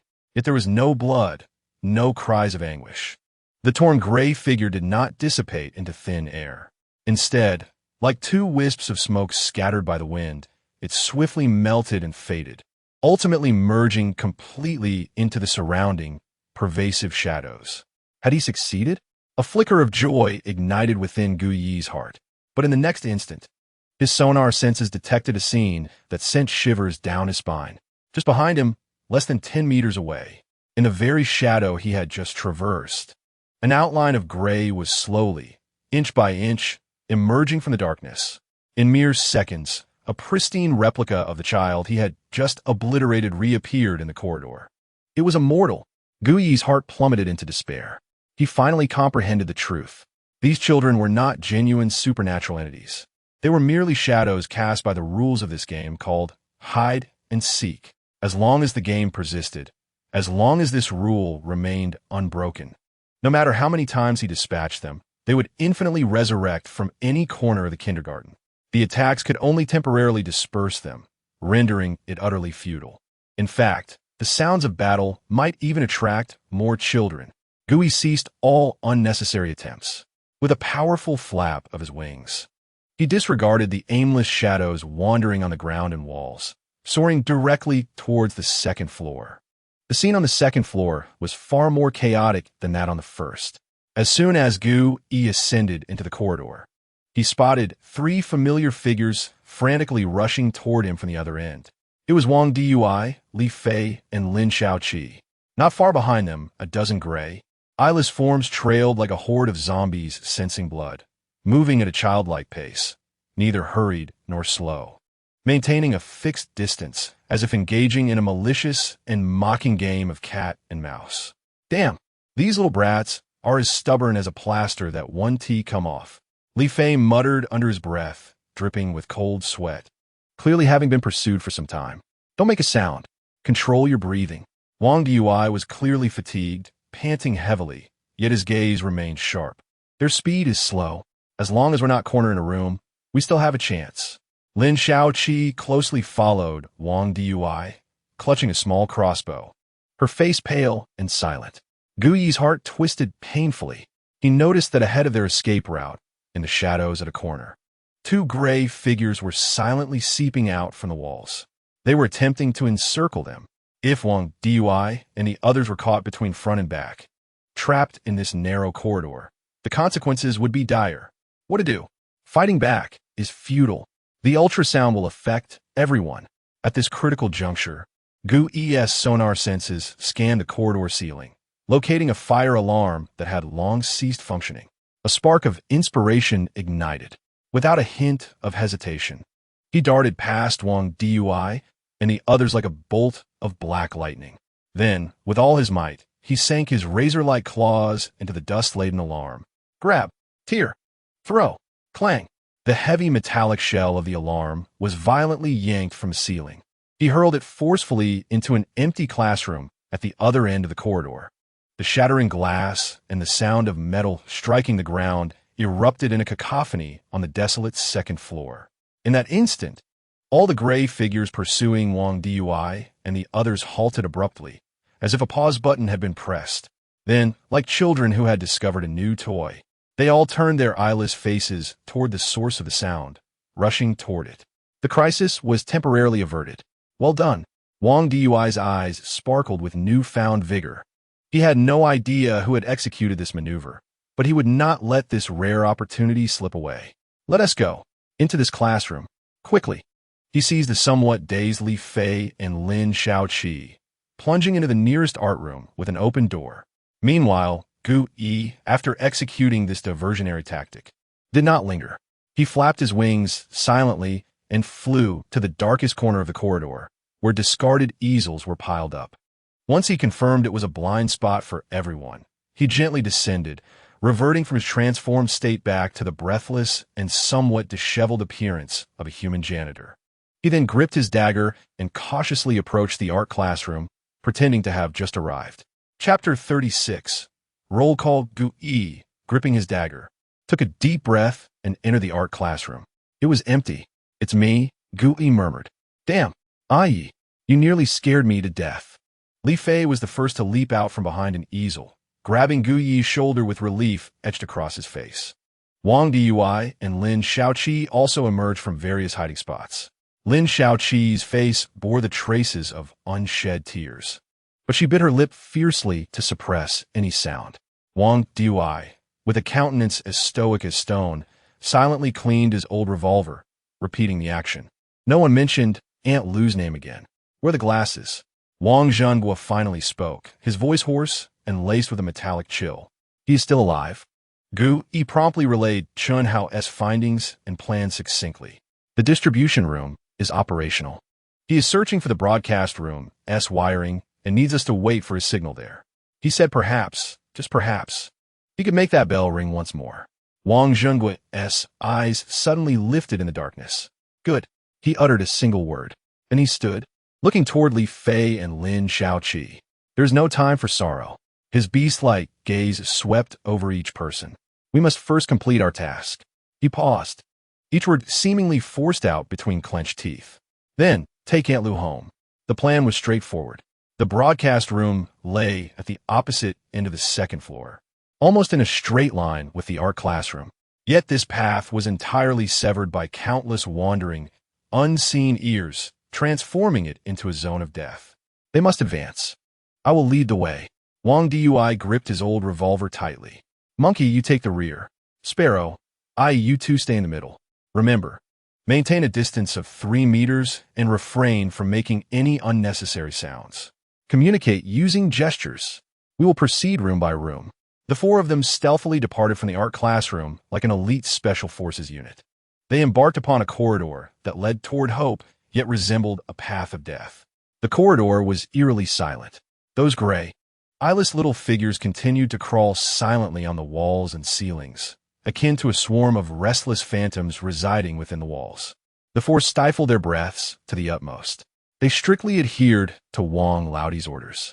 Their toes touched the ground soundlessly, resembling 4 shadows merging into the darkness. Moving slowly, yet resolutely, towards the broadcasting room. Suddenly, Wang Laodi, leading the group, abruptly raised his right hand into a fist. Halt! Everyone froze in place instantly. Gu Yi followed Wang Laodi's gaze ahead. Not far from them, the door of an office stood ajar, and a gray child curiously pressed its eyeless face against the crack, seemingly listening intently to the sounds within. Their path was blocked. Wang Laodi's expression turned grave. He slowly raised his hand and signaled a few simple tactical gestures. A diversion. Prepare for an incursion. Gu Yi instantly comprehended his intention. Wang Laodai detached an empty metal water bottle from his waist. He signaled for everyone to get ready. Then, with all his might, he hurled the water bottle towards the far end of the long corridor behind them. The sound of metal clanging resonated sharply throughout the second floor. In that instant, every wandering child, including the one blocking the office door, froze as if struck by an electric shock. Immediately after, they all turned their eyeless faces in unison towards the direction of sound. Go! Wang Laodai barked. The four, no longer hesitating, surged into the ajar office like arrows released from a bow. Then they swiftly shut the door behind them, securing their temporary safety. Do not let your guard down. Wang Laodai leaned against the door, vigilantly listening to the commotion outside. Seizing this opportunity, Gu Yi began to examine the office rapidly. It appeared to belong to a teacher. Scattered across the desk were some students' assignments. Suddenly, Gu Yi's attention was drawn to a corner of the desk where a page, stained with ink and somewhat hastily written, caught his eye. It seemed to be a page torn from a manual in haste. Scrawled in a hurried, almost frantic handwriting were several lines of blood-red, alarming words. Monsters have entered, cannot stop the children, will die. The only way is to play a game, hide and seek. Their favorite game can keep them quiet. Wait for the class bell, must wait for the real class bell. As Gu Yi read those lines, it felt as though an icy hand had gripped his heart. He had no time for sentimentality or to ponder the greatness of any teacher. From these brief lines, he distilled several crucial pieces of information essential for their survival. First, 30 years ago, this kindergarten experienced a bizarre invasion, and the teacher instructed the children to play a game of hide and seek. Second, those gray children were the real children who had failed to wait for the bell that day. Third, and most importantly, the class bell. Gu Yi's mind cleared in an instant. His suspicions were validated. The bell that had initiated the game moments ago was a ruse. It was a trap. The key to ending this cursed game that had lasted 30 years lay in the long-awaited genuine class bell. Once assured that the ghostly children outside had been lured away, the four resumed their journey. Fortunately, the broadcasting room was not far from their location. They arrived at the tightly locked door marked with the sign of the campus broadcasting station. Monkey, Wang Laodai commanded. Li Fei promptly retrieved professional door-breaking tools from his backpack. Click! With a soft sound, the door swung open. A heavy scent of dust, reminiscent of aged electronic components, enveloped them. The broadcasting room was small and chaotic, yet the enormous control console at its center was inexplicably clean, much like the distribution room. Just as they closed the door, still catching their breath, Gu Yi's personal terminal vibrated unexpectedly. A message from Chun Hao arrived, encrypted but containing only one word. Pass. Success. Wang Laodai's eyes sparkled with excitement. Aye. Now is the time. Go. Ring that bell. Gu Yi wasted no time, darting to the intricate control console. He was unfamiliar with the complex buttons, but he noticed a glass-covered button labeled Emergency Broadcast at the center of the console. He swiftly lifted the glass cover and pressed down hard. Ziz. Instantly, countless indicator lights on the broadcasting equipment illuminated, followed by a clear, resonant, and hopeful class bell ringing throughout the entire teaching building, louder than the initial bell that had signaled the start of the game. It worked. Li Fei and Lin Xiaoqi were nearly overcome with joy. Even Wang Laodai's stoic expression revealed a hint of relief. However, the anticipated scene of the ghostly children vanishing did not unfold. Instead, they heard whispers of children filled with fear and confusion echoing from the corridor, from above, below, and from all directions. It's the teacher. The teacher is coming. Quick, hide. It would be disastrous if the teacher found us. Immediately, all the gray figures scattered like startled rabbits, retreating with silent screams back into the walls and floors. Disappearing from sight, the world returned to a heavy silence. Is it over? Li Fei asked uncertainly. No. Lin Xiaoqi's voice trembled with barely suppressed anxiety. They seemed to be scared. Wang Laodai's smile froze at that moment. His gaze fixated on the small glass window at the broadcasting room door. Designed for observing the outside, the game was not over. It had merely changed its players. Gu Yi followed his gaze outside. Then he saw it. In the empty, Silent corridor beyond their door. A tall, slender figure clad in a faded, old-fashioned teacher's uniform. A hazy, translucent shadow slowly emerged from the darkness of the corridor's end. Facing away from them, in its hand, it held a long wooden pointer, rhythmically tapping its palm as it walked. Top, top, tap. The sound echoed like the Grim Reaper's pocket watch, counting down their final moments. Then, the dark figure came to a halt. It slowly turned around. Its face bore a grotesque, rigid smile and eyes drawn in red chalk. In that instant of turning buzz, a chilling, emotionless voice, seemingly emanating from the depths of hell, reverberated from the shadowy figure, echoing directly within their minds. There are still children who haven't hidden well. The head, adorned with a painted smile, yet devoid of eyes, gradually turned towards the direction of the broadcasting room. Do not worry. Let the teacher assist you in hiding a little deeper. Chapter 37. The true bell of dismissal. The frigid, emotionless voice resonated in their minds. Wang Jinghua sprang into action. Without a moment's hesitation, he flung open the frail wooden door of the broadcasting room, unleashing a frantic roar. Run, 4 of you, in 4 different directions. Don't crowd together. Monkeys, sparrows, you take the left. Head for the rooftop. I.e., you go right. To the library. I'll take the center. Draw its attention. Move quickly. With that, he hesitated no longer, being the first to dash out, racing madly into the deeper darkness of the 3rd floor. Li Fei and Lin Xiaoqi exchanged glances and instantly reacted, sprinting towards the left staircase in a desperate flight. Gu Yi's heart threatened to leap from his throat. Acting on instinct, he plunged into the equally dark corridor on the right. The 4 of them scattered like rabbits, startled by hunting dogs, vanishing into the shadows. Gu Yi burst into the reading room, slamming the door shut behind him and barricading it with a heavy row of bookshelves. He leaned against the icy door, gasping for breath, his heart racing uncontrollably.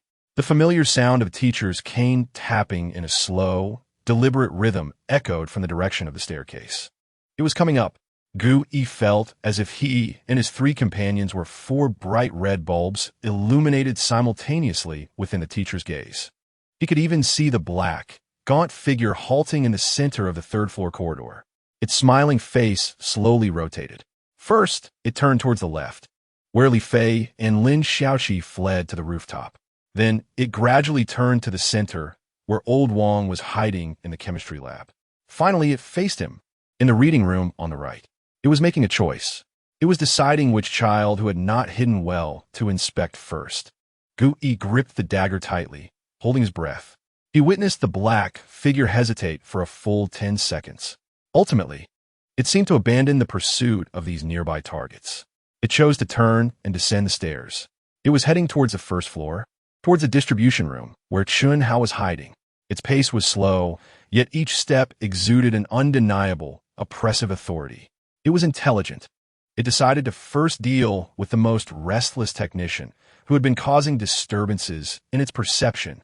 Only when that suffocating aura vanished around the corner of the staircase did Gu Yi dare to gradually lean against the bookshelf and sit down on the ground. He was temporarily safe. However, the immense fear and urgency surrounding Chun Hao gripped his heart like 2 invisible hands. He forced himself to break free from the wretched relief of surviving. His mind raced with unprecedented speed. Why? What went wrong? All clues pointed to the broadcasting room. All pointed to the bell of dismissal. Why, oh why, had the game not ended? To personally ring the true bell of dismissal, the containment conditions of the illustration flashed through his mind like lightning. Ring. The word struck his soul like a heavy hammer. Gu Yi's pupils constricted to the size of pinpricks. He finally understood. The broadcasting bell had nothing to do with ringing.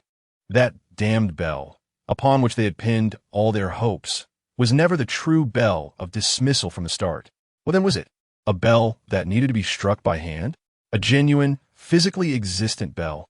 This revelation ignited a flicker of fervent hope within Gu Yi's heart, which had nearly sunk to the depths. He no longer hesitated. Transforming into the echo bat, Gu Yi became a streak of black lightning. He unfurled his cold flesh wings, making not a sound, gliding silently from the broken window of the reading room. He He activated his eerie sonar vision once more. Waves of inaudible, high-frequency sound rippled outward from him like ripples on water, instantly sweeping across the silent teaching building. A black and white, three-dimensional model composed of countless echoes and outlines rapidly formed in his mind. He saw them. He saw Li Fei and Lin Xiaoqi at the rooftop entrance, backs against each other, nervously guarding the precarious iron door leading to the rooftop. He also saw Old Wang, like a silent lone wolf, hiding motionlessly behind a ventilation duct in the chemistry lab at the other end of the third floor. He even saw the black figure of the teacher, now blocking the doorway of the distribution room on the first floor. Chunhao was curled up behind a massive distribution cabinet, trembling all over, clutching a small pistol as his last means of defense. However, his current objective was not to save anyone. It was the bell, a metallic, hollow, circular object that fit the concept of a bell. He cranked up the sonar's power to the maximum. Again and again, he scanned every corner of the building. The first floor was devoid of it. The second floor held no such object. The third floor. Suddenly, just as he directed his gaze towards the long-abandoned attic at the very top of the teaching building, a minuscule yet exceptionally clear, perfectly round echo flickered to life in his mental model. It resonated distinctly from all surrounding objects. Its shape, its size, its material, this was it, a small, copper handbell hanging from a wooden beam, requiring manual ringing. That was the true bell of dismissal from 30 years ago in this kindergarten. He found it. Gu Yi's heart surged with exhilaration. Yet, just as he locked onto his target and prepared to fly over to ring the bell, a piercing scream filled with pain and terror, belonging to Chunhao, unexpectedly erupted from the first-floor distribution room, immediately followed by a sharp, decisive gunshot that shattered the eerie silence. Then, everything came to an abrupt halt. Chapter 38. The final toll of that gunshot, along with Chunhao's sudden silence, struck Gu Yi's heart like an unseen, heavy hammer. There was no time left. Chunhao was in trouble. He could not afford to hesitate any longer. He knew he was the last hope for this team. His wings of the echo bat flapped forcefully, like a bolt of black lightning. He charged directly towards the attic he had just locked onto his sonar, without any detours. The attic's window was already shattered. Gu, like a gust of wind, dove through the dark opening. The attic was filled with a suffocating scent of dust, bathed in the faint, pale moonlight streaming through the broken roof. Gu Yi beheld the scene before him. He beheld, in the center of the attic, upon the thick wooden beam adorned with cobwebs, a solitary handbell. No larger than a palm, long shrouded in dust and the passage of time, an ancient copper relic. He had found it. Gu Yi did not linger for a moment. As he descended, he reverted from his transformed state, returning to a breathless yet resolute human. With a swift motion, he leaped forward, grasping the cold, weighty bell with fervor. Then, summoning every ounce of his strength, he shook it vigorously.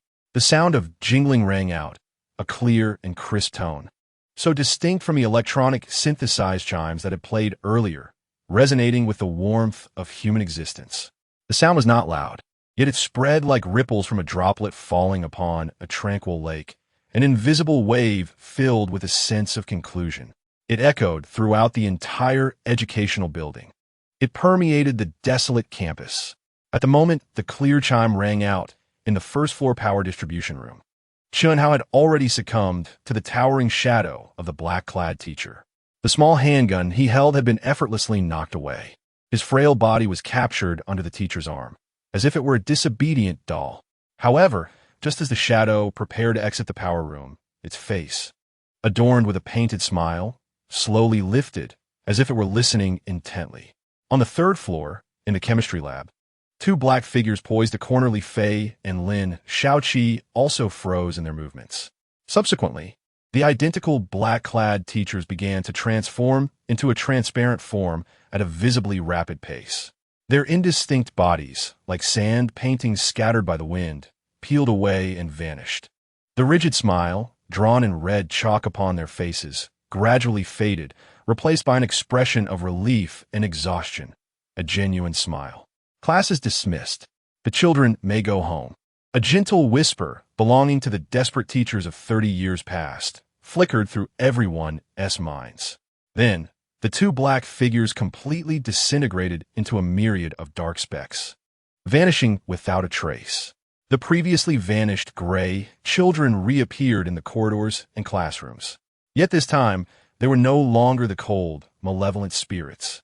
They transformed back into ordinary children, their faces aglow with innocent smiles. They waved in unison towards the attic, towards the source of the bell's chime, as if bidding farewell after a 30-year delay. Then, they too dissolved into countless gray specks, merging with the moonlight. The game had come to an end. Gu-yi continued shaking the bell until it could produce no further sound, collapsing onto the cold, dust-laden floor in a state of exhaustion. He had succeeded. He had made the right gamble. Just then, a chilling notification resonated within his almost blank mind, akin to a final verdict. Detection of anomalous rules. Rule card generation conditions met. New function module activated. True word scroll. Rule card no. 001. Hide and seek has been automatically recorded on the first page of True Word Scroll. An intangible gray stream of light, representing the very essence of rules, burst forth from the now dull copper bell, indelibly imprinting itself upon Gu-yi's mind. Containment successful. Acquired E-grade rule card. Hide and seek. Mental capacity limit increased. 27 to 37. Gu-yi gasped for air, lacking the strength even to examine this newfound trump card. All he desired was to lie there until dawn. Yet he could not. Chen Hao, Lu Feng, he struggled, reaching into the compendium. He needed to discover what this cursed card, which had exacted such a heavy toll, truly was. ID no. 001M. Hide and seek grade. E-type. Rule card description. A game born of love and despair, lasting 30 years. Players who are found do not perish. Instead, they are embraced as new companions by the lonely children, drawn into their initial and final sanctuary. Ability. Hide and seek can consume substantial mental energy to forcibly designate a sentient being to partake in a game of hide and seek. Should the individual be found within the stipulated time, they will be temporarily assimilated and obey your commands for 10 minutes. The final sanctuary? Gu-yi's gaze fixated upon that description. Players who are found do not perish. Rather, they're drawn into the sanctuary.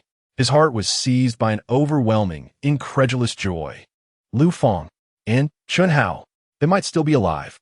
Gu-yi felt an unexpected surge of strength. He sprang to his feet, rushing from the attic towards the third floor to the room where Wang Laodai was hiding. Wang. He flung open the ajar door. Wang Laodai leaned against the bookshelf, utterly drained, yet his eyes remained fixed outside the window. Is it over? He rasped. It is over. Gu-yi nodded. But Aunt Lu and the glasses wearer may still be alive. He relayed the compendium's description along with his deductions to Wang Zhenghua at breakneck speed. A spark ignited in Wang Laodai's once dull eyes. Sanctuary, he pondered, slapping his thigh. Damn it, it's the basement. Every school building from the old era had a civil defense shelter for wartime. That place was the most fortified and concealed spot in the entire kindergarten. Soon, the four surviving individuals regrouped in the hall on the first floor.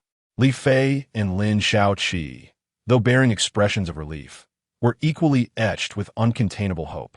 Where's Chen Hao? Lin Shaoqi's voice was tinged with urgency and distress. He was in the power distribution room.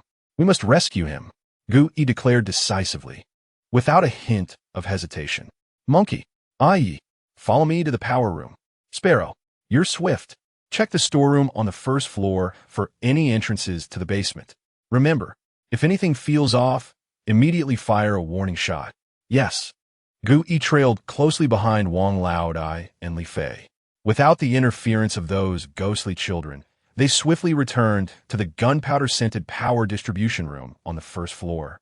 The door was slightly ajar. Wang Laodai kicked it open. The sight before them made their hearts plummet.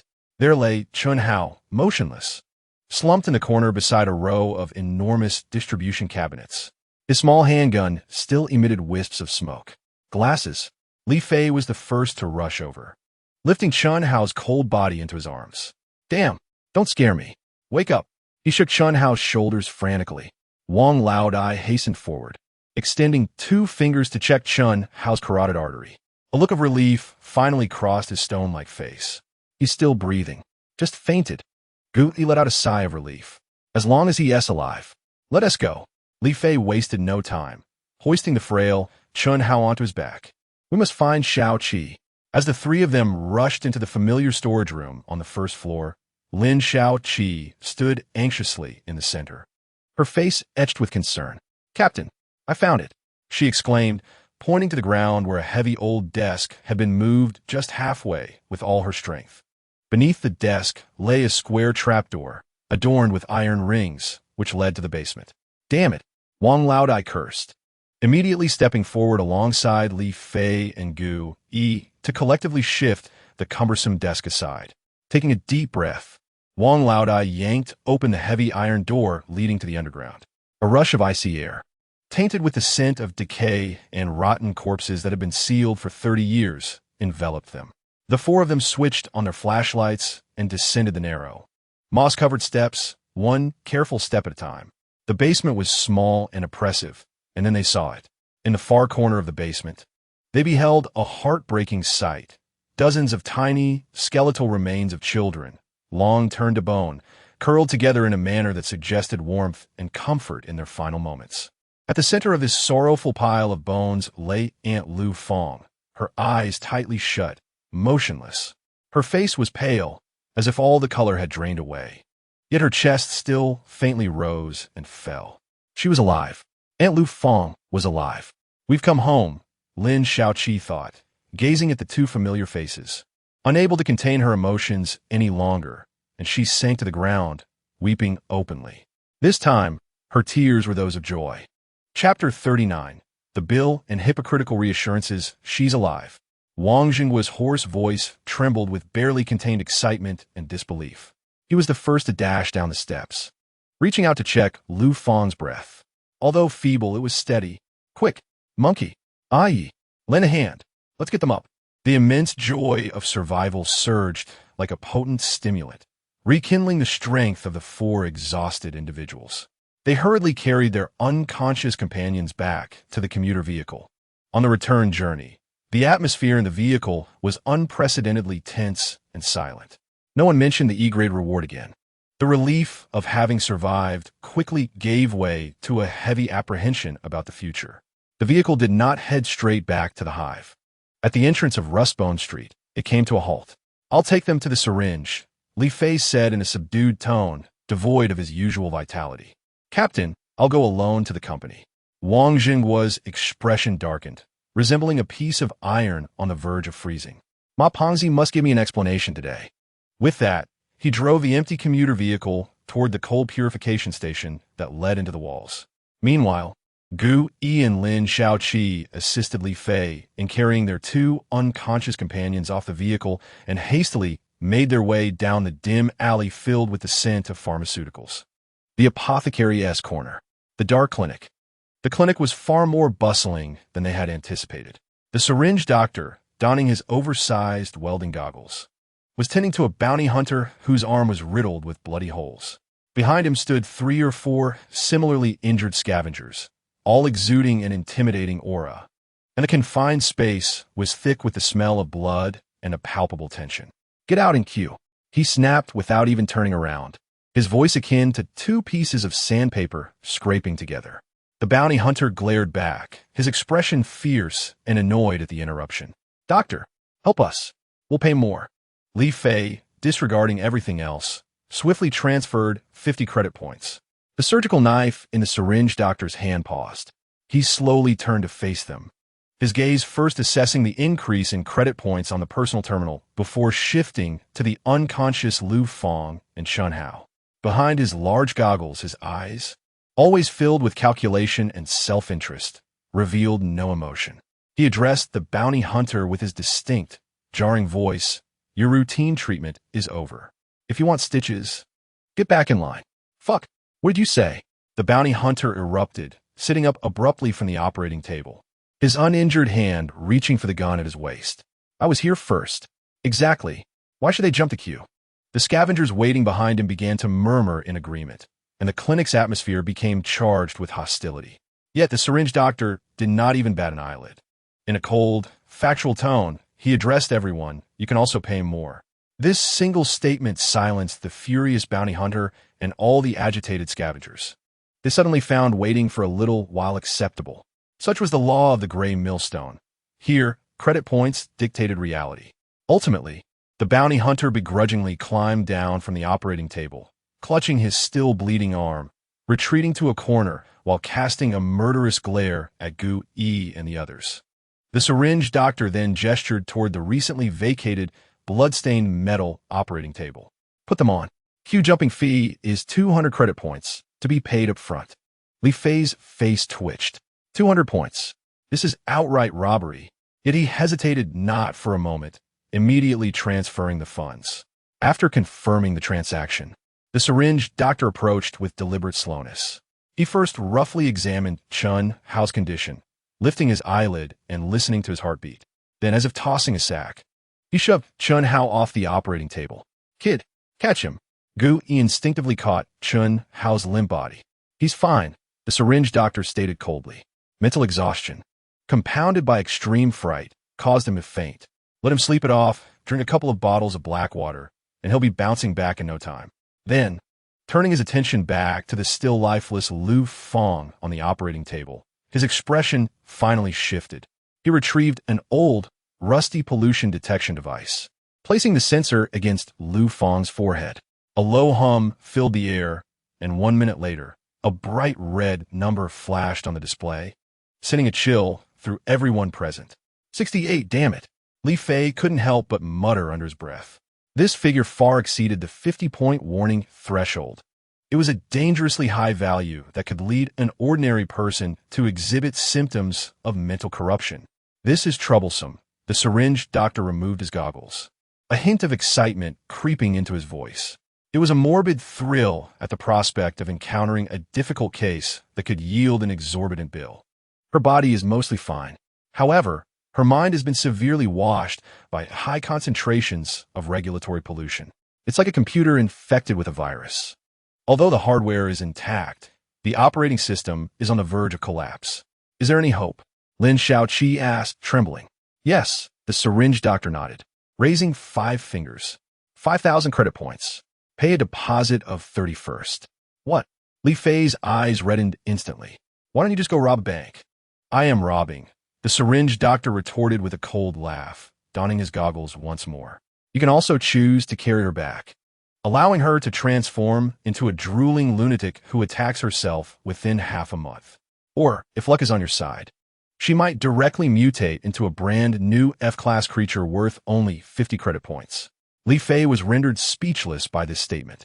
He understood the truth in the syringe doctor's words. "I will pay." Gu Yi suddenly spoke up. He stepped forward and handed over his personal terminal. "Transfer 1,500 first. Once the treatment is complete, pay the remaining 3,500. The syringe doctor looked at him with some surprise, seemingly not expecting that this unassuming young man was the wealthiest and most composed among the three. "All right," she nodded. However, she cannot undertake any missions again, not even once. She must rest in bed for at least a month, utilizing my hypnotherapy tapes and specially formulated sedatives daily to gradually reduce her contamination levels. Moreover, even after recovery, her mental state will be significantly more fragile than before. One more shock could lead to complete alienation. This verdict weighed heavily on everyone's hearts, like a colossal stone pressing down. For a searing district cleaner who depended on their life for survival, this was tantamount to a death sentence. In the Beering district, within the office of the Jingchen Security Company, manager Ma Wenbin lounged comfortably in his soft leather chair, savoring a cup of instant coffee allegedly sourced from the black market. Said to date back to before the Great Rift. Suddenly, the office door burst open with tremendous force. Wang Jing was stormed in like a furious, bloodshot-eyed beast, exuding an icy aura of killing intent. "Old Wang?" Manager Ma furrowed his brow, setting down his coffee cup and forcing an insincere smile. "Did you complete the task?" "You've worked hard. I knew this little matter wouldn't be a challenge for your 7th squad." Wang Jinghua interrupted him, each word squeezed out like it was forced through clenched teeth. "You better give me an explanation." His hand rested menacingly on the holster at his waist. What easy task? What simple inspection? E-class rules and anomalies. Do you know what that means? I nearly left an entire team stranded in that hellhole. Manager Ma's smile froze. Yet, being a crafty individual, he quickly regained his composure, shrugging his shoulders in feigned helplessness. Old Wang, calm down, let us sit and talk. This was an accident. I admit, there was a lapse in my intelligence work, but you can't blame me entirely. He sighed, deftly shifting the blame away. The original intel came from the garrison troops. They said it was a suspicion. Who could have imagined that place actually harbored something so formidable? Garrison troops? Vank lao yisinit. His gaze akin to that of a man observing a clown. Ma Winbin, have you forgotten where I came from? He pointed emphatically at his scarred, graying head. I serve in that unit for 10 years. From a rookie to squad leader. Their procedures are more familiar to me than to my own son. He stepped forward suddenly, the aura of a veteran emerging from the bloody mire, causing Manager Ma's plump face to blanch. A vague, unverified piece of intel was directly issued to our outsourced company? Do you think their safety regulations are written on toilet paper? Unless, each word from Wang Lao Yi struck Manager Ma like a nail, driving deep into his heart. Someone intentionally omitted this step. A report that should have been marked as high risk was disguised as a low-risk garbage contract. Manager Ma's expression finally soured. He anticipated that this old man would be so difficult to deal with. Yet, he still did not concede. Old Wang, food can be carelessly eaten, but words should not be carelessly spoken. Are you accusing me? I am indeed accusing you. Wang Jinghua slammed the table, the loud noise causing the coffee cups to jump. One of my men is still lying in the clinic, half alive. The other nearly went mad. How do you intend to settle this? The office fell into a dead silence as the two men locked gazes, one a furious beast filled with murderous intent, the other a cold-eyed, hypocritical serpent. Ultimately, it was Manager Ma who relented first. He understood that if he did not appease this raging old dog today, he would never be left in peace. All right, he exhaled deeply, leaning back into his chair. Consider this my misfortune. He opened his terminal and made a few adjustments. The E-Class task bonus will be doubled, totaling 12,000 credit points. Additionally, I will personally contribute another 10,000 as your injury compensation. This matter ends here. Continuing to press further serves no benefit to either of us. Wang Jinghua glanced at the terminal. With the funds swiftly transferred, an amount that could drive any Searing district family mad with excitement.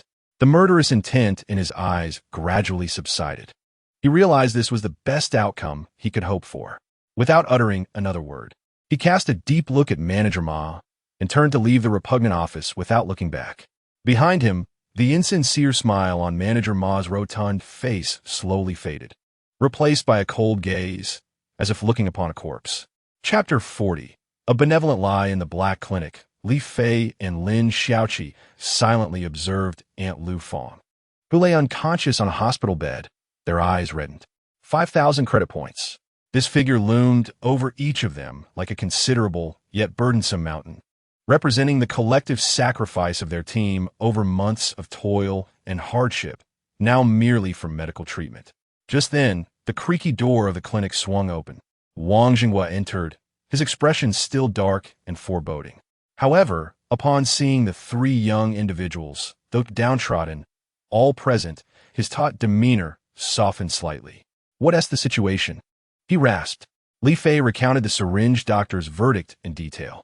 Upon hearing the 5,000 credit points, Wang Lao Yi's eyelids merely twitched slightly. He neither displayed anger nor surprise, as if this price had been anticipated. He stepped forward to Gu Yi. You got some guts.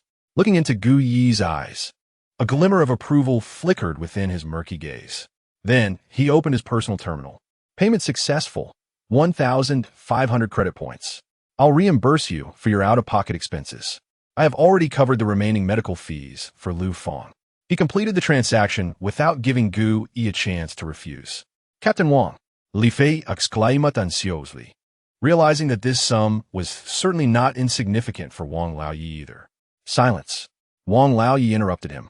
Then, he looked at the worried youths in the room and finally squeezed out an explanation from between his teeth. Ma Fati gave a hush money.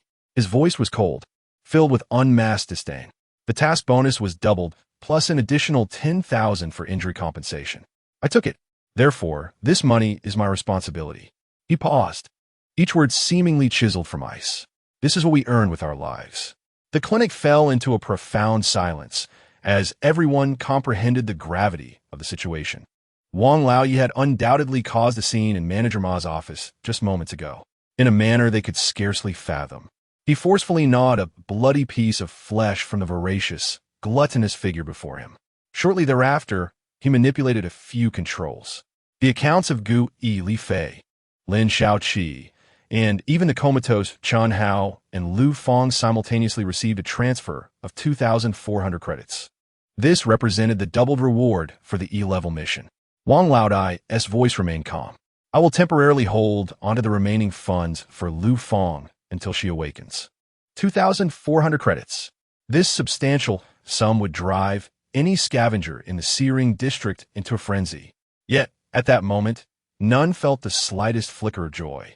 The money in their hands felt scalding and burdensome, stained with Lu Fong's blood.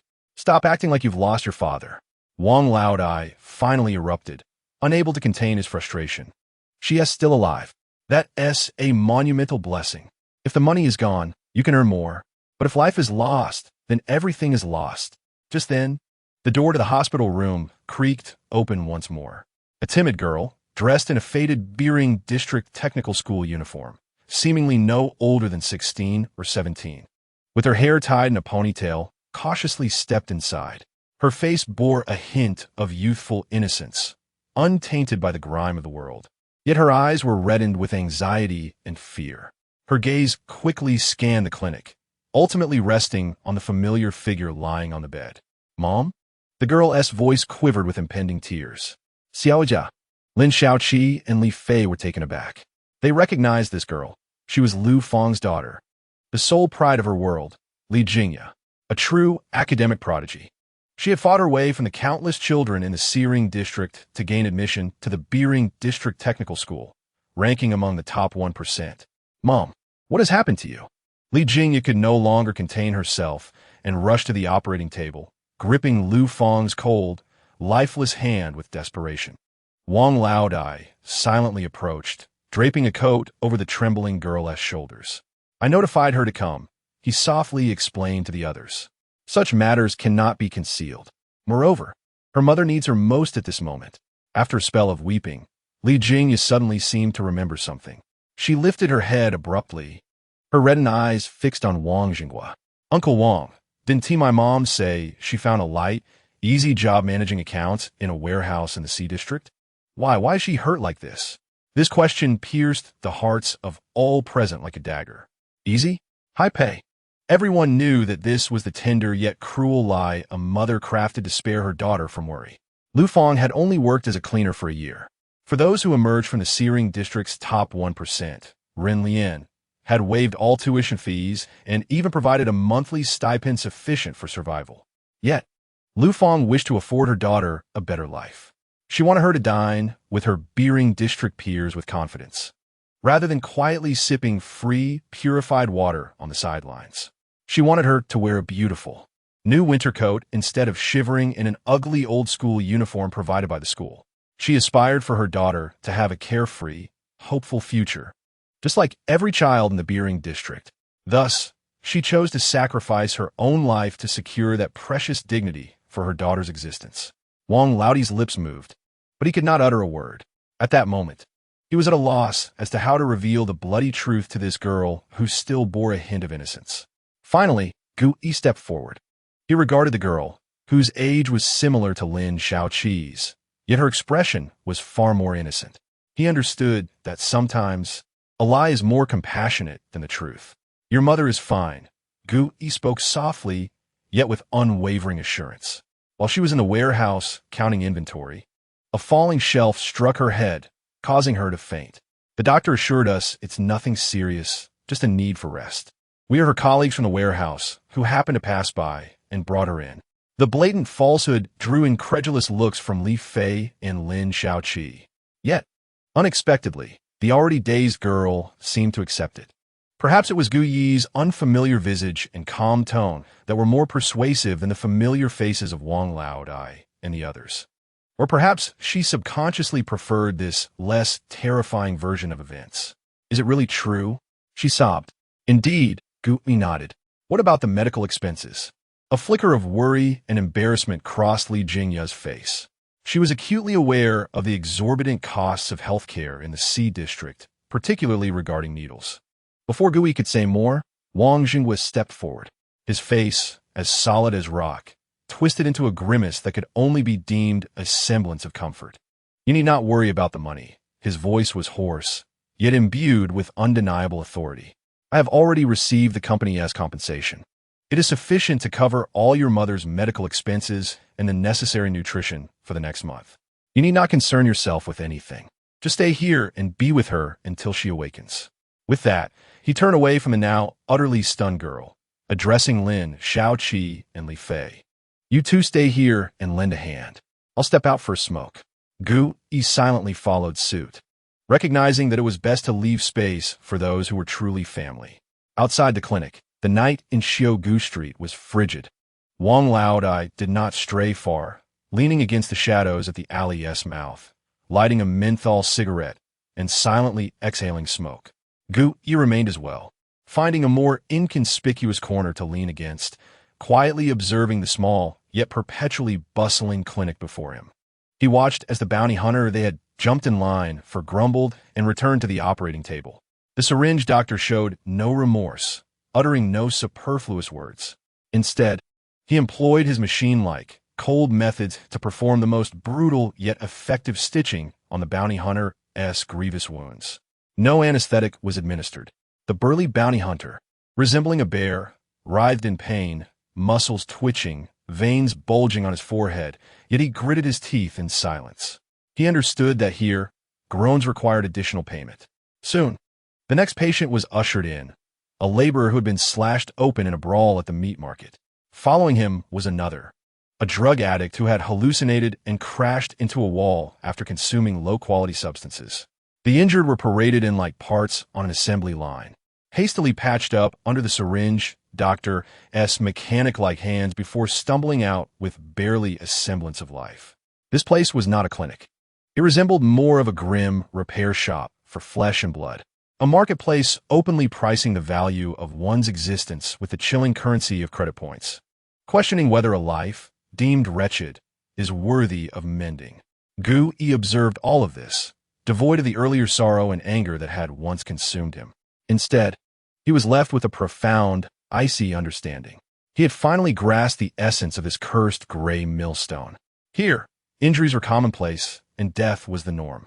Human warmth and affection were as precious and rare as weeds growing in the cracks of a pavement. Yet within his small team, the 7th Squad, there were those willing to deplete their savings for a comrade's medical expenses. In this frigid world, such camaraderie was nearly miraculous. Chapter 41. Guns are meant for killing. The following day, as dawn broke, Gu Yi awakened. Last night, he, along with Captain Wang and Li Fei, had brought the still weak but conscious Chun Hao back from the Black Clinic to the hive. Lin Xiaoqi insisted on remaining at the clinic to care for the comatose Aunt Lu Fong alongside Li Jingya. Gu Yi had scarcely slept, yet strangely, his mind felt exceptionally clear, devoid of any fatigue. He recognized that this clarity stemmed from his soaring mental strength, which had reached an impressive 37 points. His spirit had begun to transcend the boundaries of ordinary human capability. Sitting up in bed, he gazed out at the perpetually overcast sky, contemplating the path ahead. With Aunt Lu Fong's collapse, it signified that the team would be unable to undertake collective missions for an extended period. Their garbage collection business with Chun Hao had also been temporarily halted due to the depletion of scrap materials. Their stable source of income had vanished. However, Gu Yi felt no anxiety, for this confidence was born from his newfound abilities. He now possessed 3 form cards, 1 armament card, and 1 rule card. In terms of survival and stealth capabilities, he felt he was among the elite scavengers, from the subway tunnels to the abandoned kindergarten. One fact had been proven. As long as he could assume a bizarre form, he wielded the most formidable disguise and the most reliable talisman for survival in this world. Yet that was only in his non-human guise. Once he reverted to his human form, he remained an unarmed, fragile individual, vulnerable to being shot down at any moment.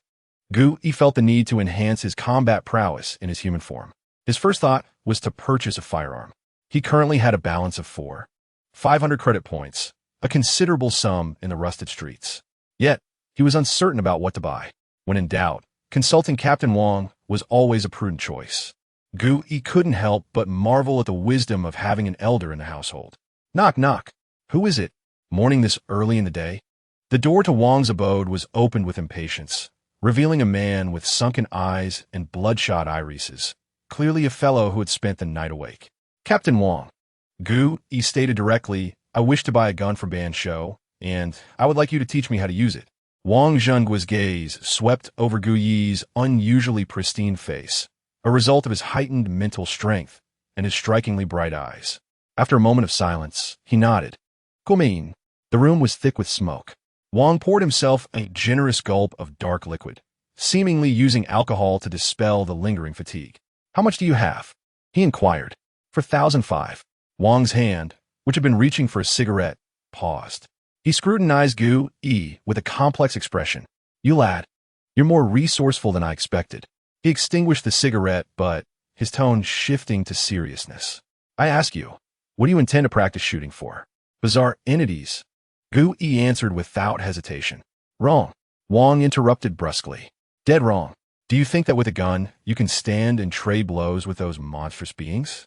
Let me tell you, this piece of hardware is utterly useless against the vast majority of bizarre entities. He pointed at Gu Yi, imparting his bloody experience to this novice. He placed a well-maintained revolver heavily on the table. This weapon, he tapped the cold metal, is not for killing monsters. It is for killing people. Wang stood and walked to the window, gazing out at the eternally gray and tumultuous searing district. In this place, sometimes the greatest danger was not the bizarre entities, but rather your own kind.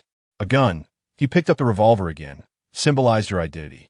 It communicated to everyone that you were not a soft target to be easily crushed.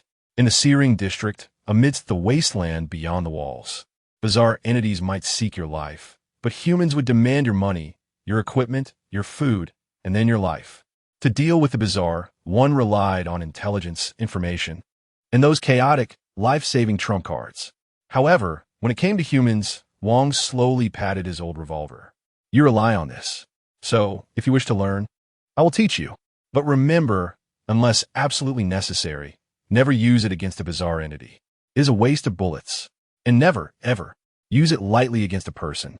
Because once you pull the trigger, there is no turning back. Wang's raspy voice struck Gu Yi's heart like a heavy stone. Gu Yi remained silent for a long time before solemnly nodding. I understand, Captain Wang. Thank you.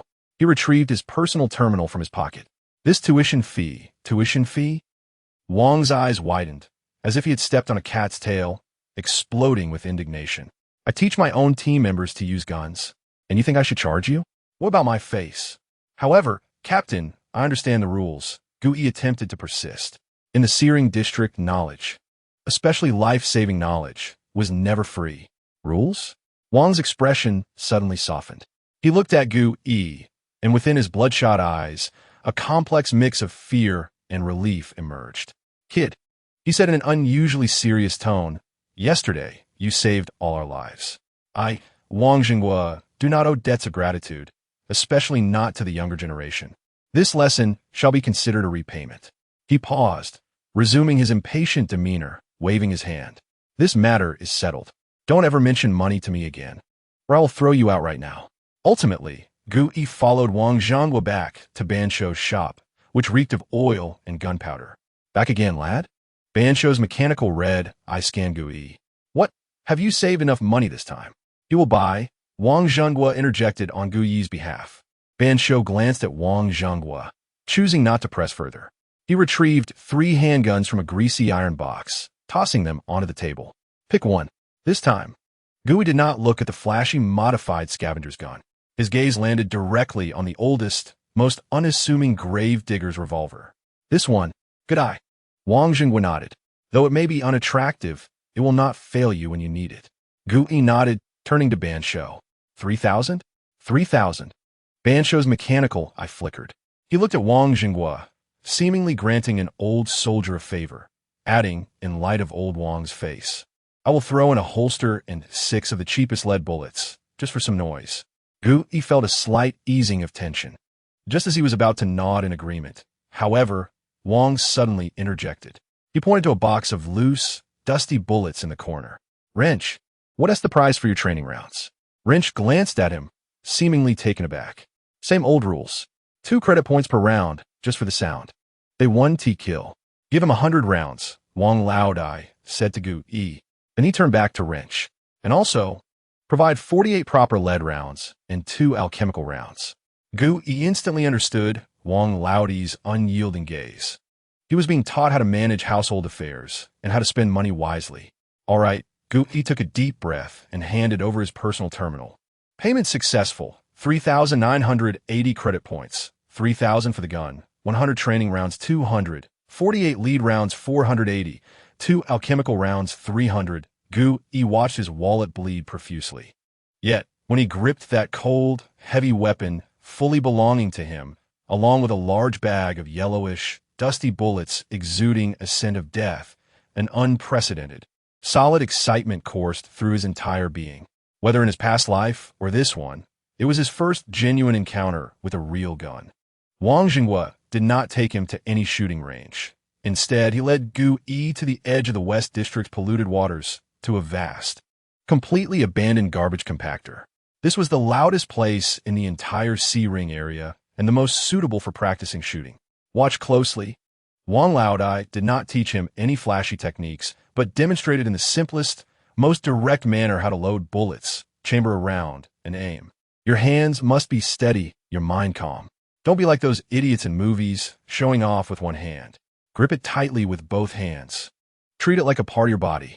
Then forget you're shooting. You just want to create another hole in what your eyes see. He placed a revolver filled with the cheapest training bullets into Gu Yi's hands. Fire at that pile of scrap over there. Gu Yi took a deep breath, mimicking Wang Laodai's stance, gripping the cold handle tightly with both hands. He aimed at a rusted oil drum 100 meters away. Holding his breath, he slowly squeezed the trigger. Bang! The bullet flew who knows where, while his ears rang from the tremendous roar. The acrid smell of gunpowder stung his eyes, causing tears to flow. How does it feel? Wang Laodai's voice echoed in his ears. Very loud, very numbing, quite exhilarating. Gu Yi grinned. That's right, Wang Laodai chuckled. Welcome to the world of adults, kid. Chapter 42, a new bounty task, West District, garbage compactor. Bang, bang, bang. Gu Yi mechanically squeezed the trigger, sending the last round of training bullets toward the battered oil drum 100 meters away. The massive recoil left his right arm feeling sore and numb. His ears were filled with a persistent ringing. That's enough. Wang Laodai's voice came from behind him. Do you feel like you found your rhythm? Almost. Gu Yi lowered the gun, exhaling a long breath tinged with gunpowder. After 100 rounds, he finally grasped the temperament of this device. Wang Laodai stepped forward and patted his shoulder. Let us go, it's getting late. Time to check on Lu Fang. The two did not head straight to the clinic. Wang Jinghua first led Gu Yi down a street filled with the stench of blood and decay, known as the slaughterhouse back alley. He navigated expertly past several members of the butcher gang handling dubious materials, until he found a seemingly high-ranking butcher sitting atop a stack of crates, puffing on a cigar. Wang Laodai wasted no time, directly transferring 100 credit points to the man. Same old rules, one of the best cuts. The butcher glanced at the credit points, then at Wang Jinghua, seemingly recognizing his face. He nodded and retrieved a small piece of vacuum-sealed protein from a locked cooler, its bizarre pink hue indicating high quality. It even bore a red label marked premium. You know your stuff? The butcher tossed the item over. Wang Laodai accepted it and then went to another black market shop to exchange for a bag of relatively clean nutrient liquid. Carrying these 2 luxurious items in this dreary expanse, he led Gu Yi away from the uncomfortable area.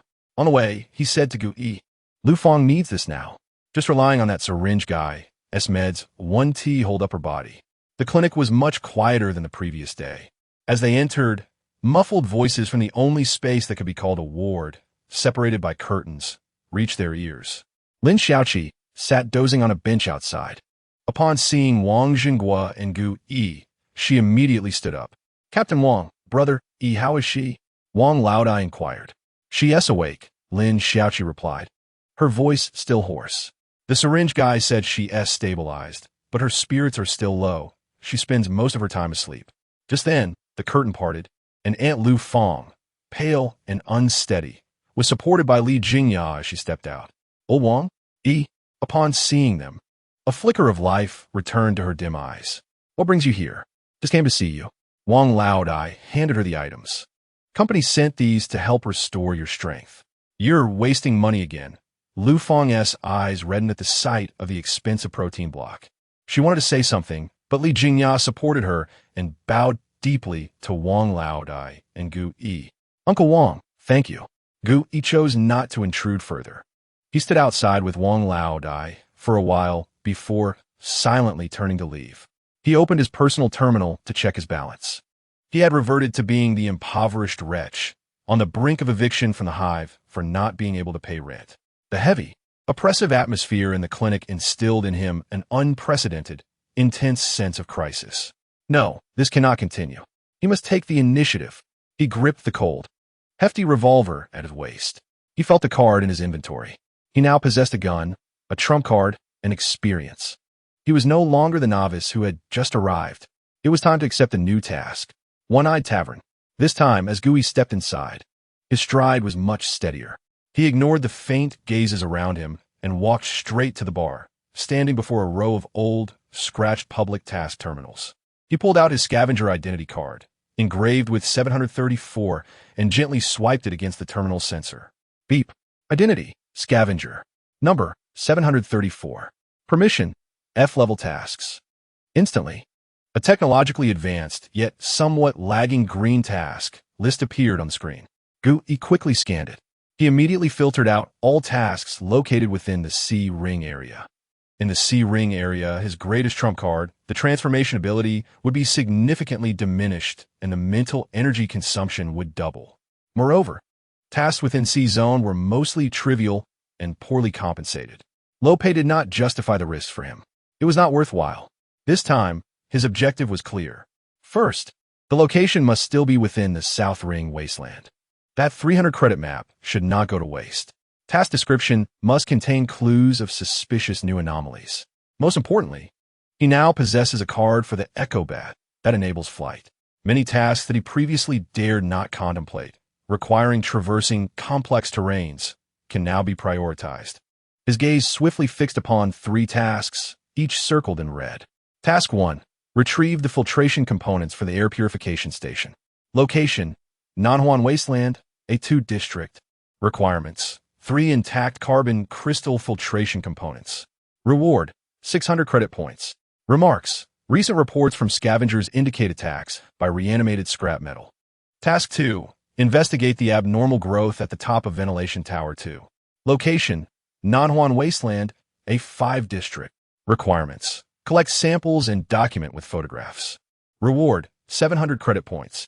Remarks. The tower stands approximately 50 meters tall, with no climbing path. Task 3. Locate a missing scavenger. Location. Nanhuan Wasteland. A4 district near the broken overpass. Requirements. Find either a living person or a dog tag. Reward. 500 credit points. Gui retrieved the hand-drawn map from Wang Laodai and meticulously compared it. The 3 locations, A2, A5, and A4, were all within a 5-kilometer radius. With a well-planned route, he could feasibly complete all tasks in a single day, especially the second one. No climbing path. To his former self, that would have been an insurmountable obstacle. But for the current Gui, who could transform into the Echo Bat, it was as if the task was handed to him on a silver platter. Unlike before, he no longer hesitated, taking on multiple tasks at once. Drawing in a deep breath, he pressed his finger firmly against the scratched and greasy touchscreen, tapping 3 times in succession. Task to retrieve components accepted. Task to investigate abnormal growth accepted. Task to locate the missing person accepted. Accompanied by the terminal's audible click, reminiscent of a gun being chambered. Gui turned and strode out of the tavern. No one paid heed to a scavenger taking on multiple, potentially lethal tasks. In this tavern, people disappeared daily, while new and hungrier wild dogs arrived to fill the void. Chapter 43. A return to the Nanhuan wasteland as Gu Yi stepped out of the tavern. The cold wind swept in, carrying the scent of rust and dust, instantly sharpening his senses. He did not head directly towards the wasteland outside the city. A hunter must first check their claws and teeth before venturing out. Gu Yi returned briefly to the hive apartment. The room remained the same. It was no longer bare. In the corner stood a second-hand electric heater he had scavenged a few days prior. Despite its battered exterior, when plugged in, the dim yellow filament brought a semblance of warmth to the metal box. He spread all his belongings across the bed. He carefully extracted the revolver from his waist, disassembled it, and meticulously cleaned it with the cheapest lubricant. 3 purification rounds, 2 alchemical rounds, and 48 lead core rounds. He counted 3 times. Finally, he carefully loaded 6 rounds into the chamber in the order of 3 lead, 1 alchemical, 1 lead, and 1 purification. The lead rounds would clear a path. The alchemical rounds would breach defenses, and the purification rounds would ensure survival. He memorized the precise position of every bullet, a lesson imparted by Wang Laodai. At a critical moment, that 1 purification round was worth more than an entire life. He touched the map purchased for 300 credit points in his pocket and checked the new breathing mask and filter he had acquired. At last, he dragged out half a box of calming nutrient paste from beneath the bed. This substance was as unpalatable as mud, yet it was his only sustenance. He broke off 10 tubes, stuffing them into his backpack, and filled an entire military water bottle. He also tossed in the sample recovery box obtained through the task certificate, along with various small survival items, such as a mirror, a marking fluorescent pen, and a compass. After completing these preparations, he glanced at the balance displayed on his personal terminal. 520 credit points. Broke to the bone. Yet this time, he felt no panic. Half an hour later, Gu Yi stood before the Nenlu Gate outpost, situated at the far edge of the southern district. Here, the noise of the city's ring rail was absent, replaced only by the sound of wind rustling through the barbed wire. The guards at the entrance were the same 2 seasoned veterans. They merely cast a lazy glance at the scavenger identity badge marked 734 that Gu Yi displayed, waving him through with indifference. To them, he was just another unfortunate newcomer, likely to vanish and become a new entry on the missing persons list in a matter of days. Passing through the symbolic barbed wire, he was greeted by an odor unique to the wasteland, a blend of decay, wild grass, and damp earth. Gu Yi donned his breathing mask, and the world instantly quieted. The incessant clamor of the gray mill behind him was blocked out. Before him lay the same gray sky and the expansive, uneven wasteland. This time his mindset was different. The tension remained, but it was no longer fear. Instead, it was a focused determination akin to a hunter entering the hunting grounds. Gu Yi inhaled deeply and retrieved the map that Wang Laodai had given him. The edges of the map were worn from his constant handling. His fingers meticulously confirmed his location and the direction of his first target. The 3 task points, A2, A5, and A4, were situated deep within the Nanhuan wasteland, approximately 5 to 6 kilometers from the Nen Lu Gate outpost behind him. This area was nearly the boundary of the safety zone marked by scavengers. Beyond lay the true hunting grounds. 3 circles marked in red indicated the locations he needed to visit. The first destination was the air purification station in A2 district. With a primary objective of his tasks, 3 sets of carbon crystal filtration components awaited. It was also the only task with a confirmed monster sighting report, reanimated scrap metal. Gu Yi carefully secured the map, opting not to follow the relatively safe tire tracks imprinted on the wasteland, but instead decisively plunged into the adjacent, overgrown yellow grass that towered over him. The stealth afforded by his transformation into skeleton hound made him more accustomed to environments where he could conceal himself and launch surprise attacks. After walking several dozen meters, a faint sensation, like a prickling on his back, emerged. Someone was following him. Gu Yi's heart sank. He did not turn around but glanced back with his peripheral vision. In the distance, 3 gaunt figures trailed behind him, neither too close nor too far, resembling hyenas following a lion in the wild, waiting to scavenge the remnants. Scavengers, or rather, those opportunistic predators targeting solitary newcomers. He tightened his grip on the handle of the military dagger concealed beneath his coat. He had been fortunate during his last visit not to encounter trouble. But this time, with a bulging backpack, he appeared like an easy target freshly emerged from its nest. Trouble had come to him of its own accord. He halted his steps. He neither quickened his pace nor confronted them. Instead, he casually leaned against a half-person-high block of discarded concrete, resembling an ordinary, weary scavenger. He unfastened the buttons of his coat, allowing the tattered garment to fall open, inadvertently revealing the cold, heavy revolver strapped to his waist. The three figures in the distance also came to a stop, their eyes fixated intently on the weapon. Their expressions reflected a mix of greed, surprise, and, more prominently, wariness and fear of power. In the C District, those who could afford to spend several hundred credit points on food were the wealthy. However, anyone capable of producing several thousand credit points to acquire a firearm is undoubtedly a formidable individual. Such a person is either a lunatic or a truly skilled outlaw. In either case, they're not to be trifled with by those who can only rely on ambush tactics and the advantage of numbers. Moments later, they exchanged glances and silently turned away, swiftly vanishing into the thicket on the opposite side. He fastened his coat and lingered for a moment, allowing the words of Wang Laodai to echo once more in his ears. A gun is meant for killing. He took a deep breath, his gaze becoming colder and more vigilant as he proceeded toward the A2 zone. In the following journey, he encountered no further disturbances. Approximately 40 minutes later, he traversed a sparse, desiccated forest, where a massive, rectangular concrete structure loomed before him.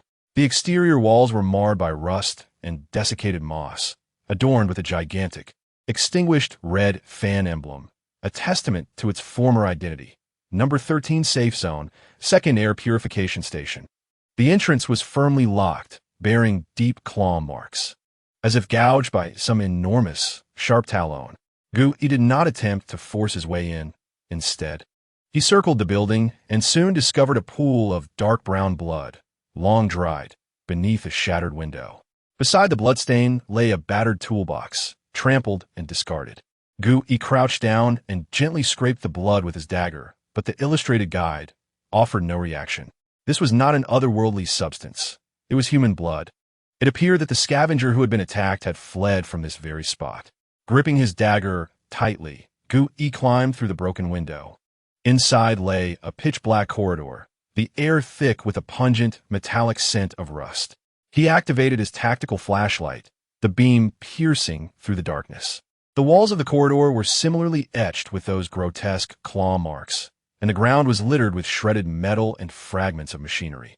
He advanced with deliberate slowness and steadiness, his ears heightened in sensitivity under the influence of the echo bat card, attuned to any abnormal sounds in the eerie silence. The sound of dripping water echoed from a leaky pipe. The wind whistled through the broken windows, and a faint crunch, as if metal components were being crushed, emanated from the control room at the end of the corridor. Gui's pupils constricted sharply. He immediately extinguished the flashlight, pressing himself into the shadows beside him. He did not draw his weapon. Instead, he crouched low, transforming into a skeleton hound. In an instant, the living man had vanished, replaced by a creature composed entirely of bleached bones, with 2 points of ghostly blue fire flickering in its eye sockets. This form was devoid of breath and heartbeat, a perfect stealth predator. He lowered his body, his limbs poised on the ground. The bones of his paws adjusted their angles meticulously, avoiding any collision with the debris scattered across the floor. Like a whisper of white, he silently crept to the doorway of the control room, peering from the shadows of the doorframe. The sight before him caused him to draw in a sharp breath. Inside the control room were not one, but a multitude of entities. They resembled grotesque, colossal metal worms, clinging to the massive turbine generator at the center of the room.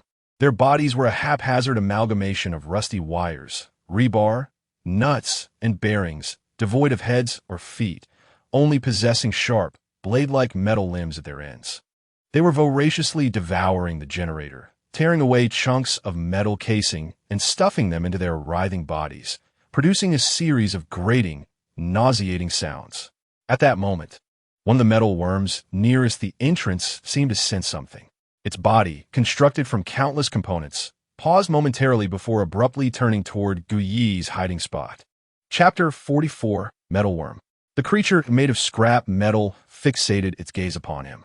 Gu Yi felt every muscle in his body tense up. 1 second, 2 seconds, 3 seconds. Time stretched like viscous syrup.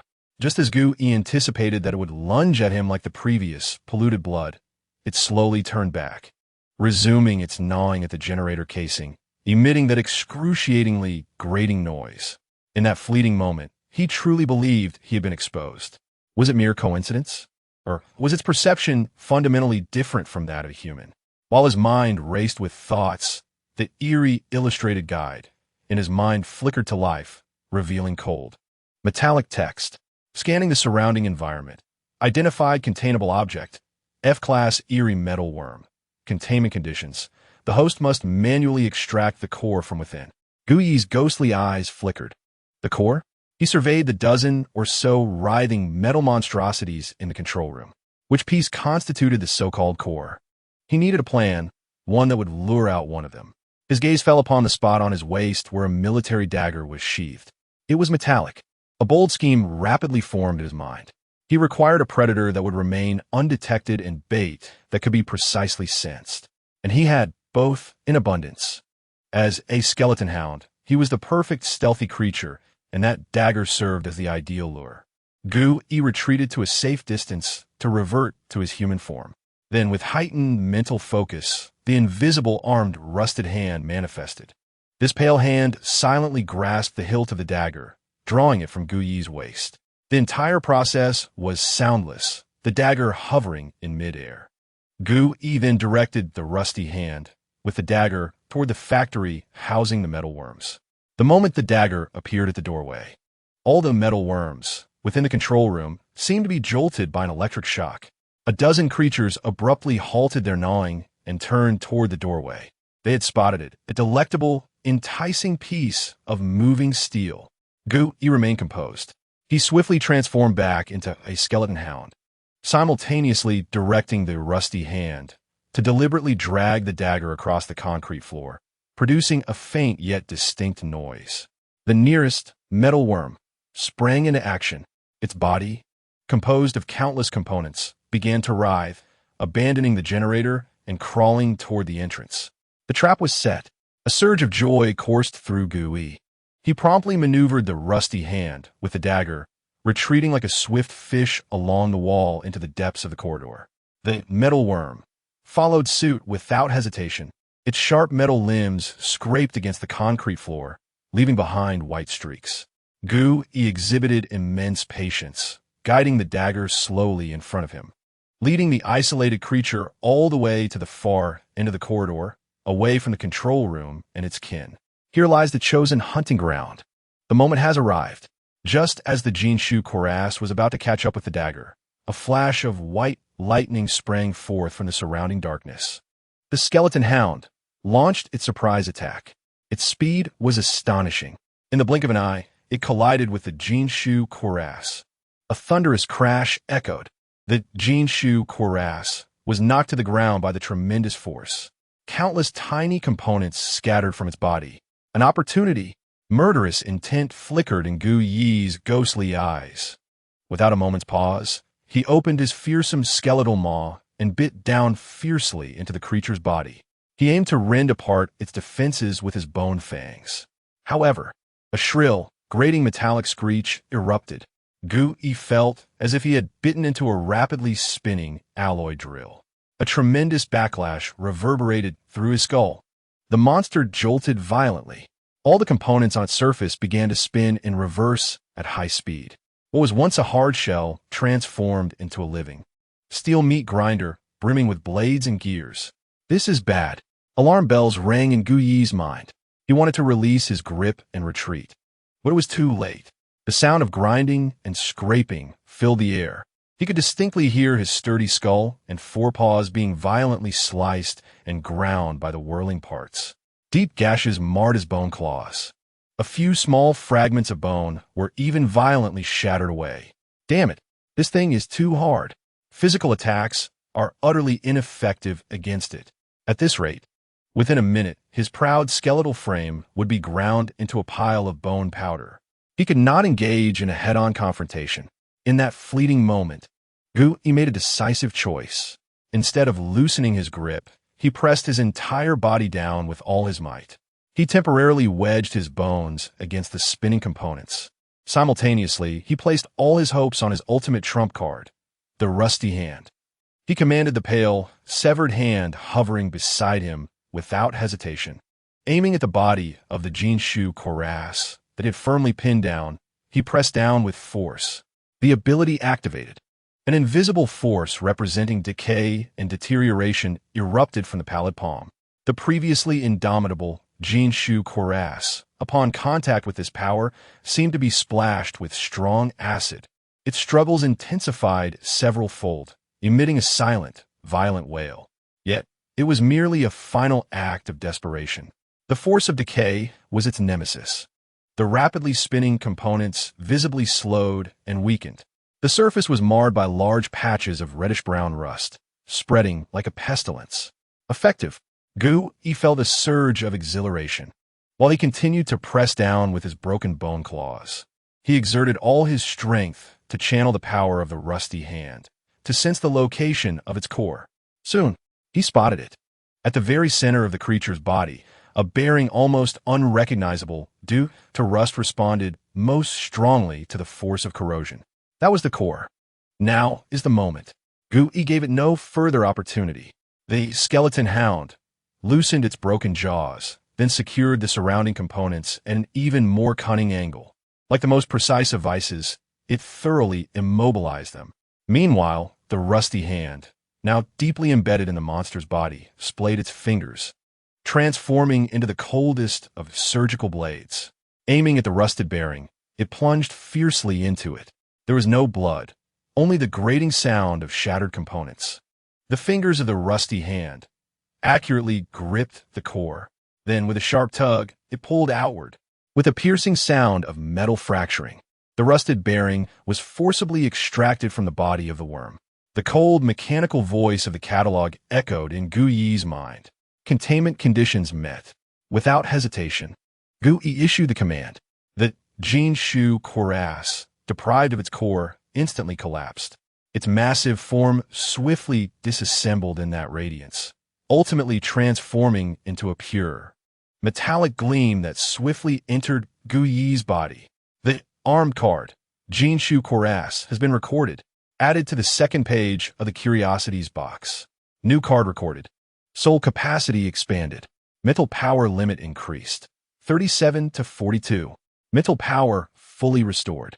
Success. Gu Yi inhaled deeply. He released his transformation, reverting to human form. The overwhelming fatigue and emptiness of mental power were quickly washed away by the rapid recovery brought by each recording. He leaned against the wall, breathing heavily. Meanwhile, at the other end of the corridor, in the control room, the Jinshu cuirass became noticeably agitated due to the sudden disappearance of their companion. Gu Yi glanced at them. He did not succumb to greed. The hunt had been successful, and there was no need to push further. His purpose for this visit was not only to hunt, but also for a mission for monetary gain. He opened the catalog and examined the brand new card. It was a bronze-colored card.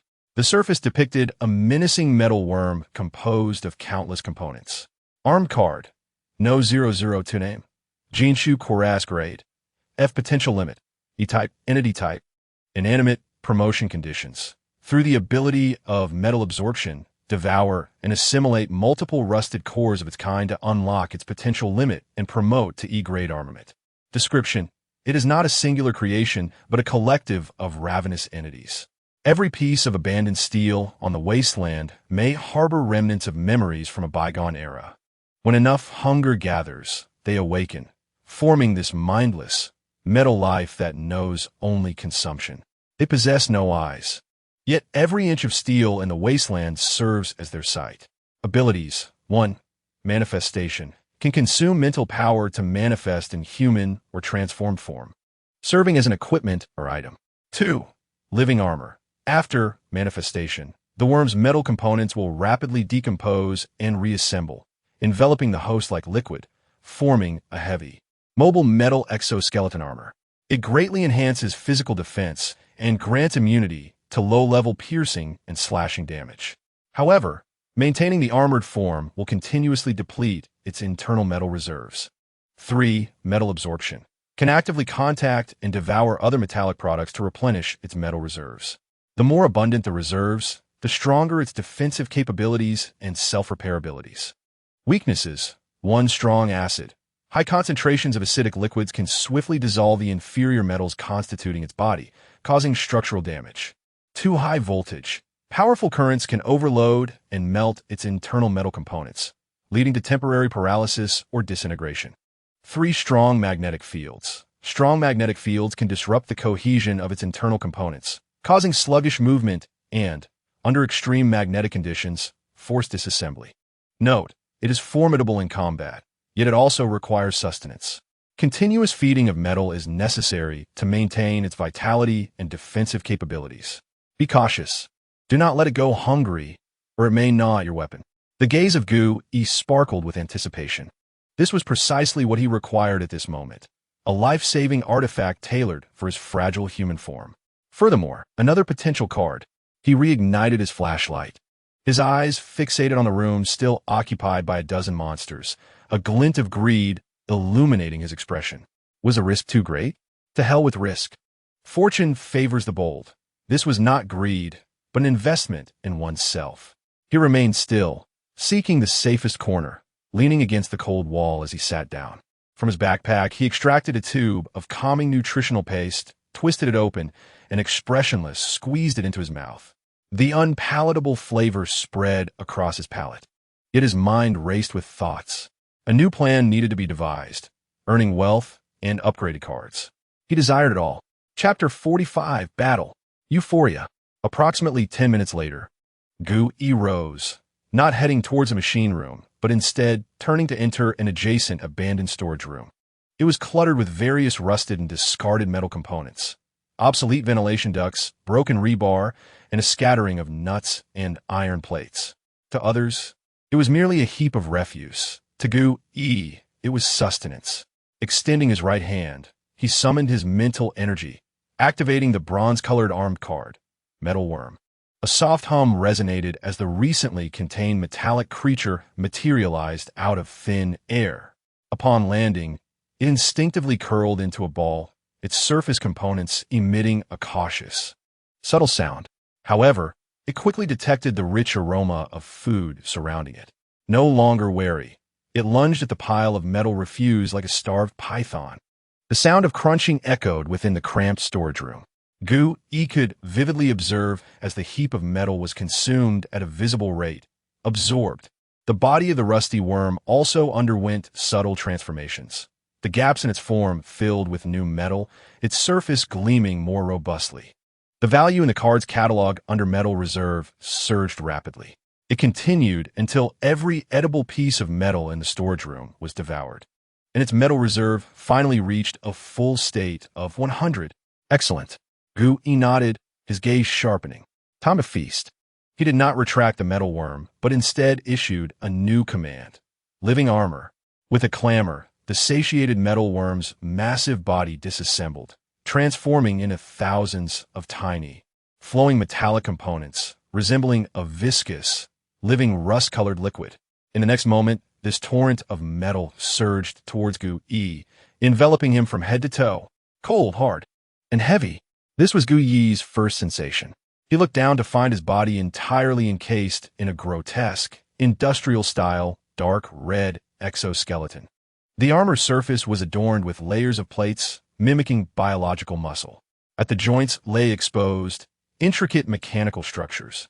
He resembled a steel monstrosity emerged from a steampunk nightmare. This was the power of the arm card. Gu Yi clenched his fist. The metal armor emitted a dull hum. An unprecedented sense of security enveloped him. Yet, he knew this was not enough. His gaze fell upon his right hand. What if he could do this? A wild idea flickered through his mind. He intended to utilize two armed cards simultaneously. Mental energy surged once more. The armed card, Rusted Hand, was activated. Another hum resonated. The pale, eerie severed hand did not materialize independently as usual. Instead, it transformed into a grayish-white, flesh-like fluid, violently merging into his metal-armored right arm. The two completely distinct and bizarre powers began a tumultuous and painful fusion. Gu Yi's right arm armor twisted and deformed uncontrollably. The dark red metal plates were torn apart by the grayish-white flesh. Bones, muscles, metal, nerves, all merged in the most primal, savage manner. A heart-wrenching pain surged from his right arm, prompting a low growl from Gu Yi. His mental energy was depleting at an accelerated rate. Yet he persevered. Moments later, the reconstruction was complete. His right arm had transformed entirely into a new form. A monstrous, asymmetrical arm armor, significantly bulkier than the left. One half was the thick, dark red metal armor of the metal worm, while the other half bore the pale, blood-streaked, twisted flesh of the rusted hand. Metal and flesh intertwined in an extraordinarily grotesque manner, forming a hideous yet powerful hybrid that could drive one to madness at a mere glance. The back of his hand extended several sharp claws, constructed from pale bones and rusted metal. He had succeeded. Gu Yi gasped, lifting his newly formed arm. He could feel within it the simultaneous essence of two powers, the solidity of the metal worm and the decay of the rusted hand. Though his mental energy consumption had doubled, the resulting power was undoubtedly worthwhile. He wasted no time, dragging the heavy armor out of the storage room. He then picked up the dagger that had been used as bait, employing the same trick. He controlled the grotesque, asymmetrical monster arm to hold the dagger, gently shaking it at the entrance of the machine room. A crisp sound resonated. Instantly, the dozen metal worms within the machine room went into a frenzy. They surged towards the entrance like sharks sensing blood. This time, Gu Yi did not retreat. He was too emboldened by the immense power coursing through him to bother with luring them. He stood firm, as still as a statue, allowing the foremost metal worm to pounce upon him. Bang! Another deafening crash. The worm collided violently with Gu Yi's chest armor. Its rapidly spinning, meat-grinding body frantically sliced at Gu Yi's armor. Sparks flew. The piercing sound of friction threatened to rupture eardrums. Yet this time, Gu Yi remained utterly unmoved. The attack capable of reducing the bone hound to dust met the fully fortified living armor, leaving not even a scratch. Kindred cannot breach defenses. Now was his turn. A cold, metallic voice emanated from beneath Gu Yi's helmet. He thrust out his grotesque, asymmetrical monster right arm, disregarding the flying sparks and whirring blades. He plunged it forcefully into the body of the metal worm. With a squelch, the decaying power erupted. The sturdy metallic body crumbled before the might of this monstrous arm armor, as fragile as tofu. Gu Yi did not need to search deliberately. Upon insertion, his right hand instinctively sensed the most intense core essence. He closed his fingers tightly and yanked outward. A rusted bearing, along with a multitude of shattered components, was forcibly extracted from the body of a worm. The creature was instantly paralyzed. However, Gu Yi did not hesitate. With his left hand, he pinned down the incapacitated worm's carcass. The living armor, as metal absorption ability activated. With a cacophony, the relatively intact worm carcass swiftly disintegrated like quicksand, transforming into a pure torrent of metal that melded into Gu Yi's armor, consumed on the spot. The core he grasped in his right hand radiated a concentrated energy, directly absorbed by the data log. The entire process flowed seamlessly from collision to counterattack, culminating in devouring, all within 10 seconds. Clean and decisive. At the entrance of the control room, the other metal worms seemed momentarily stunned by this gruesome spectacle, causing a brief chaos. Yet, Gu Yi offered them no opportunity. A cruel smile emerged on his face, concealed beneath his metallic helmet. Next, he willingly stepped forward, dragging the heavy, buzzing armor. Step by step, he advanced into the control room, which had transformed into a dining hall for him. What followed was a one-sided, chilling slaughter. Clang! A worm collided from the side. Gu Yi made no attempt to evade, allowing it to crash into him. He extended his right hand, deftly extracting its core. With his left hand, he pressed down to consume. Clang! Another worm pounced from the ceiling. Gu Yi barely lifted his head, effortlessly tearing it apart with a claw. Core absorbed. Remains devoured. Slaughter. Consumption. Slaughter. More consumption.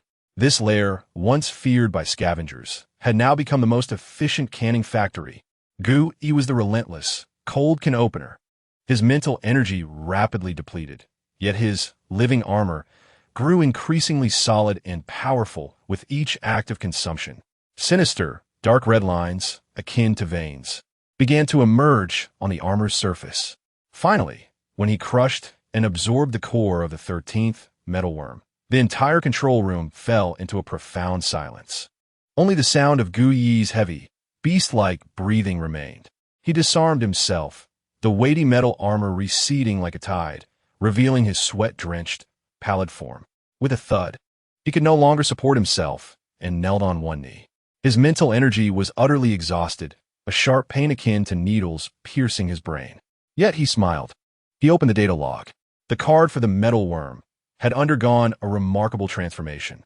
The card's border still represented the F grade with its bronze hue, yet the image itself seemed infused with life. The depiction of the worm had solidified several times over, now adorned with a faint silvery glow, as if it were on the verge of emerging from a cocoon. Gu Yi could distinctly sense that this card craved more akin power. It was but a step away from the threshold known as E grade. Upon examining the card's description, his heart surged. The original entries had been enhanced. Following the description of living armor, an additional line appeared: current status. Metal reserves ample, defense increased by 30, and gained low-level self-repair capability. The description of metal absorption also bore a new line: current status. Consumption efficiency increased by 50. Furthermore, a brand new entry emerged. New trait: intraspecies suppression. When manifested as living armor, it exerts a powerful deterrent effect on lower-grade, similar source metalworms. It was worth it. Gu Yi wiped the blood from the corner of his mouth, murmuring to himself. Chapter 46. The Hunter's Game. Kneeling on the cold ground, Gu Yi surveyed the surroundings, littered with the hollow metal remains of the devoured creatures. He gasped for breath, each inhale straining against a skull that felt as if it might crack. The sensation of exhausted mental energy was more agonizing than any physical wound, akin to having one's soul squeezed dry in a juicer. He was acutely aware that his current state was perilously precarious. Struggling to his feet, he trudged toward a corner of the control room, where a massive, already decommissioned distribution box lay. Summoning his last ounce of strength, he pried open the heavy iron door. Inside, it was hollowed out, leaving only a few severed wires. The space was just large enough for one person. He crawled inside and shut the iron door behind him. A faint click echoed. Darkness and absolute silence enveloped him, with only a sliver of weak light seeping through the crack of the door. Safety, at least temporarily. He leaned against the cold iron wall, closed his eyes, and began to enter a state akin to slumber. Time ticked away in this desolate wasteland. Here, time was the most worthless yet luxurious commodity. After an indeterminate period, Gu Yi slowly opened his eyes. The needle-like pain in his head had subsided considerably. His mental energy had recovered to approximately 30%. He glanced at the data log. Mental energy limit: 42. Current mental energy: 13. With such a meager reserve, attempting to activate living armor and confront a horde of monsters would be tantamount to suicide. Yet, it sufficed. It was time to attend to business. Gu Yi pushed open the distribution box door and stepped out without a hint of hesitation, activating his transformation. His body rapidly shrank and twisted. His skin became black membranous wings, and his bones hollowed out. He transformed into the Echo Bat, the form that expended the least mental energy. With a hum, he flapped his wings and soared silently into the air, gliding along the ceiling and exiting the factory. Then, he opened his mouth. An inaudible wave of sound, imperceptible to human ears, radiated outward from him. Sonar detection. In the next moment, the entire world transformed within his perception. No longer were there colors or shadows, only a black and white, meticulously accurate 3D model constructed from countless echoes. As he flew, he conducted his search. This colossal air purification station held no secrets from him. The thickness of the walls, the layout of the pipes, the structure of the rooms, along with those moving hotspots. Over 40 white dots, emitting strong metallic signals, slowly traversed his mental landscape. Metal worms. They were entrenched in various corners of this building. Gu Yi meticulously noted the locations of these entities, then began to seek out his objective.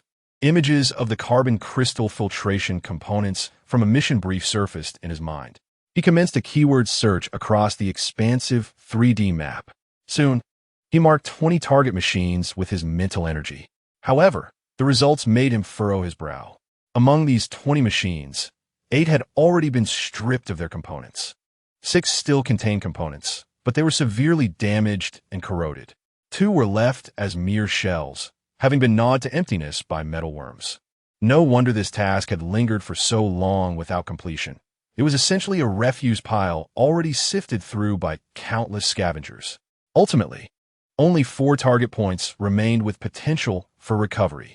Gu Yi magnified these 4 points, and the situation appeared even more dire. The first point lay in the power core area on the first floor. The components there were intact, but at least 5 metal worms lurked around the machine. The second point resided at the bottom of a thoroughly submerged underground reservoir. 3 worms also slept beneath the water. The third point, at the apex of the purification station, upon a suspended exhaust platform, 2 worms were diligently constructing their nests. The fourth point lay within the exhaust treatment duct on the 3rd floor. It was a secure location, devoid of any monsters. However, the duct's diameter was a mere 30 centimeters, rendering the echo bat incapable of penetrating its confines. Over 40 monsters existed alongside 4 mission objectives, either vigilantly guarded or ensconced in dire straits. This was far from a mere F-class mission. Any ordinary scavenger, upon witnessing such a scenario, would likely have surrendered long ago. Yet Gu Yi did not. In his mind, a vast 3D map slowly rotated, with 4 red dots and over 40 moving white dots forming a complex chessboard. His primary objective was the seemingly improbable 30-centimeter duct on the 3rd floor. Gu Yi unfurled his wings, gliding like a shadow, ascending along the corner ventilation duct. Soon, he discovered the entrance to the exhaust treatment duct. It was a rusted, circular iron grate, scarcely the size of a basin. He landed before the grate and activated another card. Morph card, polluted blood. His body began to dissolve, flesh, bone, and skin transforming into a bubbling, dark red sludge within mere seconds. This viscous mass, indifferent to its state, oozed through the gaps in the iron grate and entered the narrow, pitch-black duct. A suffocating cloud of dust assaulted Gu Yi, or rather, the sludge he had become, who proceeded undeterred. In this environment, the form of polluted blood thrived. Soon, he discovered a small gas analyzer deep within the duct. The mission objective, a carbon crystal filtration component, resided within the machine's slot, secured by several rusted screws. Gu Yi lacked hands, but possessed a more convenient solution. He transformed a small portion of his body into a slimy substance that enveloped the screws. Corrosive slime. A faint, tooth-aching sound resonated as the sturdy screws dissolved at a visible pace. Click. A gentle sound echoed as the palm-sized black filtration component loosened. Gu Yi again divided a portion of his form, cautiously wrapping the component like a tentacle, creating the most perfect buffer layer. He then retraced his steps. Upon oozing back through the grate, he reverted to his human form. Opening his hand, he found a slime-wrapped component intact. He meticulously wiped it clean with his clothing before stowing it in his backpack. The first objective successfully acquired, cleanly and efficiently, without disturbing a single monster. A surge of joy coursed through Gu Yi. He immediately transformed back into the Echo Bat and soared toward the next target, the power core area on the 1st floor, guarded by 5 worms. This would be a formidable challenge, and he had no intention of engaging directly. Instead, he flew above the power core area, where a massive, long-stopped exhaust fan loomed from the ceiling. Between its blades were ample gaps. He hovered in midair like a drone, surveying the battlefield below. 5 metal worms stood sentinel near the core machine, while the mission component rested on the machine side. Gu Yi refrained from immediate action, searching for the perfect bait. Soon, His gaze fell upon a massive, abandoned ventilation duct suspended in midair. It was thick, long, and entirely metallic, an ideal lure. Silently, he flew over and landed on the duct support bracket against the wall. Then he activated Rusty Hand. A pale hand materialized, emitting no sound as it gently pressed against the rusted metal bracket. The power of decay surged forth. Crackle. The internal structure of the bracket crumbled silently. Gu exercised patience, corroding it bit by bit until only a thin outer layer of metal remained intact. Once the bracket was nearly severed, he withdrew the rusty hand and returned to hover above the power core area, biding his time for the perfect opportunity to ensnare all his prey. He began to utilize sonar to meticulously observe the movement patterns of the five worms. They were not stationary. Rather, they patrolled slowly around the core machine. Occasionally, 2 or 3 would pass each other, yet rarely did all 5 congregate simultaneously. Gu squinted his non-existent eyes, seeking a target, a focal point to draw all the worms together. He recalled the military dagger. Briefly, he flew to a safe location, momentarily reverting to his former self to grasp the dagger with Rusty Hand. Then, he returned to the exhaust fan's position. Taking a deep breath, he calculated the distances and velocities of the 5 worms. Now was the time. He released his grip. The dagger plummeted like a precision-guided bomb. Clang! A crisp, enticing sound rang out as the dagger embedded itself precisely into the ground beneath the core machine. Instantly, the 5 rusty worms surged towards the dagger as if magnetically drawn. Abandoning their patrols, they jostled against one another, scrambling for this fallen morsel. The perfect target had emerged. Now was the moment. Gu hesitated no longer. He commanded the Rusty Hand to corrode the bracket. Creak! The immense metal bracket could no longer bear the weight. It snapped violently. Boom! The lengthy, heavy ventilation duct plummeted from the ceiling with the force of a stampede, crashing down onto the ground dozens of meters away. Bang! A deafening roar reverberated throughout the purification station. The ground was cratered. Dust filled the air. The 5 rusty worms had no chance to react, crushed beneath the descending behemoth. Some were flattened into discs, others rendered immobile, their bodies broken. Still others were wedged helplessly between the duct and the ground, thrashing in vain. One strike, total annihilation. Gu observed the carnage below, a glimmer of cold amusement flashing in his spectral eyes. He lingered not a moment longer. He plunged through the great opening like a bolt of black lightning. His first target was unmistakable, the now unguarded core machine. He darted past. Rusty Hand activated simultaneously. The decaying power transformed into claws. They grasped fiercely at the filtration component. Snap! The slot, along with the component, was wrenched free. Mission item secured. He did not depart immediately, but carefully set the component on a clean surface nearby. Then, he slowly turned around, his gaze landing upon the writhing, struggling wreckage below. In his compendium, the card for Metal Worm radiated an unprecedented, searing hunger. He desired both the mission item and the upgrade material. Gu landed on the enormous ventilation duct, gazing down upon the utterly subdued prey beneath him. He extended his pallid surgical blade, the Rusty Hand, targeting the first worm. Its body crushed in half. With a fierce thrust, he pierced it deeply, precisely striking the core within. A twist and a tug followed, peeling away and absorbing its essence. Then he proceeded to the second, third, and so forth. In Chapter 47 of the E-Class Armed Wuji Taichuan, after the 5th core was absorbed into his compendium, he felt a palpable hunger emanating from the Rusty Worm card. It craved more. Without pausing, Gu placed the intact filtering component alongside the earlier one into his backpack, transforming into a echo bat to soar towards the next objective, the submerged underground reservoir. He arrived at the entrance of the reservoir, a rusted iron ladder leading into profound darkness.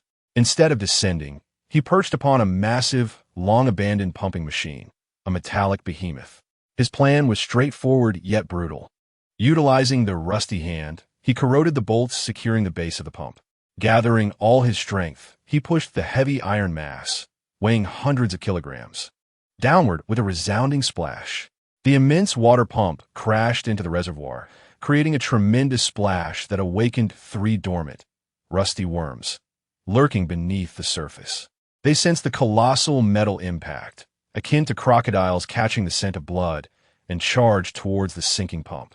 Seizing the opportunity, Gu-E transformed instantaneously into pollution blood, becoming a pool of sludge that quietly slipped into the water, avoiding the frenzied creatures. He dove to the bottom, discovering the filtering device, now covered in aquatic vegetation. He corroded the screws, wrapped the component, and then silently slipped away. With the 3rd component secured and 3 cores in hand, his final target loomed. The top level of the purification station, the suspended exhaust platform where 2 final worms awaited. Gu-E, lacking any inclination for strategy, ascended directly.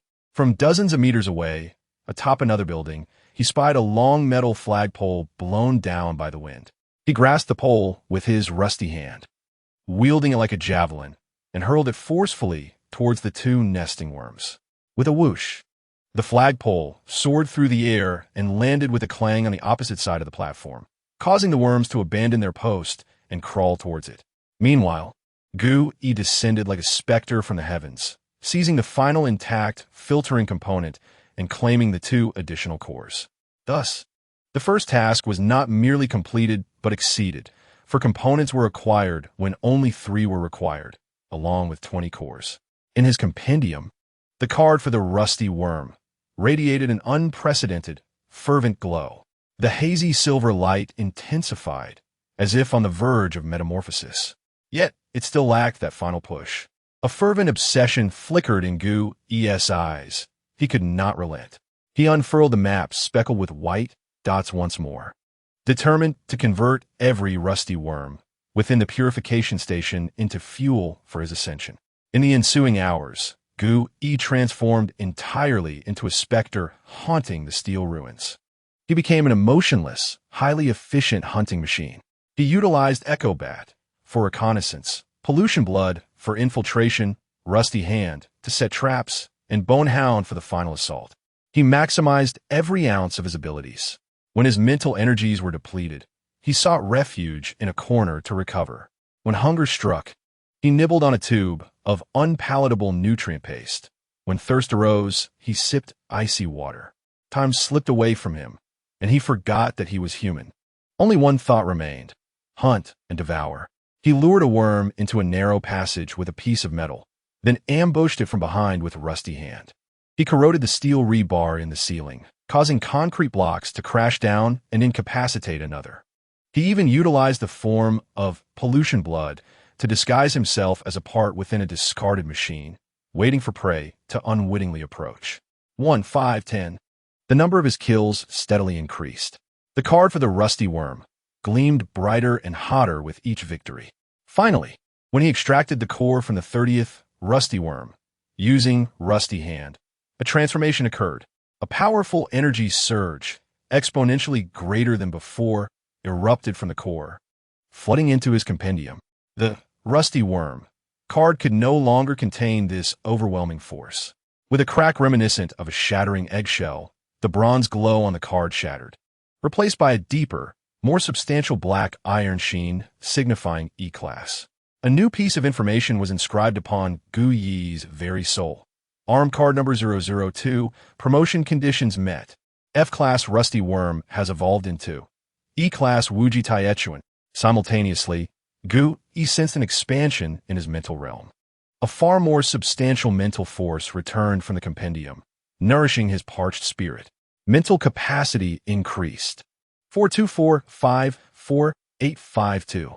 Gu-E exhaled a long, heavy breath. He did not rush to rise, but instead calmed his mind, gazing at the newly transformed card. It now presented a chilling black iron hue, no longer depicting a solitary worm, but a mass of countless metal components and fearsome appendages, moving as if alive, a steel fortress. Merely gazing upon it invoked an unshakable sense of weightiness. Armed card, number 002, Wuji Taichuan grade, E-type, physical entity, inanimate description, hunger birthed its existence. Devouring granted it will. No longer a disordered amalgamation, Its fusion of countless cores birthed the most primitive hive mind. It learned to combine efficiently and to kill perfectly. It transcended the mere worm, evolving into a burgeoning steel legion with a collective will, insatiable and alive, a fortress in motion, a walking furnace. Abilities 1. Manifestation. No change. Can consume mental energy to manifest in human or transform states as equipment or items. 2. Living armor. Shape reshaping.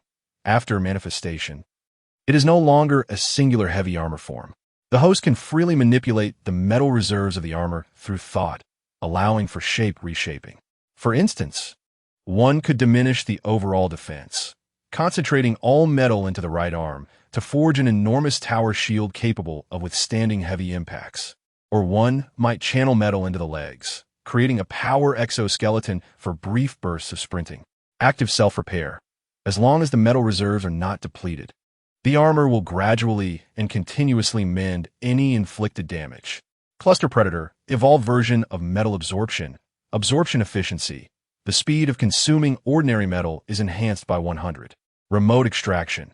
No longer requiring complete contact, several tendrils composed of tiny metallic components can extend from the armor surface, allowing for remote metal extraction within a 3-meter range. Slowly siphoning off the metal substance from a designated target.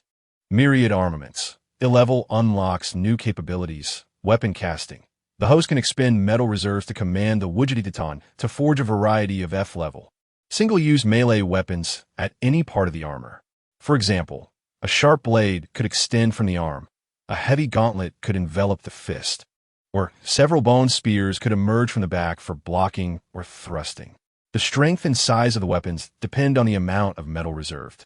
Weaknesses. Resistance enhancement 1. Strong acid. Resistance to acidic corrosion is improved, requiring higher concentrations of acid to inflict effective damage. 2. High voltage. The internal structure becomes more stable. Ordinary electricity merely charges it, while only truly high-voltage bursts can cause overload. 3. Strong magnetic fields. The emergence of hive mind thinking grants a degree of resistance to magnetic interference. A stronger magnetic field is needed to restrict its movement. Note, it has become discerning after being well fed. Ordinary scrap, metal no longer satisfies its appetite. It instinctively craves to devour rarer, sturdier alloys imbued with special energy. Remember, never let a legion go hungry. Gui. Even the wake of this brand new card could not help but curse inwardly. This was no mere upgrade. It was a transformation from a bird's gun to a cannon. The reshaping of form, remote extraction, and that most outrageous myriad armaments. This meant that as long as his metal reserves were sufficient, he could become a mobile armory in battle at any moment. This was the essence of E-level armament. He finally regained his senses, noticing that the outside world had already succumbed to darkness. A broken moon emitting an eerie red glow hung in the sky. Night had fallen. He was taken aback. This was his first night alone outside the safety zone. In the past, he might have sought refuge in a crevice out of fear. But now, he glanced at his new ace, radiating the cold sheen of black iron. He felt the surge of mental energy within him. Rather than fear, an uncontrollable excitement welled up inside him. He approached the window, gazing at the desolate land that appeared even more sinister under the crimson moonlight. What differences would the night world hold compared to the day? He licked his cracked lips. There were still 2 tasks left unfinished in his backpack. Perhaps tonight would present a splendid opportunity. Chapter 48. The night's first lesson. He knelt on one knee amid the wreckage of the control room. A faint, unhealthy flush lingered on his face, a remnant of the extreme mental exertion followed by a forced replenishment. Yet his eyes sparkled with an unsettling brightness. He stared at the card in his inventory, gleaming with the cold luster of black iron. An irrepressible impulse surged from deep within him. He yearned to experience firsthand the true power of this ace forged from the remains of 30 worms. Living armor, activate. He bellowed, invoking the brand new card. A resonance of immense mental energy, greater than any previous manifestation, was instantly drawn from him. A slight dizziness washed over his mind. However, in the next moment, he was utterly astonished by the sight before him. A stream of black iron light burst forth from the imprint of the card, no longer a chaotic torrent of metal. It formed into an army of countless tiny metallic components. They swirled and danced in the air, producing a harmonious hum akin to the buzzing of a swarm of bees. Then, as if they had found their sovereign, they descended upon Gu Yi with a sense of ritualistic reverence, enveloping him piece by piece. Clank, clank. The armor plates clicked together with precision. Gears and rods meshed flawlessly, cold and heavy, yet imbued with an indescribable vitality, as if connected to his very bloodline. In a mere 3 seconds, the armor was donned. Gu Yi slowly straightened his posture. Before him stood a form of steel he had never envisioned. No longer the crude, industrial-style tin he once wore. It was a true steel armor, sleek and powerful, embodying the aesthetics of destruction. The surface of the armor was no longer the rust-red hue of iron oxide, but a deep black iron, forged through countless strikes and fusions. It bore the scars of battle like medals of honor. The chest was shielded by a solid plate capable of withstanding the mightiest blows, while the shoulders sported fierce projections reminiscent of a beast's fangs. The joints were no longer exposed mechanical structures, but were instead encased in intricate, muscle-like metallic fibers, layered for protection. Even his head was safeguarded by a full-face helmet, offering extensive visibility while ensuring maximum protection. He resembled a dark knight emerging from ancient legends, radiating an undeniable aura of cold authority. This was the power of E-level. Gu Yi clenched his fist. A surge of power, so potent that it made his heart race, resonated from every corner of the armor. He felt as if he could punch through a concrete wall at this moment. Yet he soon recognized the cost. His mental energy was depleting at an unprecedented rate. Every 12 seconds, a fraction was consumed. This meant that maintaining the Legion armor for a minute would require a complete 5 points of mental energy. This was 5 times the expenditure he faced while sustaining F-level transformations. With his current mental energy limit of 52 points, even at full capacity, he could only sustain the armor in battle for 10 minutes. Indeed, the greater the power, the steeper the price. A shiver ran down Gu Yi's spine. He promptly released the armor. The strikingly handsome suit receded into him like a retreating tide. A faint sense of emptiness washed over him. He gazed at his hands, now returned to their ordinary state.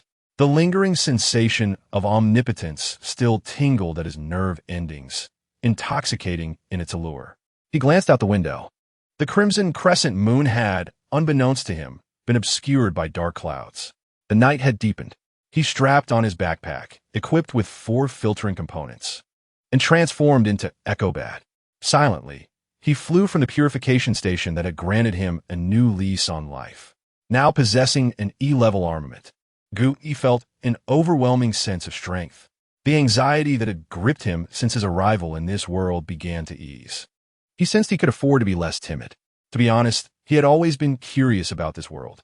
Previously, his limited power had suppressed that curiosity, but now it was time to indulge it. He sought to uncover the secrets concealed in the night of this desolate wasteland. He soared directly towards the towering structure designated as his second target, all the while keenly observing his surroundings. The daylight had rendered this area lifeless, devoid of even a single mutated rat, save for the peculiar Jinshu Ruzhong that gnawed on metal.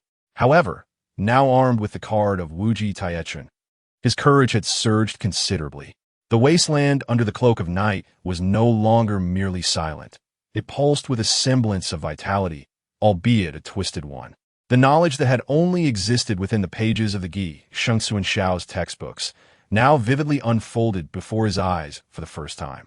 One could envision the towering cities of Rinlian as colossal heating rods embedded in the earth, radiating not warmth, but rather the stability of reality. A mere 10 kilometers from the high walls lies an area known to the locals as Quaoingo. This place is the most potent radiation zone of the stability anchor field, where the intensity of the force field ranges between 2040. The Siwansu Shouchi Huan is established atop this relatively safe wasteland, akin to a planet too close to the sun. Here, reality is exceedingly rigid, making it difficult for the bizarre to manifest and thrive. Yet, the price for such safety is a barren landscape. The flora grows crookedly, and mutated rodents are a rarity. There is no danger, but also no value. Now, however, the purification station has ventured beyond the barren lands, stepping into a brand new realm, the Shuyek. Here, the stability anchor field has diminished to an ideal level, allowing reality to soften. Life has begun to flourish in a distorted manner. The textbooks categorize the bizarre outside the walls into two main types. One category is known as Zhang Qing, pure anomalies birthed from the direct distortion of reality rules by genuine pollution. They are not organisms, but phenomena, curses, or fragments of information. The other category encompasses the bodily that he observes before him. They did not appear out of nothingness. They are the evolutionary offspring of the old world's biosphere. Animals, plants, and insects have undergone adaptive mutations due to genuine pollution. Though they're grotesque and fearsome, they adhere to the most fundamental biological instincts. They require sustenance, reproduction, and territoriality. Within this new dark forest, they each occupy a unique ecological niche. Producers, consumers, and decomposers coexist, forming a complete food chain. At this moment, this food chain vividly plays out before him. He witnessed faintly glowing fungi emerging from the cracks in the concrete, embellishing the wasteland like will-o'-the-wisps in a graveyard. He also observed several palm-sized beetles with rat-like tails feasting upon the fungi. Suddenly, a claw composed of several ghastly white bones sprang from the earth. Seizing one of the beetles and dragging it underground in the blink of an eye, he beheld even stranger creatures, enormous moths bearing human faces and scorpions dragging half a human corpse across the ground. Additionally, there were enormous shadows lurking deep within the ruins, detectable only as vague outlines by his sonar. The law of the jungle prevails. Survival of the fittest reigns supreme. This is a dark forest, as cruel and tangible as the primeval jungles of the old world. The catalog in Guyi's possession flickered incessantly. Discover containable object. F-Class Gi Wanyan Shu. Containment conditions. Discovered containable object. F-Class Gi Shikchong. Containment conditions. Discovered contained object. F-Class Gi Gaigu Liechuan. Juvenile. Containment conditions. A series of notifications inundated his mind. Rather than feeling fear, he found himself brimming with exhilaration.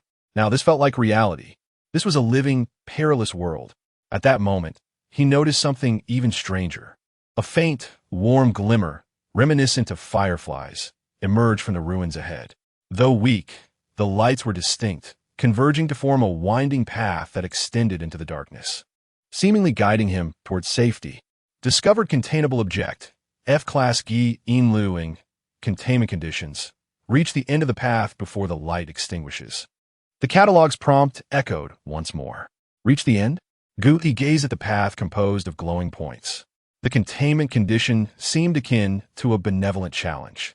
Devoid of danger, his confidence soared, coupled with curiosity about this world. Without further contemplation, he descended from the sky, reverted to his human form, and stepped onto the path illuminated by fireflies. Beneath his feet lay soft sand, comfortable to tread upon. Following the guidance of the glowing points, he advanced step by step.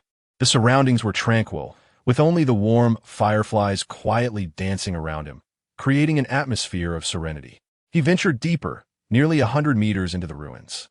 Darkness enveloped all except for the luminous path. Just then, the catalog in his mind flickered unexpectedly again, but this time, the prompt was entirely different. Discovered containable object. E-Class Gi Shur Tongue. Containment conditions. Sever its deeply buried maternal root. Guyi's footsteps came to an abrupt halt. Cold sweat drenched his back. E-Class? How could there be E-Class anomalies here? He quickly raised his head, scanning his surroundings. Yet, apart from the fluttering fireflies and endless darkness, there was nothing. Where was that Shur Tongue? An invisible fear seized his heart. Without hesitation, he transformed again into Huayin Fu. Sonar detection, set to maximum. The next moment, the entire world revealed itself in his monochromatic vision, displaying the most authentic and terrifying visage. He stood at the edge of a vast quicksand pit. The so-called soft sand beneath his feet was not sand at all, but a carpet woven from countless tiny, thorny vines disguised as grains of sand. Should he take another step forward, this carpet would instantly tighten, dragging him into the unfathomable depths of the quicksand. At the very bottom lurked an immense, twisted silhouette. This entity bore no fixed form, resembling a colossal heart of a plant entangled in countless tendrils and vines. It pulsed slowly, each heartbeat causing the surrounding quicksand to ripple. Meanwhile, though seemingly warm and harmless, Inluing hovered directly above him, akin to a flock of lantern-bearing guides, silently anticipating his self-imposed demise. He could not afford to linger any longer. He vigorously flapped his wings, preparing to ascend. However, while the Inluing did not actively attack, their purpose was to ensnare prey, so how could they easily let him escape? Just as he was about to take flight, all the firefly lights surged intensely. A blinding light, potent enough to induce dizziness, erupted instantly. Simultaneously, a bizarre, calming fragrance wafted through the air. Gu Yi's mind went blank in an instant. As if immersed in a hot spring during the depths of winter, a languorous sensation enveloped his entire being, sapping away all energy. The very thought of flight became a distant haze. How delightful it was to remain in this state. His wings ceased their fluttering, and his body began to uncontrollably plummet towards the gentle sandy ground beneath him. Chapter 49. The first battle of E-rank armament. His body was in free fall. Consciousness sinking into a warm, syrupy embrace, indulged in lethargy and comfort, reluctant to awaken. Yet, deep within that tender realm, a sudden icy sting erupted. It was the extraordinary mental fortitude of Gu Yi, akin to a steel needle piercing the depths of his soul, fiercely resisting the deadly warmth that sought to engulf him. Awaken! Gu Yi silently roared within his spirit. A violent headache surged like a tidal wave, instantly shattering the illusory comfort that had enveloped him. In an instant, he opened his eyes to behold the deceptive, sandy ground, now revealed as a deathly carpet, while his body continued its irrevocable descent. Damn it! A fierce glint flashed in Gu Yi's eyes. Escape was no longer an option. Thus, he resolved not to flee. Living armor, activate. In midair, he summoned the transformed ace up his sleeve. A powerful surge of mental energy was instantly drained, as a torrent of cold, black iron light erupted from his chest. Like a well-trained legion of steel, it rapidly reassembled in midair, encapsulating his form entirely just moments before impact with the spiked carpet below. Boom! A heavy thud resonated as Gu Yi crashed down like a black meteor onto the sandy expanse. The ground trembled violently, and countless vine-like spikes masquerading as sand were catapulted skyward by the force of the impact. Yet, they failed to pierce anything. Instead, they futilely scraped against the formidable black iron armor, producing a cacophony of screeching sounds. Roar! It was as though the lurking, corpse-eating vine beneath the earth sensed the struggle of its prey, emitting a silent roar of fury. The very next moment, the entire quicksand pit sprang to life. With a rustling sound, numerous black vines, as thick as arms and covered in barbs and slime, surged forth from the depths of the earth, like demonic tentacles emerging from the abyss. They blotted out the sky, weaving together to form a colossal prison that ensnared Gu Yi entirely.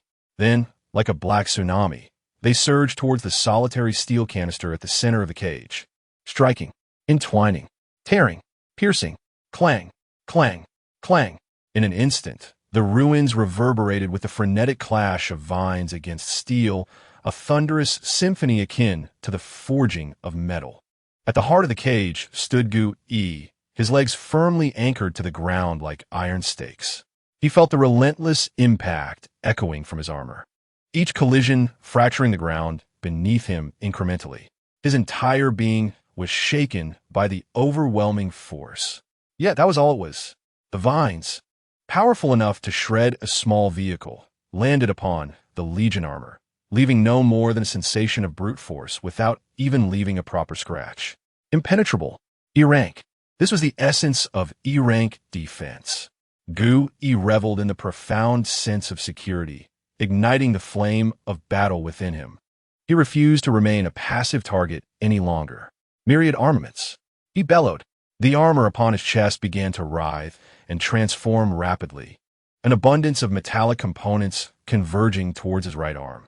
In an instant, a 2-meter-long, menacing black iron blade, gleaming with a cold light, was forged from his very being. Break from me. Gu Yi swung the weapon, an extension of himself, viciously cleaving through the onslaught of encroaching vines. With a tearing sound, the black blade flashed through the air, severing a dozen resilient vines, from which a foul, black ichor erupted, splattering upon his armor with a hissing sound of corrosion.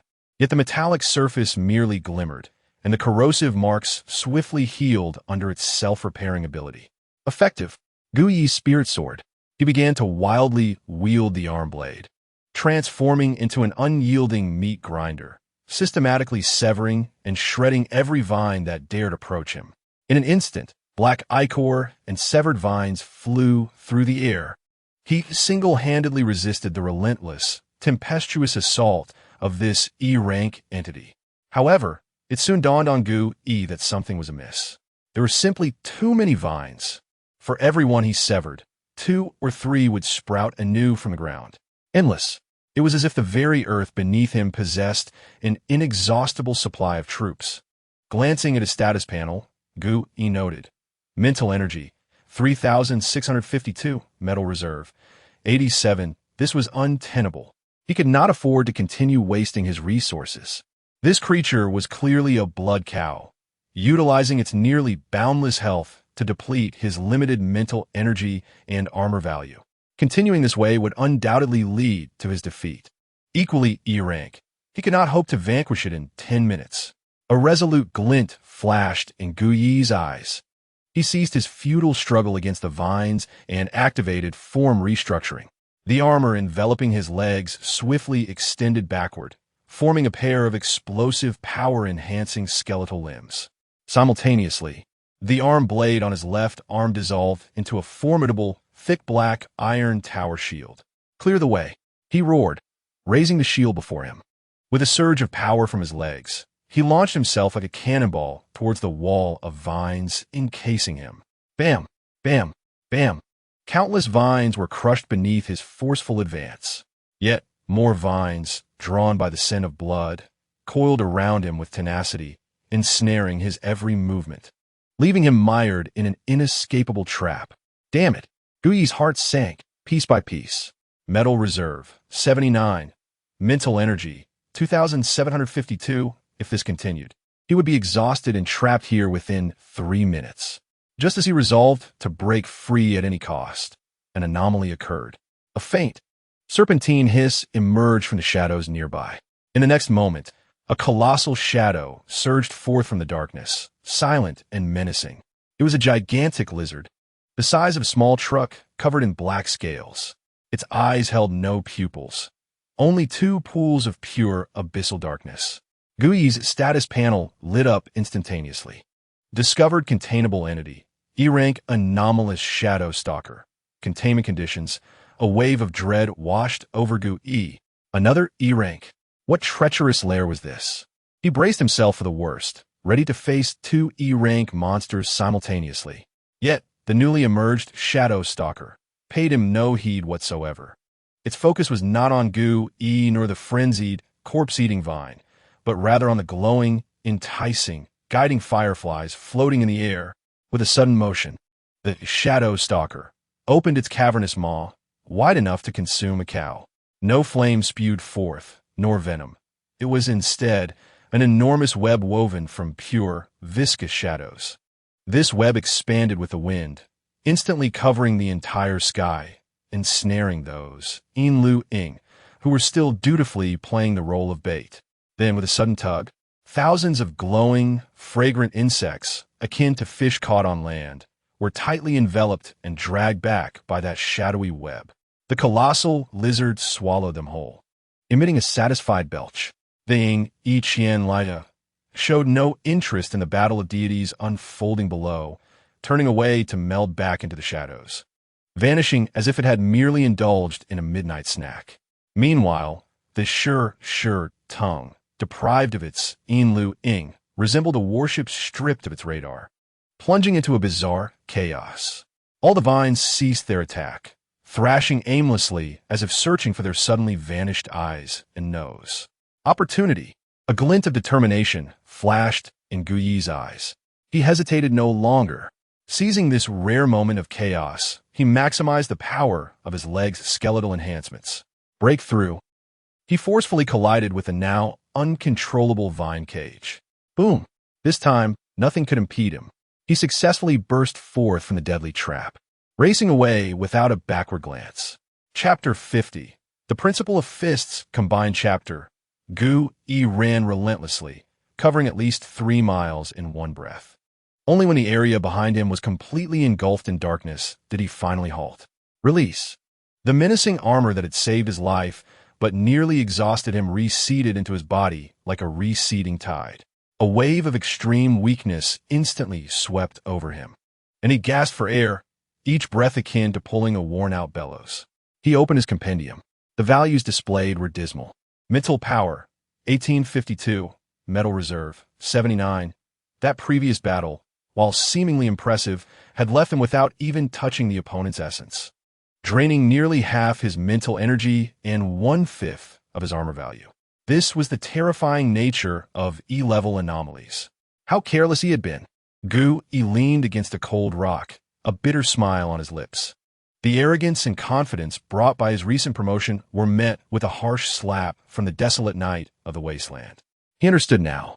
He remained a mere beginner, struggling for survival in this dark forest. He dared not be reckless again.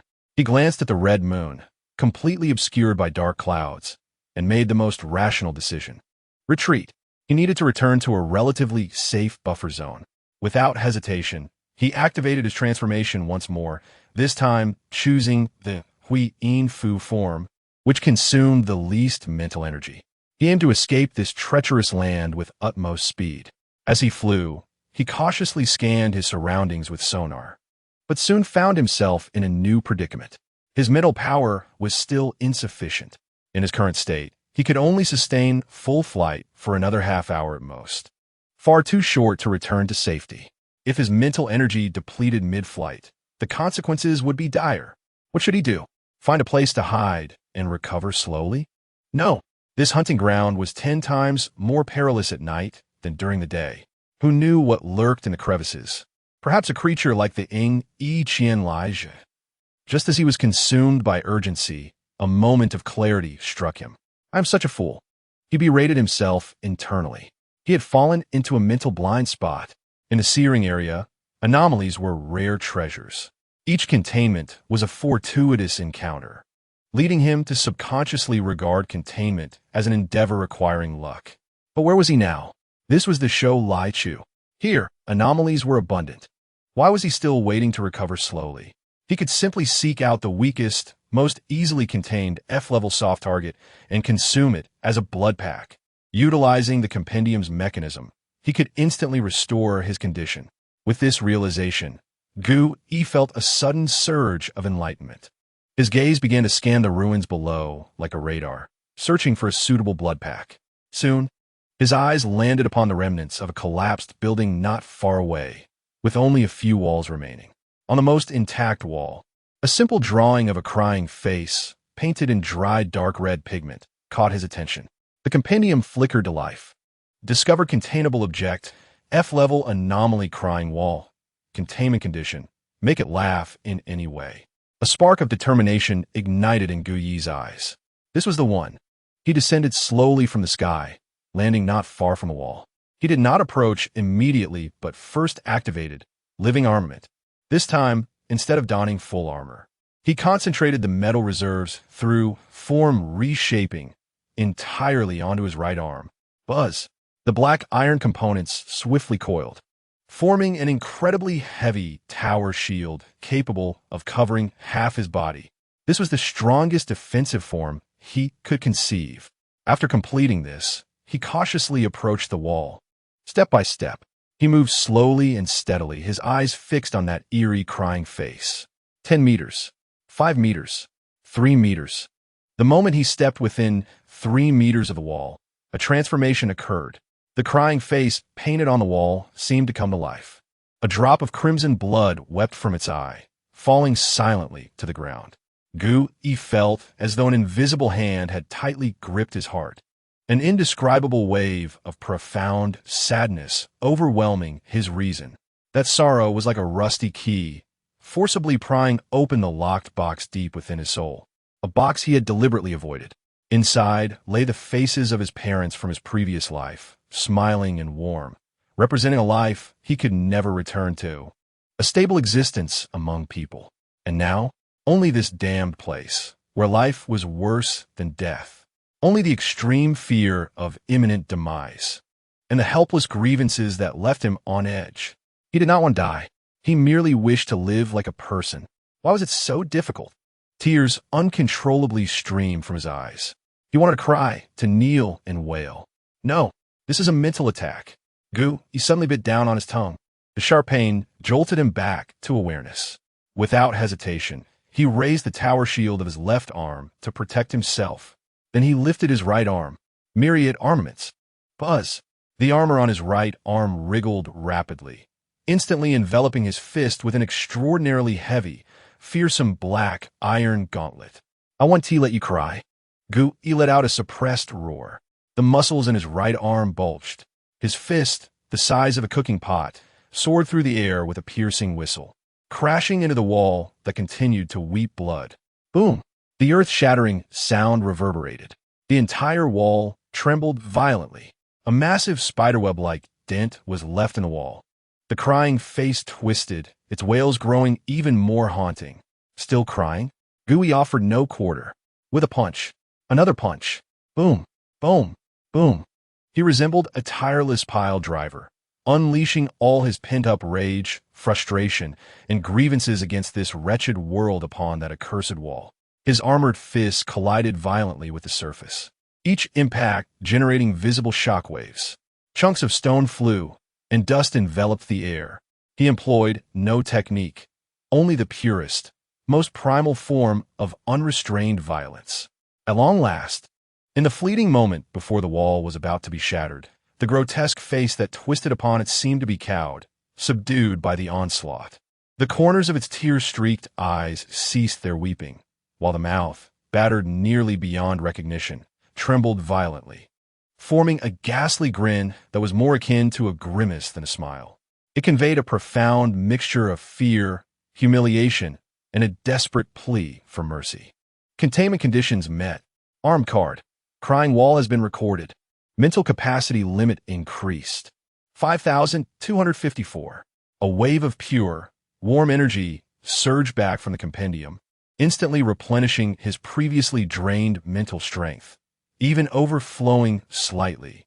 Mental power. 5454. Gu-Yi exhaled a long, cleansing breath. He was fully revitalized. Gradually, he lowered his trembling fist. The earlier explosive outburst of violence had not left him feeling weakened. On the contrary, it felt as if a cold, hard stone that had been lodged within him had finally been shattered. Since mysteriously arriving in this hellish realm, he had never truly relaxed, adopting an air of calmness and determination, striving desperately to grow stronger and adapt. All of it had been a facade. A thick shell he donned like an ordinary person who had fallen into a den of wolves, merely to stave off terror and avoid being devoured alive.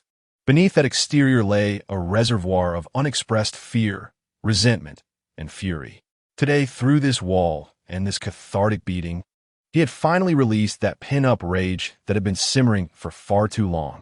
Once unleashed, his spirit felt more vibrant than before, the taut string within him relaxing, not in a state of languor, but in a true acceptance and resilience. He was no longer passively struggling for survival in this damned world. For the first time, he had defiantly raised his fist against its malevolence. With a flicker of thought, he opened the compendium to examine this newly befriended entity he had so brutally comforted. A grayish-white card lay quietly within the curio box. The card depicted a wall riddled with cracks, on which the face he had altered, both crying and laughing, appeared exceedingly eerie. Arm card. No 003 name. Crying wall grade. F-type. Entity type inanimate. Description. a wall bearing the weight of overwhelming sorrow. It has heard countless cries and witnessed innumerable farewells until one day it forgot it was a wall, remembering only the act of weeping. It yearns for companionship, yet harbors a deep-seated hatred for anything that can evoke laughter. Abilities: one sad projection. Upon manifestation, it forms a mobile, translucent wall of sorrow before the host to block physical attacks. Simultaneously, the host can actively trigger a mental shock in a fan-shaped area ahead, causing enemies within to experience a fleeting emotional state of sadness, slowing their movements.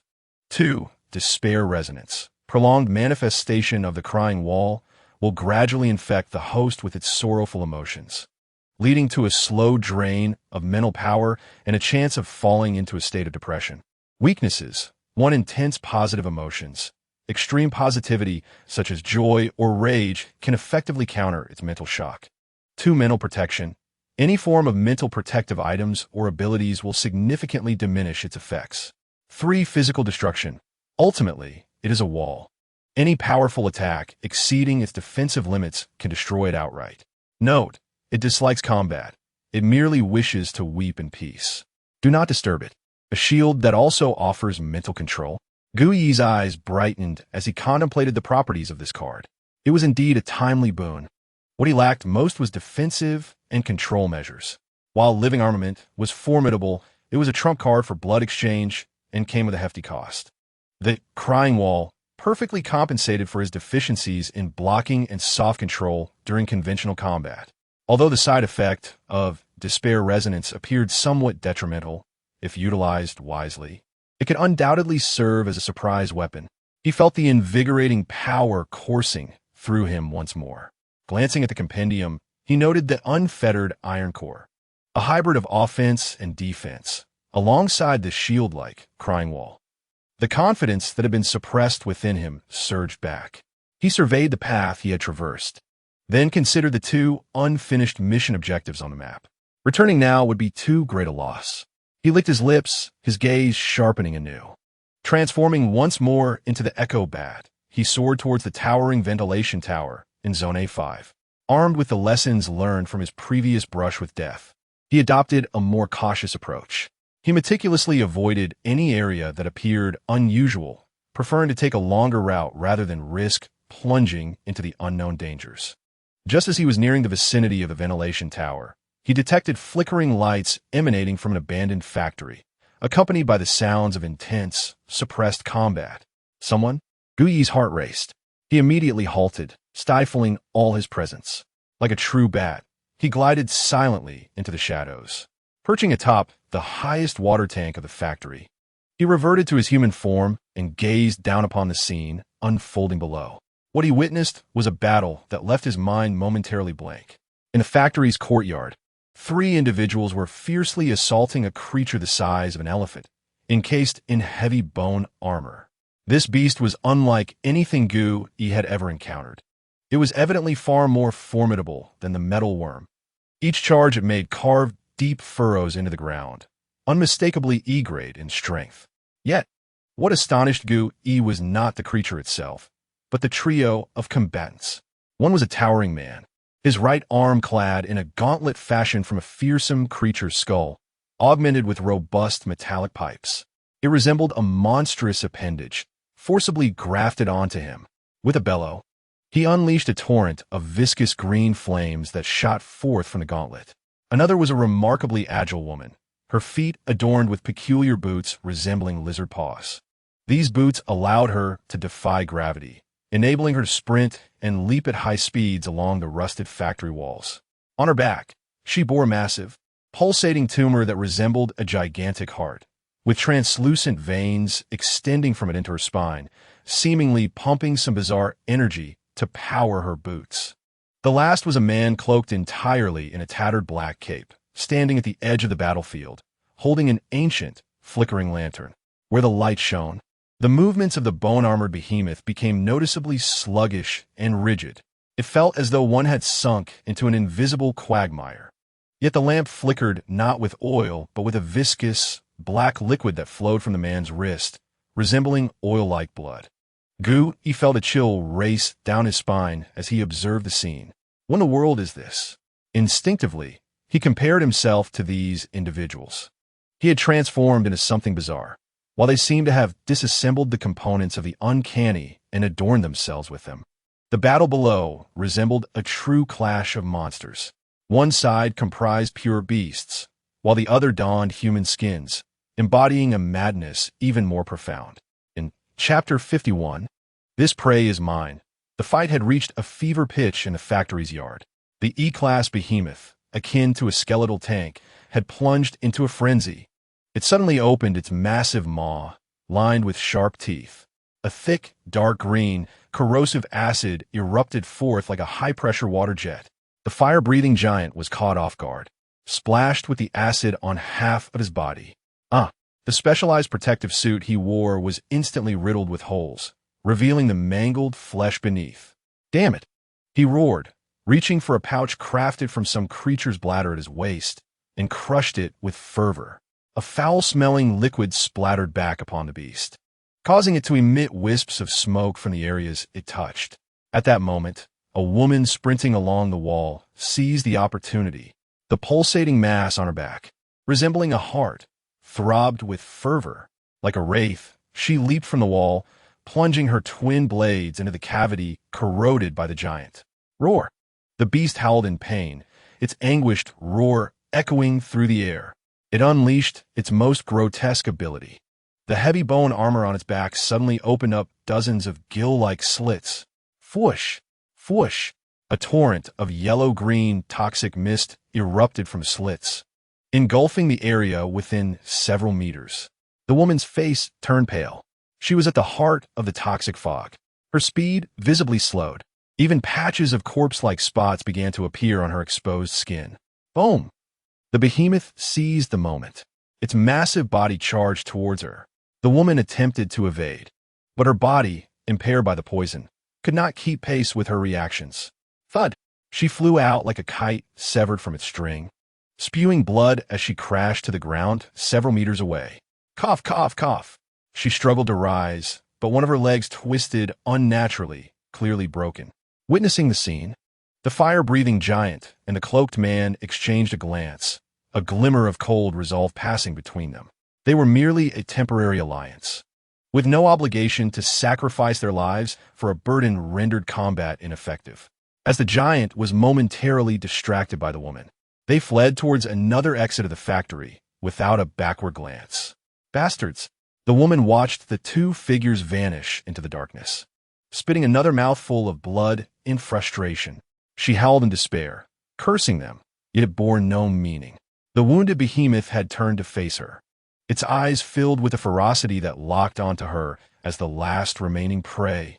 The woman struggled to retreat, but her fractured leg caused excruciating pain with every movement. She knew her fate was sealed. She slowly closed her eyes, awaiting the inevitable conclusion of being ground to pulp. However, the anticipated death did not arrive. Instead, there was a sharp, piercing whistle that tore through the air. Whoosh! The woman opened her eyes wide, just in time to see a fearsome black iron spear descending from the sky. With an unstoppable force, it hurtled towards the back of the skeletal behemoth. Thwomp! The spear struck true, piercing the previously corroded, weakest point on the beast's back, burying itself deep. Roar! The skeletal giant howled in agony. A deafening roar filled with pain and rage. It thrashed wildly, attempting to dislodge the infernal spike lodged in its back. At that moment, boom! A resounding crash, akin to a meteorite striking the earth, reverberated as a creature clad from head to toe in menacing black iron armor descended. What was this? A new anomaly? The woman's already despondent heart plummeted further into despair. If they couldn't even defeat one, now there were two. Moreover, this newcomer appeared even more terrifying and ominous than the skeletal giant. Were these two monsters vying for the right to devour her as their evening meal? She forced a grim smile. Yet, what transpired next left her utterly dumbfounded. The newly emerged black iron creature paid her no heed. Instead, it charged directly at the enraged skeletal behemoth with even greater ferocity. Its right arm transformed into a 2-meter-long, fearsome black iron blade. Swish! The blade, accompanied by a shrill whistle, sliced into the already battered neck of the skeletal giant. Black blood gushed forth. A more primal and blood-soaked brawl among the monsters commenced. The skeletal giant writhed in pain, desperately trying to shake off this annoying flea. Yet the black iron creature clung tenaciously to it, relentlessly slicing at its vulnerable wounds. The woman lay on the ground, utterly astonished. This E-class monster, which had once overwhelmed them three, now appeared as clumsy as a bull being toyed with before this mysterious black iron creature. As the two monsters engaged in a frenzied struggle, a glimmer of hope flickered in the woman's eyes. Run. Now it was the perfect opportunity. Gritting her teeth against the pain, she used her hands to prop herself up and desperately crawled towards the factory's exit. However, she had barely crawled 2 meters when whoosh, whoosh, whoosh, 3 piercing sounds sliced through the air beside her. Thud, thud, thud. 3 sharp black iron spears, arranged in a triangular formation, landed precisely on the ground before her. They were less than 10 centimeters from her head. The spear tips quivered violently, emitting a buzzing warning. The woman froze instantly. A chilling dread surged through her spine. Slowly, she turned her head to see the black iron creature, perched atop the giant, slowly tilting its head. Its eyes, glowing like ghostly flames through the helmet's gaps, coldly regarded her. The woman surrendered completely, collapsing to the ground, devoid of the strength to move even a finger. Meanwhile, the skeletal giant was thoroughly intimidated. It sought to flee, but the ironclad creature clung stubbornly, inflicting deep wounds with an array of bizarre weapons. Finally, the skeletal giant was thoroughly frightened. It realized it was hopelessly outmatched by the iron creature before it. Continuing the fight would result in its dismemberment. It let out a mighty roar. Then its enormous skeletal form began to disintegrate in an astonishing manner. Crack, crack, crack. Countless bone fragments fell from its body, scattering like gravel upon the ground. At its core, a pulsating heart encased in flesh and blood transformed in an instant into a yellow-green puddle, exuding a foul stench. This liquid seeped into the ground through pre-existing fissures, vanishing without a trace. It seemingly employed an enigmatic ability akin to a cicada shedding its shell to escape directly. The black iron creature observed the liquid disappearing into the earth, then glanced at the scattered, rapidly weathering fragments of bone, ultimately abandoning the pursuit. It slowly turned away, its heavy, resonant footsteps echoing as it approached the woman, who had already collapsed on the ground. It was over. The woman, gazing at the approaching shadow, resembling a demonic figure, felt the last flicker of light in her eyes extinguish. Despair enveloped her. Just as the menacing steel boots halted before her, she heard neither inquiries nor threats. A chilling consciousness descended upon her mind without warning. This was not a voice. It was a command, akin to unyielding program code. The game of hide and seek begins. You have 10 seconds. Hide. The woman was instantly bewildered. Hide? She glanced at her broken leg, twisted at an odd angle, then at the towering shadow that loomed over her. How could she possibly hide? How could she play a wretched game of hide and seek before a specter that had already ensnared her? Her mind went blank. Yet the cold rule began a merciless countdown within her soul. 10, 9. The black iron creature merely stood still, like a patient hunter savoring the futile struggles of its prey. 8, 7. The woman finally broke down. Frantically, she supported herself with her hands, dragging her shattered leg across the ground, leaving behind a long and humiliating trail of blood. 6, 5, 4. She crawled slowly, agonizingly. Meanwhile, the footsteps of the black iron creature rang out like the tolling of a death knell, leisurely following her. 3, 2. At last, she managed to reach behind a massive concrete pillar, using every ounce of strength to curl herself into a ball, believing that if she could not see the monster, then perhaps it could not see her. 1.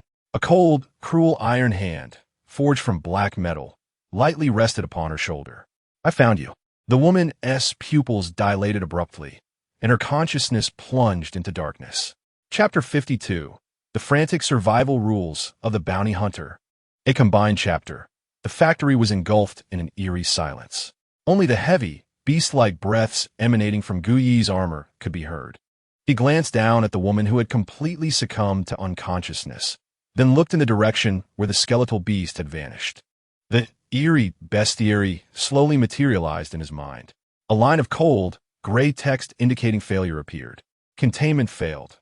Target: Carapace putrid beast, E-class. Containment condition: shatter its venom sac core. Failure reason: target has escaped via liquefaction, unable to track. It fled rather swiftly. Gu Yi observed the description and gradually deactivated his armor.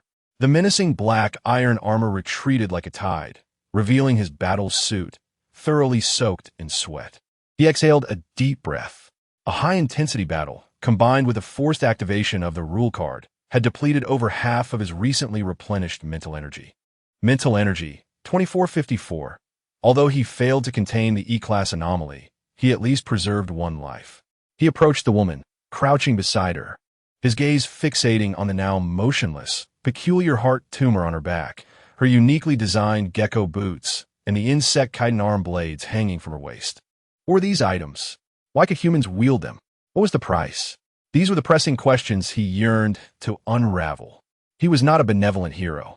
He intervened not out of any misguided sense of justice.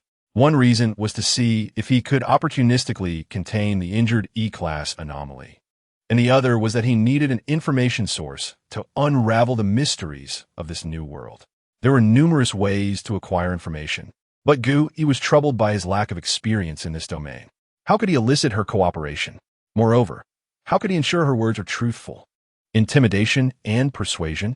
He lacked the capability. Torture? He was far from suited for that. Distinguishing the lies of a bounty hunter who had survived in the wasteland was more challenging than battling an E-class anomaly. Thus, he turned his attention to his only rule card. Rule card: hide-and-seek game. Ability: forcefully designate an intelligent life form to play a game of hide-and-seek. If the opponent is found within the designated time, they will be temporarily assimilated, obeying your commands for 10 minutes. Gu Yi contemplated this description, a bold idea igniting in his mind. This sounded remarkably like hypnosis, or perhaps a more domineering form of mental control based on rules. It was worth a try. However, the woman's reaction had been peculiar. He recalled the scene. Upon activating the card in his mind, the woman had scrambled away, dragging her broken leg, as though she had seen a ghost. The sheer terror and despair in her eyes surpassed even her prior encounter with the skeletal beast. Was he truly that frightening? After all, he was her savior. Gu Yi scratched his head, puzzled. He sensed that this woman seemed to have misunderstood something, but ultimately, the result was favorable. He did not approach immediately, but instead prepared meticulously. He retrieved a newly purchased full-coverage respirator from his backpack and donned it over his face. Pulling up the hood of his combat suit, he concealed his hair and half of his face thoroughly. He was uncertain whether this rule-based control would leave her with any recollection once concluded, but caution was never misplaced. He needed to ensure that this woman remained oblivious to his true identity. Once prepared, he slowly approached her, gently placing a hand on her shoulder. An invisible force of rule surged into her. Now it was time to pose the questions. Clearing his throat, he inquired in the most placid tone possible, "What is your name?" The woman slowly opened her eyes. The once fearful and despairing gaze now appeared hollow and numb, as if she were a puppet devoid of a soul. In a flat, emotionless tone, she replied, "I have no name. The organization that raised me assigned me the code name. Mantis." An organization? Gu Yi keenly seized upon this term. What organization? "I do not know," Mantis replied, shaking her head numbly. "I grew up in the organization's nest, only knowing to obey orders and lure to kill." Gu Yi felt a shiver run down his spine. It seemed the depths of this world ran deeper than he had imagined. He switched to another question. "All right, Mantis, where did you acquire these odd pieces of equipment?" "I bought them." "Where? Rustbone Street?" "No." Mantis denied his question for the first time. "Rustbone Street is too clean. There, they only sell ordinary firearms and low-tier scraps. In the depths of the West District lies true treasures." "The West District?" Wu Yi hesitated. "The turbid pool?" "Indeed. The mantis nodded. It is the innermost recess of the forgotten mechanical graveyard. There, one can find the artisans of the seamstress. Gu Yi inquired further. How do they create these artifacts? Is there a channel? Or can they produce them on their own? It is not one individual. The mantis slowly shook her head, uttering a term that took Gu Yi by surprise. It is they. The seamstress is not a singular entity. It is an underground organization dedicated to the modification and trade of artificial armaments, concealed in the depths of the turbid pool in the West District. No one knows how many members they have, nor who their leader is. We only know that over 80% of the artificial armaments in the entire gray grindstone are crafted by their hands. The mantis slowly raised her broken leg. My adhesive boots have a core made from 3 pairs of adhesive lizard paws. The seamstress extracted them and implanted them into these boots through a special method. As for the energy source, she pointed to the pulsing flesh tumor on her back. It is another living, blood-supplying worm. It parasitizes my spine, providing energy for these boots. Gu Yi felt a chill run down his spine. A living anomaly, parasitizing the spine. Is this what anomalous artifacts are? Gu Yi recalled the term he had only heard in whispers. No, the mantis shook her head. Anomalous artifacts refer to those naturally occurring items with strange properties, like that black blood lantern in the possession of the cloaked man earlier. It was scraped from a oil painting vengeful spirit. It is powerful, yet its side effects are equally enormous and entirely uncontrollable. Today, it might merely draw a bit of your blood. Tomorrow, it could consume your very soul as fuel for the flame. She paused before continuing. As for us, these artificially created items by the seamstress, we call them artificial armaments. Their advantage lies in their relatively stable effects, and the side effects are predictable, just like me. As long as I can endure the erosion of this thing on my body, I can continue to use these boots until the day I am completely drained by them. Gu Yi felt a coldness in his heart. These bounty hunters struggling to survive in the wasteland, how do they grow stronger? They tread a path where they exchange their blood, flesh, and even souls bit by bit for power. Each individual is engaged in a doomed gamble upon their own bodies, wagering whether they can earn enough to purchase a ticket to escape this desolate land before being utterly consumed by these armaments. Gu Yi finally began to understand why old Wang spoke of true bounty hunters with mixed admiration and pity. These individuals could no longer be considered purely human. He then asked, "Can anyone seek them out for purchases?" No. The mantis shook her head once more. The seamstress does not conduct business with the living. To obtain items from them, one must have a referral or possess armaments made by them, marked with their unique insignia as proof. Without proof, you cannot even locate their hidden operating room within the forgotten mechanical graveyard. Gu Yi fell silent after hearing this. His gaze slowly fell upon the arm blades at her waist, crafted from insect chitin, which had exhibited astonishing sharpness in previous battles, clearly not mere trinkets. These arm blades, Gu Yi inquired in a similarly emotionless tone, were they made by him? Yes. Do they bear a mark? Yes. Excellent. Gu Yi extended his hand, laying it flat before the mantis. Then they're mine now. His voice was calm, as though stating an undeniable fact. Consider it your life as ransom. Without hesitation, the mantis obeyed.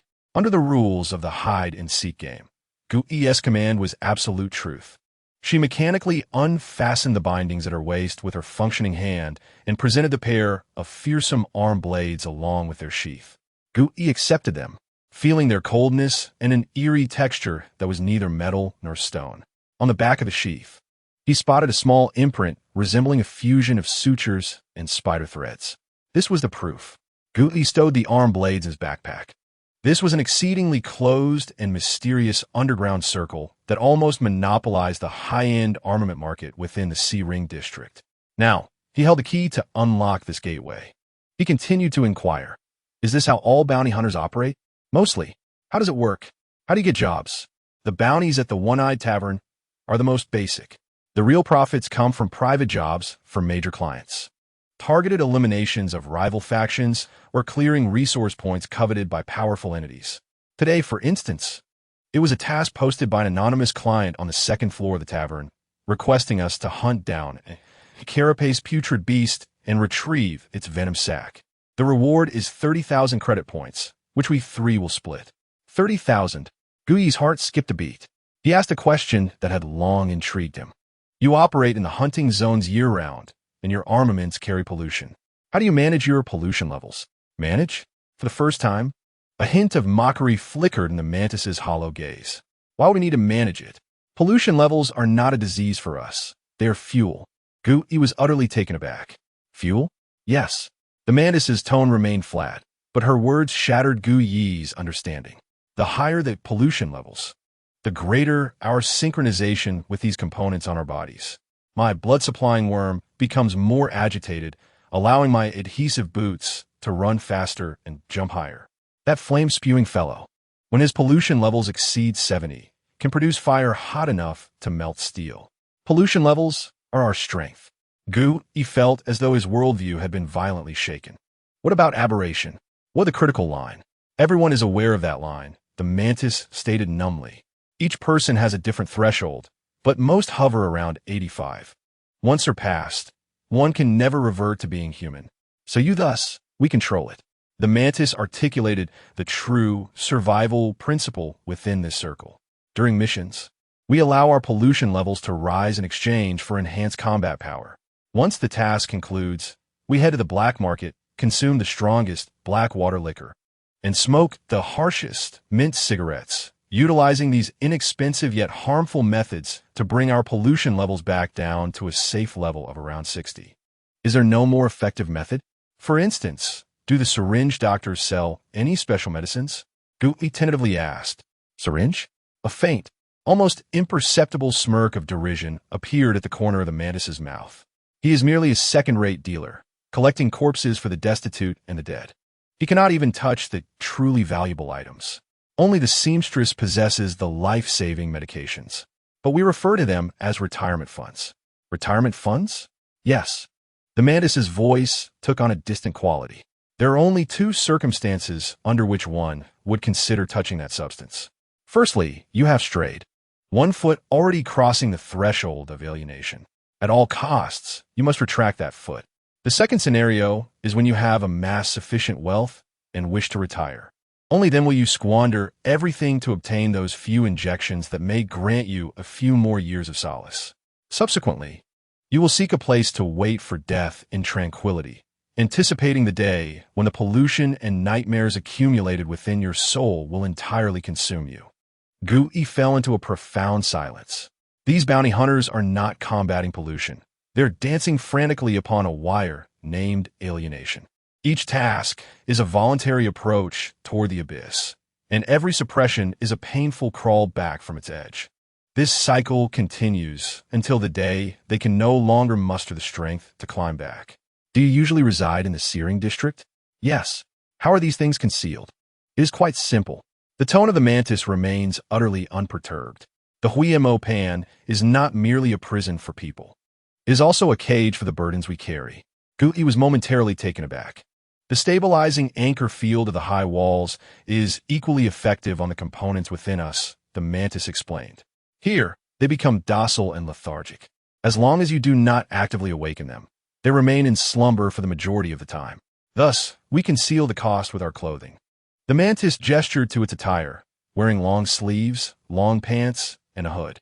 Then, like a mouse, it avoids all places marked with the Ren Lian emblem. Particularly the official exchange points for the detection gates, there will sound alarms. As for the guards, a fleeting glimmer of barely perceptible sarcasm flickered in the mantis's hollow gaze. They are, in fact, well aware of everything. They merely pretend to be blind. Why? Gui probed further. Because they need us, the mantis lowered its voice. They require us, the madmen willing to plunge our hands into the cesspools, to dispose of the refuse they find inconvenient or undesirable to touch. This is a sordid tacit understanding. We help them maintain order in the shadows while they turn a blind eye to us, the walking sources of pollution. As long as we do not provoke them and adhere to the final and most crucial rule. What rule? The mantis slowly raised its head, its eyes fixed on Gui. Do not let any ordinary resident of the Searing district see your cost. Do not frighten those sheep who still naively believe they live in a secure world. Gui fell silent for a moment, glancing at the woman's completely deformed, broken leg. Then at the illustrated guide, where less than 2 minutes remained of the control time for hide and seek. He finally posed the last question. Is there a way for you to save yourself in your current state? Yes, the mantis nodded numbly. In my backpack, I have a tube of specially formulated regeneration gel by the suturer. It is made from scraps of Roshan. It is a one-time use and rather expensive, but it can temporarily restore mobility to my leg. Chapter 53. Midnight tea. The night deepened. The incessant clamor of the searing district finally quieted down somewhat, leaving only the distant murmur from the direction of the Single-Eye Tavern. Wang Jinghua was wide awake, sitting on the creaking single bed, taking puff after puff of the lowest quality menthol cigarettes. The smoke swirled around him. His gaze did not fixate on the illusory neon lights of Suego Street, but instead slightly ascended, traversing the tangled web of wires and pipes, and resting upon the rooftop of an apartment engulfed by the night. There stood a makeshift pigeon coop haphazardly constructed from iron sheets and asbestos tiles. That was Gu Yi's abode. At this moment, the room was shrouded in darkness, devoid of any light. Little brat, old Wang muttered under his breath. It had been an entire day, and he did not know whether the boy was dead or alive. Although Wang Jinghua claimed he wanted that kid to fend for himself, the paternal worry nestled deep within his heart could not be suppressed. The night in the wasteland was fraught with peril, especially for someone like Gu Yi, who harbored an abundance of secrets. Damn it, he cursed softly, extinguishing the nearly burned-out cigarette, but in a tin can already filled with ashes. His leg, bearing old scars, began to throb again. A change was imminent, be it in the weather or in the skies above the searing district. He rose, dragging out a locked wooden box from beneath the bed, one that appeared older than he was. Upon opening it, he found no valuables within, only a neatly folded, faded old military uniform from the Great Wall travel, and a well-maintained military dagger, glistening with oil. He did not touch those items, but instead retrieved a seemingly ordinary commuter vehicle key from the box's compartment. Attached to the key was a small whistle, handcrafted from a bullet shell. He took the key and exited the room, his footsteps light. The dilapidated commuter vehicle emitted a sound akin to an old cow's labored breaths as it departed from Suego Street. It did not head toward any lively destination, but rather toward the easternmost, most desolate part of the searing district. Eventually, the vehicle halted beside an abandoned, solitary guard post. This had once been a crucial route leading to the northern cemetery, which had since been rendered obsolete due to the increasing danger of the cemetery itself. Old Wang stepped out of the vehicle, the cold wind causing his thin work attire to flap. He dragged out a similarly worn canvas bag from beneath the seat and extracted an extremely simple outdoor tea set, a small alcohol stove, a soot-blackened iron kettle, and 2 enameled tea mugs with chipped paint. He ignited the alcohol stove, the blue flames flickering in the cold wind, casting an intermittent light upon his wrinkled face. The water quickly came to a boil. He tossed a pinch of tea leaves, the origin of which was unknown, into both mugs and poured in the boiling water.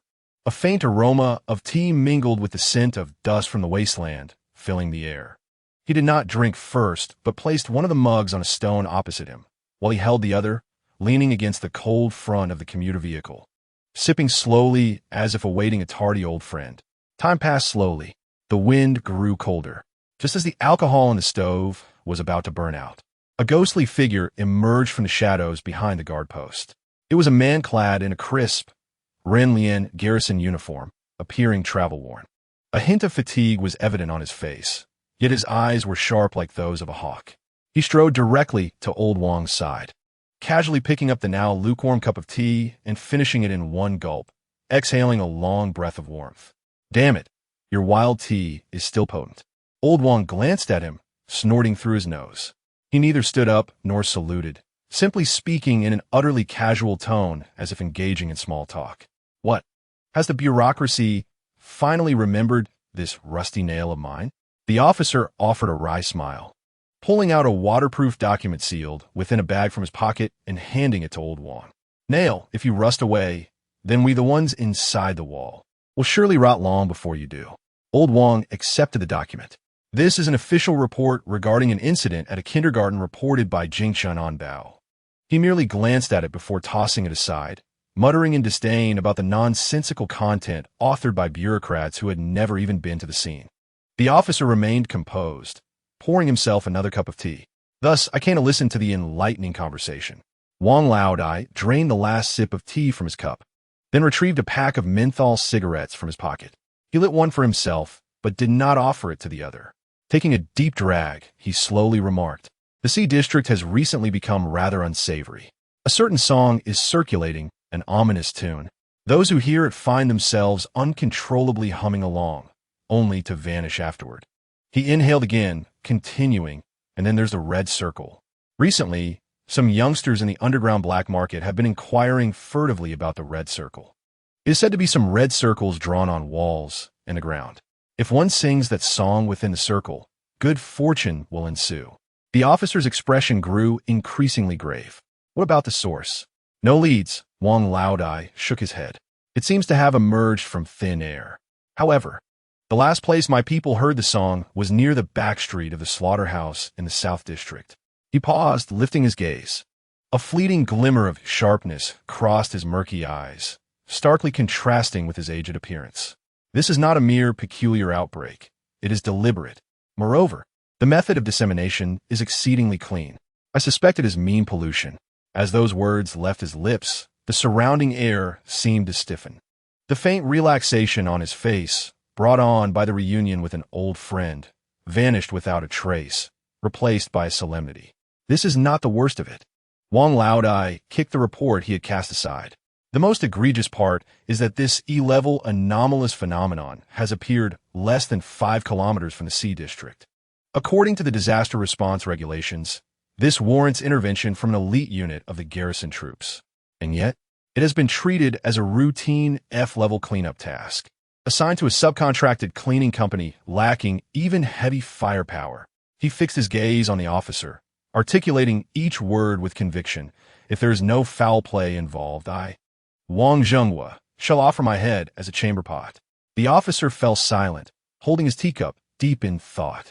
Eventually, he nodded, understood. "I will personally investigate this matter. Any parasite daring to toy with the lives of hundreds of thousands in the Sea District will find themselves pinned to the wall by my own hand." Quit with the bureaucratic jargon. Wang Laodai waved his hand impatiently. "Just tell me your plan. I have dispatched 3 secret investigative teams from a mole unit." The officer replied in a low tone. "They will infiltrate the Sea District under various identities within 48 hours, conducting covert investigations around the slaughterhouse and all areas related to the Red Circle." Chapter 54. Camouflage card acquired. Gu E crouched before the unconscious woman, glancing at the timer for the hide-and-seek game, nearing 0. He wasted no further time. "Produce your regeneration gel." He issued his final command in a muffled voice filtered through his mask, then proceeded to tend to his own wounds. Once finished, he sought a place to hide. The woman known as Mantis, her gaze still vacant, rummaged through her blood-stained backpack and produced a metal syringe filled with a viscous, dark green liquid resembling glue. She rolled up her pant leg, revealing a mangled, bloody stump. With an expression devoid of emotion, she forcefully injected the regeneration gel. A light sizzling sound echoed, akin to meat grilling. The dark green gel seemed to possess life, transforming into countless tiny flesh buds that writhed and intertwined. The sight was so unsettling that even Gu E felt a pang of nausea. He turned away, transforming into Echo Bat, silently soaring into the shadows atop the factory. Observing quietly. A few minutes later, the timer 4, hide-and-seek game, expired. Mantis's body jolted suddenly, her eyes regaining clarity.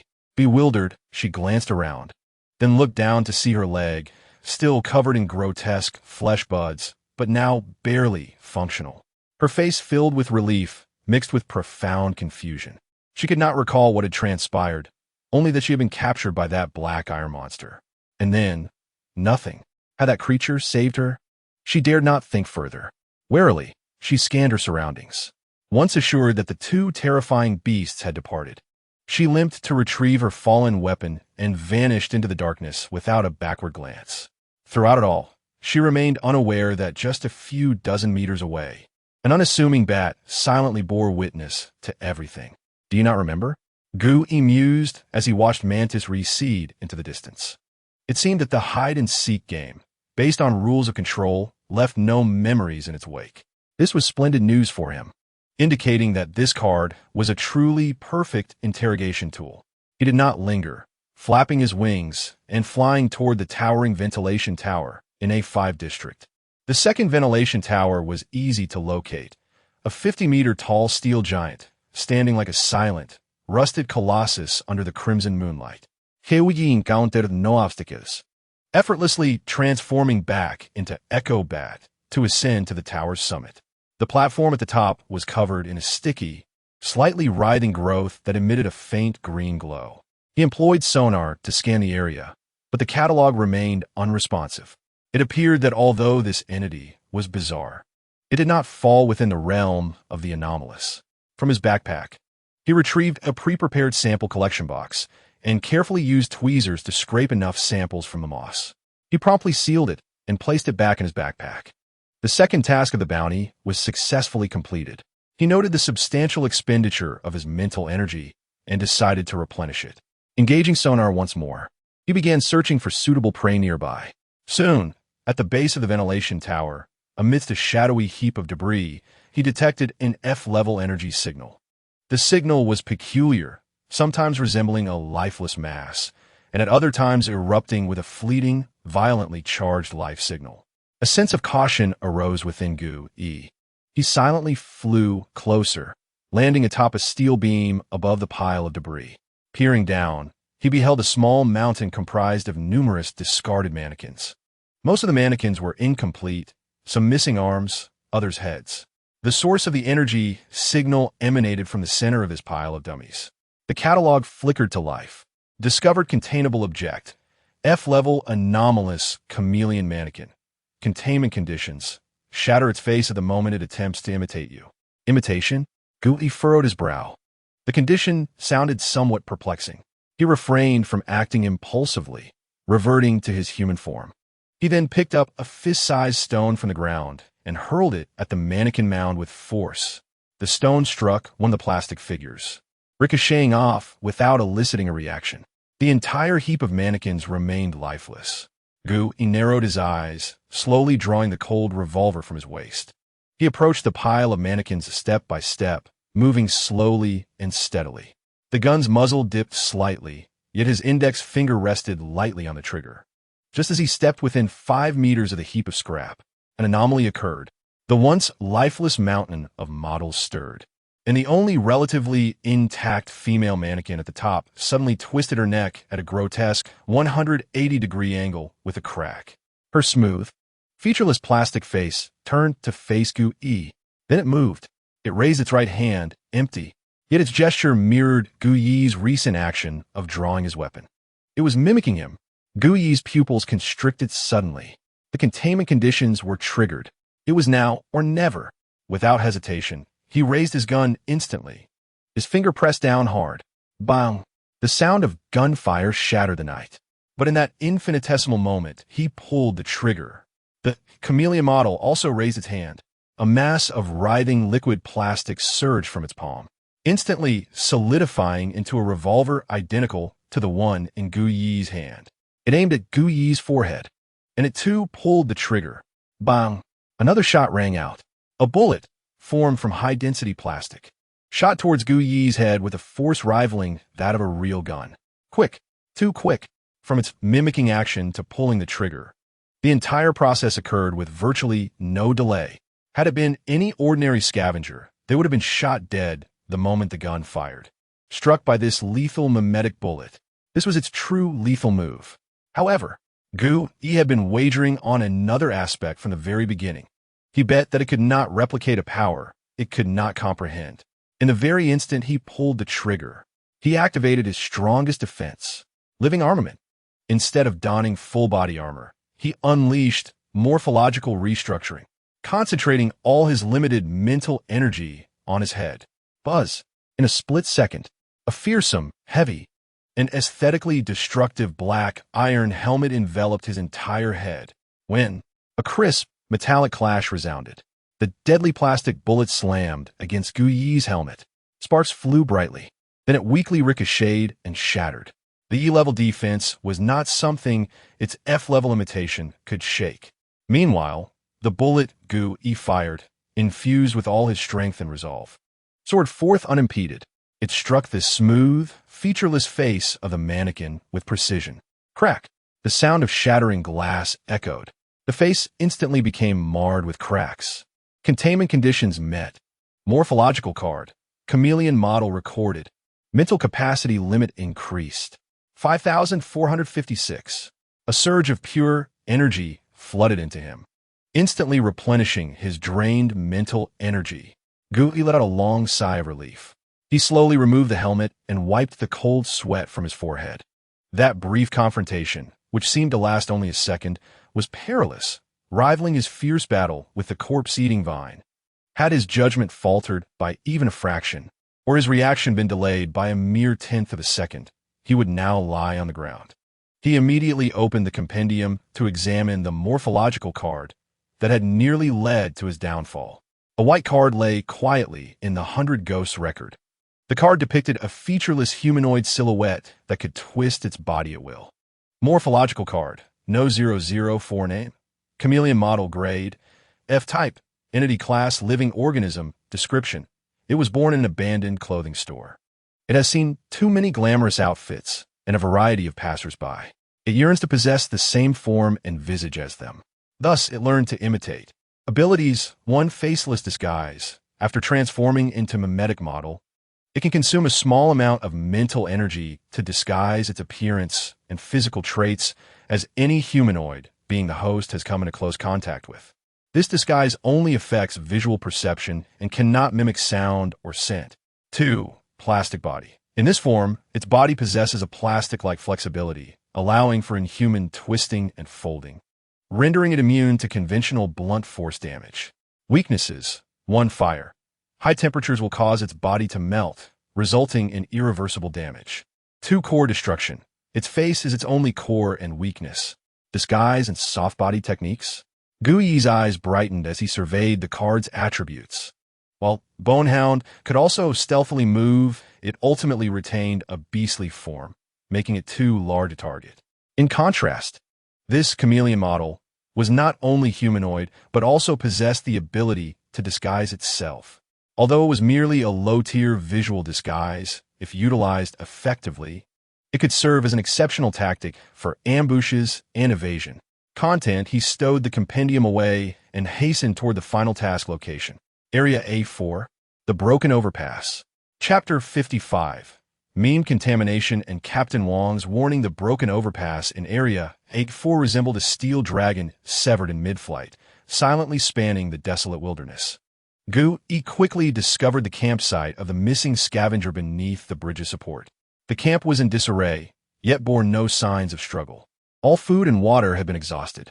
Inside a tent, he found the corpse of a scavenger. It was a thoroughly desiccated cadaver, wearing an eerily serene smile. Beside the body lay a small recording device. Gu Yi, donning gloves, pressed the play button. A crackling sound was followed by the voice of a young man, tinged with excitement and tremor. "It's the third day. I'm still here. I can't leave. That song is too beautiful. I've never heard such a lovely song in my life. I don't want to leave. I just want to stay here and listen. Hee hee." The recording concluded with a bizarre, blissful laughter before abruptly ceasing. A song? Gu Yi furrowed his brow. This description sounded oddly familiar. He recalled the strange tale mentioned by some drunken hunters at the One-Eyed Tavern, which seemed related to a song in a red circle. Could it be? His heart sank as he sensed the situation might be more complex than it appeared. Cautiously, he advanced to retrieve the dog tag from the body. However, just as his hand was about to make contact with the corpse, the lifeless, desiccated body suddenly opened its eyes.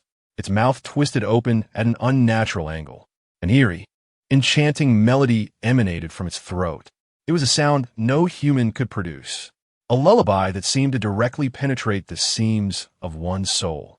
Warning: unknown meme contamination detected.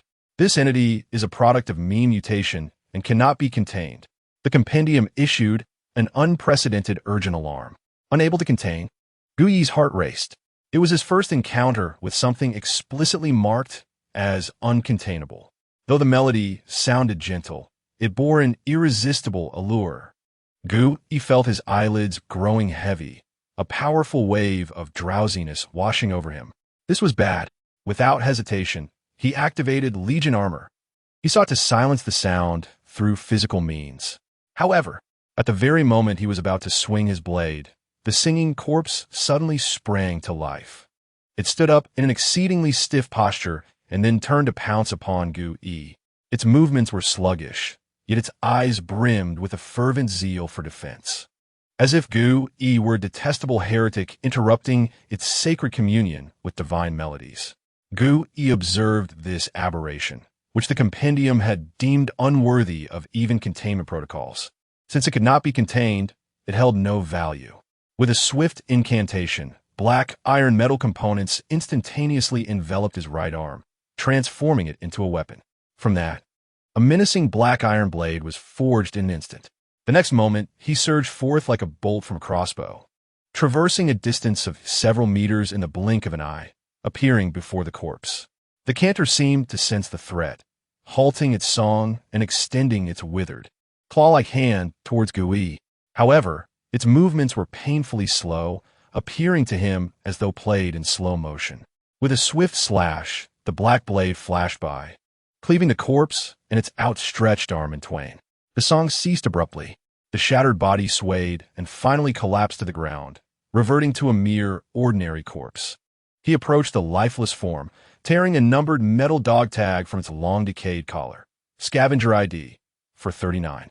This was the last remnant of this unfortunate soul left in this world. Gu Yi placed the dog tag into his pocket and turned away from the ominous broken bridge.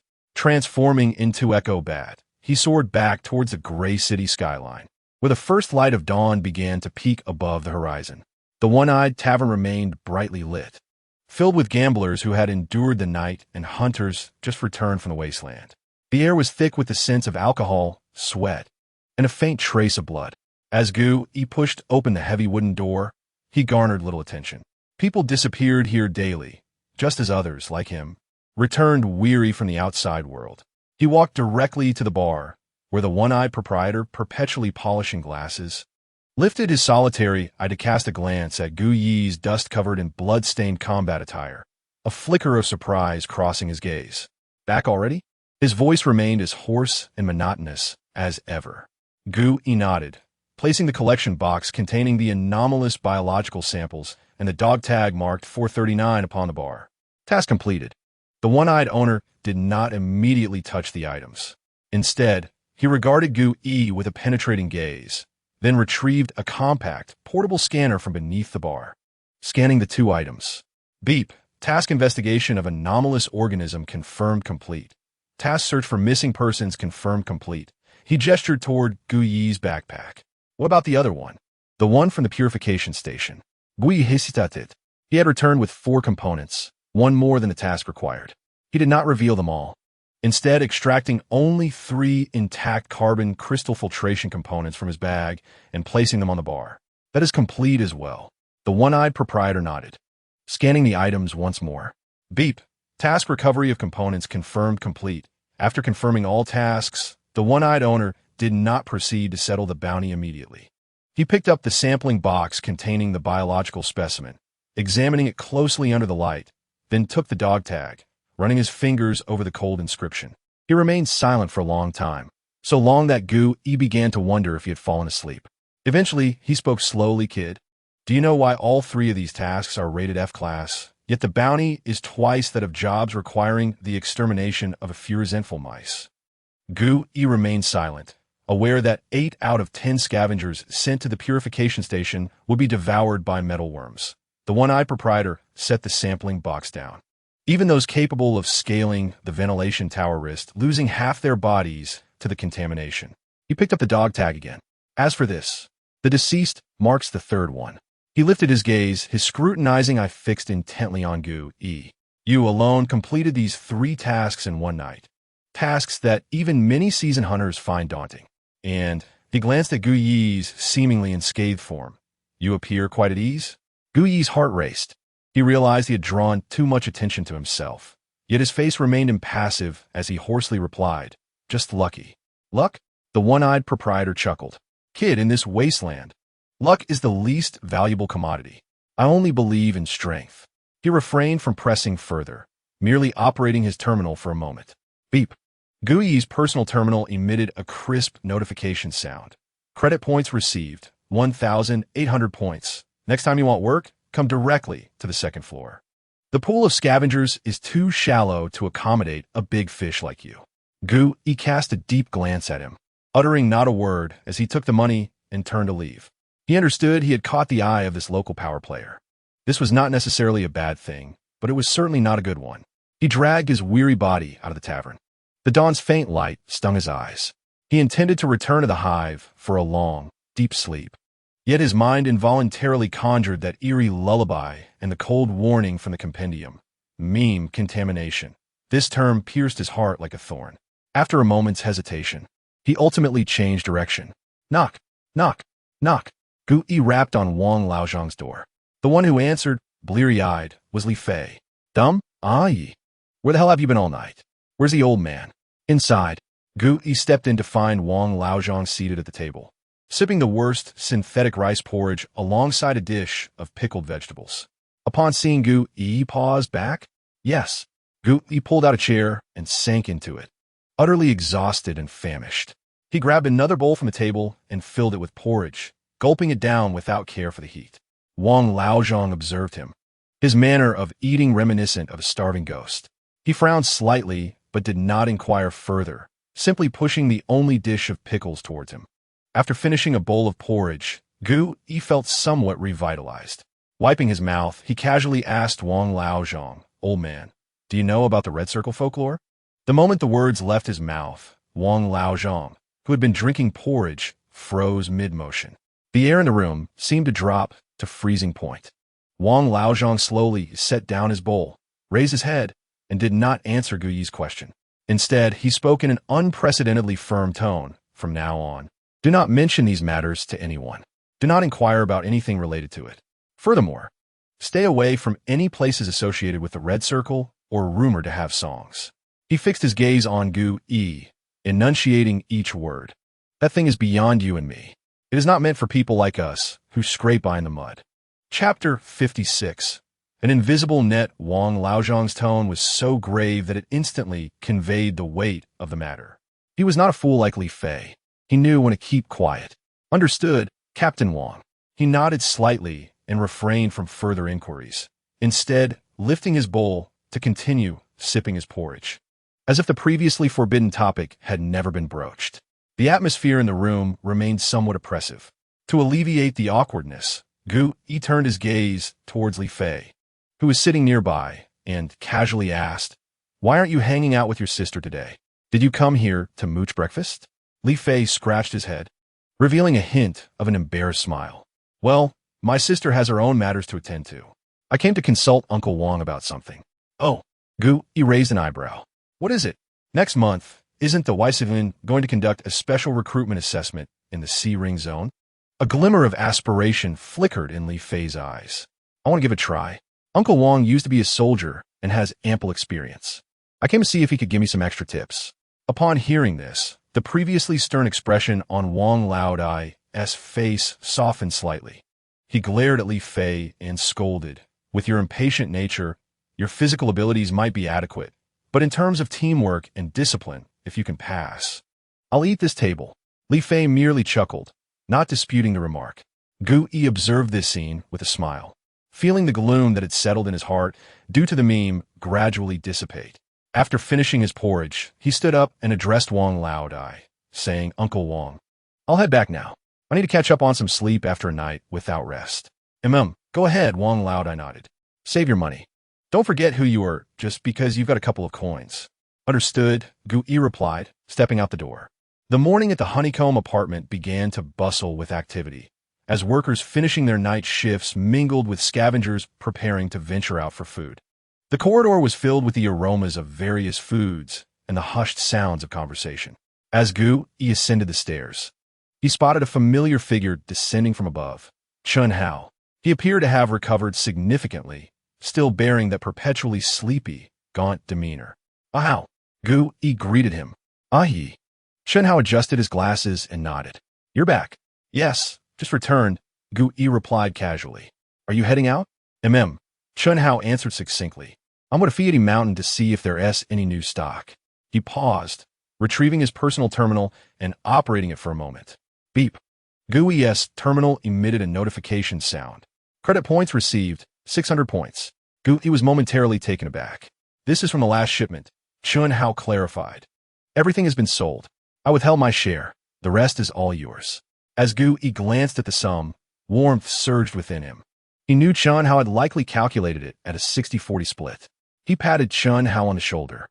"Thanks." Just then, he remembered the spoils in his backpack. "By the way, here, take this."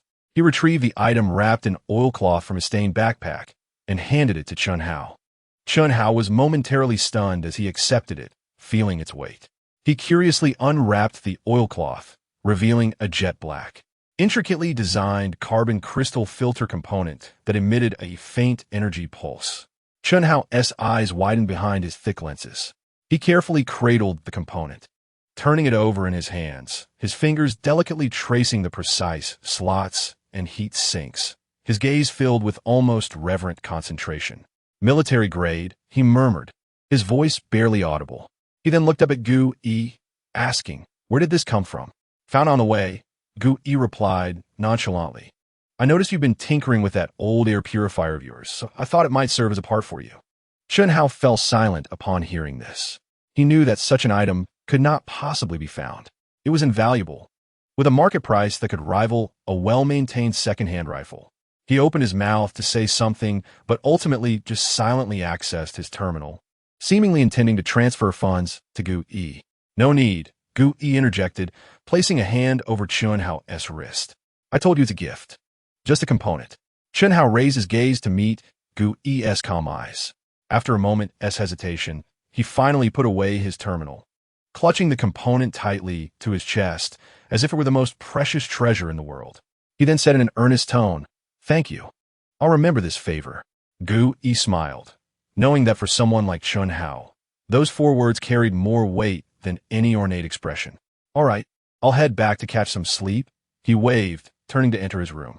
Chun Hao adjusted his glasses and prepared to leave. "Oh," he suddenly recalled something and paused. "Aunt Lu Fong and Xiao Qi are back, too. They're downstairs." "Good."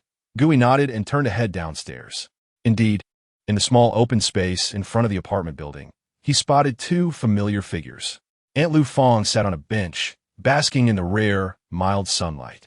Though her complexion remained somewhat pale, her spirits seemed to have improved significantly. Lin Xiao Qi squatted nearby, humming a tuneless melody while fiddling with a half-dead mutated cactus she had presumably salvaged from somewhere. "Aunt Fong, Xiao Qi," Gu Yi greeted with a smile as he approached. "How you go?"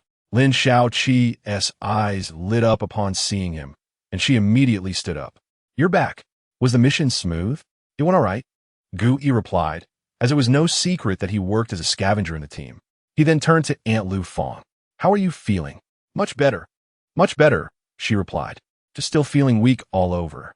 That damn syringe means I need to recuperate for another month." Though she complained, the relief of having survived was unmistakable in her expression. Gu Yi chatted with him for a while, listening to Aunt Lu Fong's tales about her daughter Li Jingya at the academy and Lin Xiao Qi excitedly recounting her latest find, a tape from the old world. The cold, murderous intent that had lingered within him after a night of fighting in the wasteland gradually melted away in the warmth of their camaraderie. Returning to his small, solitary room, Gu Yi locked the door behind him, shedding all his gear before heavily collapsing onto his bed. He wasn't actually tired. His mental faculties were fully alert. However, his body and soul craved rest, a respite to temporarily seal away the chilling memories associated with monsters, allowing him to reclaim his humanity. Meanwhile, at the eastern gate of the Sea Ring Zone, in the 3rd basement level of the Changgung No. 1 purification station, an atmosphere so oppressive it could almost be cut with a knife enveloped a temporary, highly secure Ren Lian covert operation base. The 3rd squad had also gone dark. A young operative clad in Intelligence Bureau uniform reported grimly to the officer in charge of the operation, a man who had once shared late-night tea with Wang Laodai. The officer stood before a massive, holographic map of the C-Ring zone, his brows furrowed in deep concern. The dots representing their 3 secret investigation teams had extinguished too, while the remaining one was flashing frantically in a heavily contaminated red zone, signaling for help. What's going on? The officer's voice was as frigid as ice. The first team was disguised as scavengers, conducting surveillance around the slaughterhouse when they encountered an unexpected gas explosion, resulting in total annihilation. The second team, masquerading as gang members, attempted to infiltrate the casino district, but was caught in a mysterious shootout with heavy casualties. And now the third team. The young operative pointed at the flashing dot on the map. They disguised themselves as pollution recyclers from Shenanjuan and had just entered the marginal zone of Shitsu's murky pools. It was as though they had stumbled upon a stroke of luck, coincidentally encountering a migrating Juet di Ranchon. Now, they found themselves trapped in an abandoned sewer, with no escape above or below. The officer fell into silence after receiving the report, his gaze fixed intently on the map. Gas explosions, gang conflicts, and the bizarre migration. Each of these incidents, when viewed in isolation, were merely commonplace occurrences in Si Huanxiu, likely to happen any day. However, when such events coincidentally transpired in succession involving his most elite 3 squads, they could no longer be deemed mere accidents. It felt more like an invisible web, a vast net that had already calculated the movements of all of them. They resembled a group of self-important moths, having collided into it. There was a mole. The officer spat out those 3 words through clenched teeth, his eyes turning icy cold. Chapter 57. The mole operation, there was a mole. Commander Lean articulated those words through gritted teeth, not as a question, but as a conclusion. Command. The young operative pointed to the still flickering light, his voice laced with urgency. The 3rd squad is still holding on. We must immediately contact the garrison's frontline outpost. Commander Lean's gaze sharpened like a blade as he commanded them to dispatch a rapid response team, armed with heavy firepower, to the coordinates of the 3rd squad. Yes, the young operative perked up.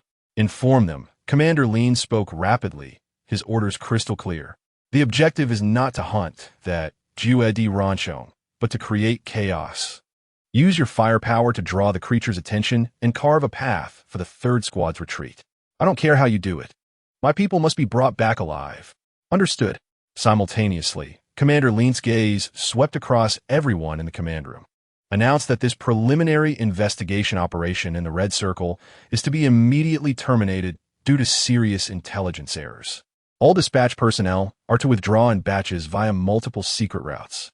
Remember, this is a termination, not a pause. This command momentarily stunned everyone present, but they quickly regained their composure. Go execute it. Commander Lean waved his hand, his face etched with exhaustion. Yes, everyone sprang into action, and the command room was enveloped in a tense yet orderly atmosphere. Commander Lean turned back to the map, observing the blue arrow moving rapidly from the Eastern District outpost towards the murky pools of Shitsu. He knew it was still a gamble, but he had no other choice. He had to bring his people home. As the rescue operation stirred a storm of bloodshed in the underground of Si Huanxiu, Commander Lean entered the innermost, encrypted communication room of the command center alone. He sat down, donned a headset, and with an intricate series of keystrokes, he typed out a line of commands. Mole, awaken. Zenda, Lin. Authorization level, highest.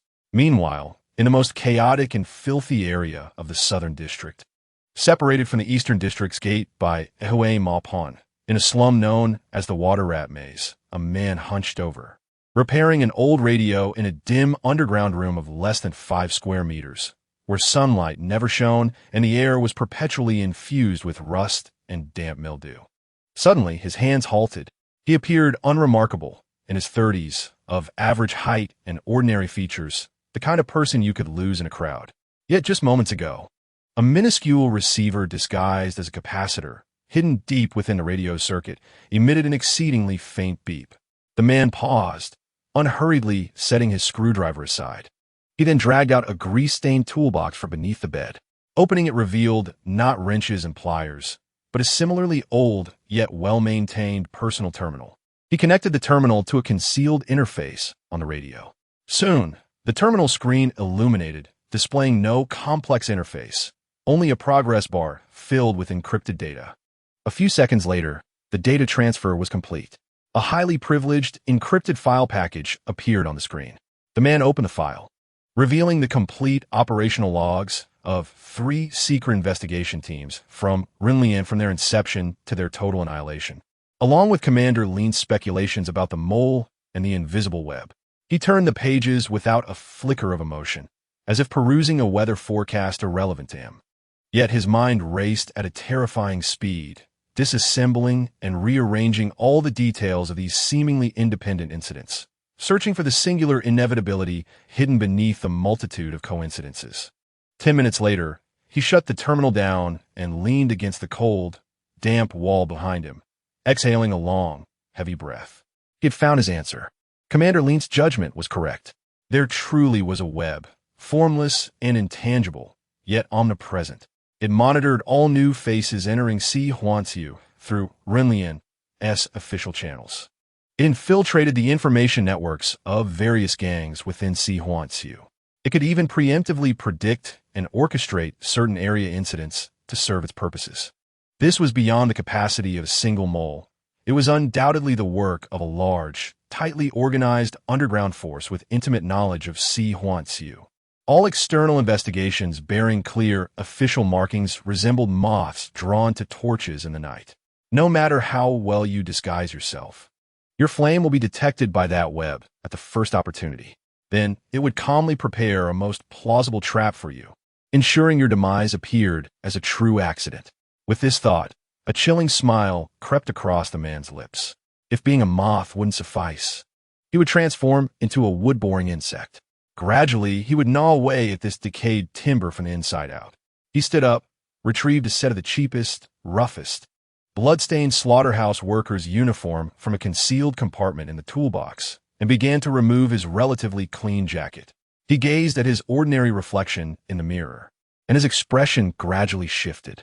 The calmness and sharpness of a top-tier agent, which had been deeply concealed in his eyes, were slowly extracted, replaced by a numbness, despair, and a feral ferocity willing to sacrifice everything to survive. Finally, he took a sharp bone knife from the toolbox's compartment and carved a shallow, yet menacing scar across his face while staring into the mirror. Blood trickled down his cheek, yet he did not so much as blink. Now, the agent codenamed Mole was dead. Standing here was merely a desperate soul, ready to trade his last ounce of strength for a meal in the backstreets of the Southern District slaughterhouse. He pushed the door open, merging into the eternal, dim twilight of the slum. Chapter 58. The naive and Huanxiu at the headquarters of the garrison in Si Huanxiu. The archives were brightly lit. The air was filled with the dry scent of disinfectant mixed with cooling liquid. Wang Xiaoming sat at the terminal, his back straight as a newly sharpened spear. Surrounding him were tall filing cabinets filled with cold, neatly arranged data boards. This was his world, a realm constructed of rules and order. His task was simple: to organize and archive the public security reports of Si Huanxiu. Case number C-754, accidental fall. Case number C-781, gang conflict. Case number C-802, alcohol poisoning. He struck the keyboard with meticulous precision, ensuring that every piece of data was flawless. Yet today, he paused, a slight furrow creasing his brow. His fingertips hovered above a freshly transmitted report, awaiting his final review for archiving. Deceased, Ma San, a scavenger.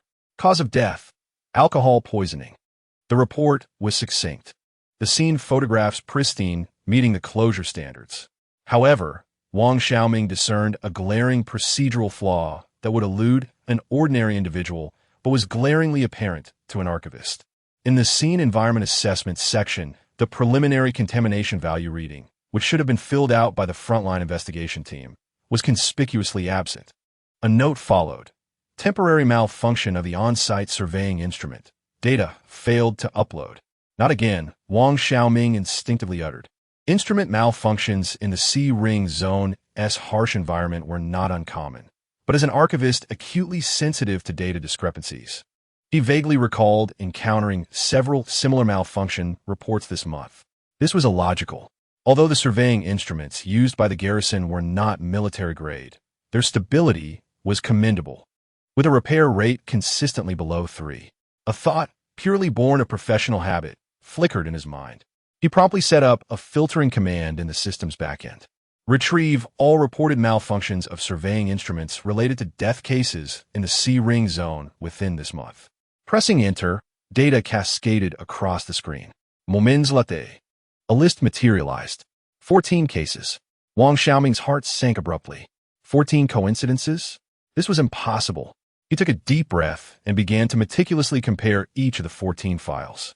Gang conflicts, accidental falls, gas explosions, mechanical failures. The causes of death were varied.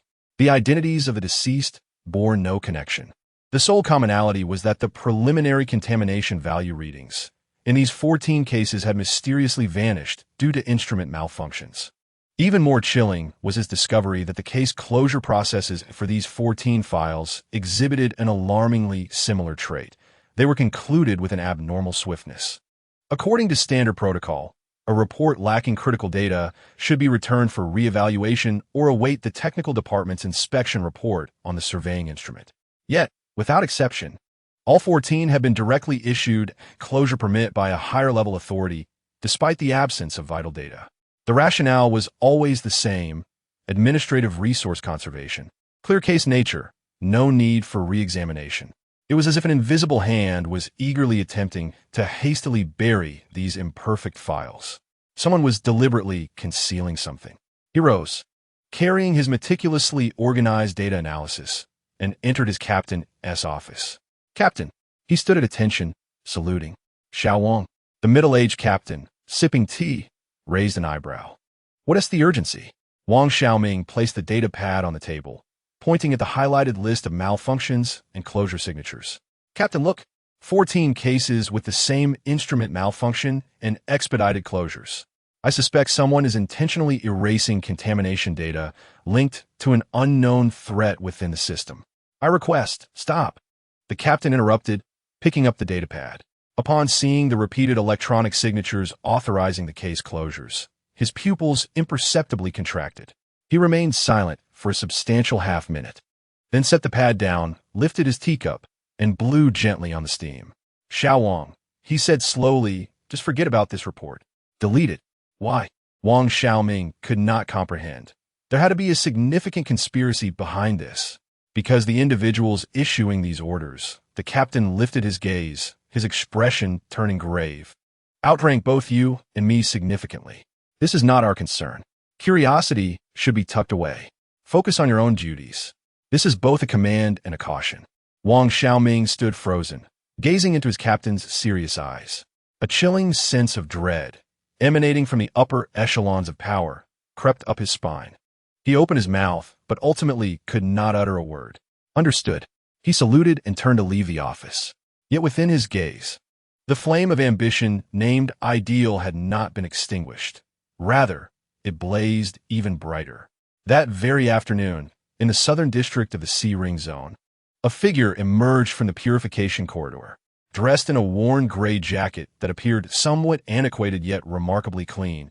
He moved with a steady gait, his posture upright, and his vigilant eyes scanning the surroundings like a husky intruding into a wolf pack. This individual was Wang Xiaoming. Utilizing his vacation, he had ventured here alone. Since order had failed to provide him with answers, he resolved to seek them within this chaotic realm. Taking a deep breath, he was immediately choked by the mingled air, reeking of rust, machine oil, cheap alcohol, and the sour stench of some decaying substance. All scents intertwined, forming an aroma unique to the C-ring zone. Furrowing his brow, he retrieved a brand-new respiratory mask from his pocket and donned it. This action instantly attracted several unfriendly gazes from those nearby. Oblivious to their scrutiny, he approached a stall selling fried synthetic meat patties and inquired in an exceptionally standard tone, "Hello, may I ask where I could gather some information?" The stall owner, a one-eyed rotund man, appraised Wang Xiaoming with an expression akin to that of a fool. Information?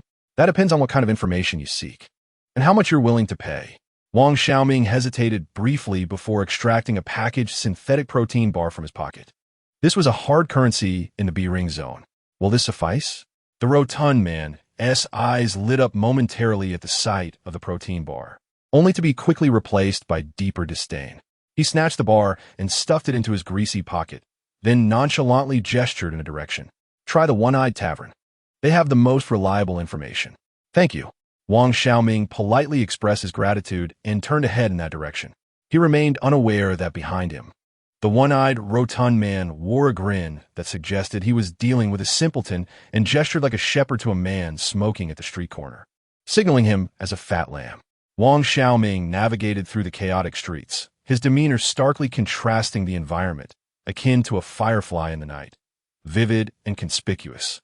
He instinctively sidestepped the puddles on the ground, apologized to a drunken man he bumped into, and even offered a half of his precious compressed biscuit to a little girl begging on the roadside.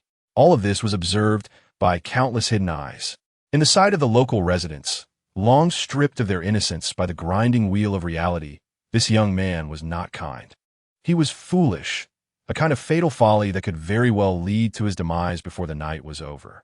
A few peripheral members of the butcher gang, leaning against a wall, exchanged glances. One man, bald and burly, extinguished his cigarette, wearing a self-satisfied grin as he approached Wang Xiaoming. Chapter 59. Fatal Kindness. Wang Xiaoming felt utterly defeated. He had wandered Rustbone Street for nearly an hour, like a headless fly. He attempted to gather information at the One-Eyed Tavern, but as soon as he pushed the door open, he was met with a wave of stench, an amalgamation of alcohol, sweat, and blood that forcefully propelled him back.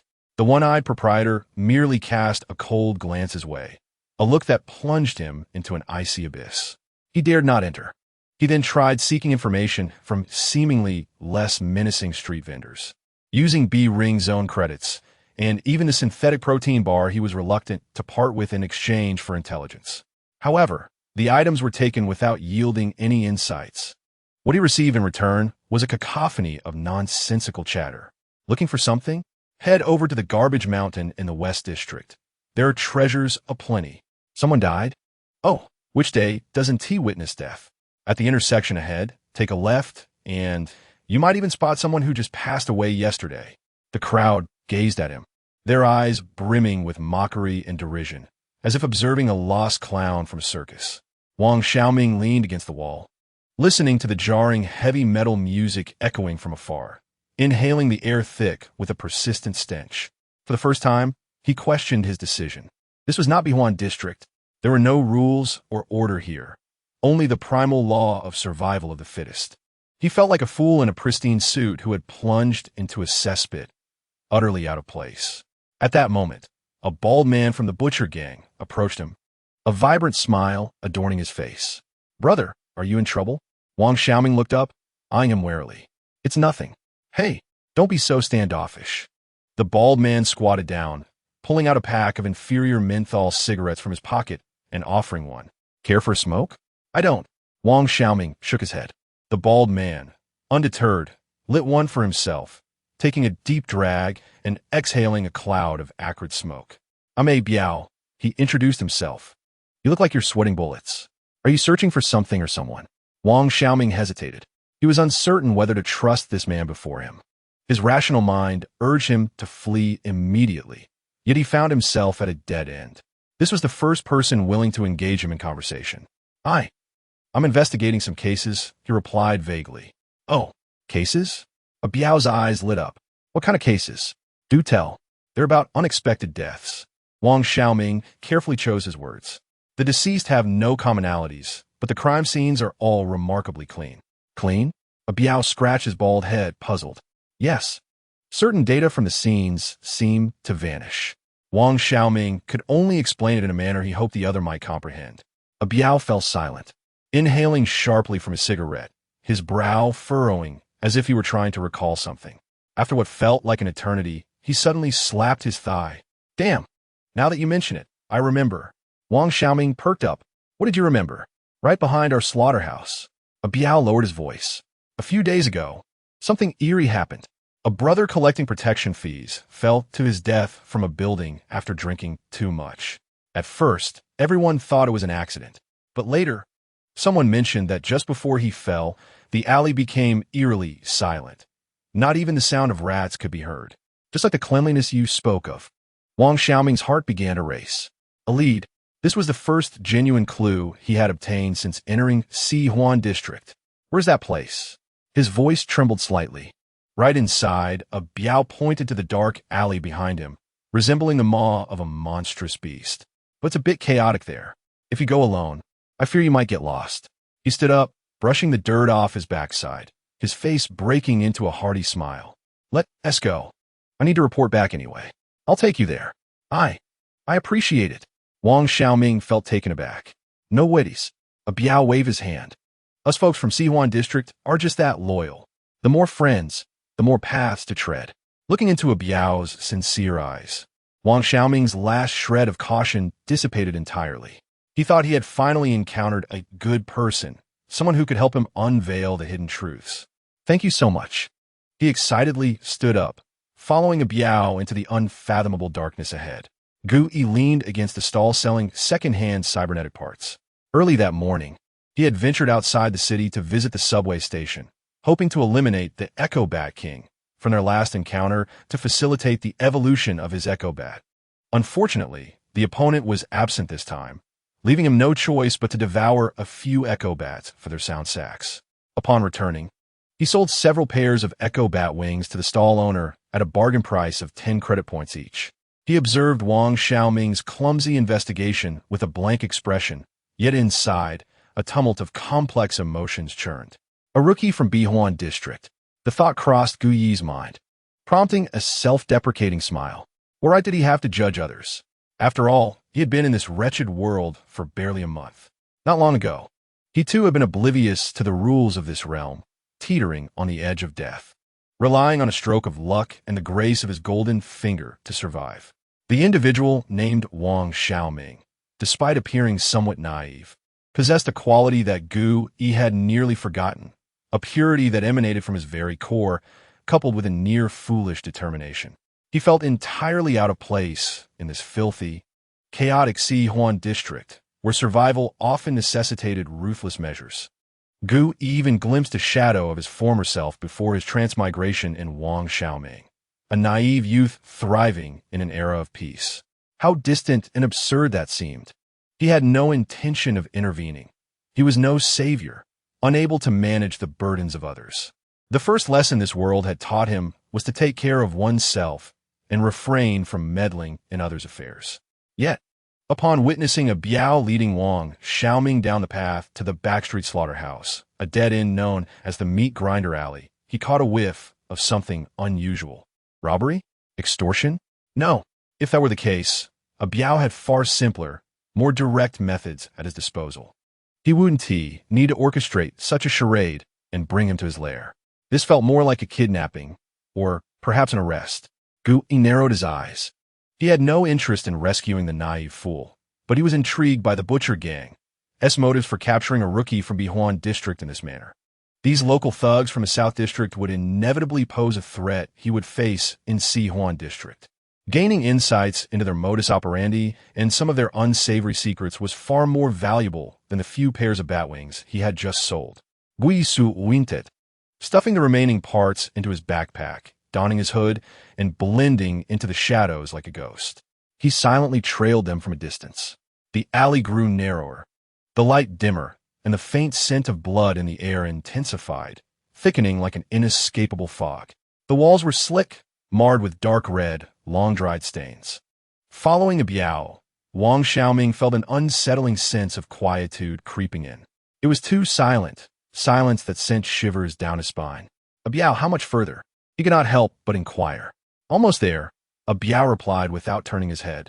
Right up ahead, in that cold storage. That's where we found the body.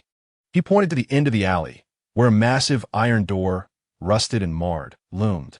Dried, congealed blood clung to the door. The two men then entered the cold storage. But at that moment, Wang Xiaoming's instinct as a soldier triggered an alarm in his mind. He abruptly halted. No, something is amiss. It was too late. Two more members of the Butcher Gang had been trailing him all along. Unbeknownst to him, The retreat route had been completely sealed off. Biao slowly turned around, the warm smile on his face having vanished without a trace. In its stead was a cruel mockery, akin to a cat playing with its prey. "Kid," he grinned, revealing a set of tobacco-stained yellow teeth. "Welcome to the slaughterhouse." The heavy iron door behind him slammed shut. Chapter 60. The interrogation room of the slaughterhouse. Bang!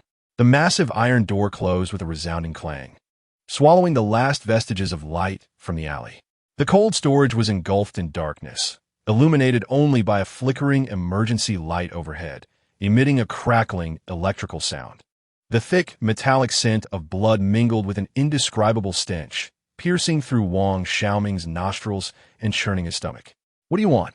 Wang Xiaoming fought against the nausea, stepping back into a defensive stance, locking his gaze onto the three men before him. "What do you think you're doing?" Biao chuckled, the laughter echoing harshly in the confined space. "You've got some guts, daring to wander into our butcher gang territory alone to scout?" He brandished a blood-dripping boning knife, wiping the blade with his coarse thumb. "Speak. Who sent you? Was it those uniformed folks from Renlian, or the traitorous, one-eyed merchant association?" Wang Xiaoming's heart sank. He hadn't expected his identity to be uncovered so swiftly. "No, wait. They were merely trying to deceive him." "I don't know what you're talking about. I'm just an ordinary person looking for my sister." "Looking for your sister?" Biao erupted in laughter as if he had heard the greatest joke. "Huh. This excuse is far more creative than the previous one about looking for your father." His smile vanished, his eyes turning cold and menacing. "It seems if I don't serve you some hard truths, you won't shed tears until you see the coffin." He signaled to his two henchmen. "Hold him down. First, let us disable his hands." "Understood, Biaye." The two men grinned wickedly as they advanced from both sides. However, Wang Xiaoming, a trained soldier, inhaled deeply and charged forward instead of retreating. A swift side kick landed squarely in the abdomen of the man on his left, who cried out in agony, doubling over. Wang Xiaoming followed up with a precise grappling maneuver, twisting the wrist of the man on his right. Crack! The sound of breaking bones echoed clearly. Another scream rang out, reminiscent of a slaughtered pig.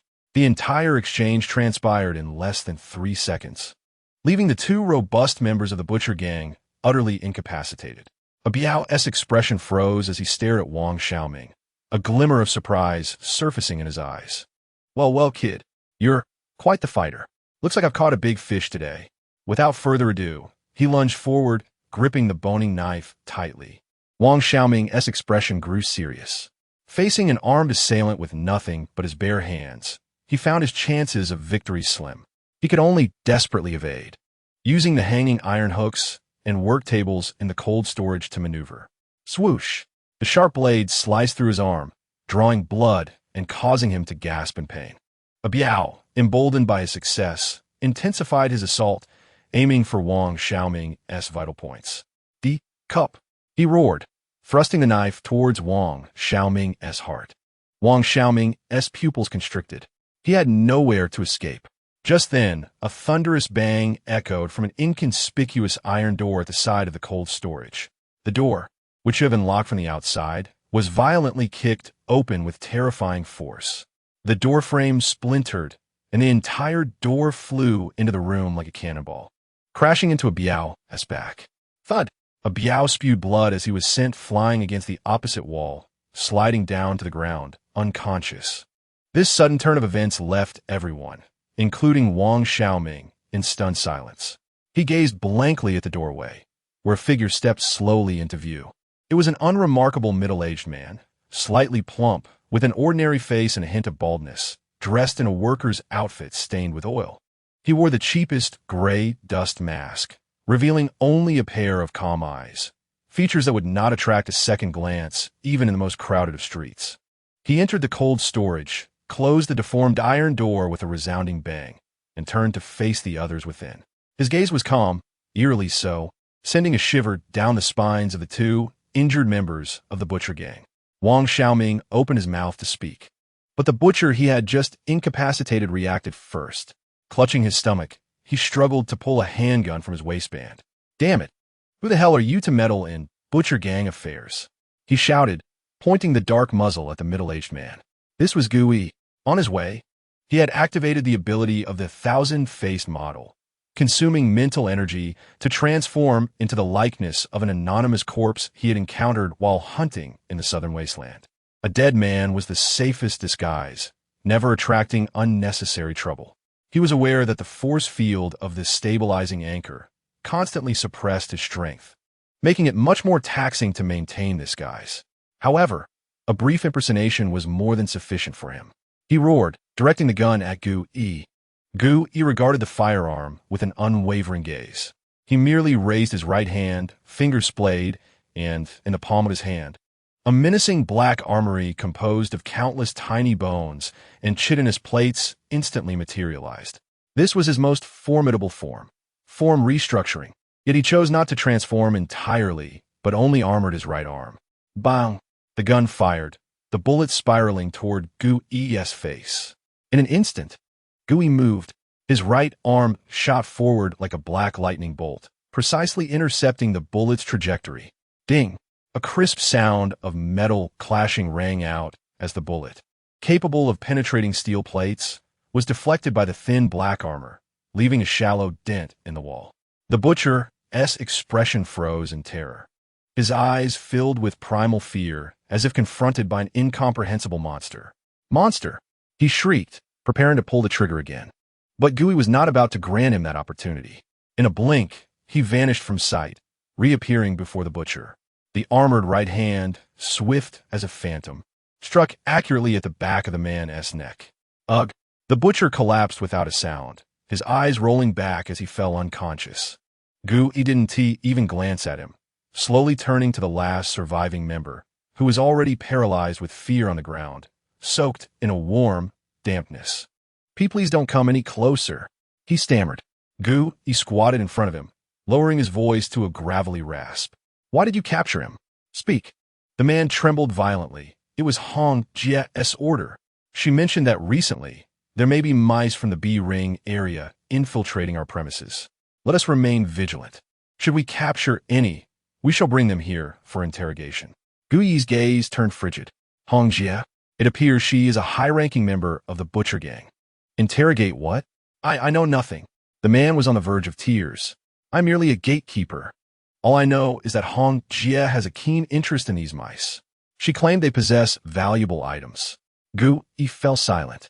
It seemed that further inquiries would yield no fruitful results. He rose to his feet. Thank you for the information. The man's eyes glimmered with a hint of hope. Gui did not wait for him to finish. He raised his foot and gently tapped the back of the man's head with the tip of his shoe. The force was minimal, yet sufficient to render the already shattered psyche of the man unconscious. Having completed this, he slowly disarmed his right arm, then turned to the sole observer, who had remained utterly stunned throughout, Wang Xiaoming. Now, Gui calmly addressed him. It is your turn.